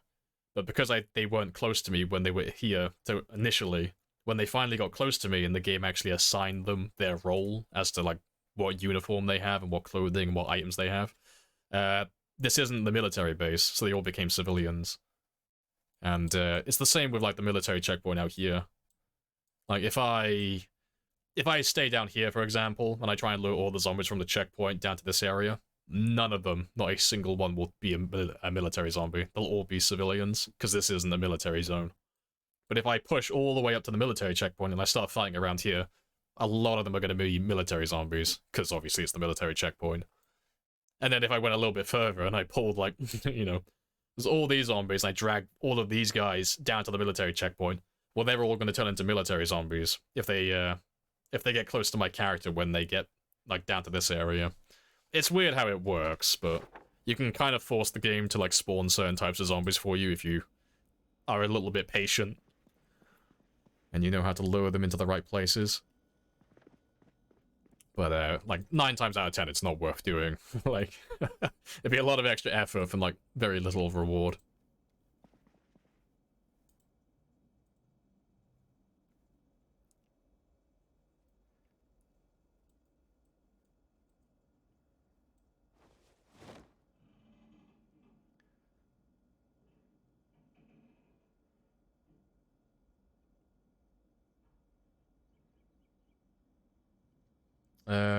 Did you explore it already?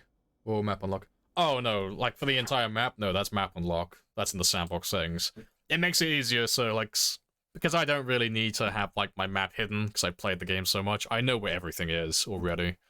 But when I'm like explaining stuff to you guys, like how some things work, or where you can find certain items, or certain vehicles, or how, like, where certain places are on the map, it's a lot easier for me to explain if I can just, like, literally show you on the map, like, oh yes, let's talk about the motel that's in Muldra down here, and where you can find the bookstore down over here, and the police department here, and there's a lake on the east side, and there's 3 lakes on the, like, over here, and McCoy's is over here. Trying to tell you guys where any of that stuff is, who don't know where, like, all these things are, without having this loaded, is incredibly fucking hard. Because it's like giving directions in a second language, like, no one really understands where you're talking about. So yeah, I always have that one on, so it makes it easier for me.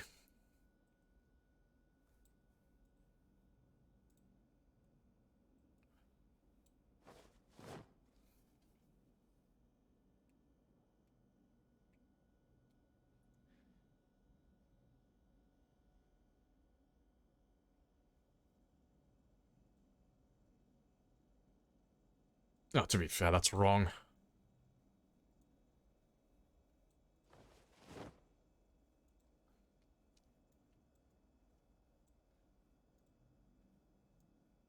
There we go, that's better. I just like to keep everything organized. Makes it a lot easier long term then. Easier to find where all my stuff is. Yes, that's all good.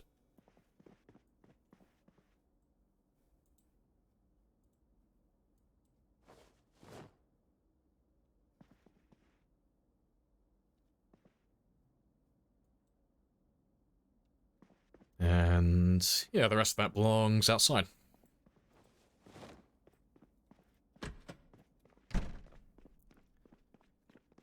So I haven't really built an area to store building supplies. They just kind of get dumped on the floor out here.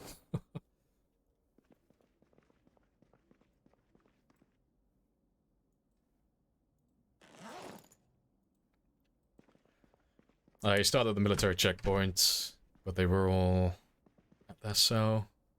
We were on the last day. Ones with the wrecked cars. Killed several thousand of them. Yeah, so it's only when you get close to them for, like, the first time. I mean, that's at least how I understand it. So if you went close to the military checkpoint at any point and you saw all the military zombies, they're always going to be military zombies there now. Like those ones that you saw in particular.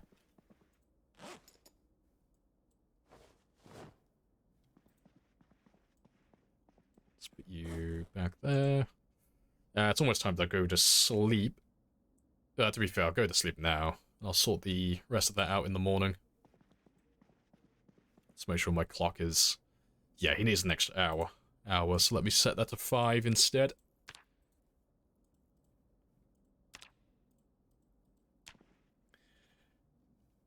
What's search mode really for? It's for foraging, so you get to choose like what type of item type you're looking for in particular, and it basically just gives you a little extra bonus to finding that certain item type. And you can get information as well regarding what your current stats are for foraging, so, you know, the traits and profession bonuses I have to finding certain items, if my clothing is hindering my foraging radius, if the weather's affecting my foraging radius, and, you know, if the darkness as well. And, yeah, and then right at the top, that's the main number you're looking for. So your search radius, just 10.92. That's basically just how far away, you know, I can find items. So the higher that number, the better you're doing. And then, oh, secondly as well, obviously you can see what type of environment you're in. So the environment is like the main one that will determine what type of items you'll find. So, you know, if I'm looking for, like, ammo for guns and stuff, well, I'm not going to find anything if I'm in, like, the deep woods, like in the forest somewhere. I'm not going to find that much. But if I go to an urban environment, well, I'm going to find more guns and ammo and junk food and, like, things that you would find in a city. And then if I want to find things like tree branches and berries and mushrooms and tree branches and all that stuff, and chipstone, I want to go out to places like, you know, vegetation and woodland and forest and all that stuff. Appreciate the follow as well, Road. Happy days. Right. Yeah, let me sort out the last part of my car. There's a few tires in the back. And then I'll read the Metalworking Volume 3. So I'm not going to go beyond Volume 3. I'll go, at the very most, I'll do Metalworking 6, but I just want to clear out the last of those cars by the military checkpoint. Just the ones that are blocking my way. And try and get my metalworking up as high as I can.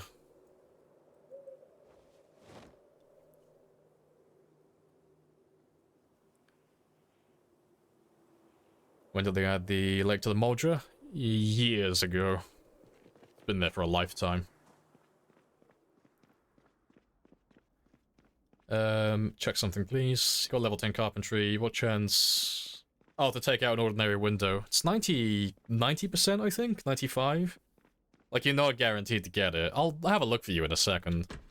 Like, I'll go over to a house and have a quick look, but it's just shy of 100, if I remember correctly. Yeah, even when you're, even if you're a perfect character, you're never guaranteed to actually salvage windows successfully. Which is fair, but also incredibly annoying. Yeah, do items outside degrade? No. It's not like RimWorld, where every item in the game has a condition and it'll slowly degrade over time. The only things in the game that have condition, like, well, the things that you'll see in bulk are weapons, but they don't degrade over time, and food doesn't go rotten faster in the open, and car parts don't degrade faster if you leave the car in, like, in the rain for too long, and stuff like that. It's not that in-depth with stuff like that currently.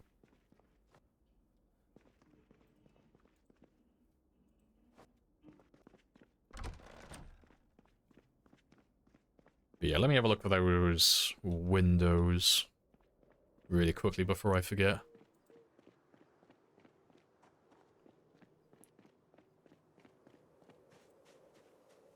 So yeah, 95% chance to do it successfully, 5% chance to break, so, you know, for every 20 windows you try and pick up, one of them's bound to break, on average. So the odds aren't, like, horrible, like, it'll only happen, like, once in a while, because, I mean, how often do you actually go picking up windows? So, it won't happen, like, frequently, but, yeah, it'll catch you off guard every now and then. The game will remind you that you are a mortal man who makes mistakes.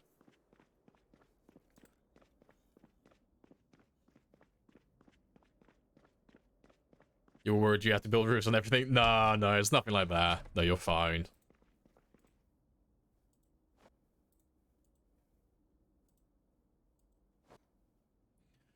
Right, but yeah, that's all good. That's all good. Yeah, let's head out to the military checkpoint now. Oh, no, sorry. Metalworking 3. I almost forgot, I gotta read my fucking book. Jesus, I almost went all the way there. No, I'll spend the last part of this day then reading Metalworking 3. 'Cause it'll take most of the day, if not all of it, so we'll just spend our day here reading, and then we'll head to the checkpoint in the morning. Appreciate the follow as well, Crotus. Happy days.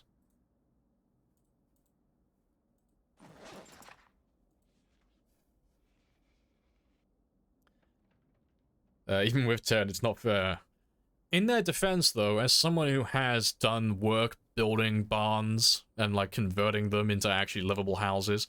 Trying to salvage like a window that's been left out in the elements and uncared for quite a long time is fucking hard. like getting the glass out isn't too bad, but like trying to keep the frame intact without like destroying that fucker, that sucks. It's not good. Putting the windows in, piece of piss. A monkey could do that, but no. I've tried like salvaging them in the past because my dad owns a lot of farmland. And so I've had to, like, help him convert, like, do some barn conversions to make them into, like, actual houses. But the planning permission, they're very strict on what you can and cannot do. So if you're applying to, like, you know, if you're going to convert a barn, you can do it without planning permission, you know, by rendering all the walls and such and replacing all the window frames. But they have to be literally fucking identical. You cannot change them at all. So to, like, actually hire a carpenter who knows what he's doing to build, a, like, the window frame, you have to try and, like, keep the window frame intact when you take it out. So he knows what the measurements are and he knows what it's supposed to be like. So yeah, trying to keep that shit together fucking sucks. Like, I'm not a big fan of trying to keep windows intact. No, my character is probably far better at doing that than I am.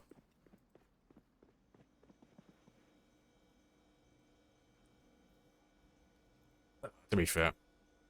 Let's get drunk, because I don't want to keep him awake any longer. I want to go back to the checkpoint so I can actually go back to being productive.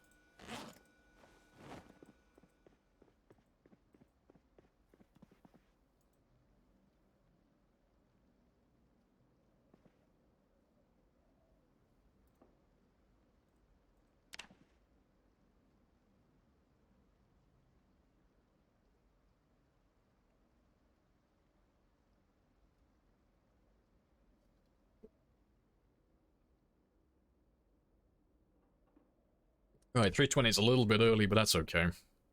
That's, pretty close to my normal time.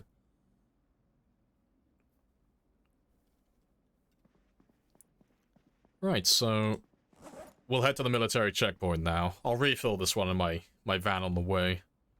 I'll put those back in my glove box as well. And I read my book, didn't I? I read all of it. Yeah, okay. And then we'll do some metalworking when we get to the checkpoint. We'll dismantle some more of those scrap cars. Yeah, good to go. We're all... It's all A-okay. We're back on track.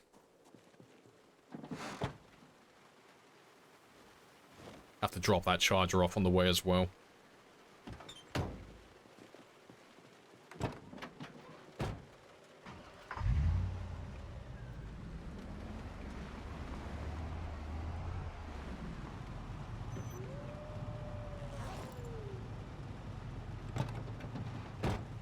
I am missing a wrench.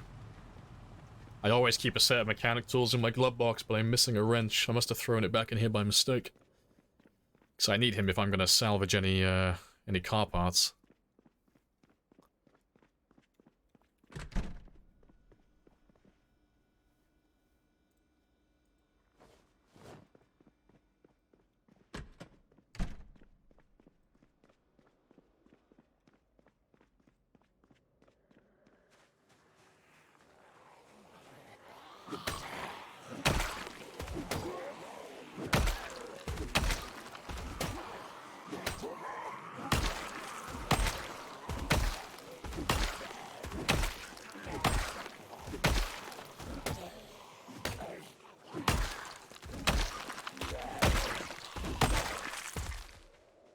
Alright, golden. And we are good to go.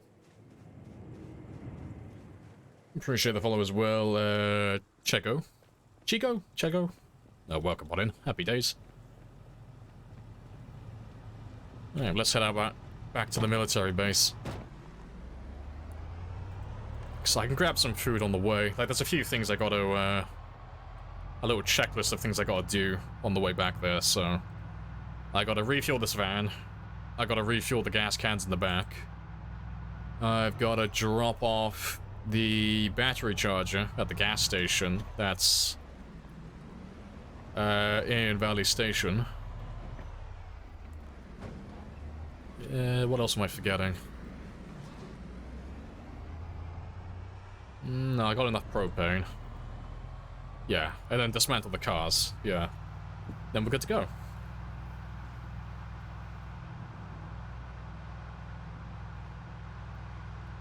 With level... Oh, sorry, with 10 maintenance... These hand axes, handmade axes... Oh, have pretty good durability. Oh, yeah, the stone axes are fantastic. Yeah, in my opinion, they are the best axe in the game. They are fantastic. Like, they're up there alongside spears and hunting knives. They are god-tier weapons. Like, I'm only using fire axes currently because I'm being lazy. Just call it what it is. I don't feel like foraging for chipstone, and I don't feel like getting a bunch of tree branches, so I'm biting the bullet, and I'm using the weapon that's heavier. But, yeah, stone axes are fantastic. They are god-tier weapons with lumberjack.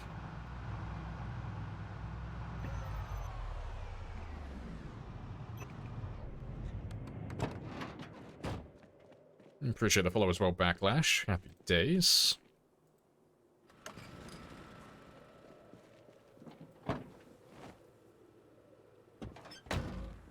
Oh, that's the thing. I gotta drop off the frying pan and pick up food. That's something I forgot to mention.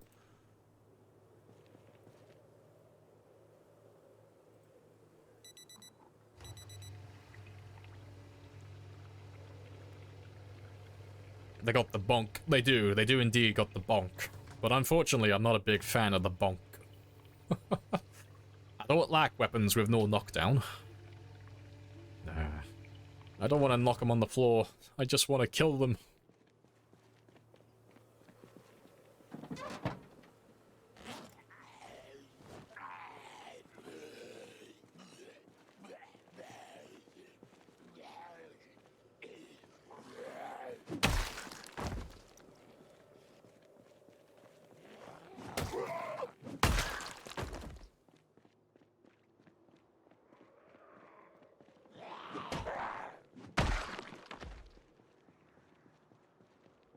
Yeah, we're all square.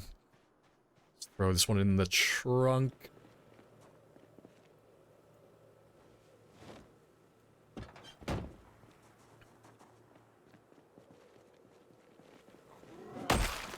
And let's refuel you now.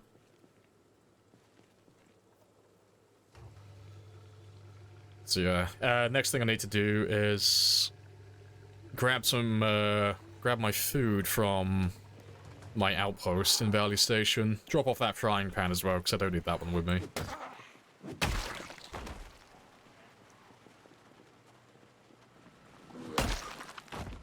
And yeah, then I can go to the gas station. To be fair, I might just go to the gas station out there, to be honest, because this is just... yeah. This is a thing. Yeah, let me, I'll go to the other gas station.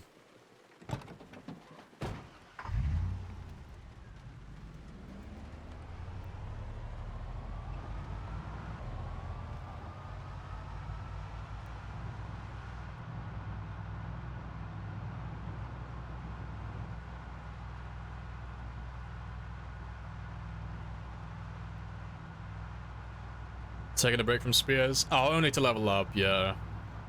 Yeah, I'm still very much missing my spears. But, I do want to level everything to level 10, and that does include all the weapons as well. So, I'm doing my axes at the moment, but I'm only going to do them until level 6. And then once I get to level 6, I'll use spears again. And then tomorrow I might do a little bit of long blunt. Or I might take a break again, you know, never know. Depends what I feel like doing.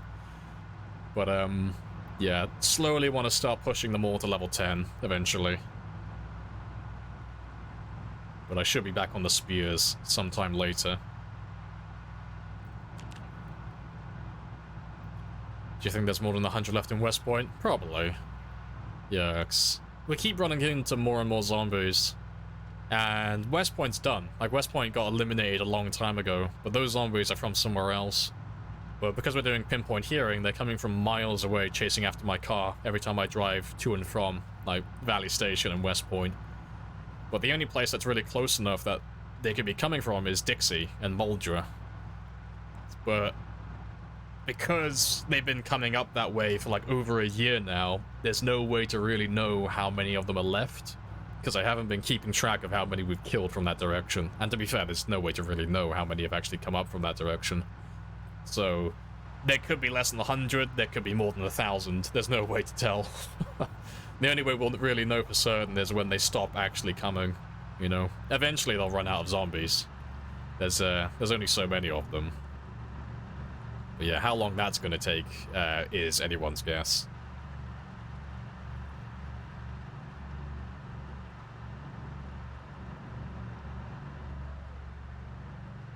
Mole drag, yes.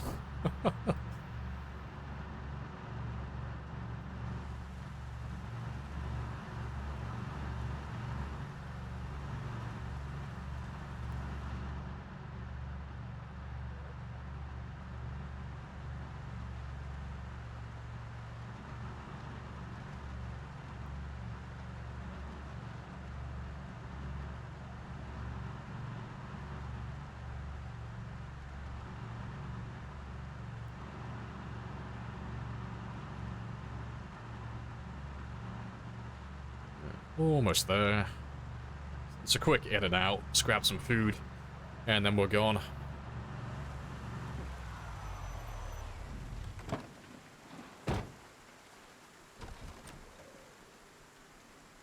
Yeah, because they're all still fresh, so let me grab these ones.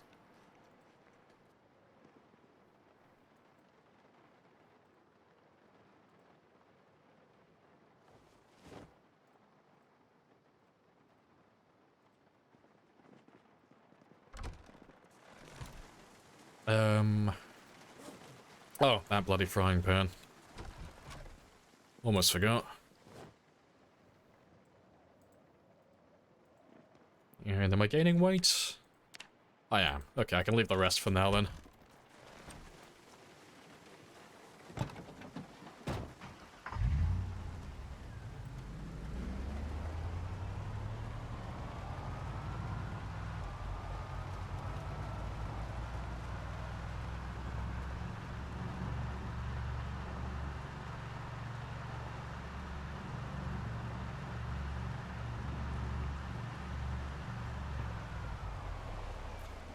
Well, it can't sit at high RPMs on cruise control, so they're shifting into the highest gear.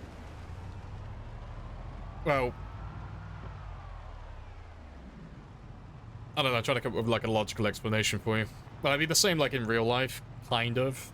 Like, I don't know, like the RPM is a little bit high, but, you know, if I was driving quite comfortably, even if my RPM was a little bit high, if I switched into like, you know, third or fourth, you know, I don't want to be like cruising like in fourth gear at like, you know, 30 miles per hour. My car's gonna like slowly grind to a halt. But yeah, I've never really paid it much mind, to be fair. It's not something I ever really look at.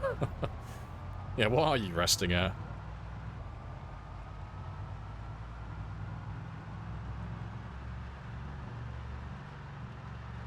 Yeah, to be fair, he is actually quite high, isn't he? I never really paid much mind to it. Yeah, he's pretty much, like, tapped out, isn't he? As far as he can really go.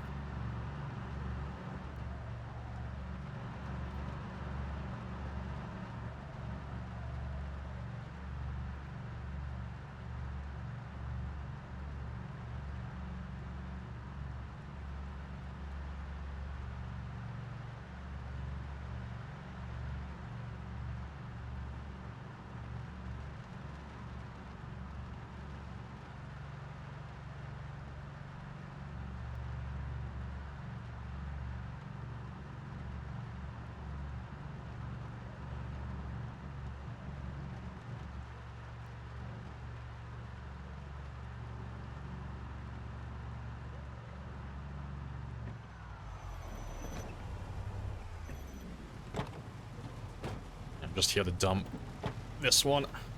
It's just a precaution, so as I find more of these, I will add more and more of them to the world at gas stations. It's just, if I happen to fuck up, you know, if I, let's just say for example, there were no cars left in this area, and I crash my car and I destroy him, and I need to go and get a new one, but I killed my battery, or something like really dumb. the gas stations are like nicely spread out across the map, so if I have a gas station that has a generator and it has a battery charger, I can kind of get myself going again wherever I am, regardless of how badly I fuck up. But yeah, I need a map marker for that one now. I don't know, what would be a good one? What do I not use currently?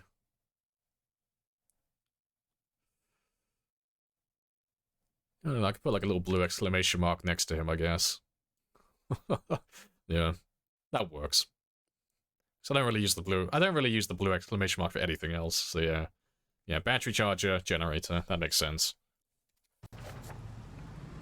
Just so I can keep track of where things are.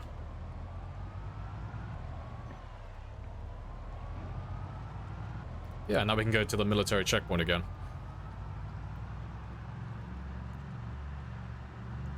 Really rare item. Yeah, you find quite a lot of them, though. In places like American Tire and such, you find quite a few of them. Like, they're rare, but I don't know if you'd say extremely rare. I always find... I don't know, maybe they are extremely rare. Maybe it's just a placebo effect on my end, but I always tend to find far more of them than I actually need, even on, like, the rarest of settings.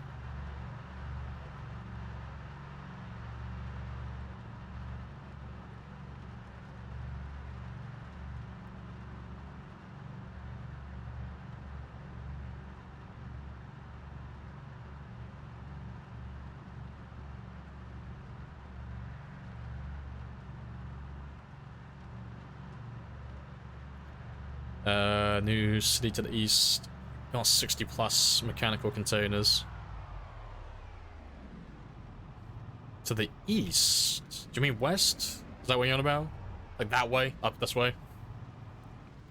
Like where Ekron's gonna be? Is that the one you're talking about? So unless they've added something new... North and... Oh, okay, so yeah, west. Yeah, that's Ekron. Oh, fair enough. Yeah, 'cause I've seen they've added another American Tire store over there. I haven't actually explored it in an actual game myself, but I have had a look in debug out of curiosity. Yeah, no, we're fine. Let me dismantle some more of these cars then. And if I have time, like if we actually get through all of these, we'll start moving some of these ones out of the way.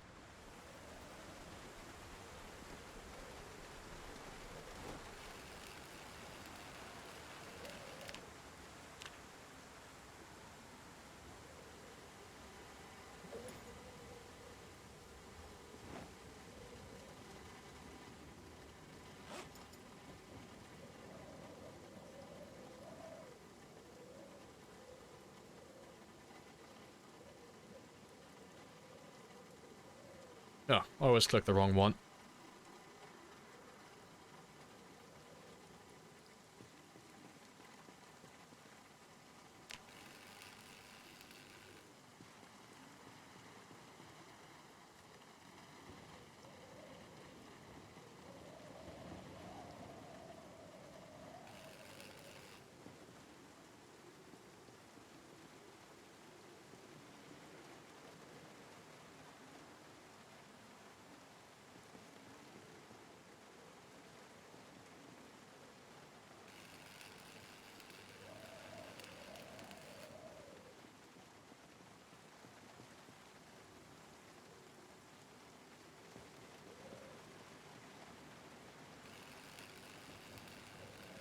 Last stream I was in, you were clearing the bridge. What's the plan now? The plan now is leveling up my mechanical and my metalworking skills. Like, to be fair, my mechanics is fine for the time being, but I'm doing my metalworking skill high enough so I can actually repair my cars effectively. So, level 4, 6, that's about enough, really. Hunt down the last of the zombies around the mall and around West Point, which really is more of like a side project, but mostly just push towards Louisville now and try and get a new base set up in the military checkpoint. So if I can get that one done, what that means is I'll have a new main base at the military checkpoint that's surrounded by fences and very easy to defend, everything south and southeast will be dead, so there won't be a chance of them flanking me. And then from there, I can just slowly push north into Louisville. And every time, like every now and then when I get bored, instead of having the case similar to what we had at the bridge, where I can't really do anything else, I'm just trapped killing zombies in the same place constantly, I can abandon the checkpoint and go and kill zombies at like Muldra or Riverside. But I do want to get a base set up here. But it does involve actually eliminating the checkpoint first, because there are still lots of zombies in there.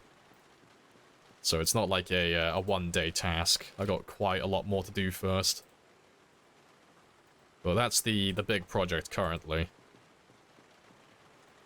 And at the moment, I'm just clearing out the entrance. So they added this not too long ago, but the entrance to Louisville always has burnt cars and car wrecks in front of it now, so just to save myself some time and effort in the future, instead of having to drive around them constantly, I'm just getting rid of them all, leveling up my metalworking skill while I'm doing so, and I'll have a nice clear highway then, straight into the city.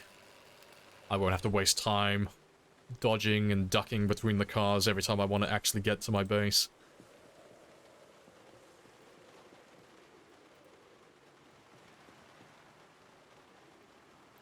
They fixed the car wrecks disassembling. As far as I'm aware, it was never broken. It's always worked for me.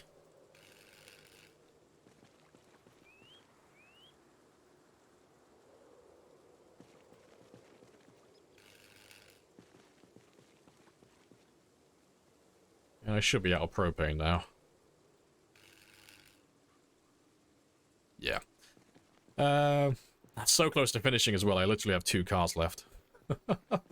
Ah, well, save myself going all the way back just for the sake of 2 cars. I'll start towing these ones out of the way now. So, we'll just tow them off to the side. Or at least I'll hotwire them and I'll drive them off to the side. Well, to be fair, the batteries won't work, will they? No, I'll tow them off to the side of the road then. I'll drop the trailer off first and then we'll get all these cars out of my way.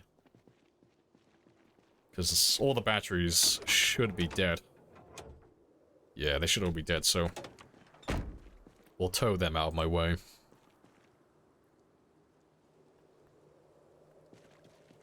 When you couldn't do that because it required more propane than your torch would have.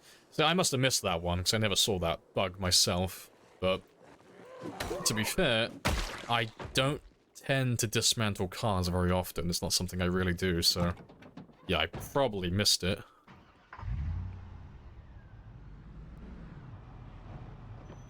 Let me start from... I'll start with this one here. I'll work my way back.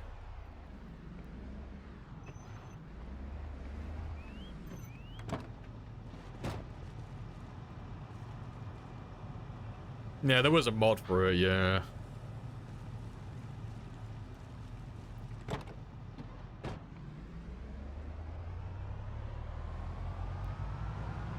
Bloody lamppost.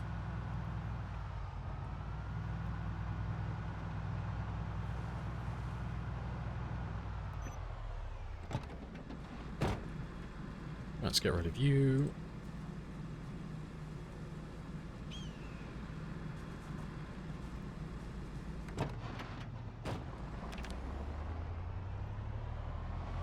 Hey, it's the wonderful Peter Ponders. Let me get you a shout out. Yeah, if you haven't seen Peter Ponders before, I definitely recommend having a gander and throwing him a follow. Because if anything else, you will have supreme stash envy. He's got a beautiful mustache. It's such a weird way to sell someone's channel. Like, oh fuck, why should I check this guy out? He grows a fucking mean mustache and he's very chill. Like, pick from one of those two. But yeah, I have supreme Tash envy. His facial hair is on point. And he's very good at Zomboid as well. Definitely worth having a look at. Yeah. Having a great start to the week. Yeah, it's been nice and chill. How's the run going? Yeah, we're just clearing out the entrance to Louisville at the moment.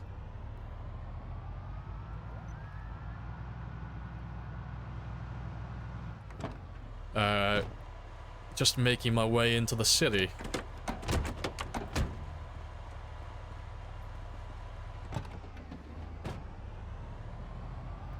You are not having a good time.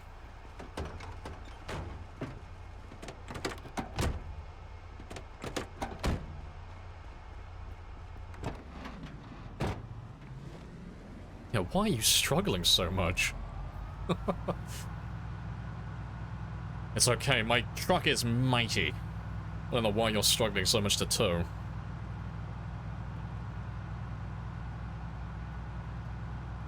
Wheels, probably. Ah, well, it's off to the side now anyway, so I can forget about him. Yeah, I know, it's like, someone's left the fucking parking brake on. But now, how have you been, Nokita? What's up with you?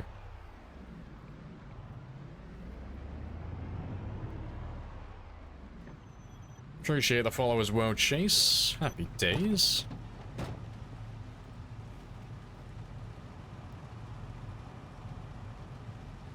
Louisville Street, yeah, Jamboree. Yeah, we're getting there, so what we did on Thursday and Friday was we cleared across this bridge, we wiped all of them out, and then we made our way up to the mall. We finished off everyone around this area. I nearly died over here, which is where we ended the stream. I was about 26 hours in, because I fat-fingered the E key, and I jumped out of my car in front of a bunch of zombies, so that was spicy. So I decided to call the stream early, because I was having skill issues with my hands. But, yeah, we found a welding mask recently, over here, so I've been able to level up my metalworking skill to level 4 now, and I can actually start working on vehicles. And yeah, now we're just clearing the entrance of the checkpoint, and the plan is to make a Uber base, a big old giant base, over here somewhere, and probably over here as well. I might just tarmac that and turn it into a giant car park.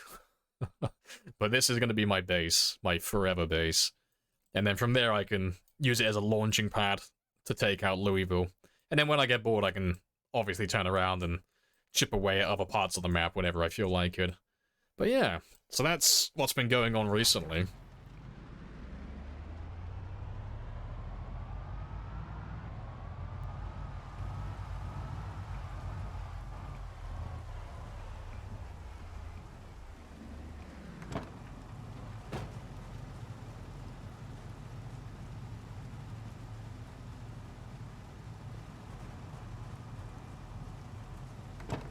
Finger bit issues, yeah.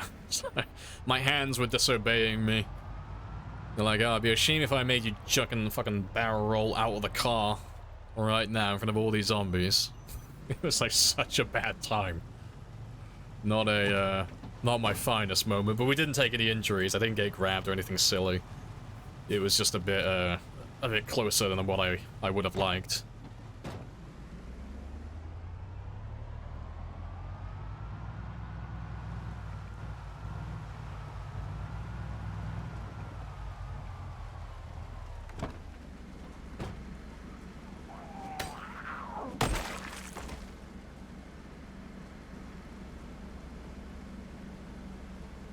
Yeah, forward operate. Yeah, exactly. Gotta have another base set up. I like to have a base in each town, but Louisville is gonna require a lot of effort to actually even get into the city to begin with, so I figure I'm just gonna make my main base for Louisville at the checkpoint and just not make a second one. Like, I'll probably make outposts in the city, but I'm only gonna have one main base per town, like I usually do. And the military checkpoint is that for me, because I've never actually wiped out Louisville on any population. I've never even really done a full frontal assault on it, really. Like, I had that one game, but that one had respawn turned on, and it was, I think it was ×6 or ×8. So I would like to wage war upon them and take their land for my own.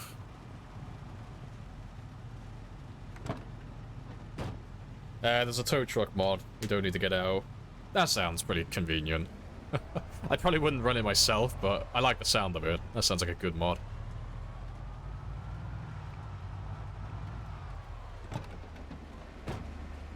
Because I'm not too bothered about getting out and doing this over and over again, 'cause I've only got to do it the one time. Like, how often do I actually clear roads like this? There's only a handful of them in the world that spawn like this. So, I'm not too bothered. If anything, it's kind of fun. Something different.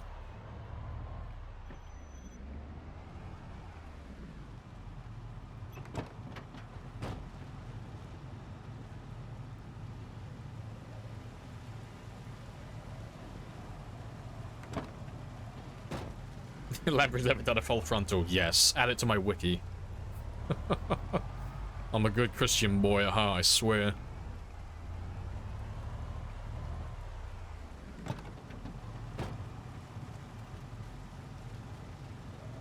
There's a mod that counts, yeah, fire and car kills. Yeah, we never add stuff like that.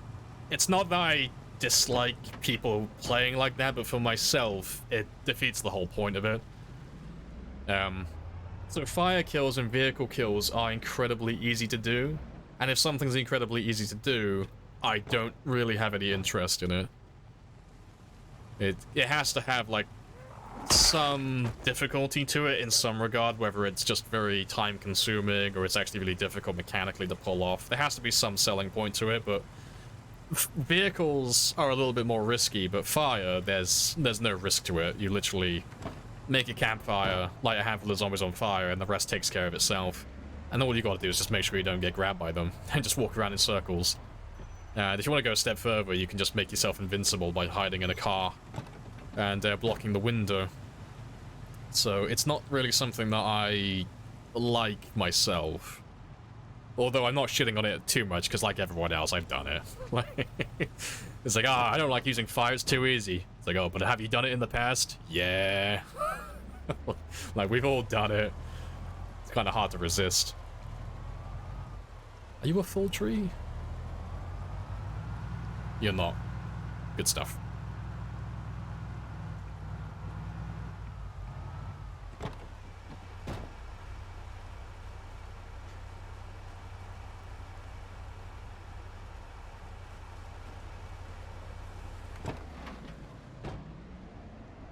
Right, so yeah, I need more propane to get rid of those two, but that's pretty much all of them. To be fair, I think I can grab you. I think.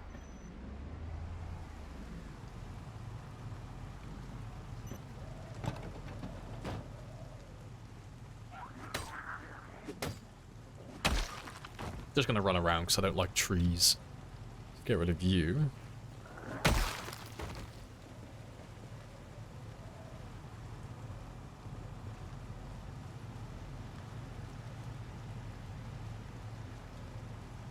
Of girls at the bar. Are you a full tree? Just thinking of all like the dumb pickup lines you could use with that. Like, damn girl, are you a full tree? like, fuck's sake. We got so much in common. I'm made of wood too.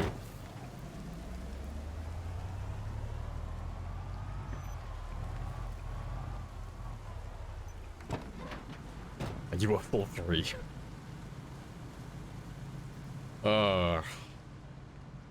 I think I can grab you as well. I'm just gonna ignore the rest of the conversation.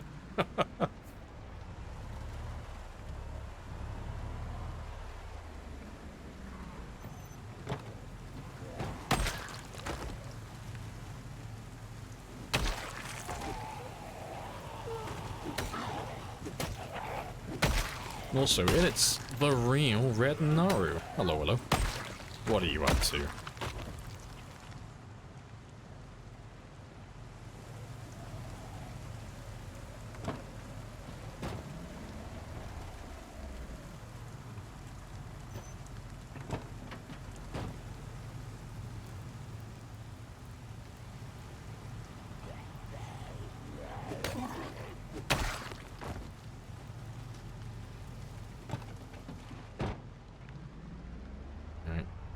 You're gonna be in my way.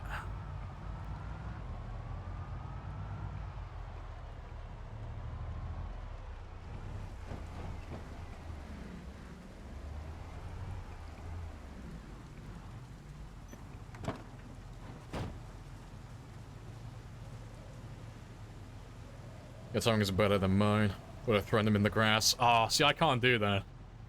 It's not because I don't want to do it now. I'm just an asshole. I know what I'll be like. It'll be like a month from now in real time.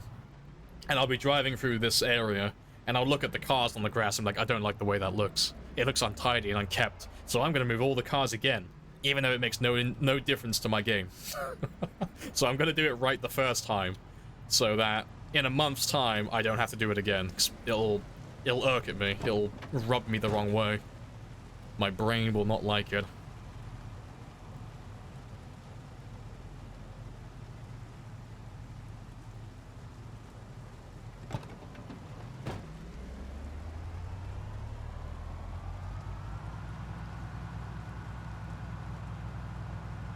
He's resisting.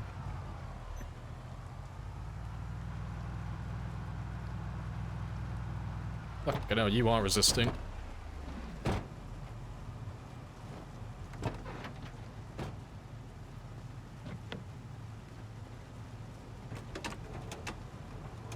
Go, Van, go. We believe in you.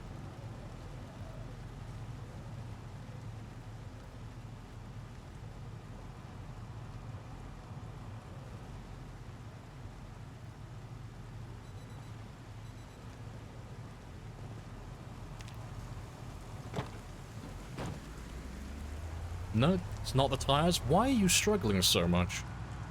I don't know, was it that bush I was on? It was probably the bush I was on.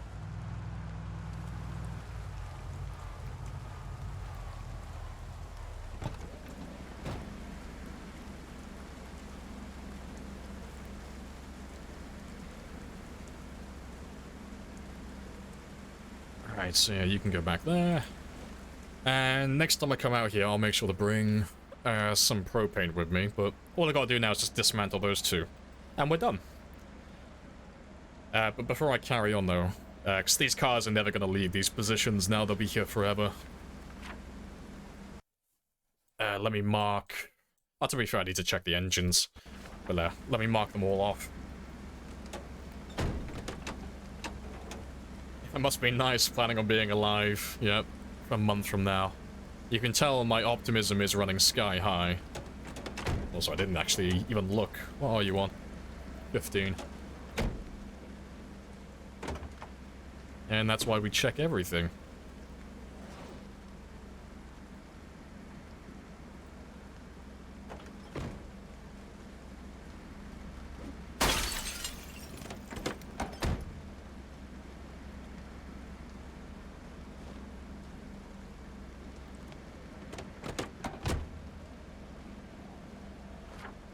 Right, before I carry on though, I'm gonna run off and have another bathroom break, and I'm gonna stretch my legs while I'm at it.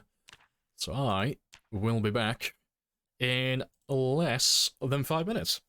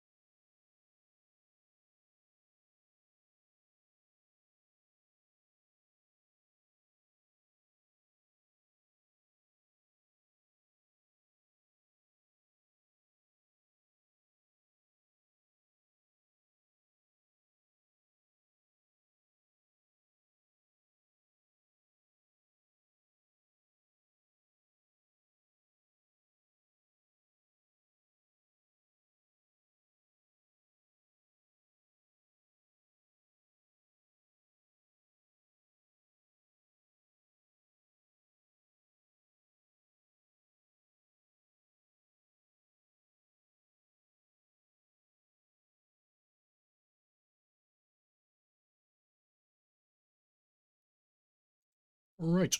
And I'm back. Happy days. Yeah, let me turn off my van for a moment. And just mark all these cars accordingly.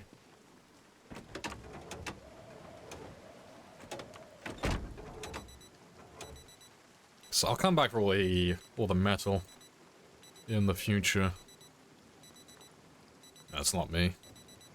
But yeah, you have parts.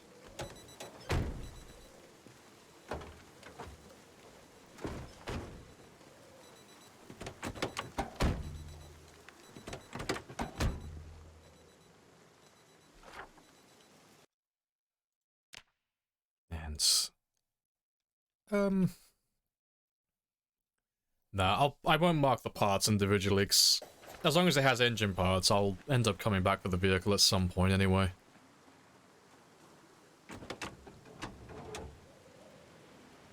Yep, you have parts.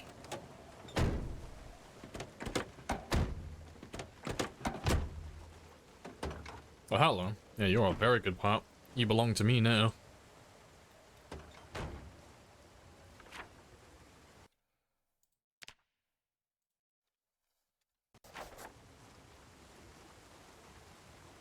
It's just a song, so you give your opinion about it. Or not in that mood. I'd probably say throw it on the Discord. I'll look at it later.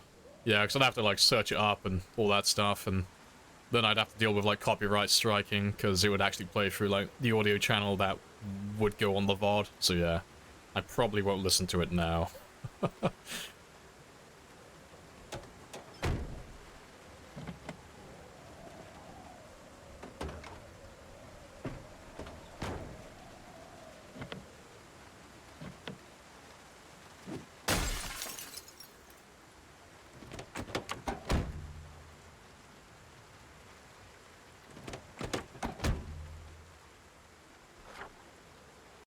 Where are you from? Earth. Yeah. Yeah, let's be more vague. Europe. I'm from Europe. Somewhere around there. Oh, hello, survivor vehicle. Beautiful. Terrible quality. I love it. No, I am from the lovely island of the United Kingdom. Or Great Britain. Take your pick. Oh, that's not what I wanted.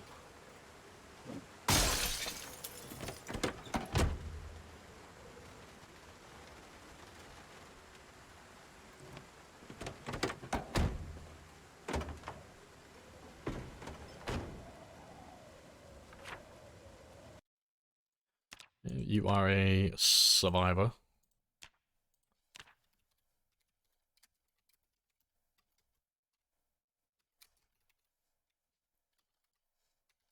There we go. Just because it's got tons of good parts, I'll come back for that one. Probably sooner than most.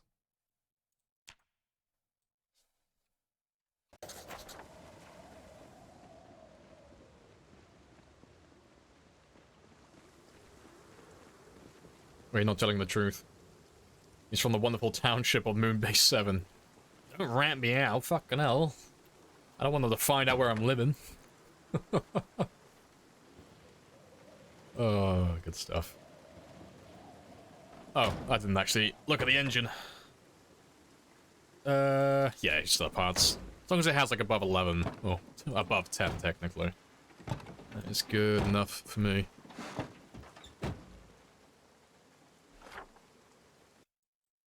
It's a tedious job, but I only have to do it the one time. And there should be, I think, 2 taxis? Or was it just the one? So I think that's the last, yeah, it's the last one now. We can start heading back.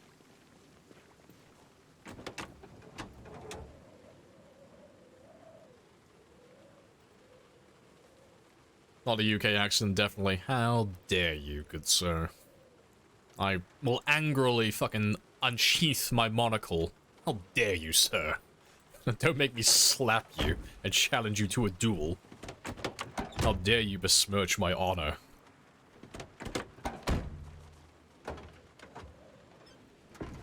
I didn't even... I'm being a dunce. Every time I open the engine, I'm not even looking at the engine anymore. I'm just kind of like doing muscle memory. Yeah, you technically have parts.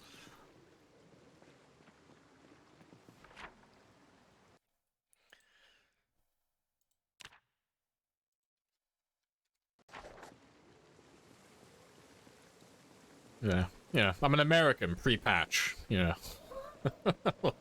I'm an American before they got patched and they got buffed.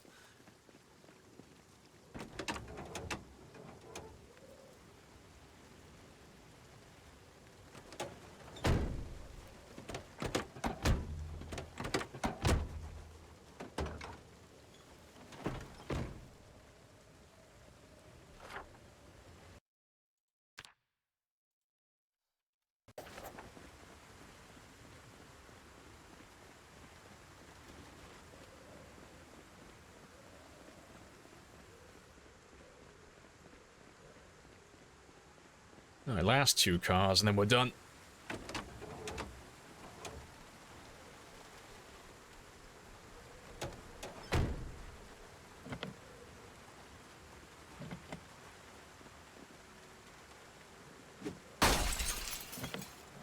Rip.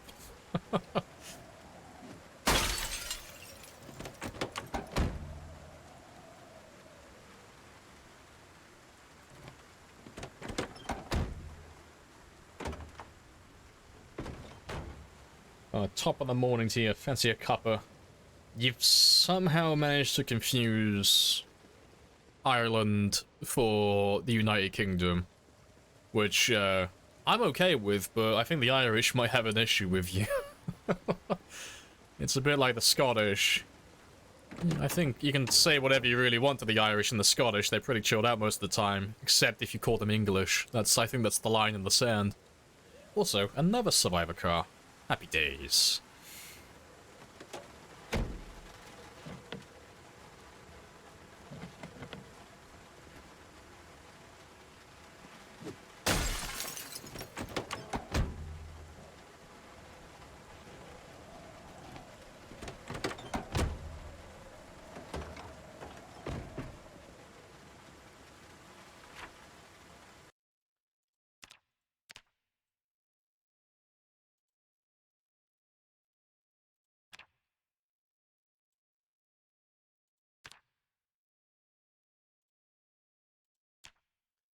Maximum laziness. There we go. Save me writing it twice. No! I erased it. Now I gotta write it. Fuck. I am stupid.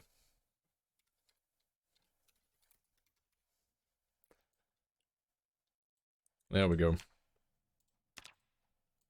So I got 2 survivor vehicles. Very nice. But yeah, no, that's all good. So we're all done with the cars down here. Obviously I got 2 more cars to dismantle, but we're done for the most part. And, yeah, I can go back to murdering zombies now, because I'm going to take a break from all this looting and metal working. I'll take enough to, like, get rid of those 2 cars tomorrow, but that'll be it then. I'll be done. Because I've had my fill. I've had enough of doing all this looting for the time being.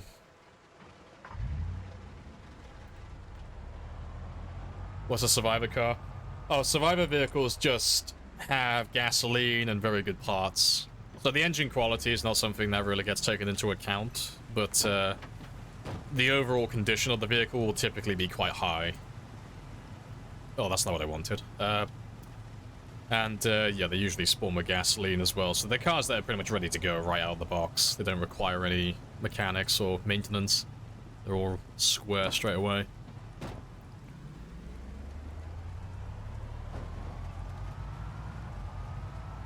Why's your colors not red and green, but a red and faded red? My colors are red and white. Because red and green is incredibly scuffed when it comes to mechanics. Because obviously it blends the colors together to like find a middle ground. So if you think about what's in between red and green. Like, let's have a quick look now. It doesn't look good. And plus, it fucks with my my aiming as well. Obviously, when I'm aiming with firearms and such. But yeah, just look how fucking weird that looks. Like, everything's like brown as well. Have a look at these two.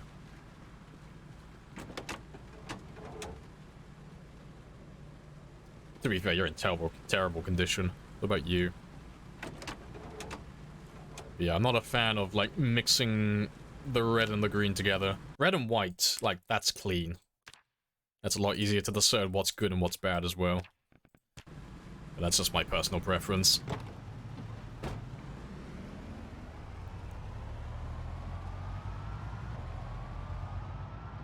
Put this on Discord? I'll check him out later.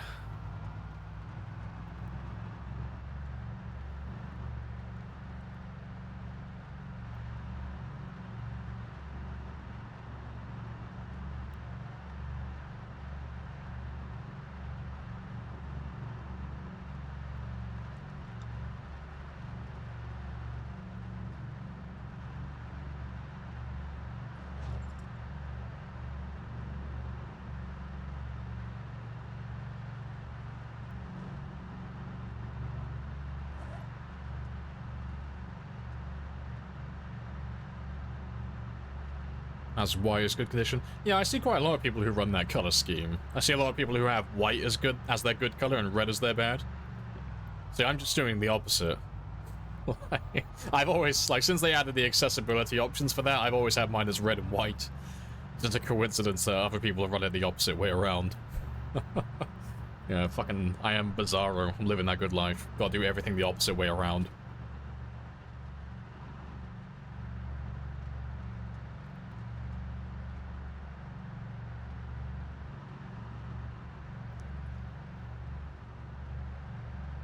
Makes sense. Yeah, I mean, there's no advantage or disadvantage no matter really what color you run. You can choose whatever you like, really. As long as you're you're able to discern the difference between your good and your bad color, that's fine. Literally anything works. It just happens to be that I like the color red, and white just is the easiest color to see, like, opposite to red, you know?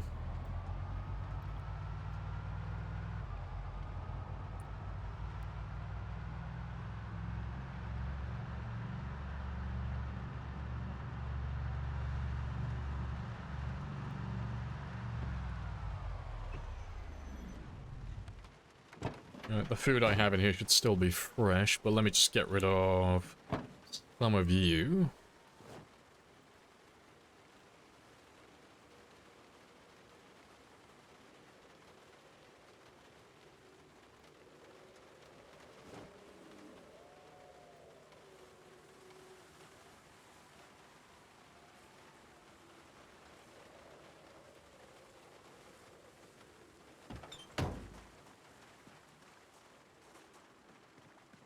Just in case.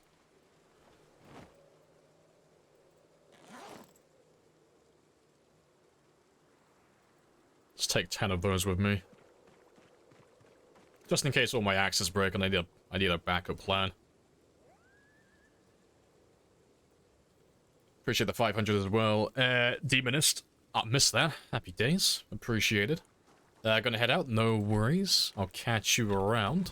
Yeah, I appreciate the support. And they're all still fresh. Good stuff. Is it vanilla option or a mod? It's vanilla, yeah. So it's under accessibility up top. And then you just change these two. So obviously good highlight, bad highlight. So default that's green, that's red. But you can change it to whatever you feel like. But it affects quite a few different things, but it doesn't change gameplay. You know, it's just literally visual. So it's whatever personal preference you have. Whatever color tickles your pickle, that's up to you.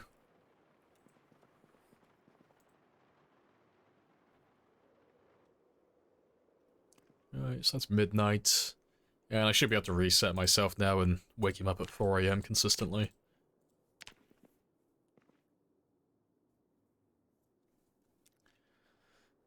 Yeah, good stuff. Right. It is still raining, still storm weather, but that's okay. I'll just be a little bit slower, a little bit safe until it dies off. But let's go kill some zombies by the military checkpoint and have a bit of fun.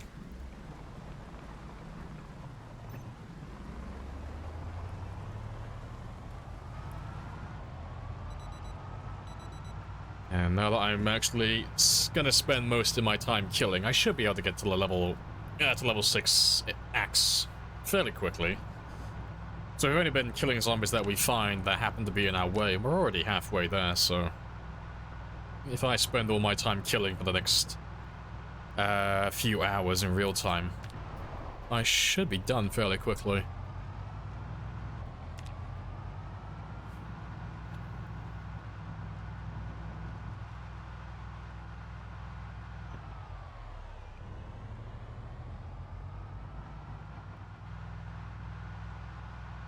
Oh, shit, that was something I was supposed to do, wasn't it? Propane.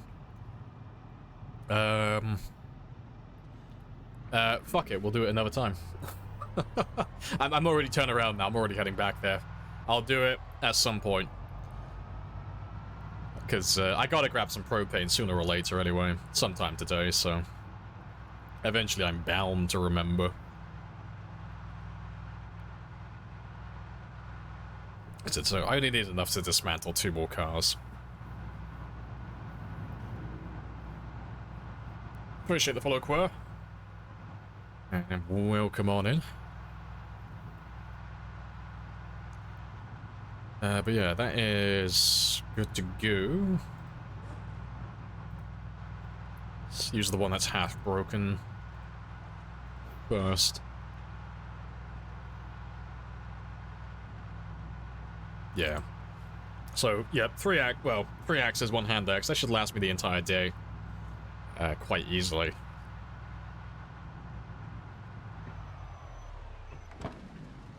And we should be able to get up to about maybe 400 or 500 kills today. Like, obviously, I'm not going to be able to kill a tremendous amount because I'm only level 5 axe, but we shouldn't do too bad for ourselves. There'll be plenty of zombies up there.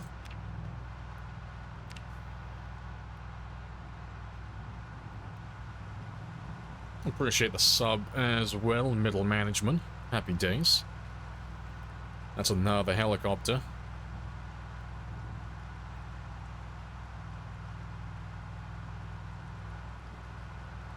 I wonder if you'll actually lure any zombies in. I'm still hunting around, like hunting for the last zombies in this area. But the heli's coming from the east, and it's really the only place I haven't really cleared thoroughly yet. I wonder if he'll actually drag any from that zone up to us. Fingers crossed.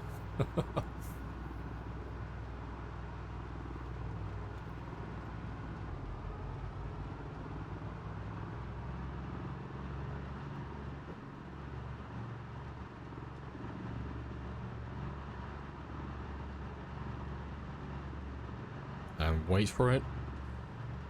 Wait for it. Look how clean the road is. Oh, it's magnificent. It's glorious. Nice and organized. Everything's out of my way, except for you 2 fuckers. But we'll do that at some point. But just to guarantee that I don't lose the car today, because I don't feel like running all the way back home, I'm going to leave the van back here. Just until I clear the checkpoint out some more.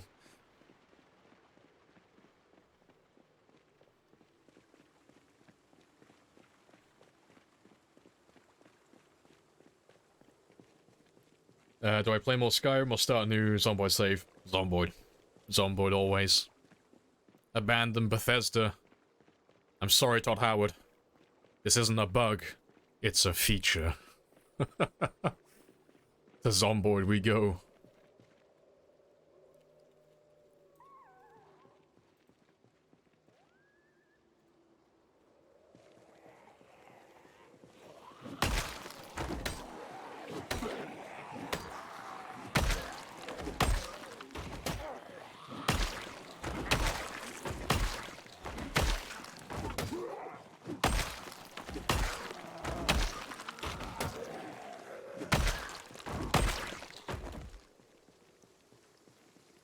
It just works.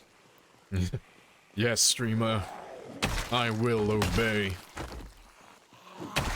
Yes, would you kindly play some more Zomboid?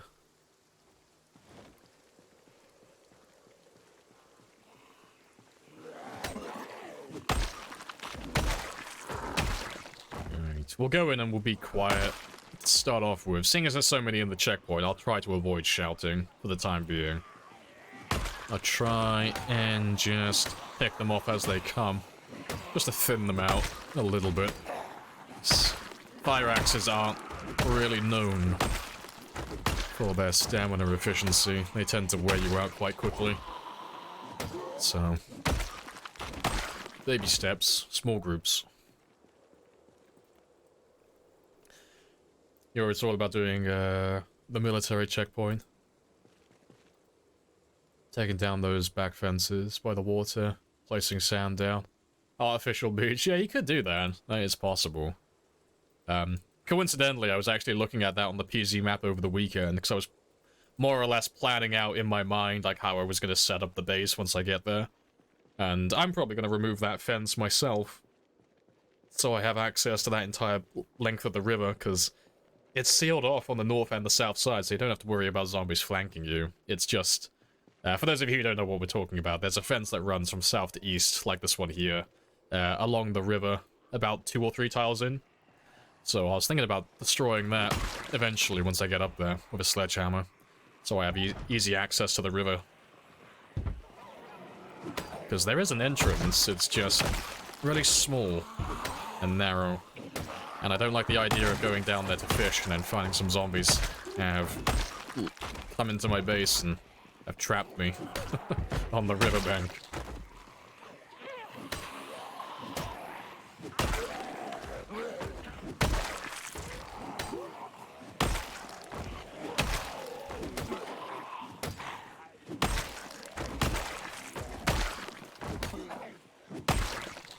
Also, before I forget about you, let's take that bag.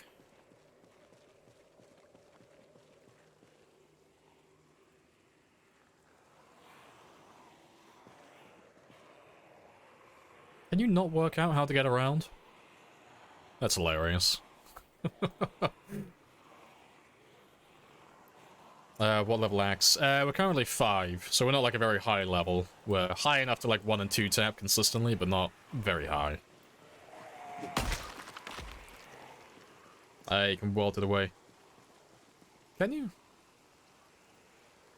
Oh yeah, you can as well. I've never tried doing these ones. I never really... Well, there's not really places in the map that have fences like this, so I've never bothered looking at them. I assumed they were going to be like one of those items they haven't fleshed out fully yet, so I was going to have to use a sledgehammer. Well, that's good. That's convenient. Hello, zombies. Yeah, I'm definitely going to have a rest. There's no fucking way I'm going through all of that in one go.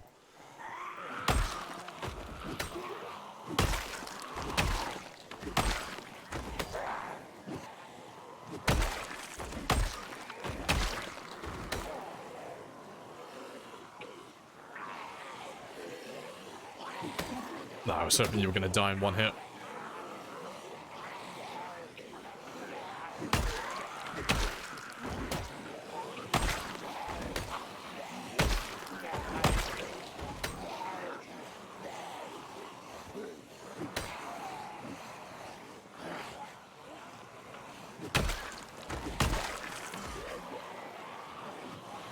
Swing and a miss. Skill issue on my end.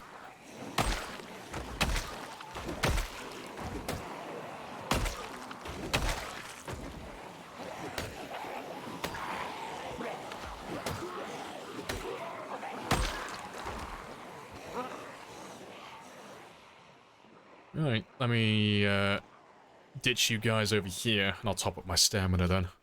So I don't want to lead them like straight south, otherwise I won't get my stamina back in time. I should be able to lose most of you around over here.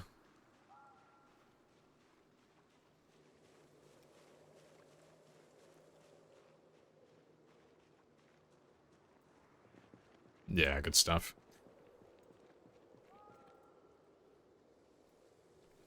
I hate it when you can have a lovely day fishing, and there's a horde of zombies stopping you from home. Yeah.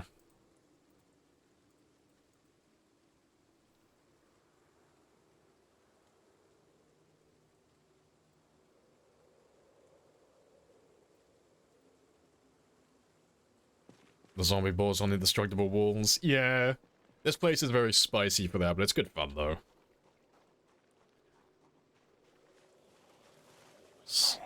It's similar to, like, the bridge, where unless I get really close to the military checkpoint, they can't really work out how to path their way through the entrance or the exit. They can't really get through the gates unless I'm really close to them, so every time we leave this place in the evening, we don't have to worry about zombies following us south, really, like beyond this gate here, which is ideal, honestly.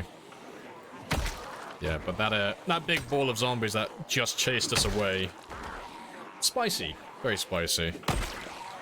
It's like a giant blood clot that just gave way.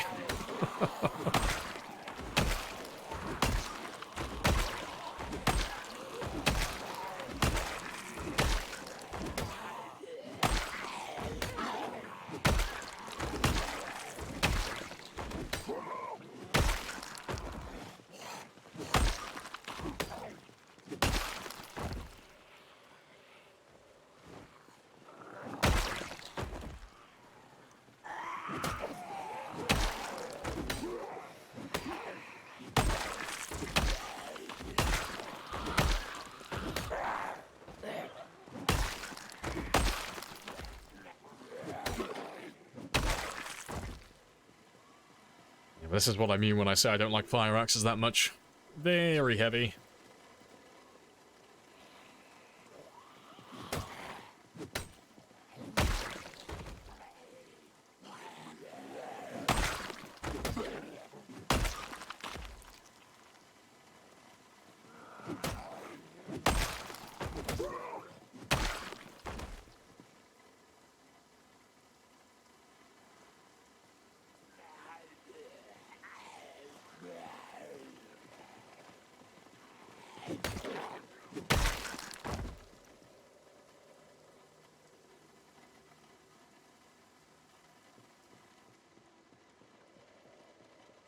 Ah, good stuff.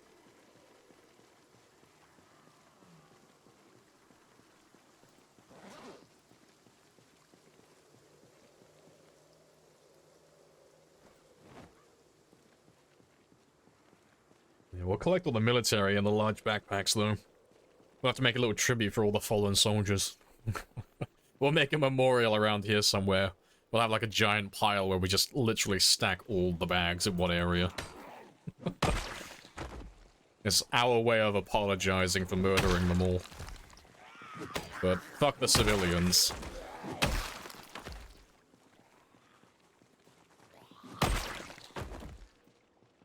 Yeah, just make sure I grab any of the strays who wandered off on either side.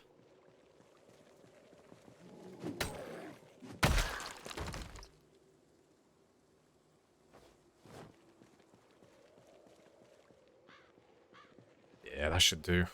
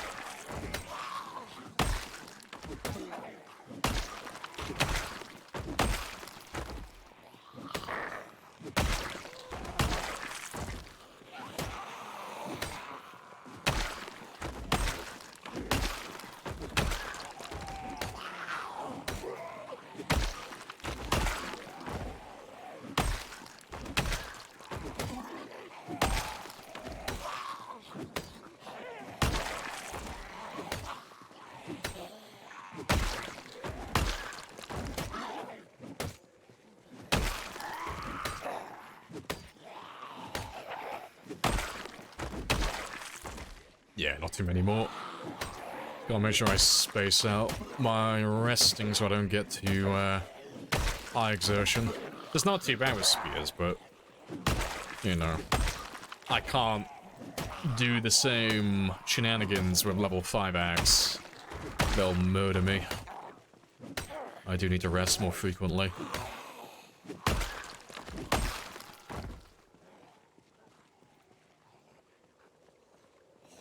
Looks like Lab is starting to enjoy axes. Don't make me wash your fucking mouth out with soap, because I will.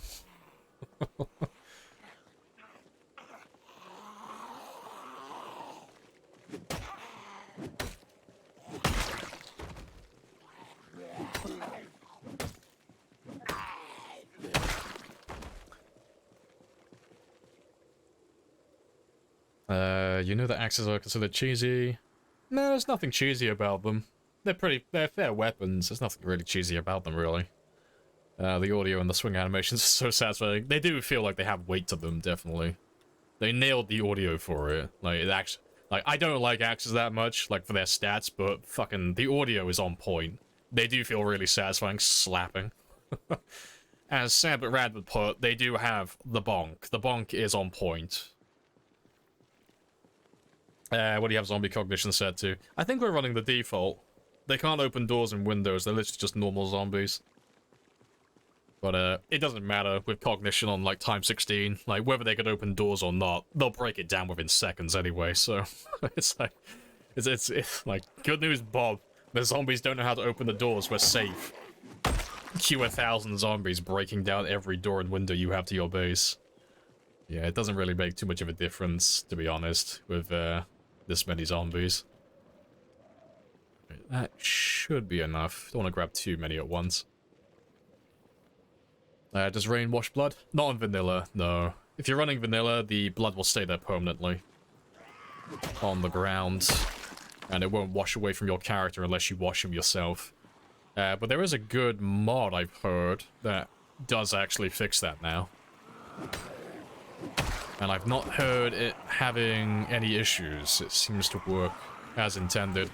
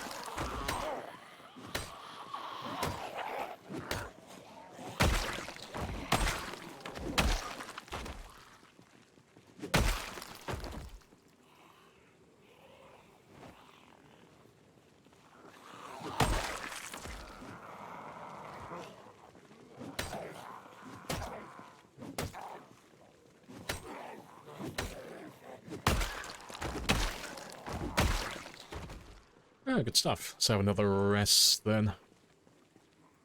So we're not doing too bad so far, and it's only 11:40. We're making good progress. As much as I can say we are anyway. Like, literally haven't stepped foot in the military checkpoint yet. We're making good progress though, you know, we're getting there. I think I saw the gate. Oh, you play with it. Very nice mod, very tasty. Blood gets washed away in stages. Oh, so it doesn't just, like, snap your fingers, disappear immediately. That's nice then. Yes. Next time I start a game, I will probably run that mod and I'll have blood turned on, because I love having blood in the game, but it's so demanding performance-wise and it never disappears, so the negative effects just compound over time. It just get worse and worse. So having a mod that actually keeps it in check, that'd be a godsend. I've been waiting for a mod like that for years. Yeah, I'm gonna have to, like, send the mod creator a big fucking, like, thank you basket. Lots of fruit.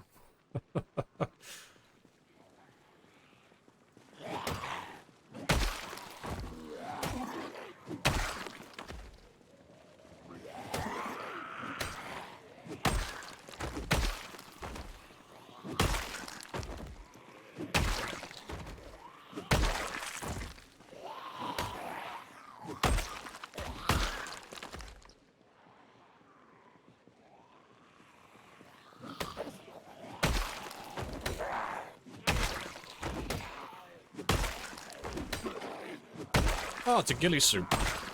You don't see many zombies like this, that's actually quite rare. Let me see if I can, I want to get you intact, because if that is intact, that's a magnificent find. You don't see ghillie suits that actually are intact fully very often. That is probably one of the rarer zombies in the game, or the rarer bits of clothing to get. That'll make a fine addition to my collection. Alright, moment of truth. No, damaged. Damaged. You suck! How dare you? I don't have it either, though, yet, so I'll take them anyway. I'll keep them until I can find some that are intact.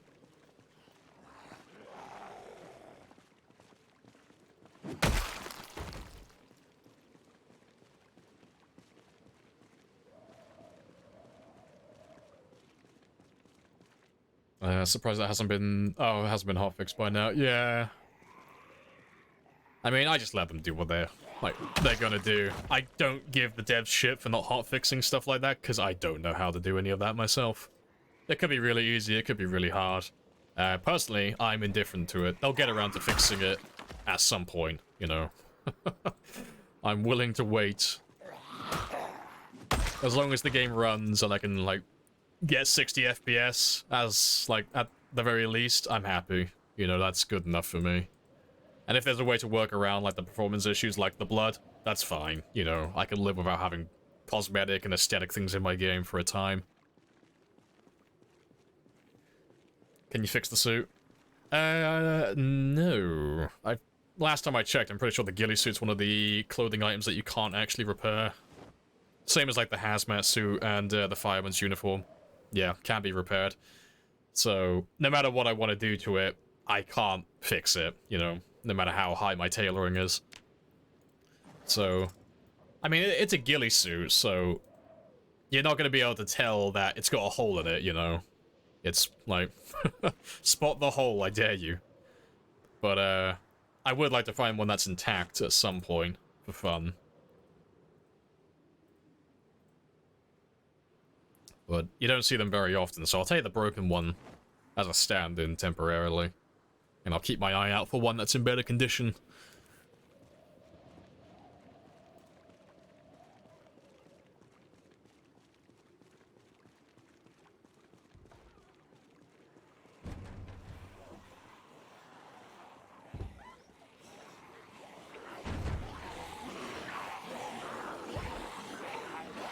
Spicy.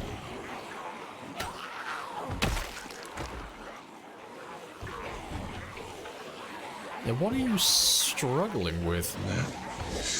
Got quite spicy.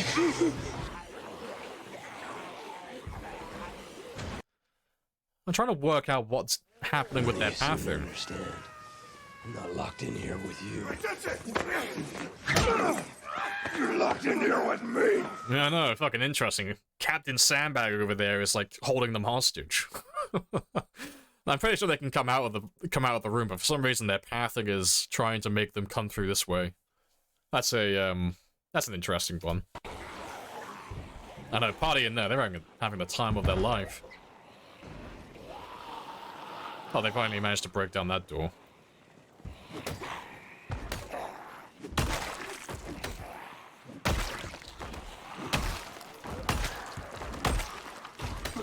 What the fuck was that? I know, imagine if that was like a bathroom. Imagine opening a bathroom door and you're greeted with that. That'd be great. Oh yeah, you maxed out my panic almost immediately. That's hilarious. Don't really see my character panic that often. But yeah, they can find their way out. It's just weird that their pathing is trying to lead them through that room. That's an interesting one.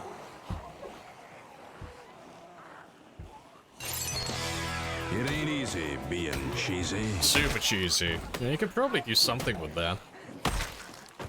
I don't know, like, how worth it would be, given that it's a very specific room and you can't really move it anywhere. But, you know, it's quite a high pop area. You could probably do something, like, take advantage of that in some way. It just seems like it'd be a lot of extra effort.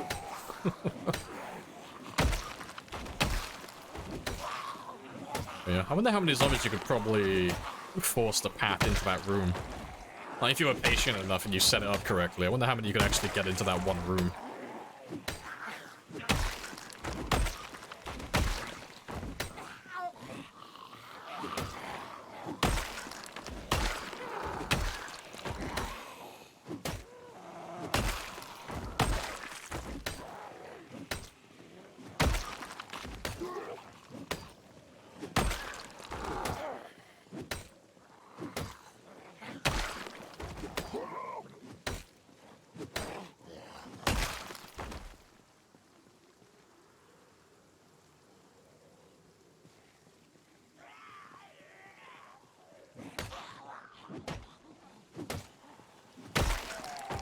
Yeah, looks like I'm killing you before I get to have a rest.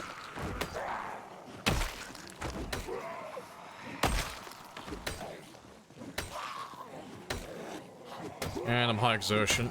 That ain't good. Ah, well. It's only one more. Yeah. As long as it's not any more than that, that's fine. But axes... Well, fire axes have a tendency to get out of hand with stamina. I don't like going, I don't like going above moderate exertion with axes. End up tiring myself way too quickly. The amount of times I've gone to, like, excessive exertion is, too many. Too many times.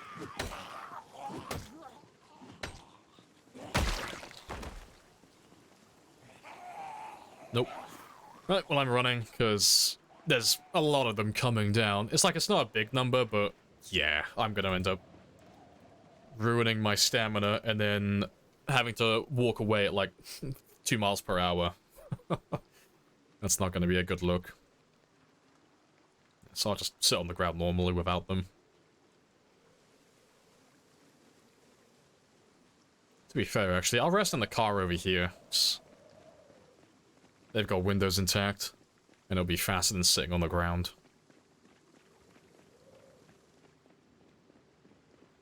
Let me sit in my car, because I know that one's intact.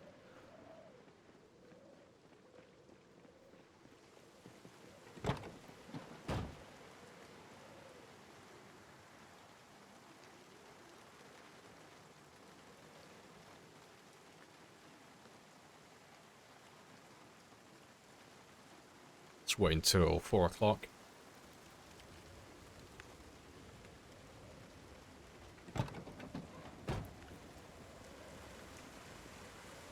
Largest amount you've seen in the bathroom is like 6 to 8. Yeah, that's spicy.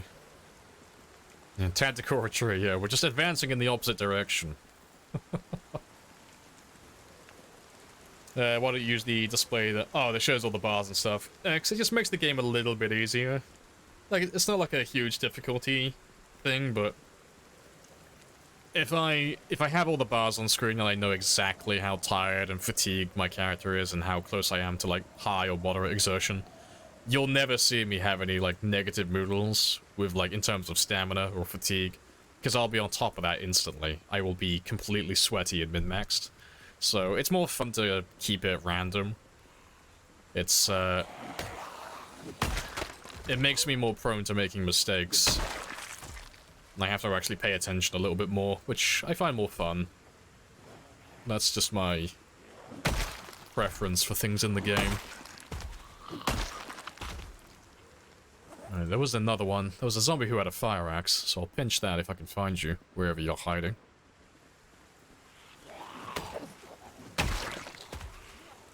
Just fast forwarding through TV shows give less experience? No. No, it's the same experience.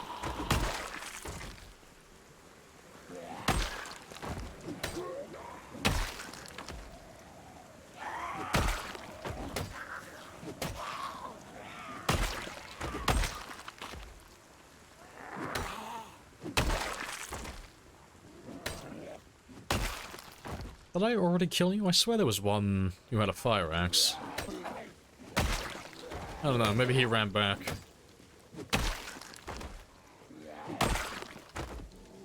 Maybe he had a tactical retreat of his own.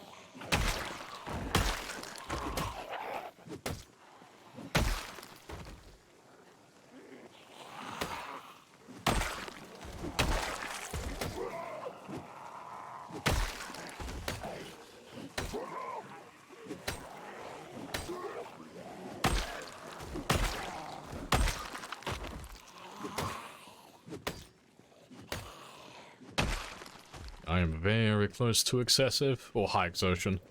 I can feel it in my bones.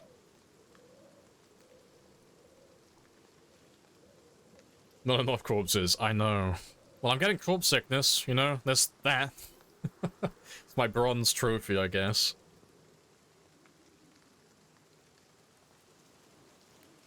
Can you search for items while walking over bodies? I could. I'm not going to, but, you know, I could do that, or I could, you know, open up this one and look for, like, axes. Like, if I didn't have any in my inventory, that is, you know. Or I could look for, you know, leather patches or anything like that. But I don't have anything in particular I want from them. You know? And I'm not too concerned about losing medication or the odd hunting knife or kitchen knife here and there. I find more than what I actually need with my current method, so that's good enough for me. But, if my axe, like if this axe breaks, for example, and I had no other axes, I probably would use that method. You know, if my entire plan for the day revolved around using axes, I would do that, but... I should be good for the rest of the day. Yeah, like that one shouldn't break within the next, like, 4 hours.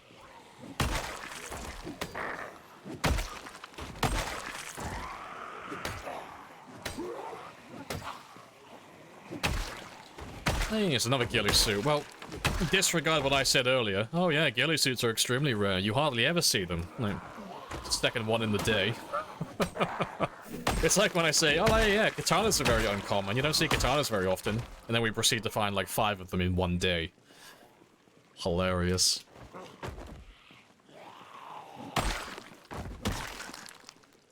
Yep, you're fucked. You're fucked. But how fucked are you? Yeah, the pants are a little bit better, I think. I'll take both of them for now. Like, I have a quick look at them then. See which one has fewer holes. But to be fair, actually, seeing as they're so rare, I might just keep both of them. I mean, why not? It's not as if I'm hurting for storage space anywhere.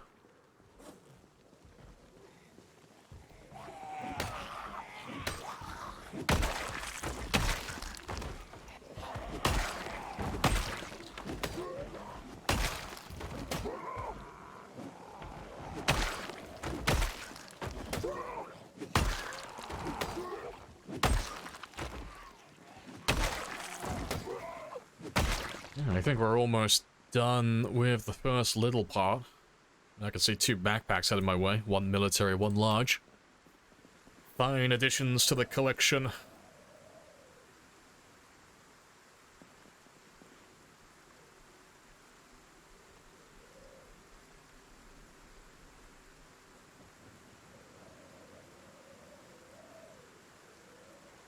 Lamprey says tactical retreat, but really the zombie ran away thinking, oh shit, oh shit, oh shit. Yeah. It's like, oh, I can see I'm down to my last fire axe, like, oh fuck, oh fuck, oh fuck. Frantically trying to pull the fire axe out of his shoulder, like, shit, get this fucker off me. He can smell me. It's like anytime you start a brand new game and you find that first zombie that has a duffel bag, and they just look at you, my time has come. Run, brothers. It's me he wants. I'll hold him off. You, unlike many other streamers, hit questions like this so good. Our experience is so many streamers get defensive and annoyed. Oh, yeah, they get like a little bit defensive over their playstyle. See, in their defense, I do actually get a bit defensive with stuff like that occasionally, but it's only when it's like bashing how I play the game.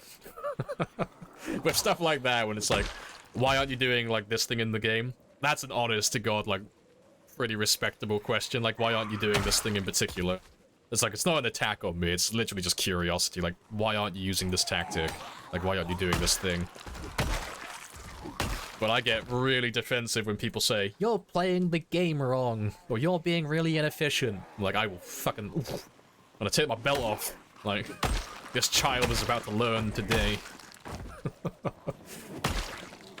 No. But, now you get a lot of players who, like, search every single body, and to be fair, I do the same thing at the start of my game. But at the start, like, at this point in the game, there's nothing really I can find on them that I actually need.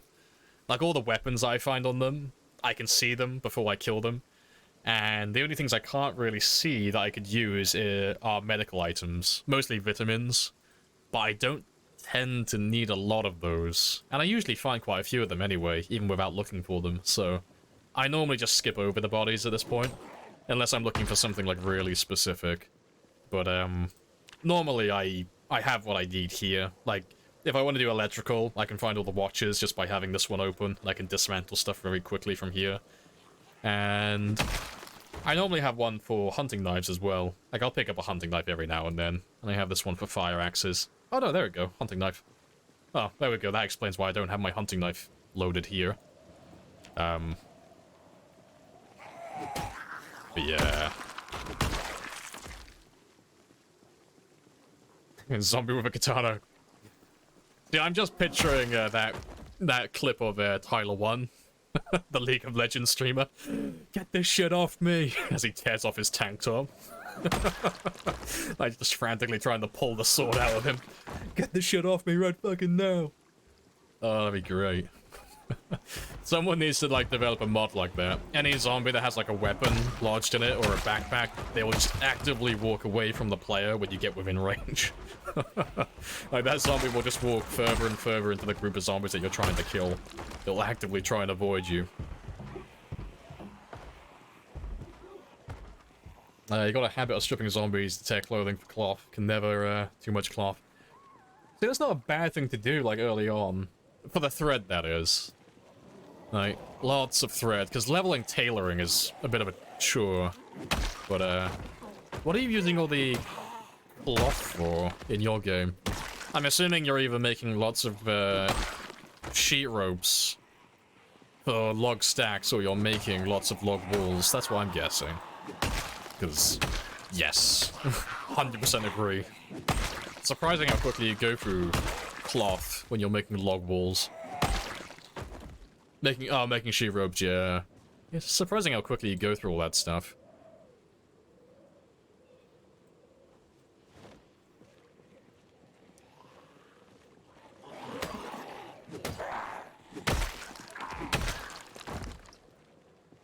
Right, before we go any further, let me just recoup my stamina a little bit.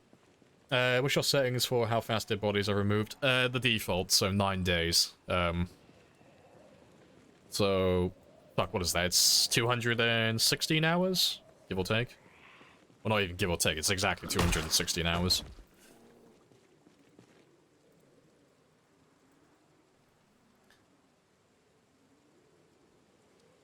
There's a survivor zombie type in Left 4 Dead 2 with loot on them. They start running away from the place. Oh, do they? Oh, that's cool. I don't think I've ever noticed them, then. I used to play Left 4 Dead 2. But that was a lifetime ago.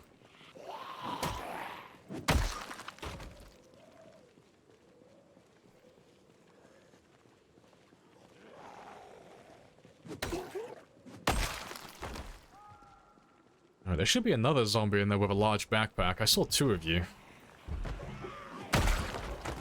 Unless he saw me coming and he ran the other way.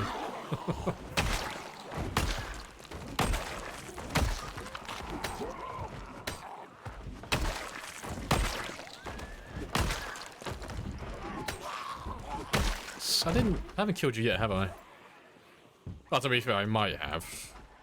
Maybe? Well, that might be him there. Yeah, that might be him.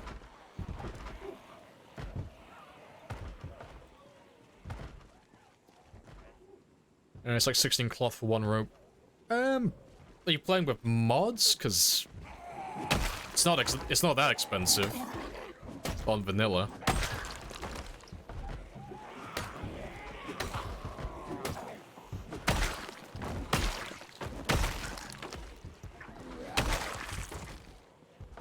Unless it's changed since the last time I looked at it. Well, I get you, though. Imagine if the zombie with the weapon just becomes a sprinter and runs away. See, the funny thing about that is, if the zombie became a sprinter, before I even see it running away, I'm already running in the opposite direction as well. If I see something start running, I'm gone. Like, I don't care which direction that sprint is going. I'm out of there. I'm gone. I've left. I'm back in West Point already. Yeah, goddamn, they are just attracted to those windows like fucking magnets, aren't they? Is your mask having a good stats? No, it's literally just cosmetic. It's technically just a pair of glasses. It's just a remodeled pair of glasses. The only difference being it doesn't give you any of the benefits for short-sighted. So there's literally no benefit to wearing this mask. It's just for the swag, for that drip.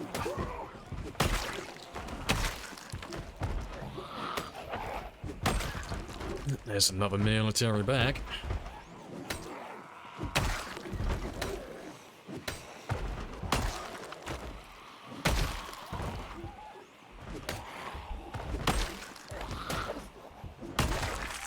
Oh, and another one.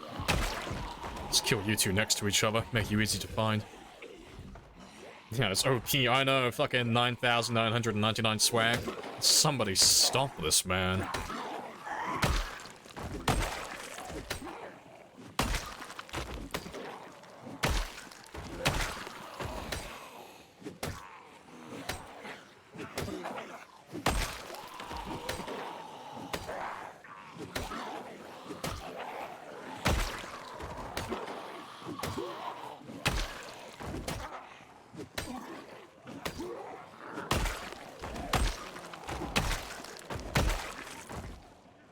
I'll run off now. I'll come back tomorrow. It is 10 o'clock. It's time for me to get some sleep and get some food. But I got a few good little bits and pieces. And there's two backpacks, two military backpacks back there to pick up in the morning as well.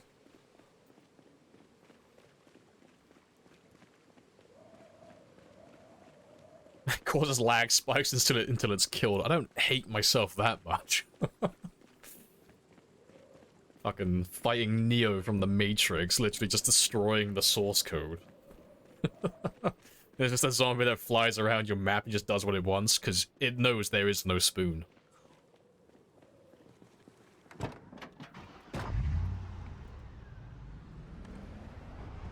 Yeah, I don't think we did too bad today. I think we killed about 500 or 600 zombies, more or less. Really good day.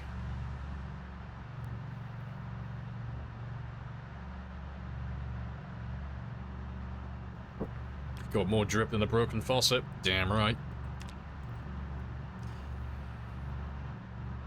Yeah, and we're getting through that quite quickly now as well. So we should be done with axes within the next couple of in-game days. So probably less than 3 hours in real time. Probably about 2, I guess. 2 hours. I think that'll be enough.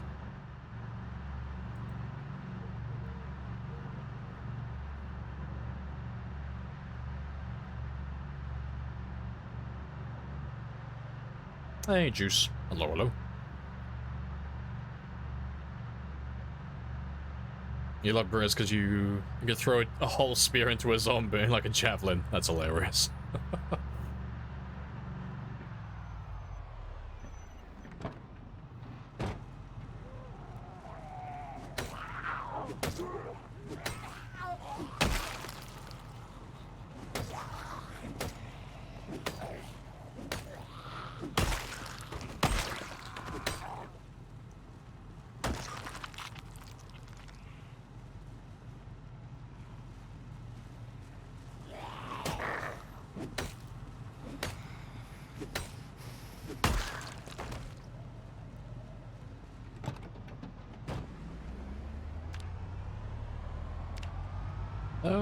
Yeah, not too bad.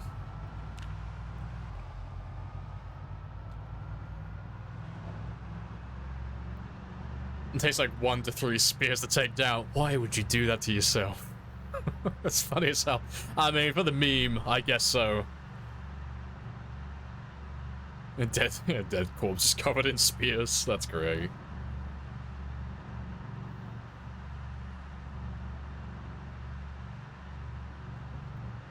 Alright, tomorrow I'll have to remember propane, so I can get rid of those 2 cars. So tomorrow we'll wake up, go to West Point, get some propane, come back, kill more zombies. So when I go to West Point, I can pick up some fire axes as well, or some hand axes. Actually, that'd be preferable. They're a lot lighter.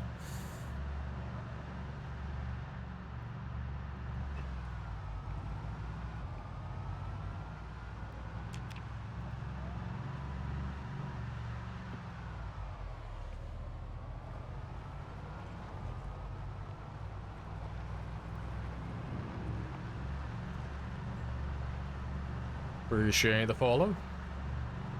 You're a year in, no gas mask. No, I don't need one. We're not running any, like, we're not running that many mods on this run, so gas masks literally don't do anything for my character. If any, well, actually they do. They make foraging harder. There's no benefit to having a gas mask in vanilla.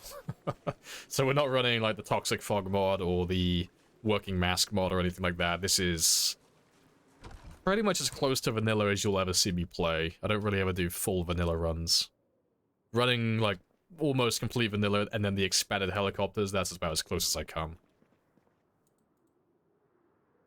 You know, they may be stale, but they're still edible, so that's fine by me.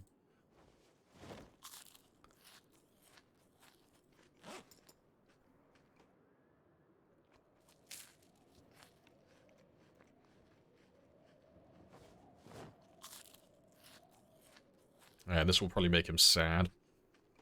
Yep, so I'll take some antidepressants, and then we're good to go.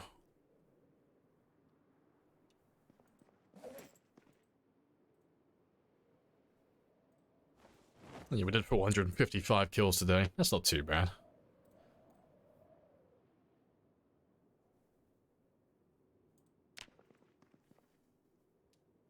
Do infected wounds ever heal on their own? Not zombie infection. Yeah, zombie, like regular infection, they'll heal on their own. The regular infection you can literally just ignore. There's, your wounds will get infected if you're clothing and you're dirty. You'll have a higher chance of getting infected. And, again, if you don't use sterilized bandages and you don't disinfect the wound and all of that stuff. But there's no real downside to having an infected wound. It makes no difference. Your character will get, like, slightly more pain. But that, in itself, again, doesn't really make a difference. Your character is, like, the same with whether they have infection or not. It doesn't make a difference. So, personally, I just ignore it. I don't do anything. I don't cure it. I don't help it. I don't think about it. It's just, it is what it is. Unless you're playing with, like, Disinfect or Die, the mod, in which case, yeah, you're gonna die unless you do something about it, but that's a mod-specific issue.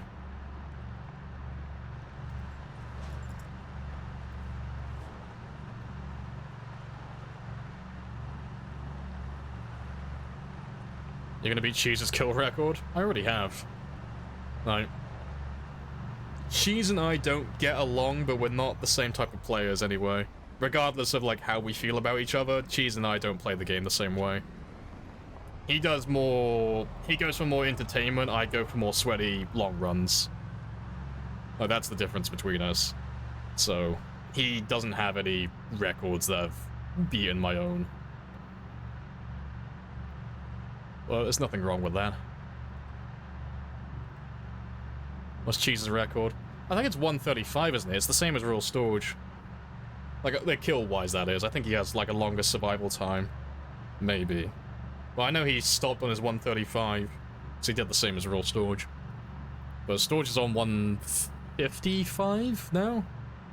I think. I know he'd never died with that character. He's still... No, he started a new character, didn't he? That's past one... Yeah. Yeah, the 135 died, and you get a new character that's currently on 155. I think that's the way it is.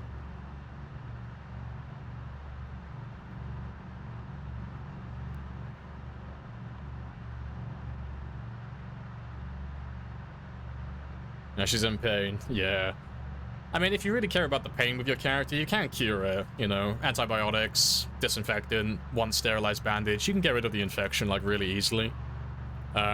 It's whether or not you actually care about the pain, because the increase from having an infection isn't that severe. So, most of the pain will just come from having the wound itself. But it's up to you. It's whether it's affecting you enough or not to actually really care about. Got like 116 as a vanilla run. Well, My vanilla run has 735,000. Yeah, definitely don't mention that to him though, because that'll be fun. But no. But yeah, he and I don't get along. So if you ever like mention Cheese here, or you mention me in his stream, we don't tend to like each other. So we tend to avoid talking about one another. Alright, where's my propane? So I just need a little bit of propane for the last two cars. There he is. Well, we'll go for that one. Oh, to be fair, I'll go for this one here, because it's on the same road.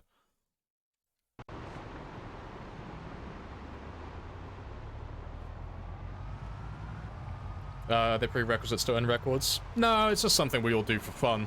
Well, I say we all do. There's like a niche, like, sub-category of player in the game that like doing like long runs and go for records and stuff, but there's no rule list. Because the issue with it is, if we start all comparing and going for like high scores and stuff, we don't all like playing the game the same way. So if you were to like compare your longest run or your highest kill count run to my game, you might not like doing times 16 population, so it might be really unfun for you. But you might have a really good run that's on like times 6 or times 8. But it wouldn't be like fair to me, like fair to you, sorry, to like say your run doesn't count because you were playing on like a lower population. It wouldn't be fair to you. So it's all just like for fun, and we don't really go too deep into the settings and stuff. We just kind of compare the kills and the survival time at face value. The only thing that's kind of like expected is you're not using multi-hit. You're running on 1 hour days typically, but that's not like a universal thing. And you're not running like mods that include fire kills and stuff like that. That's kind of like just the general like soft rules. But it's an unspoken thing. It's not really like competitive or anything like that. Yeah, I've lost where I was now. Just waiting for this one to load. He said he tied someone else's. Yeah, that'll be Rule Storage. They get along. Yeah, because Rule Storage did a 135 run, but he's done a new one since then, and he's on 150-ish, give or take. I'm pretty sure he said he was on 155 no, not yesterday, on Friday. I think. He was around about that mark. Alright, I'll come back with the propane in a second. Just let me go grab some more. I'll grab some more fire axes first, and then we'll come back in a second. Or I'll grab some hand axes, actually. That'll be better. What's the world record for this category?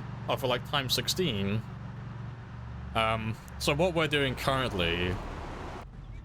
Oh, that's not what I wanted. I'm going for 2, so I separate them. Because obviously it's easier to do, but we're doing both the longest streamed run and the longest overall run. So the longest streamed run is my 297, and that's 3 years, 6 days, give or take. If you type in PBTwitch, it'll give you the actual numbers. And that's 297,000 kills. And then once I pass that one, I'm also going for the overall longest run, which is just... There's no... It wasn't streamed, it's just a claim, but that one is 10 years, 3 months, and that's 735,000. So I'm aiming to beat both of those, and then the stretch goal is to go all the way up to 1 million kills. That's the plan, at least, but really we're just going as long until whenever Build 42 comes out. But yeah, there's no, like, a category, really. Like, you know, speedrun any percent. There's not really a certain specific category that we're aiming for.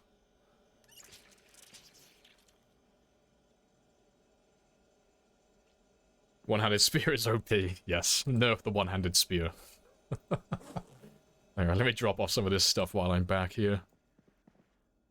Because I don't need all of this with me.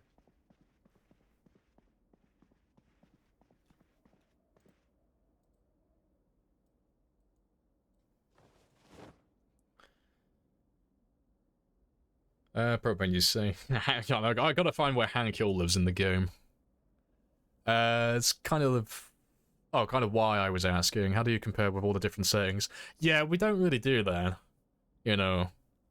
Like, you kind of take it, like, case by case. Like, if someone claims they've got a really good run that's, like, beating your run, there's only a handful of us that do runs like this, so it's not like we have to go through like dozens and dozens of like, well, hundreds of people who want to go for like runs like this. There's like less than 20 of us in total that play the game like this, on stream at least. So generally we all run pretty high difficulty settings, so we don't like compare every single little detail. It's just, what population were they playing? Times 16. Fair enough. Cognition? Normal. Nice. Mods? Eh. Vanilla plus. A few little bits and pieces like here and there, but nothing major. It's like, okay, cool.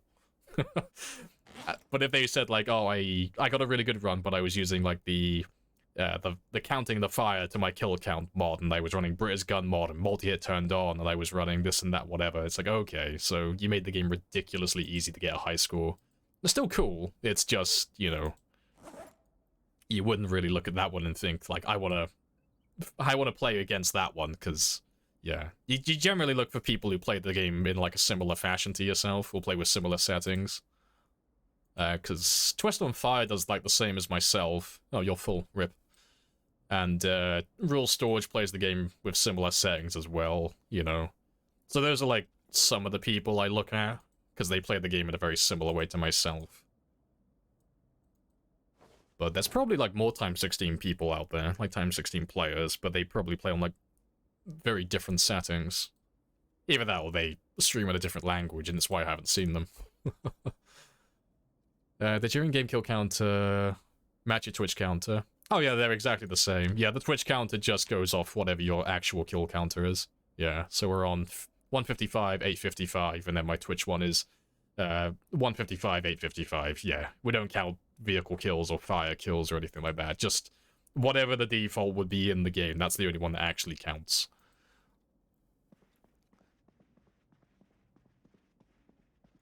Is the bottom left in real life time? No, that's game time. Yeah, all game time.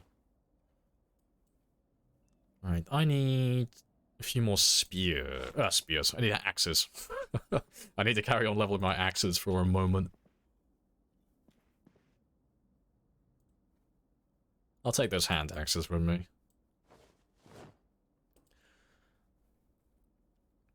But yeah, I'm way behind on chat at the moment.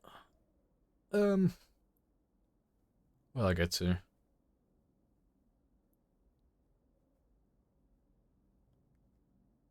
Need to make an up. Yeah, we're gonna make a katana shrine when we get to the military checkpoint eventually. I need like a new place to like collect and pull all my katanas. Well, they don't stream at all. Yeah, like there's plenty of people who play times 16 like offline. None of them have claimed like really long runs, but they probably just don't care. Like, they're probably like really good at the game, they just don't really care about showing everyone their games. But no, there's plenty of people who do times 16 offline. Because you see them on the subreddit on the Discord every now and then.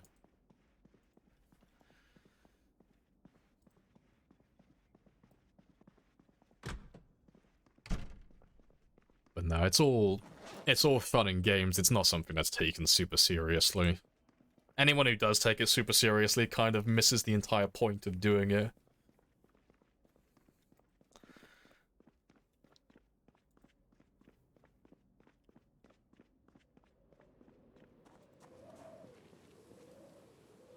That's all fine. Just let me drop. Well, to be fair, I can just leave that there for the time being. It's not in my way. There'll be more people that like the patience for times 16 fighting on the road. Yeah, so times 16 isn't like a skill issue if you don't play it. Like, there's a lot of people who can do times 16. Like, in terms of the planning and the difficulty and the game knowledge and all that stuff. They just don't want to, so it's really time consuming. So, it's just like a niche way to play the game. But, no, the times 16 isn't, like, super difficult to do. It's more of a test of patience, like you suggest. It's more time-consuming than it is anything else.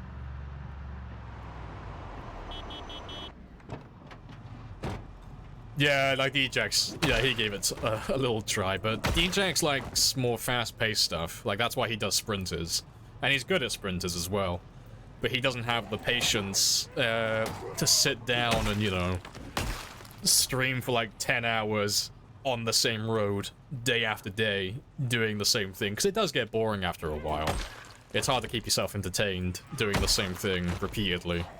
So I do not blame him for getting bored. There's only, like, a handful of us on stream that enjoy playing the game like this. Most people like the early stage of the game more, and that is completely understandable. To be fair, there's more challenge, really, at, like, the start of the game, so I get it. But my brain likes those big numbers, so I'm gonna stay alive for as long as I can.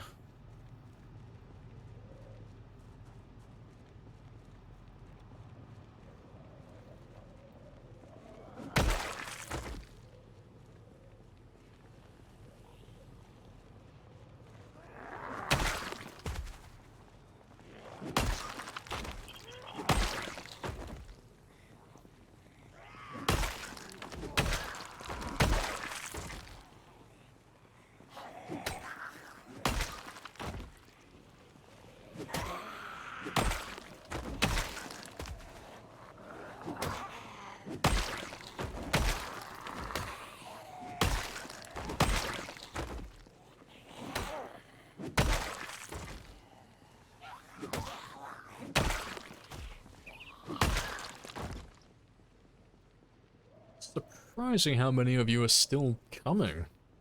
You need to calm your enthusiasm. Like, it'd be better if they all just came in one giant wave, rather than what they're currently doing. It's very, very slow. I wonder if Zomboid will add different types of zombies. I don't think they ever will. I don't know, they might. I don't know if it's the same as the animal zombies, though. I think they've already said they're not doing that. I might be misremembering that, though, so don't quote me. But I'm pretty sure they've said they won't do special zombies in the past. I might be misremembering, though. Yeah, you gotta go with, like, the golden ones, yeah. You gotta go for the Left 4 Dead formula. If it ain't broken. Or if it's that, or if it's moddable as well. Oh yeah, there are mods that have special zombies, like tanks and chargers and all that type of stuff.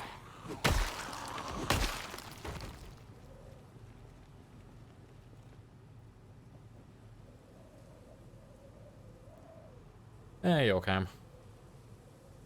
Is there a bug with spear sprinting that my character won't attack wing anymore? Oh, fuck, there is something like that. I thought that was gone a long time ago, though. Yeah, there is, I can't remember how to do it. There is a bug where you can sprint as, well, you can do the sprinting animation. And I think it was on multiplayer. I think it was probably Rhett who showed me. It was someone. I didn't find it. But, you can stop yourself from attacking with a spear. Easy fix is just log out, log back in, whether it's single player or multiplayer. That should fix it. But I'm pretty sure that was a thing. But I thought that was I swear that was a lifetime ago. Because, I mean, if I remember it, like, someone showing me on multiplayer, and I haven't played multiplayer in fucking months. So, it wasn't any time recently.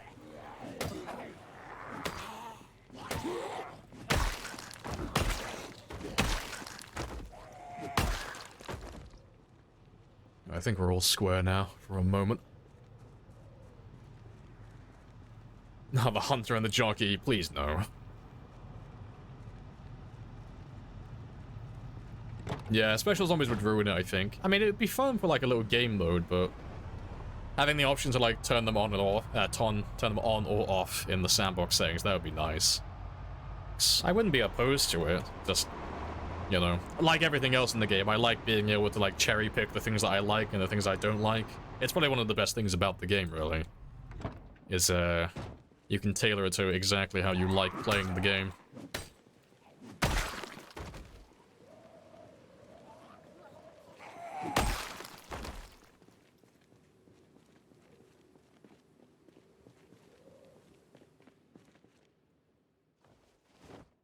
That'll be enough.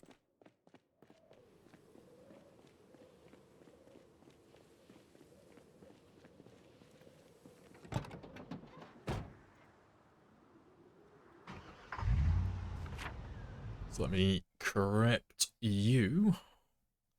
There's still like 1 or 2 bits and pieces in there, so I'll come back for them at some point, but I'm not gonna do it right now. So yeah, let's make our way out to the military checkpoint again. I could dismantle those last 2 cars. And we can start pushing further north.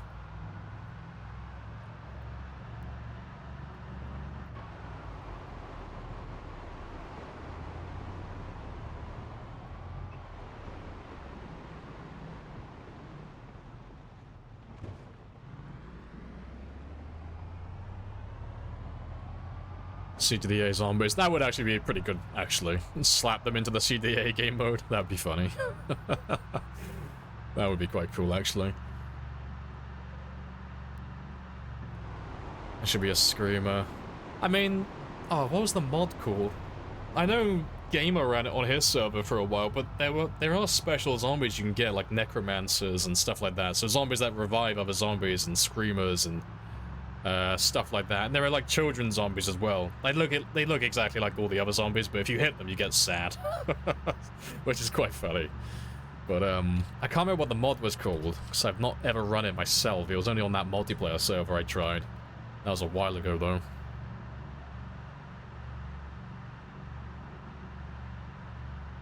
Most children zombies killed world record holder. That's a title you can be proud of.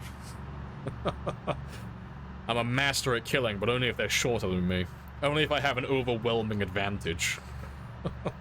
I only fight targets where I'm, like, the apex predator. None of you seem to understand. I'm not locked in here with you. You're locked in here with me. Exactly, like Toll kicking down the fucking doors to the school. You kids are fucked. He whips out his fire axe. You have no idea how outmatched you are right now.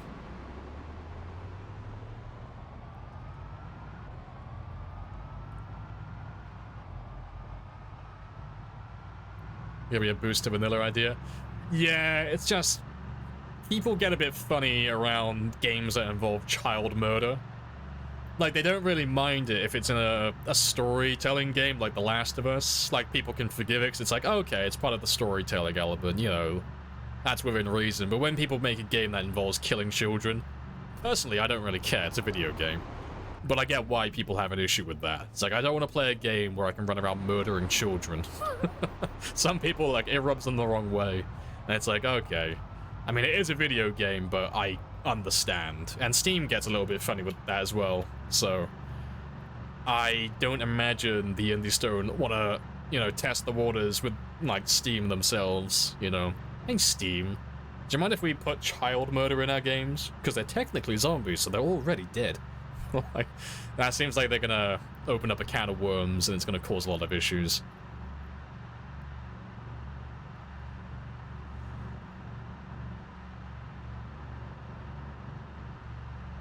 Call it the step down achievement. Do I get, like, if I get that, then do I get to, like, win a golden, like, wife beater? Do all my blunt weapons now deal 10% extra damage when I equip the golden wife beater? Do I do extra damage if I drink beer in the game? Is there gonna be like a special game mode where I have to leave my starting base and go to Louisville looking for milk?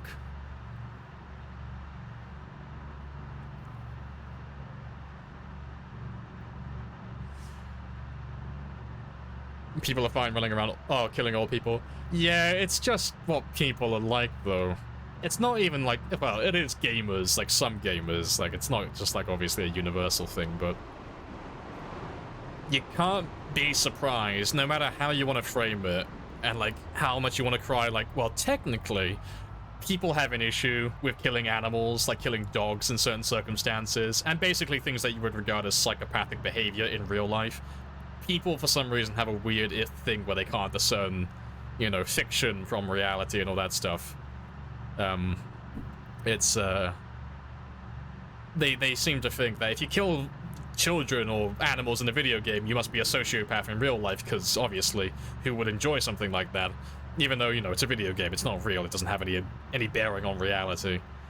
But I can understand from, like, being a game developer why they would be funny around, okay, well, we don't want to do this because people will get like really fucking shit crazy about it, and it could kick up like a bunch of controversy, and it's going to be really bad publicity. And it's like, they don't need to get their name out there. People already know what Project Zomboid is, so it's only going to be like a hassle. You know, maybe they'll add it in the future though. Maybe they're like, ah, fuck it, we're balling. Add the kid zombies. Fuck the public. Because I wouldn't mind. I think it'd be interesting. Appreciate the follow as well. What? Happy days. The golden because of the mustard stains, fuck's sake. There's a oh yeah, for Skyrim where you can kill kids, yeah.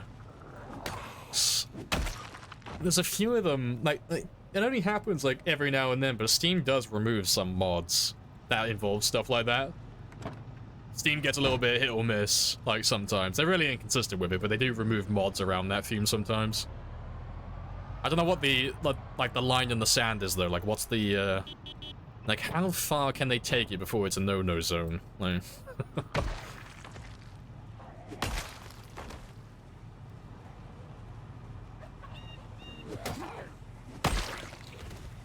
Sadly, your cooking goes down. It's always burnt. Ah, yeah, but my character will get a happiness bonus from having microwave meals. So, swings and roundabouts.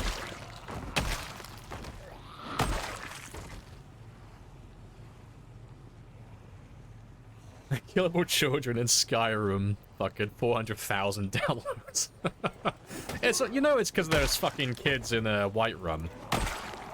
You don't look so tough, like, fuck it, I'm about to show this kid who's who. In my ebony armor, who the fuck do you think you're talking to? About to pull out my sword that eats souls. You fucked up, kid. You're about to learn an important lesson today. Oh, it's like that other guy, what's his name? You don't get to the Cloud District very often, like, oh, you're fucked.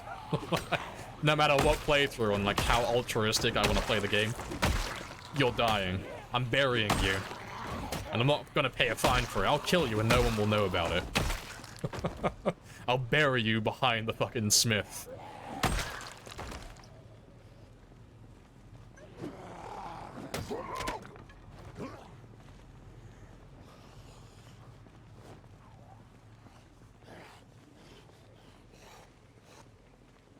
It's like the Red Cross putting out rules for multiplayer combat. So if people are gonna follow that, yeah. No, people are just silly, but I don't care, to be honest. I'm indifferent to it. You add child zombies into the game, cool. If you don't add child zombies into the game, cool. I don't mind. It doesn't make a difference to me personally. Do I think it would be really funny to pick up a child zombie and yeet them through the window? Yeah, that does tickle my funny bone, not gonna lie. Am I gonna lose my shit if I don't actually get to do that at some point? Nah, I'm sure I'll live. The thought alone will be enough to comfort my tears in my sleep, I'm sure.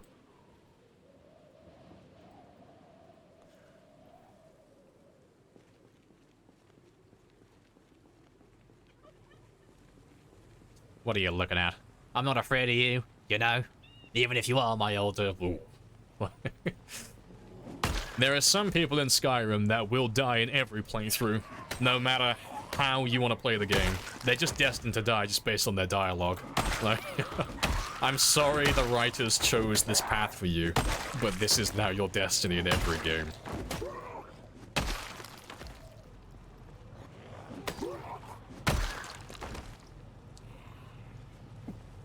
I want fat zombies. I mean, you can get fat zombies at the moment.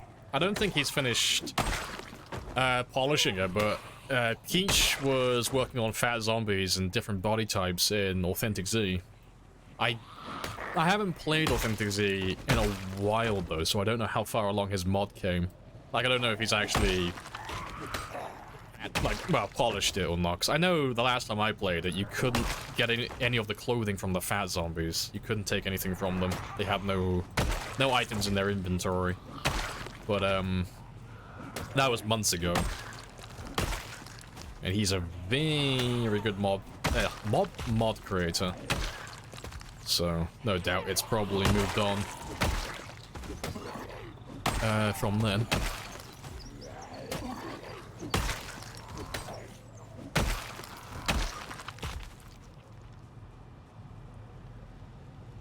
Right, I think we're done here for a moment. We can carry on going north.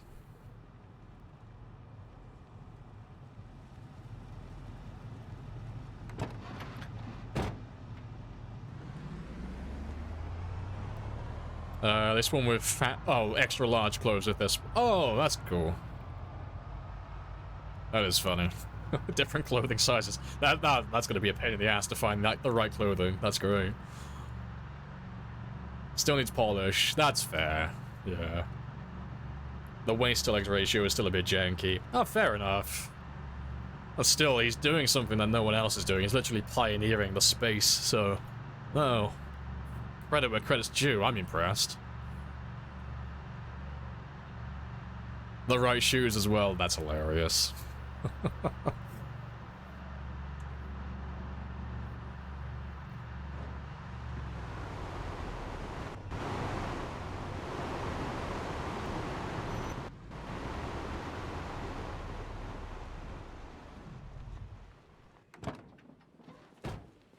Alright, let's get rid of those last two cars.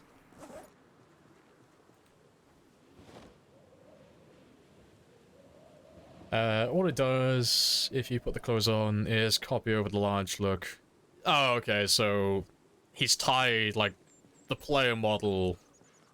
Well, not the player model, but, you know, the model for the clothing to the size, obviously, so if you put it on, you look chunky. That's great. I've always wanted a fat suit in the game. Lure people into a false sense of security on multiplayer. Like, my character is secretly, like, very toned, fucking ripped, he's shredded, but he's just gonna wear a fat suit just to, like, put people off guard. Gonna tear off the fat suit at the last second. You boys are fucked now. Funny stuff.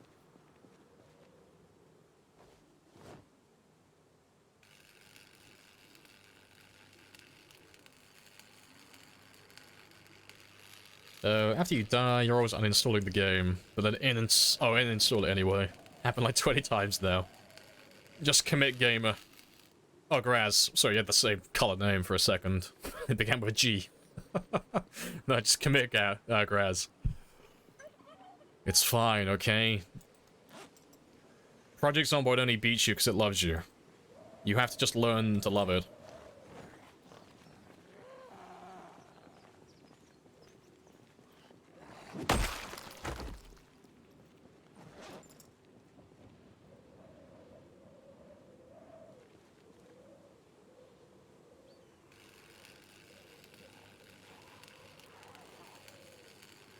Well, if you're going to interrupt me, I'm going to go for another drink. So I'll be back in, well, I'm not going to be gone long this time. Give me less than 60 seconds.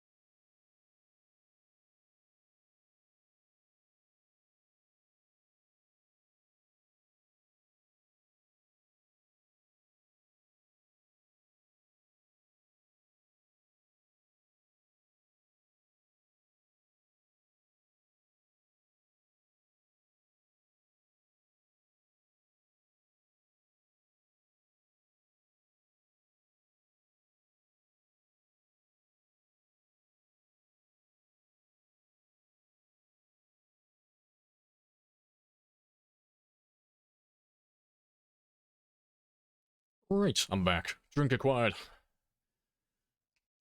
You always stream drunk, or sometimes you stream sober too. I haven't drank alcohol in weeks. I've been sober for a while. I used to drink quite a lot, but not anymore.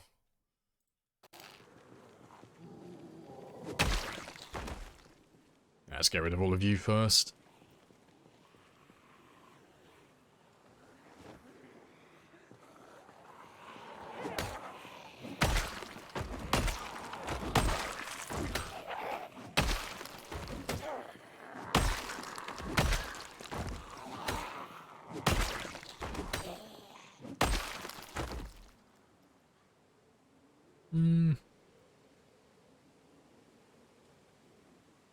No, I'll leave you. Just don't tend to see them very often, but I'll leave it.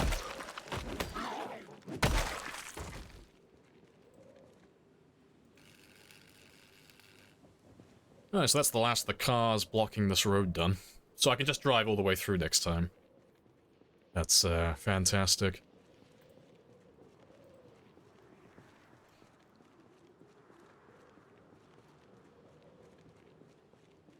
Missed the stream? Oh, welcome back, Lodi. Busy pumping. Nice.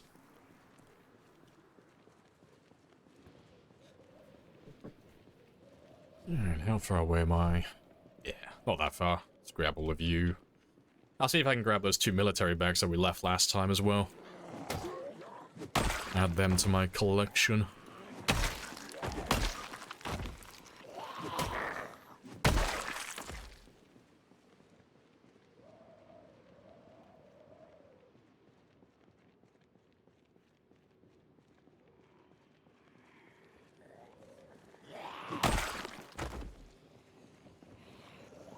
Welcome in as well, Nognut. Hello, hello.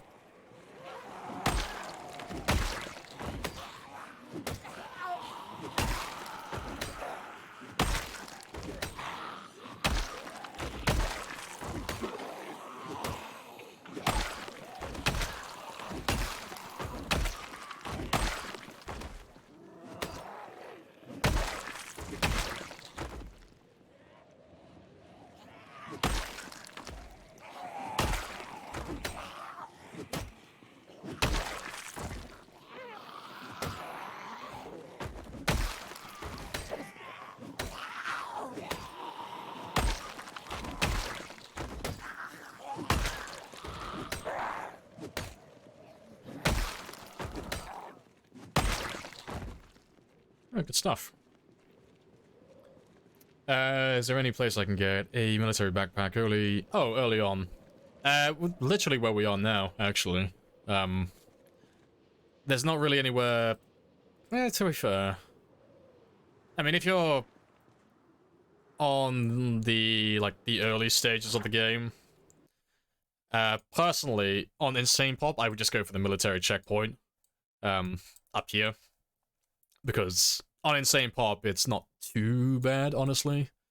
It's just getting there that's the hardest part, you know. But you can run there on foot if you're desperate about it. But that's probably the easiest. The ones that rely on RNG would be going to the military barracks by Rosewood, or the army surplus store over here. So that just relies on luck for them to actually spawn, and there's not that many zombies around here, so getting a military zombie that has a backpack is unlikely. But it is possible.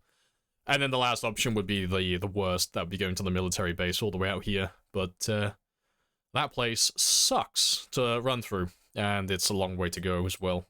But that's also an option, you know. But personally, I would recommend Louisville, where we are currently. It's pretty easy to get to.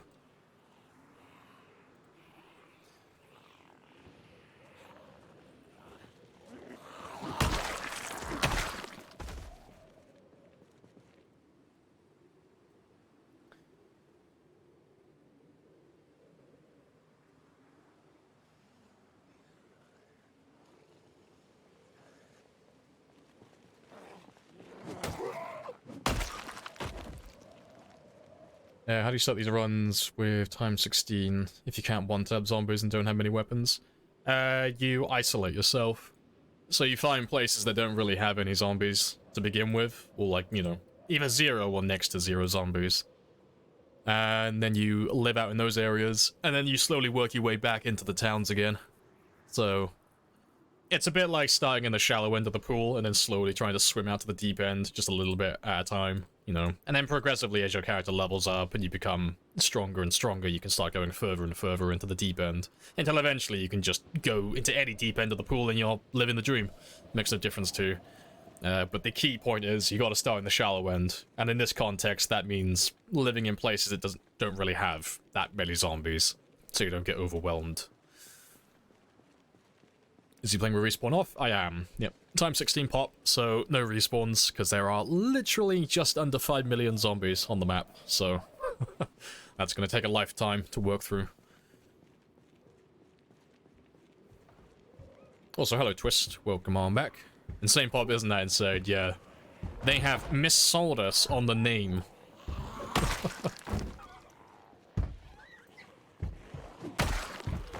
I feel like I've been bamboozled.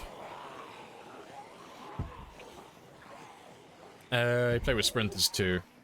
Oh, if you're doing sprinters as well, yeah, I wouldn't even recommend this. No, military surplus to all barracks. And if you can't find them there, don't even bother. Just don't. Honestly, the military backpack is not worth going for. If you're doing insane pop sprinters, you're better off, honestly, running around the back roads and looking for survivor zombies. Honestly, because there's nothing out here to protect you from sprinters. There's no fences, there's no easy way to lose them, and on insane pop you'll get overwhelmed. So I would just leave town and look for a survivor zombie if you're really adamant about getting a large backpack or a military backpack, because to be honest, they're interchangeable. Like, it's actually perfect timing, really. So yeah, 3585 and 3687. They're pretty much identical. They're not that different, so survivor zombies will always have large backpacks. You know, provided they have the backpack of that kind. No military ones, just large. But they are close enough to what you're looking for.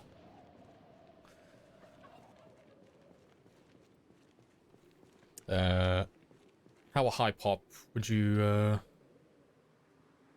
Oh, if I could, like, times 100. I'm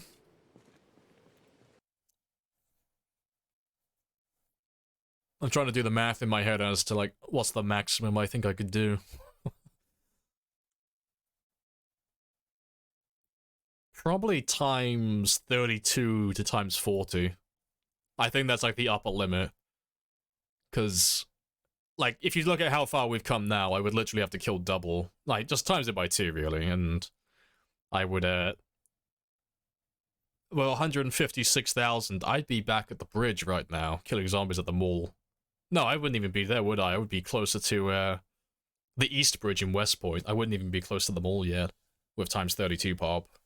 So I think that would be, like, the upper limit before the game becomes so tedious it's no longer even fun. Just the thought of, like, taking, like, 2 or 3 months in real time to go through one town, that's a little much. Even for me. Thought the sprinters were from a mod? No, they're in vanilla as well. There are lots of, like, sprinter-based mods, but they, the sprinters themselves, they are a vanilla feature.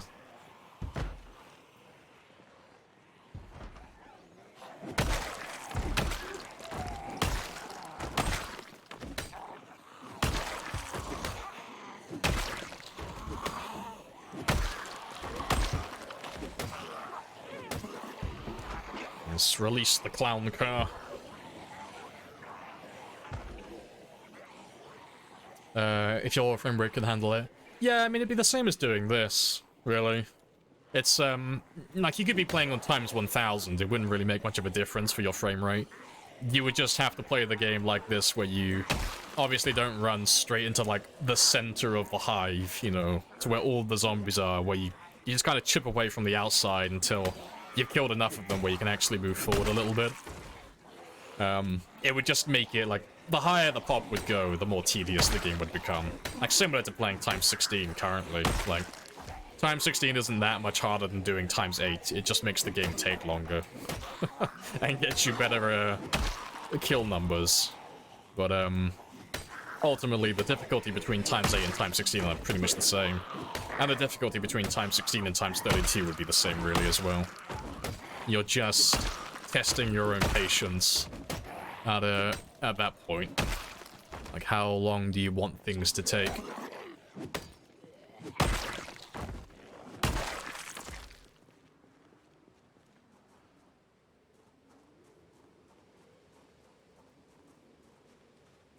I know, using axe, fucking heretic. I know, I gotta get that level 6 axe done, though. They've all gotta be level 10 eventually.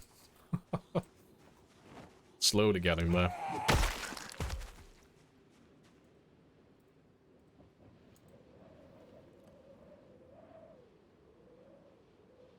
why don't you use the mod that lets you wear satchels and backpacks instead of using fanny packs? Because I don't really like running mods that don't really contribute anything. Like, that's not me slandering the mod, but it literally doesn't do anything that's useful. And I don't really like mods that make the game easier, either. You know, like, I do run mods on occasionally that do objectively make the game slightly easier, but they're more for fun than anything else, but...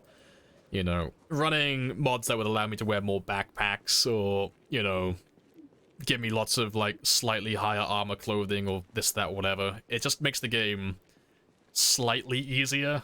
And if you run enough of the mods, then you just end up making the game very chill and very relaxed, which is, like... I like having the game like that, but it's kind of the opposite of what I go for. I like the game being harder and slower. And more of a test of my patience and a masochist stream rather than playing to relax.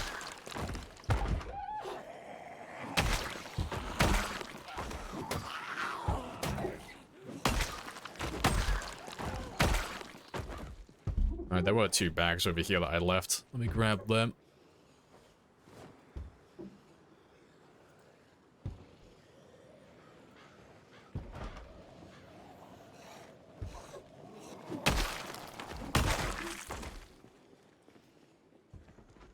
Alright, I'll just leave you over here for a second. I'll come back for these in a moment, but they're weighing me down at the moment.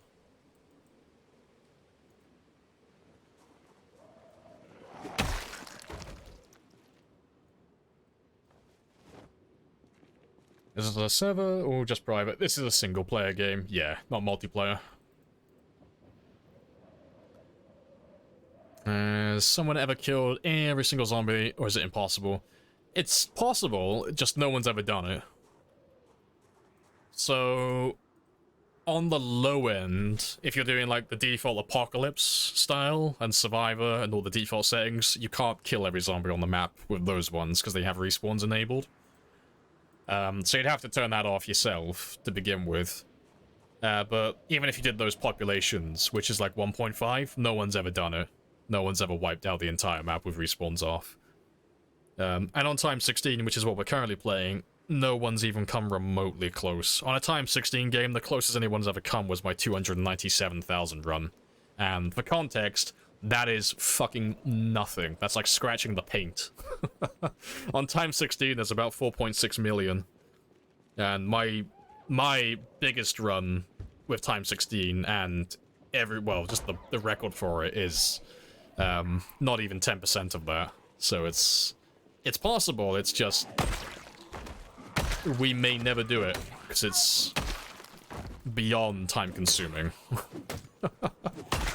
Like, that goes beyond even treating it as a full-time job. That's just making it your life at that point. And I would happily do so, though. No sacrifice too great.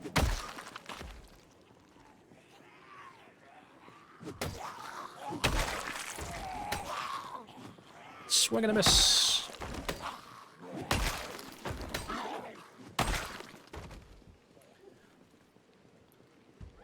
I wanted to know, how do you start with the mask? Oh, you have to enable the clothing options. So in Sandbox, what's it? I think it comes under the character section. You can toggle it on so you can basically unlock all the clothing in character creation.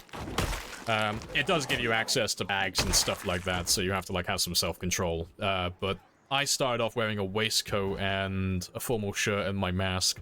But the mask is cosmetic and the waistcoat and stuff is literally just fucking D-tier clothing items, so...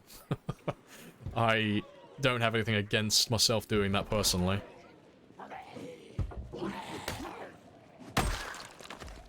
But yeah, I'm pretty sure it's under the character section when you're setting up your world settings.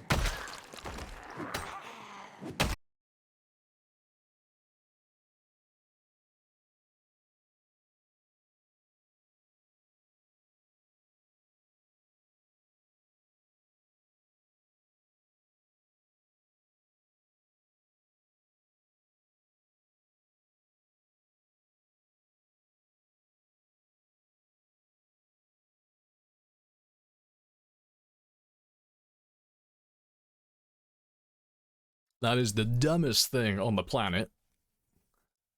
But it should be fine now. OBS needs to fix itself. Why do you do the things that you do?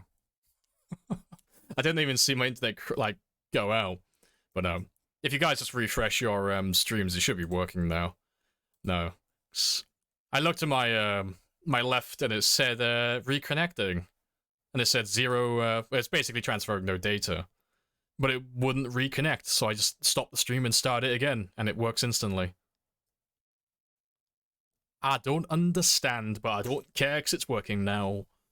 But yeah, I don't know when the stream cut out, but I said I was going to run back when I got exerted. I'm now exerted, so I'm running back. I'm hoping you guys didn't miss that much.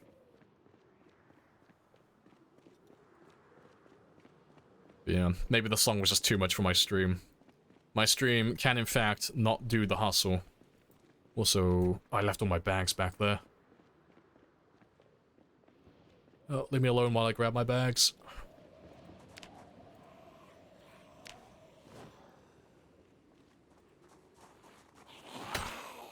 Do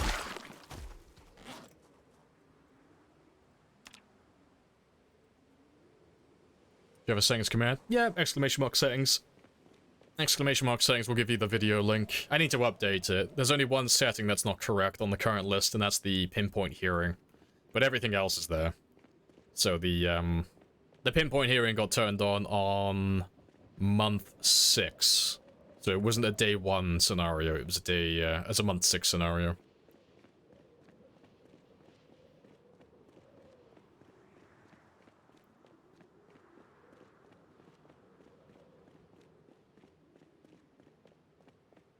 Did you hold down the right mouse button in the general direction of the zombies and then press? Yes, I did indeed. I repeatedly held down the right mouse button and left click several times. I don't want to brag, but I'm something of a pro PZ player. Oh, let me leave these ones back over here. But no, I don't know why it disconnected though, because it's been running fine for like 10 hours. Ah, well, it is what it is. But I'll check it on the VOD later. I'll see when it cut out or not. See if I caught it quickly or not. I don't like there being gaps in my stream. I like having everything recorded.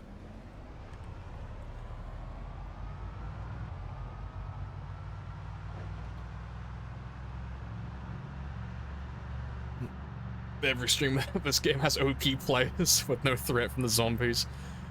Yeah. I mean, the reason for that is... I mean, it's the same as every other game. People want to watch a game... Like, when people want to watch a game, they'll look for the best players at that game, because they want to see, like, what can you actually do in the game. It just happens to be, with Project Zomboid, the incentive and the real goal of the game is to survive for as long as possible and get the highest kill count. Like, that's the metric of, like, measuring your success in the game. So when you find people who are not struggling, they are the best players, but you can't really make the game harder at this stage. And it does get boring a little bit, like you say, but you keep yourself interested by having little objectives, you know? Clearing towns, collecting cars, building bases, stuff like that. And there are still people who do, like, really fun runs. Like, if you're looking for something that's more action-packed and watching someone die on a frequent basis, you want to look for sprinter players. Like, they do really good runs. So they're, like, just as good as, like, players like myself who do the longer runs, but they do it in a different way. So they do very short-term games, but they, like, have cranked up the difficulty to the max in terms of, like, zombie combat difficulty. So there are people who do sprinters, like Bonsai and Djax, and I think Wickhammer still does them occasionally. I know Flipswitch does his... I think he has, like, 1 or 5% sprinters in his runs. Like, you want to look for those people if that's what you're into. Me, myself, I don't do sprinters very often. And I go for, like, the longest possible runs, so... It does look like my character's completely overpowered at times, but it's because I've earned it by surviving for so long.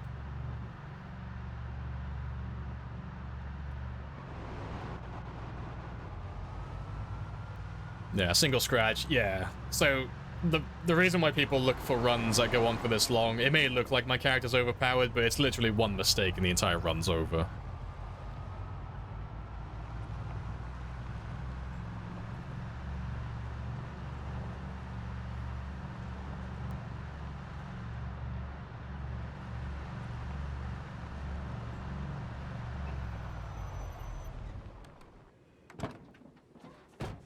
Right, now that I'm done with the propane as well, I don't need you anymore. I'll leave you back there.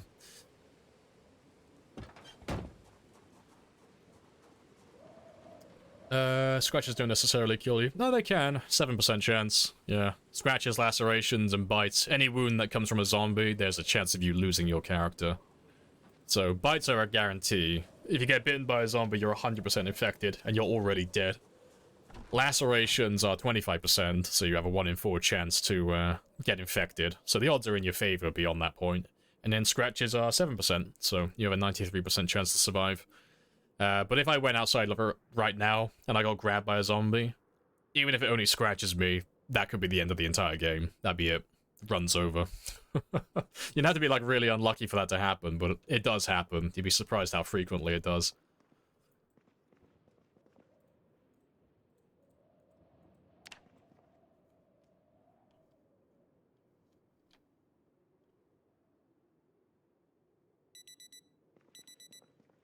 Mr. Lamprey will throw you in the back of the van when he doesn't need you anymore. You goddamn right. Don't you forget it. Know your place.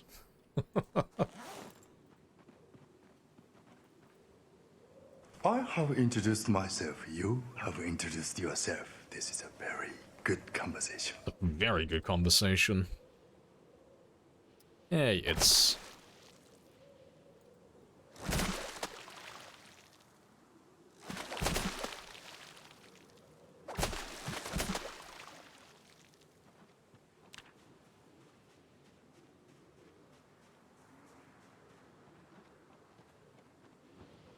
someone tried telling you that scratches are 5%, and the wiki is wrong. From myself and everyone else. Agreed never to lie to each other. Yes, tell them that line to begin with, and then tell them to shut the fuck up and stop spreading misinformation. Yeah, no, it's 7%, and it's always been 7%. And the lacerations are 25%, and they've always been 25%. And the bites are 100%, and they've always been 100%. There's a rumor that there was a bug back in the day, but I can't find any concrete evidence around that, even though I played back then. But, yeah. I don't know why people have such an issue with, like, skewing the numbers like that. Like, they haven't changed in, like, nearly a decade. I don't know where you would get the misinformation from. Like, it's gotta be coming from somewhere, but, yeah, Lord knows. Probably Reddit again.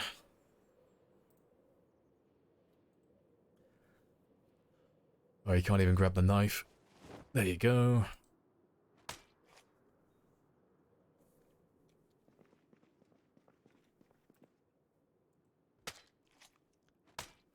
You're trying to think of the most efficient and less time-consuming way possible to clear the map.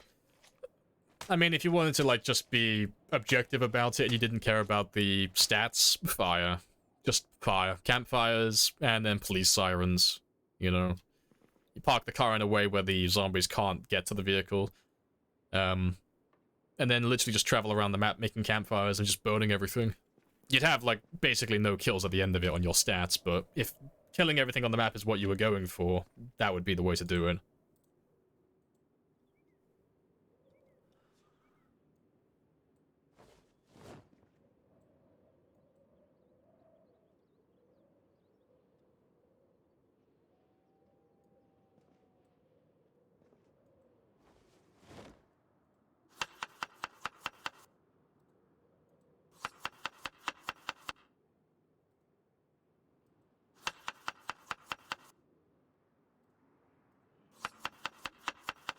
Even though no one believes you, yeah. See, I don't think you're a liar. I just need evidence. Like, that's the issue with it. And because it was so long ago, no one has any evidence. And it's like, fuck, I want to believe you, but I need to see it. And I need to see all the variables. So, yeah, that's my issue with it. It's been repeated so many times that there has to be, like, some ounce of truth to it, but I'm very skeptical about stuff like that. Because there's so many times where people claim things, and there's been, like, a little bit of miscommunication, and it turns out it's not what they're claiming. It's like, oh, okay. You were running mods, or there was a bug, or it was this or that, whatever. So it's like, oh, I need more information.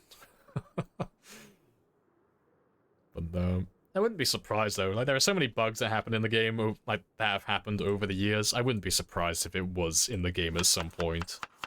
But I don't remember it ever.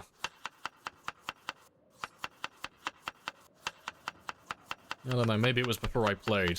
The game was out for about a year or so before I started playing, so maybe I just missed it while I was playing. Maybe I never saw it or heard about it. There is the possibility.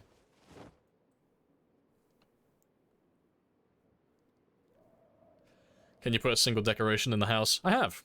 It's a mini fridge. And a box. The finest decoration.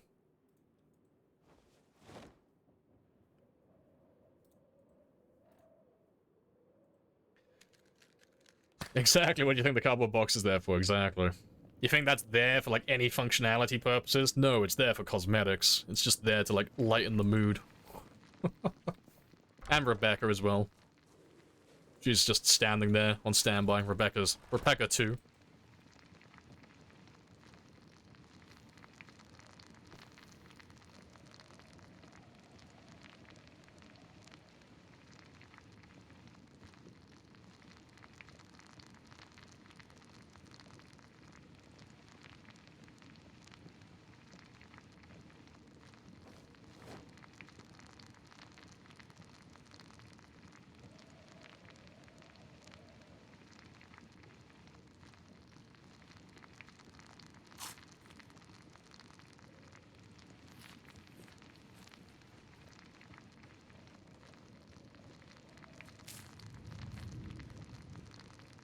Hey, Rolo Nation. Appreciate the follow. Welcome on in.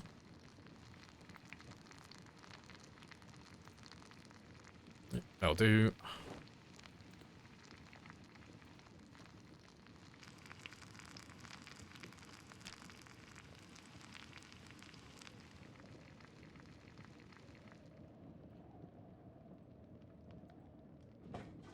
Alright, let's go kill some more by the checkpoint.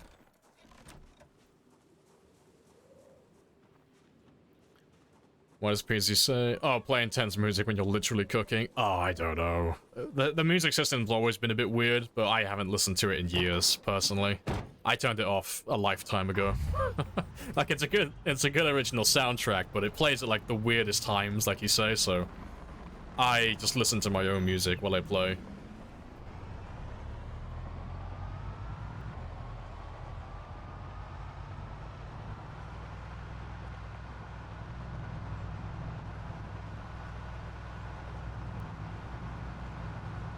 Are the times for fishing the same regardless of the sea you're in? Yeah, it's universal, like across the entire map. It's between 4 and 7, and then 6 and 9.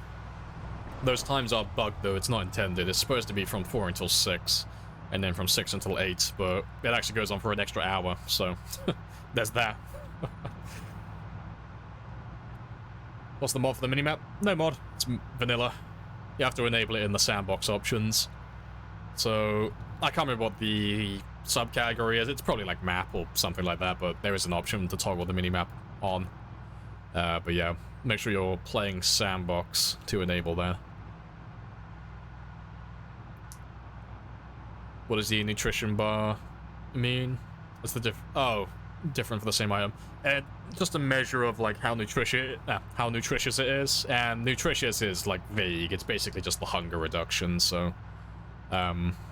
I don't have any food on me, do I? But if it gave, like, minus 50 hunger, that would be, like, half the bar. If it's minus 100 hunger, that's the entire bar. You know? It's just on a scale from 0 to 100, basically. But it doesn't show you or give you any information regarding calories or macronutrients or anything like that. It's just the hunger reduction. So, it's, yeah, it's not completely useless, but it's not something that's it's not very important.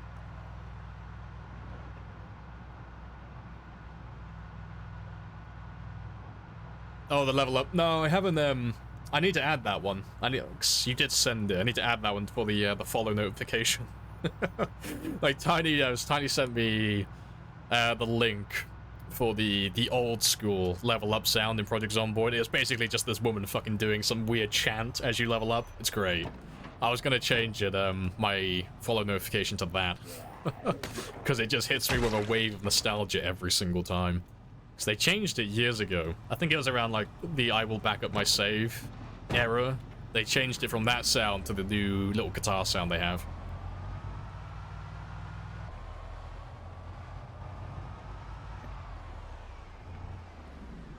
What do you say fishing tubs in there? Just curious. I mean, I was basing it off, like, the wiki and such. So, I mean, I'm pretty sure I think we've had a conversation about this in the past. But it's supposed to go until, like, 4 until 6, correct? But because of the way they've coded it, it still goes from 4 until 6, but it doesn't end until, like, the 6th hour of the morning ends. So it actually goes until 6:50. I'm sure it was you I had a conversation with about this. It might have been Lamarin. I know it was one of the code diving lot that actually told me. It might have been Lamarin. But that's why I said it's not intended. I'm assuming, because you're questioning me, you probably have some other information that contradicts what I'm saying, and I'm all ears. Educate me, Mr. Code Diver. If you have any extra information. Because I'm regurgitating stuff. If you have better information, I implore you to share. Unsmooth my brain. I just assumed whoever wrote the wiki misread the code. Oh, okay, so you don't actually know yourself then. Oh, fair enough. Maybe Lamar... I'm pretty sure it was Lamar. Maybe he was right then. But yeah, the way... How did they explain it? I'm pretty sure it was the way I just said. So they coded it in a way that's supposed to go from 0400 to 0600. But because of the way they've done it, obviously I'm being vague with this because I don't know how they've done it, is it goes from 0400 to 0650 instead. For some reason. But I don't know what they've actually done. But that's how I had it explained to me. And then it's obviously the same issue with the PM hours as well. So at 1600, it's supposed to go supposedly until 1800, but it actually goes to until 1850. But yeah, how true that is, I'm not 100%, but it sounds pretty accurate. And if it did come from Lamarin, I'd be willing to back him up on it, because he's, like, 9 times out of 10, he's right. Appreciate the follows as well, Lanty and Security Steve, happy days.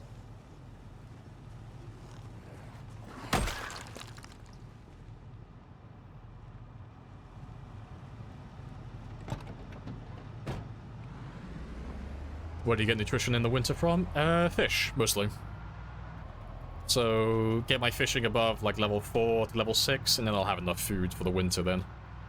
And if I get a little bit hungry or get a little bit unlucky with my RNG, then I have usually non-perishables, like canned food and junk and stuff I can just nibble on to buy myself some time.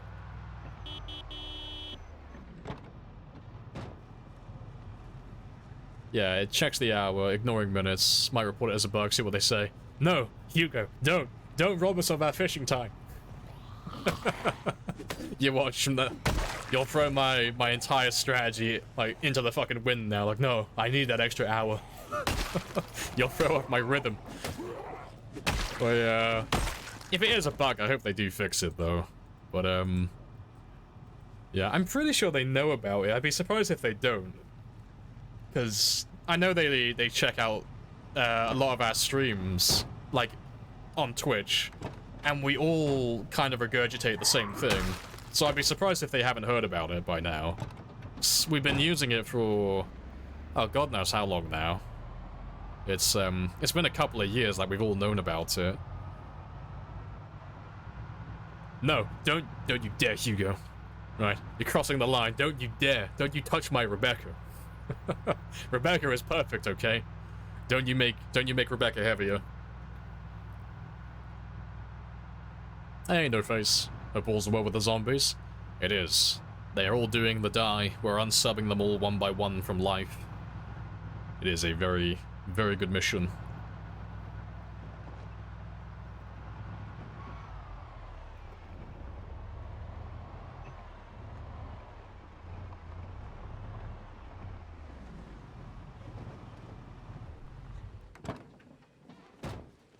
Right, yeah, that's all good.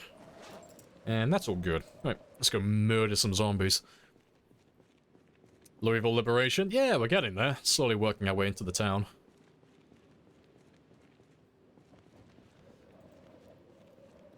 So we're just getting through the checkpoint at the moment. It's a little bit slow going because I'm using axes at the moment, so... I'm going for axe level 6, and then... I'm back on the spears again. That's the plan, at least.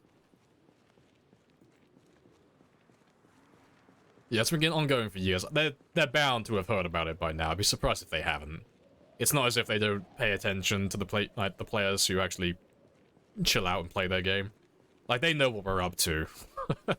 They see us when we're cheesing. They know what we're up to.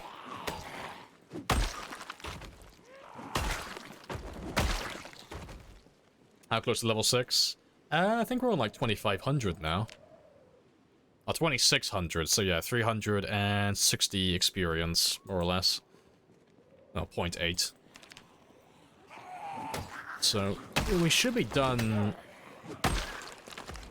any moment now, really. Like, we might even do it on this game day. It might be right around the corner.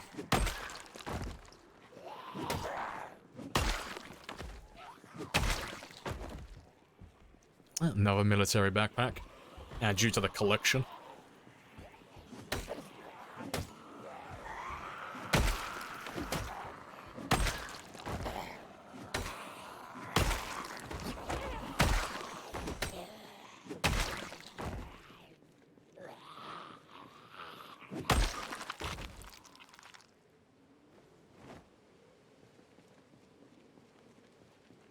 In the name of Spear of Almighty. Oh, I want to go back to using spears. Axes are just so fucking slow at this level.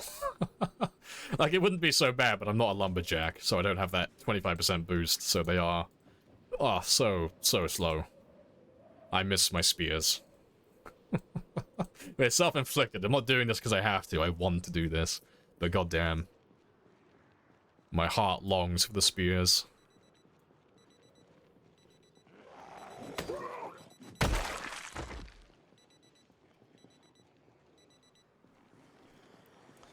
If Rebecca did gain weight, would it just become a line of chairs gradually along the road, as far as the eye can see? Pretty much, yeah.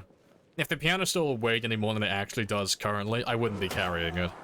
I'm sorry, Rebecca. I'd still pick you up for all time's sake, and I'd put you in my base, but I wouldn't be lugging a chair around in my inventory. I would go back to the old method, where we set up chairs along the road in increments of like 100 tiles, or outside every house. I wouldn't be carrying a chair with me.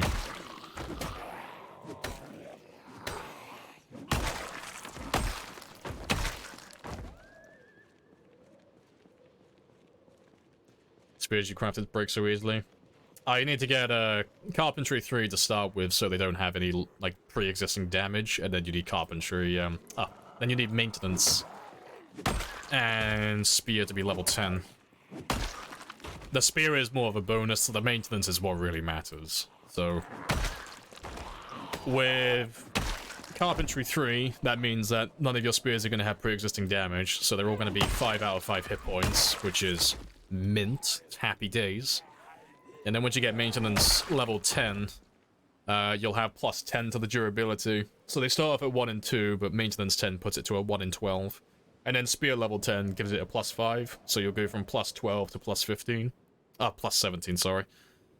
And then, yeah. So at the end of it, you'll average 85 hits instead of the 0, 10 hits that you have on day 1. Or, well, less than 10 hits, because you won't even be left Carpentry 3 yet, so... yeah, that's the, those are the levels that you, the skills that you need to level. But personally, I would recommend doing them in Carpentry, Maintenance, and then Spears. That seems to be the preferable order.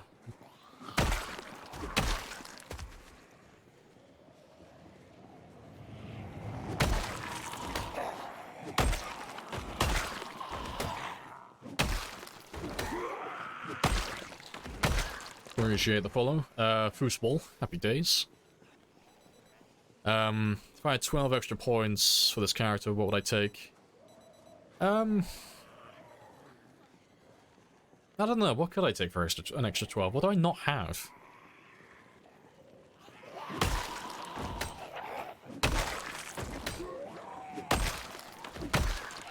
I mean, for this character specifically... Fuck, I don't know. I have almost everything. Like, in terms of, like, all the traits that give passive bonuses, I have almost everything in the game. I don't know, I'd probably get rid of Gymnast, and I'd probably take Police Officer, because I'd have enough points then. I don't know how many points I would have left over after that. But yeah, if I had an extra 12, that's probably what I would do.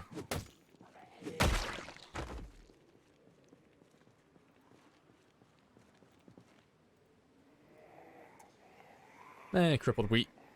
Welcome on back. Hello, hello. What's up? The sky. Haha. Now, our kill count, as of late, we're just slowly chugging along, making our way through the military checkpoint, getting our foot in the door. And I'm leveling up my axes while we do so. Slowly getting there.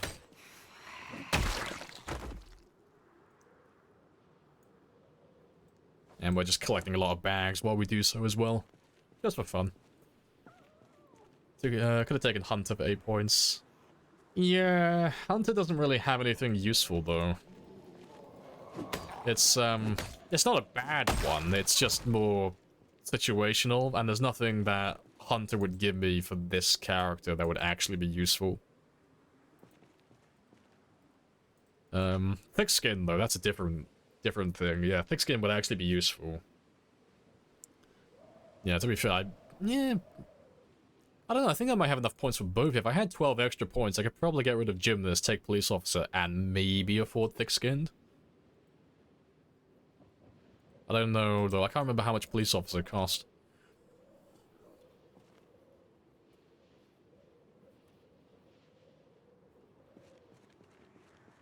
Doesn't he have thick-skinned? No, he doesn't have thick-skinned. Not on this run. It's just a normal character. Because you know that I'm not going to take thin-skinned, because I like living. So I'll never take that trait. That ain't gonna happen. A junkie build. Alcoholics, smoker. Well, alcoholic is a mod, but yeah. Alcoholic, smoker. I'm sure there's probably like a porn addict trait you could probably get. I'd be surprised if that mod doesn't exist.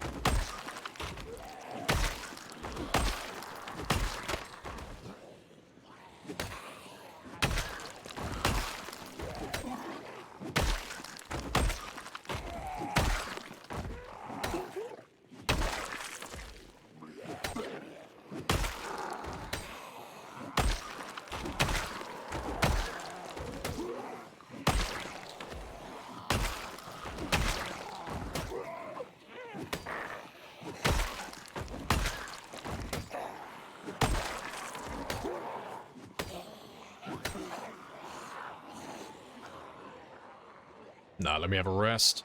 I'll come back for you in a minute.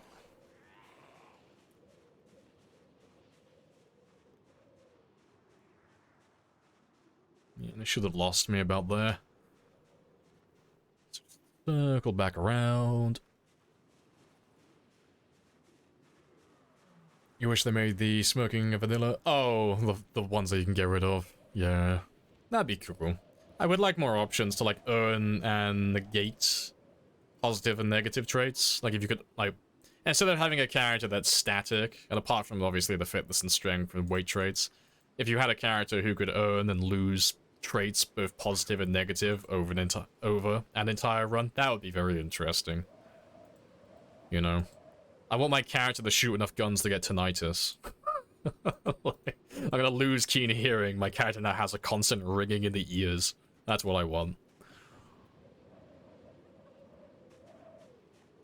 Dynamic traits mod. How many does it actually add then? Because when I had a look at it, it's just... I think I remember it was... alcoholic, smoker... I think there was one or two others that you could lose completely. I remember using it on, I think it was on... The last one I did was DJax's server. I think he had that on there. As always, I was doing a sweaty min-maxed character. But, how many more traits does it actually add then? That you could actually gain and lose constantly?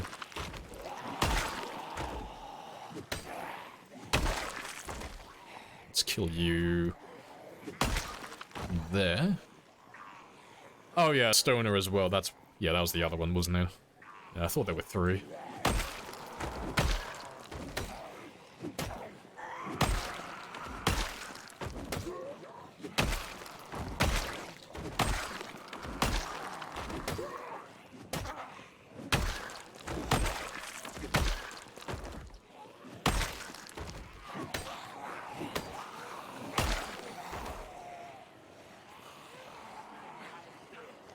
Become brave and become desensitized should be vanilla. Yeah. It would be good. I don't know, it's... I like the idea of it. I'm just trying to think of a way to, like, balance it game-wise.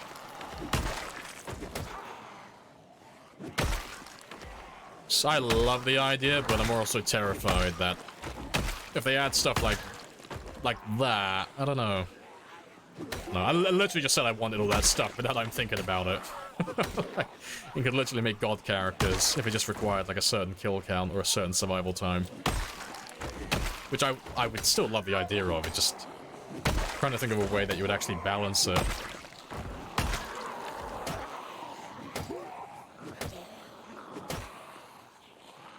Yeah. Just gonna top up my stamina quickly.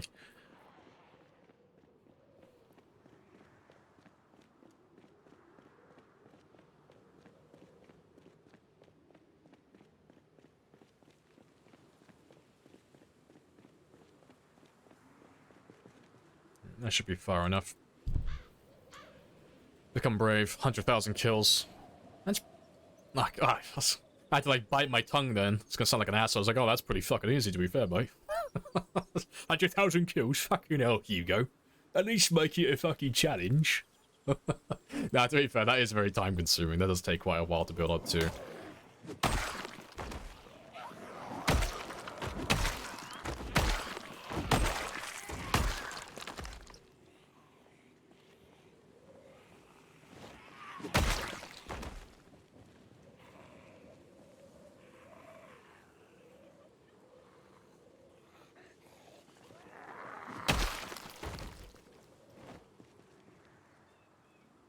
Yep, you weigh too much.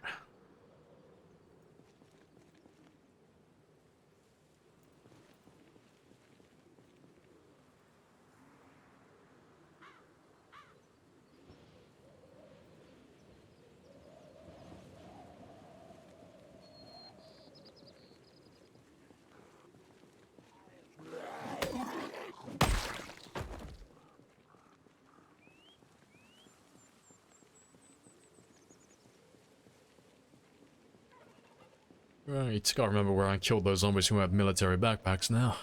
Pretty sure they were on this side. And I don't think I killed all of them. Pretty sure there's some still alive.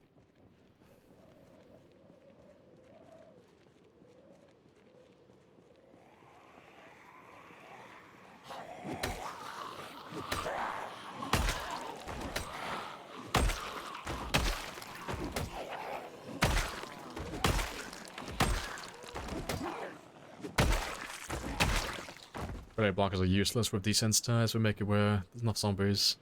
Yeah, that would be kind of cool. I think that'd be the right way to go about it as well.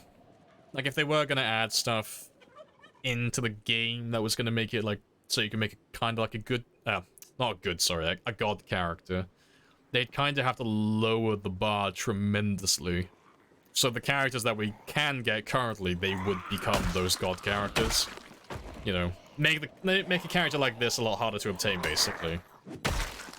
The only issue with that is players like myself and others wouldn't find that bad. It wouldn't be that bad of a change, really, but you would alienate the game to a lot of new players because you just make the start a lot fucking harder. That's the only issue with it.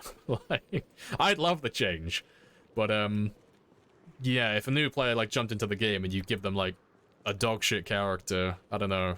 Fuck. I'll leave the game balance to the game developers because it's giving me a headache. Yeah, that's one of them.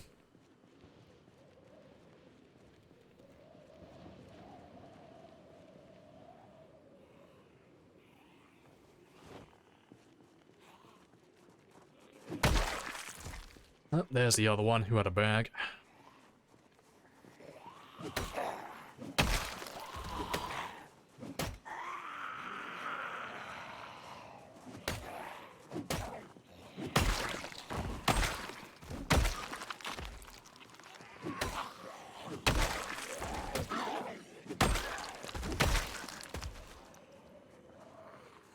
Did I kill another one behind you?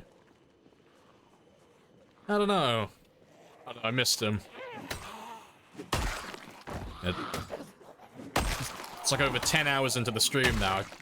I tend to forget where I kill the zombies that have the stuff I want. You're probably right, though. He is probably behind me somewhere.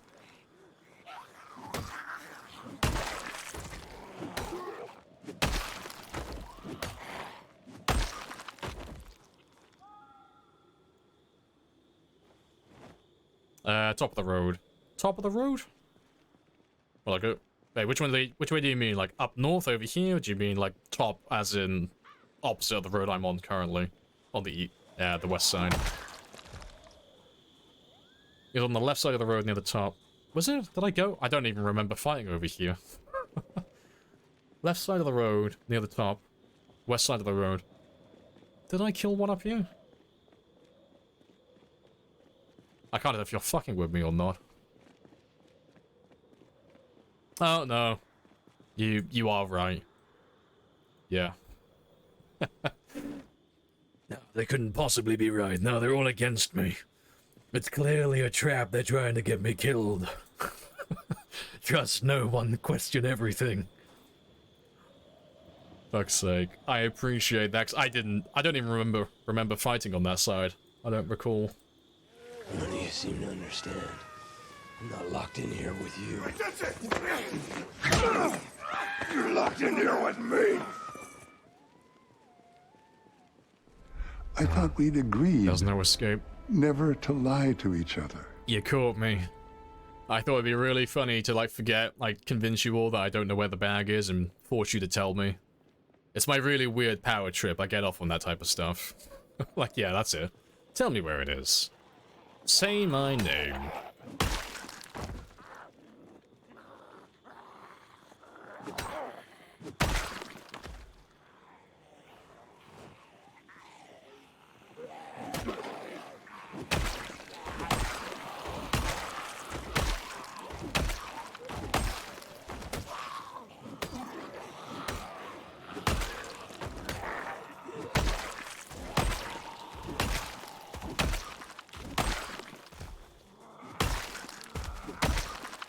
Gotta be close to level 6 axe by now.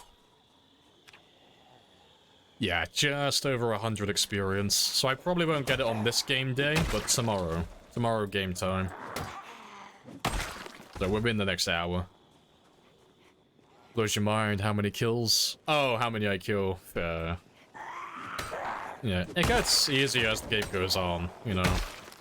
The higher my nimble skill gets, and the strength, and the fitness, and all the weapon stats, literally, the longer you survive, the stronger you get, and the easier everything becomes.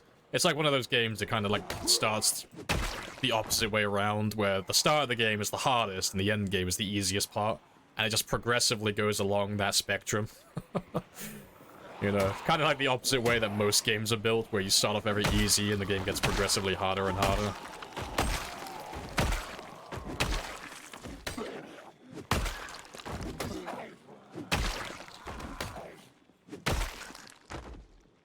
Another bag.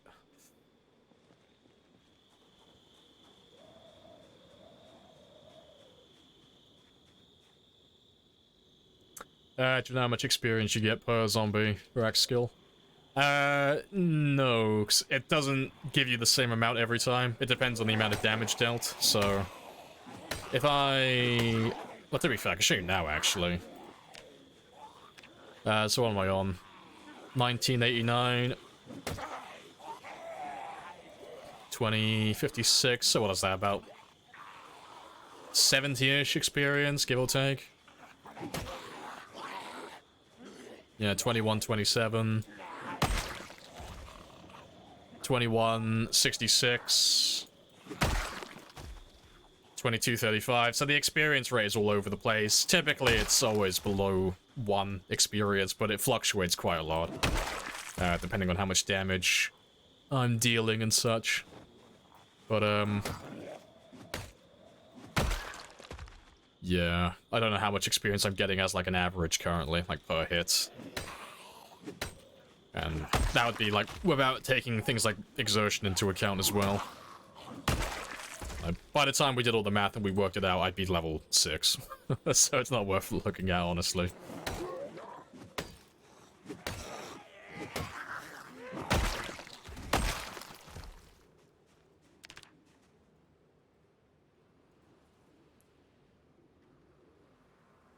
Just to admit you getting addicted to using red axes. I am no heretic, not on your fucking life.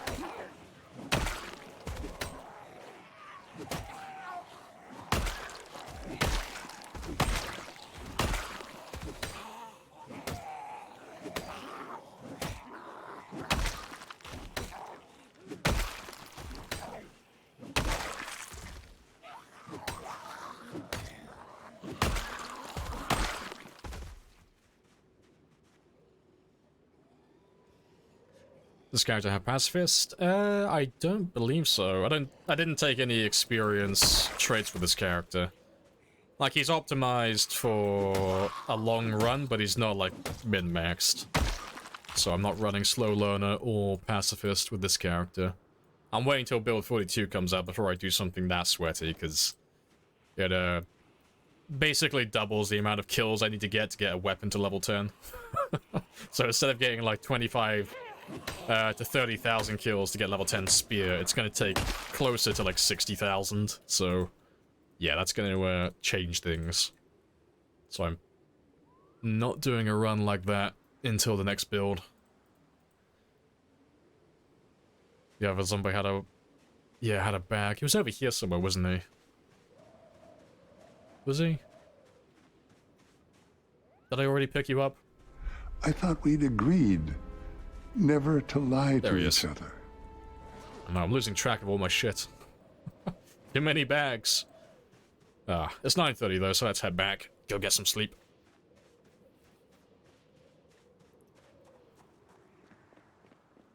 Is experience for chopping down trees vanilla? No, it's on the wiki. Like, the wiki still tells you that you get axe experience for cutting down trees, but I don't remember the last time that was in the game. That was, fuck, I probably would have been in college at the time. Like, it wasn't any time recently. That's, quite a long time ago. If ever, really. I know it is on the wiki, but I don't remember it in, like, recent years ever being a thing beyond, like, mods.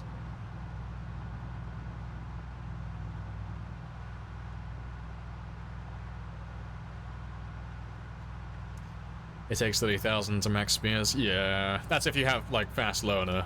So, that's, like, the quickest. I think the lowest, really, if you, like, really went for it, would be about 25,000-ish. But yeah, 30 has, like, a high end for fast learner. And then if you're not running fast learner, you're just playing the character normally without any experience boosts, it's going to take you, like, 30 to 35, sometimes a little bit higher. And if you're not running either of those and you're running, like, slow learner and pacifist and all that stuff, shoots all the way up to, like, towards 60,000. It's insane. So, it's doable, it's just very slow, and obviously it's gonna slow down how many kills you can get in the early game, because you won't be leveling as fast.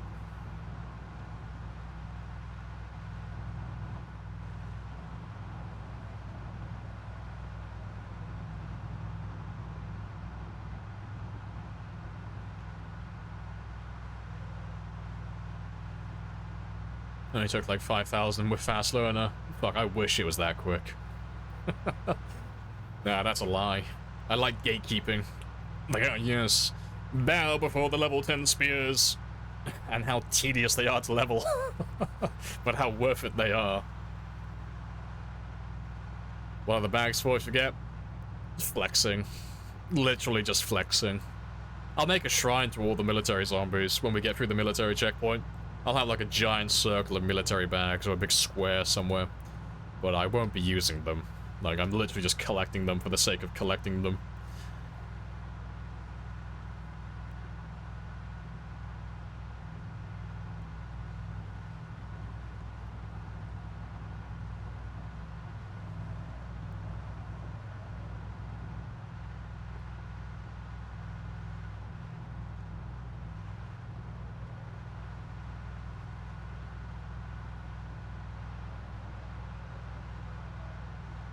Almost there. I got quite a few of them already.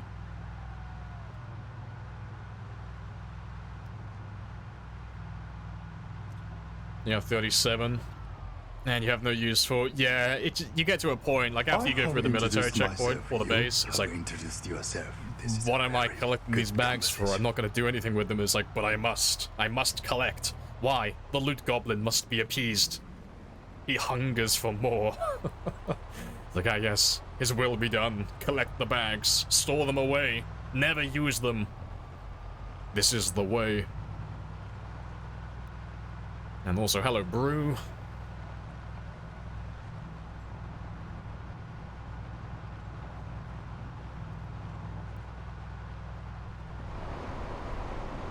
And so when is the stream going today?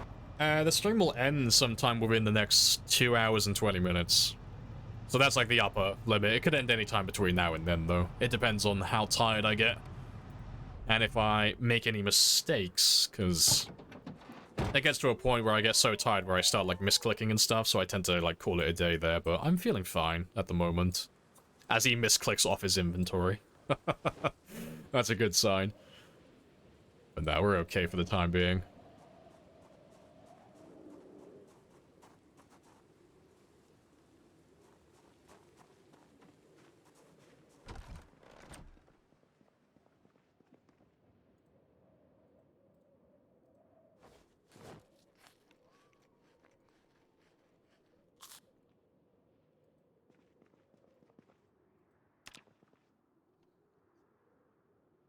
Kind of got the urge to collect them.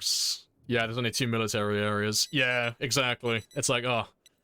It's like, while there are, like, thousands of zombies in my game, these items are finite. You know, I can find them through foraging, technically, but there's only so many military zombies in the game. And eventually I will clear all those areas, so it's like, oh, I will actually run out of military bags eventually. And what if, for some reason, 3 years into my game, I suddenly need 200 military bags? You can never be too sure. I better collect them just to be safe. Yeah, irrational thinking, but I do the exact same thing. It cannot be helped.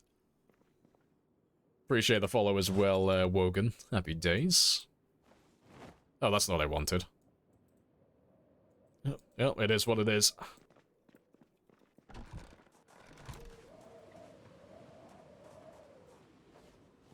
Yeah, so far we have 11 military bags and 3 large. Gabriel as well. Welcome on in. Use the bag as a decoration and storage. Would be the only... Yes. So I mean, I'm just gonna make a shrine. That's pretty much it, really. It's the only reason I collect things like my broken katanas. Like, you can't repair them. You can't do anything with them. Once the katana's broken, that's it. Do I still keep them all afterwards? Fuck yeah. I'm gonna collect them and build a shrine. But, it's just one of those things. Like, there's literally no point to it, but it's like, shit. The game is going on for, like, hundreds and eventually thousands of hours. I gotta entertain myself somehow. And all of you lovely people as well. Like, shit. I'm running out of ideas. What do I do? Fucking military backpack shrine. That's what we're doing today.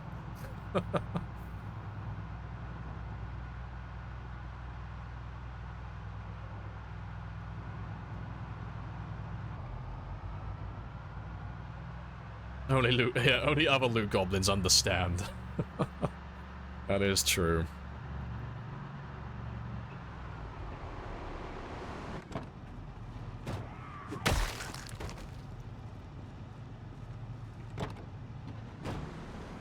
Yeah, katanas, like any of the plushies, military stuff, yeah, basically. Gotta build those holy relic sites. Damn orders.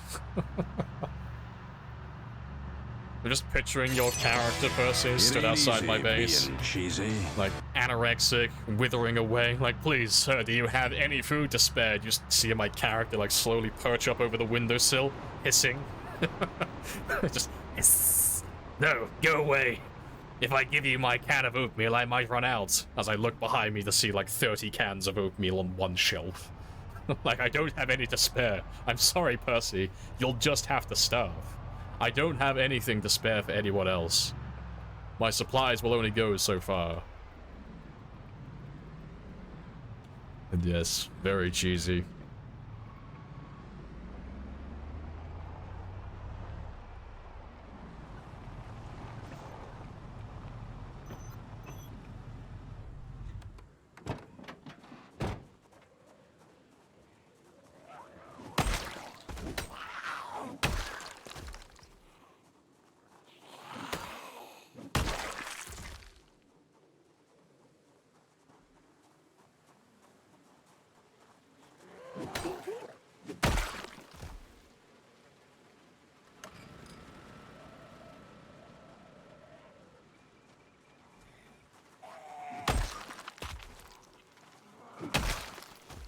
I think that's pretty much everyone. Gotta make sure it's clear before I start fueling. I got a couple over there. There's one in the door over there as well.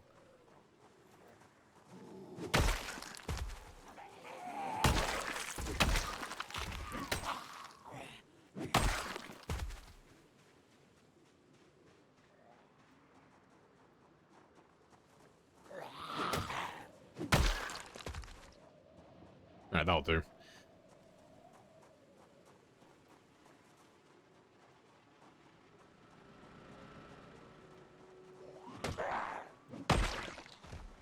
Yeah, it's good enough.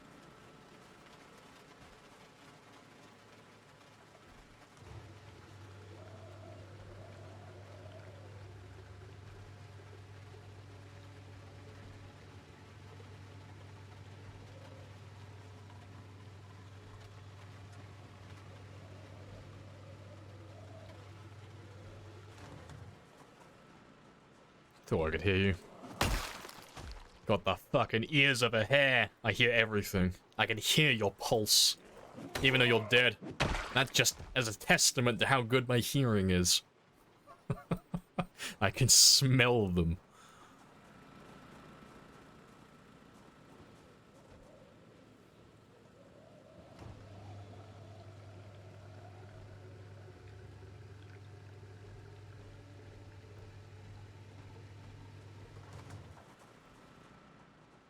Good to go.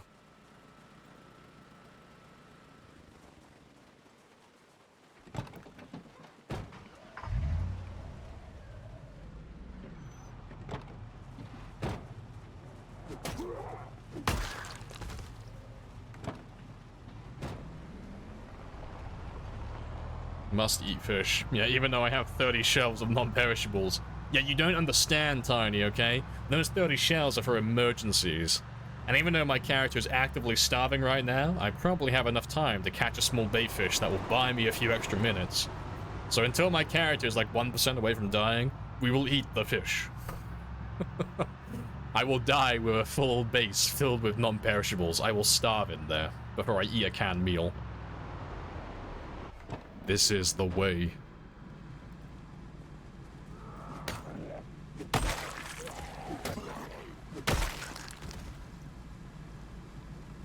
Lamprey throws a worm. Be gone, peasant.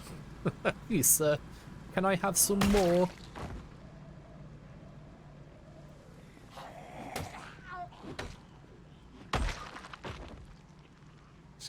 Get rid of these strays and stragglers. They're probably hunting for my oats.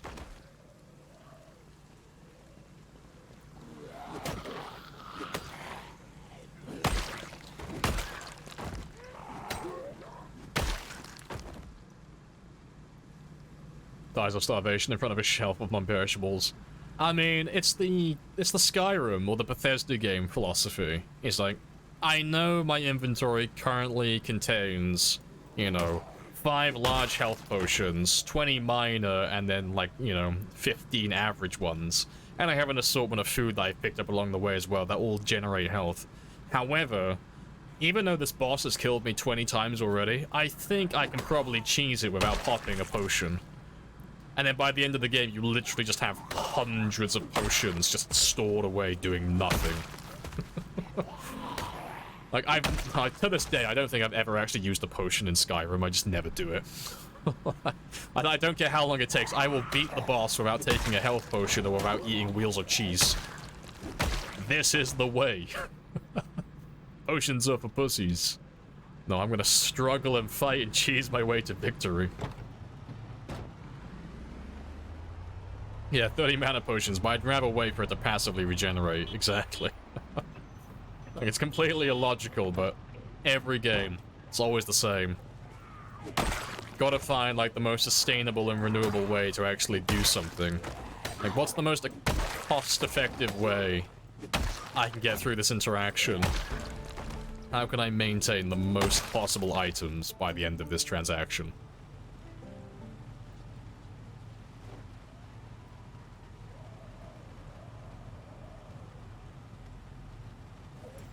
Alright, for those of you who haven't seen us use spears yet, you're in for a fucking treat. We're done with the axes for the day. We are now level 6.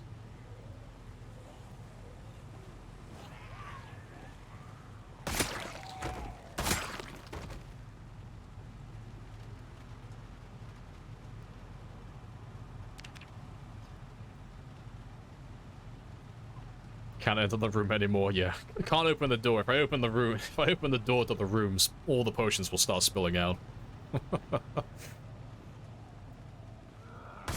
Alright, now that I'm back on the spears, I'll probably skip past these guys so I can go get the big numbers.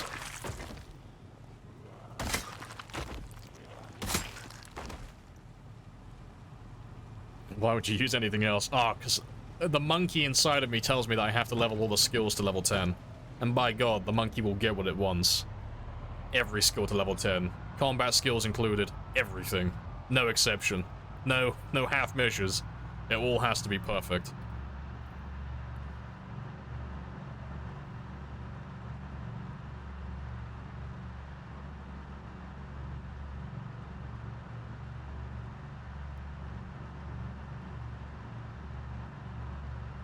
Use all the potions for the boss, then the troll tears you in half 30 seconds later.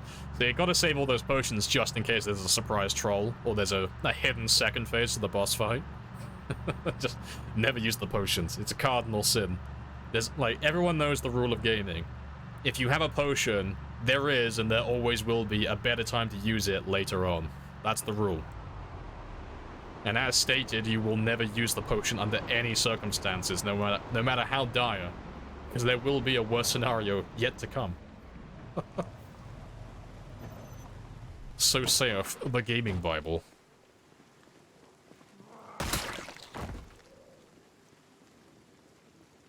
If there's a chat out there who doesn't level any combat skills or stealth, just unarmed, never crouches. There's probably someone out there who's done like an unarmed run. My hat is off to that person for how patient they must be, because goddamn, that is very slow. Like, it didn't used to be as bad, but oh god, trying to like fight zombies unarmed now, it takes a while.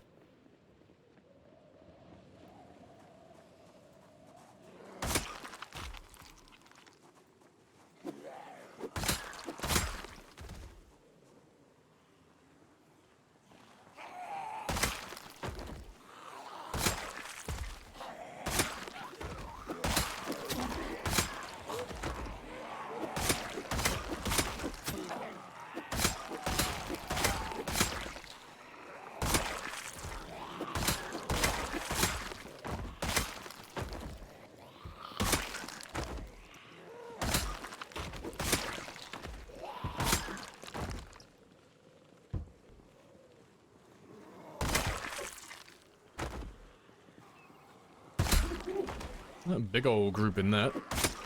It's an ambush.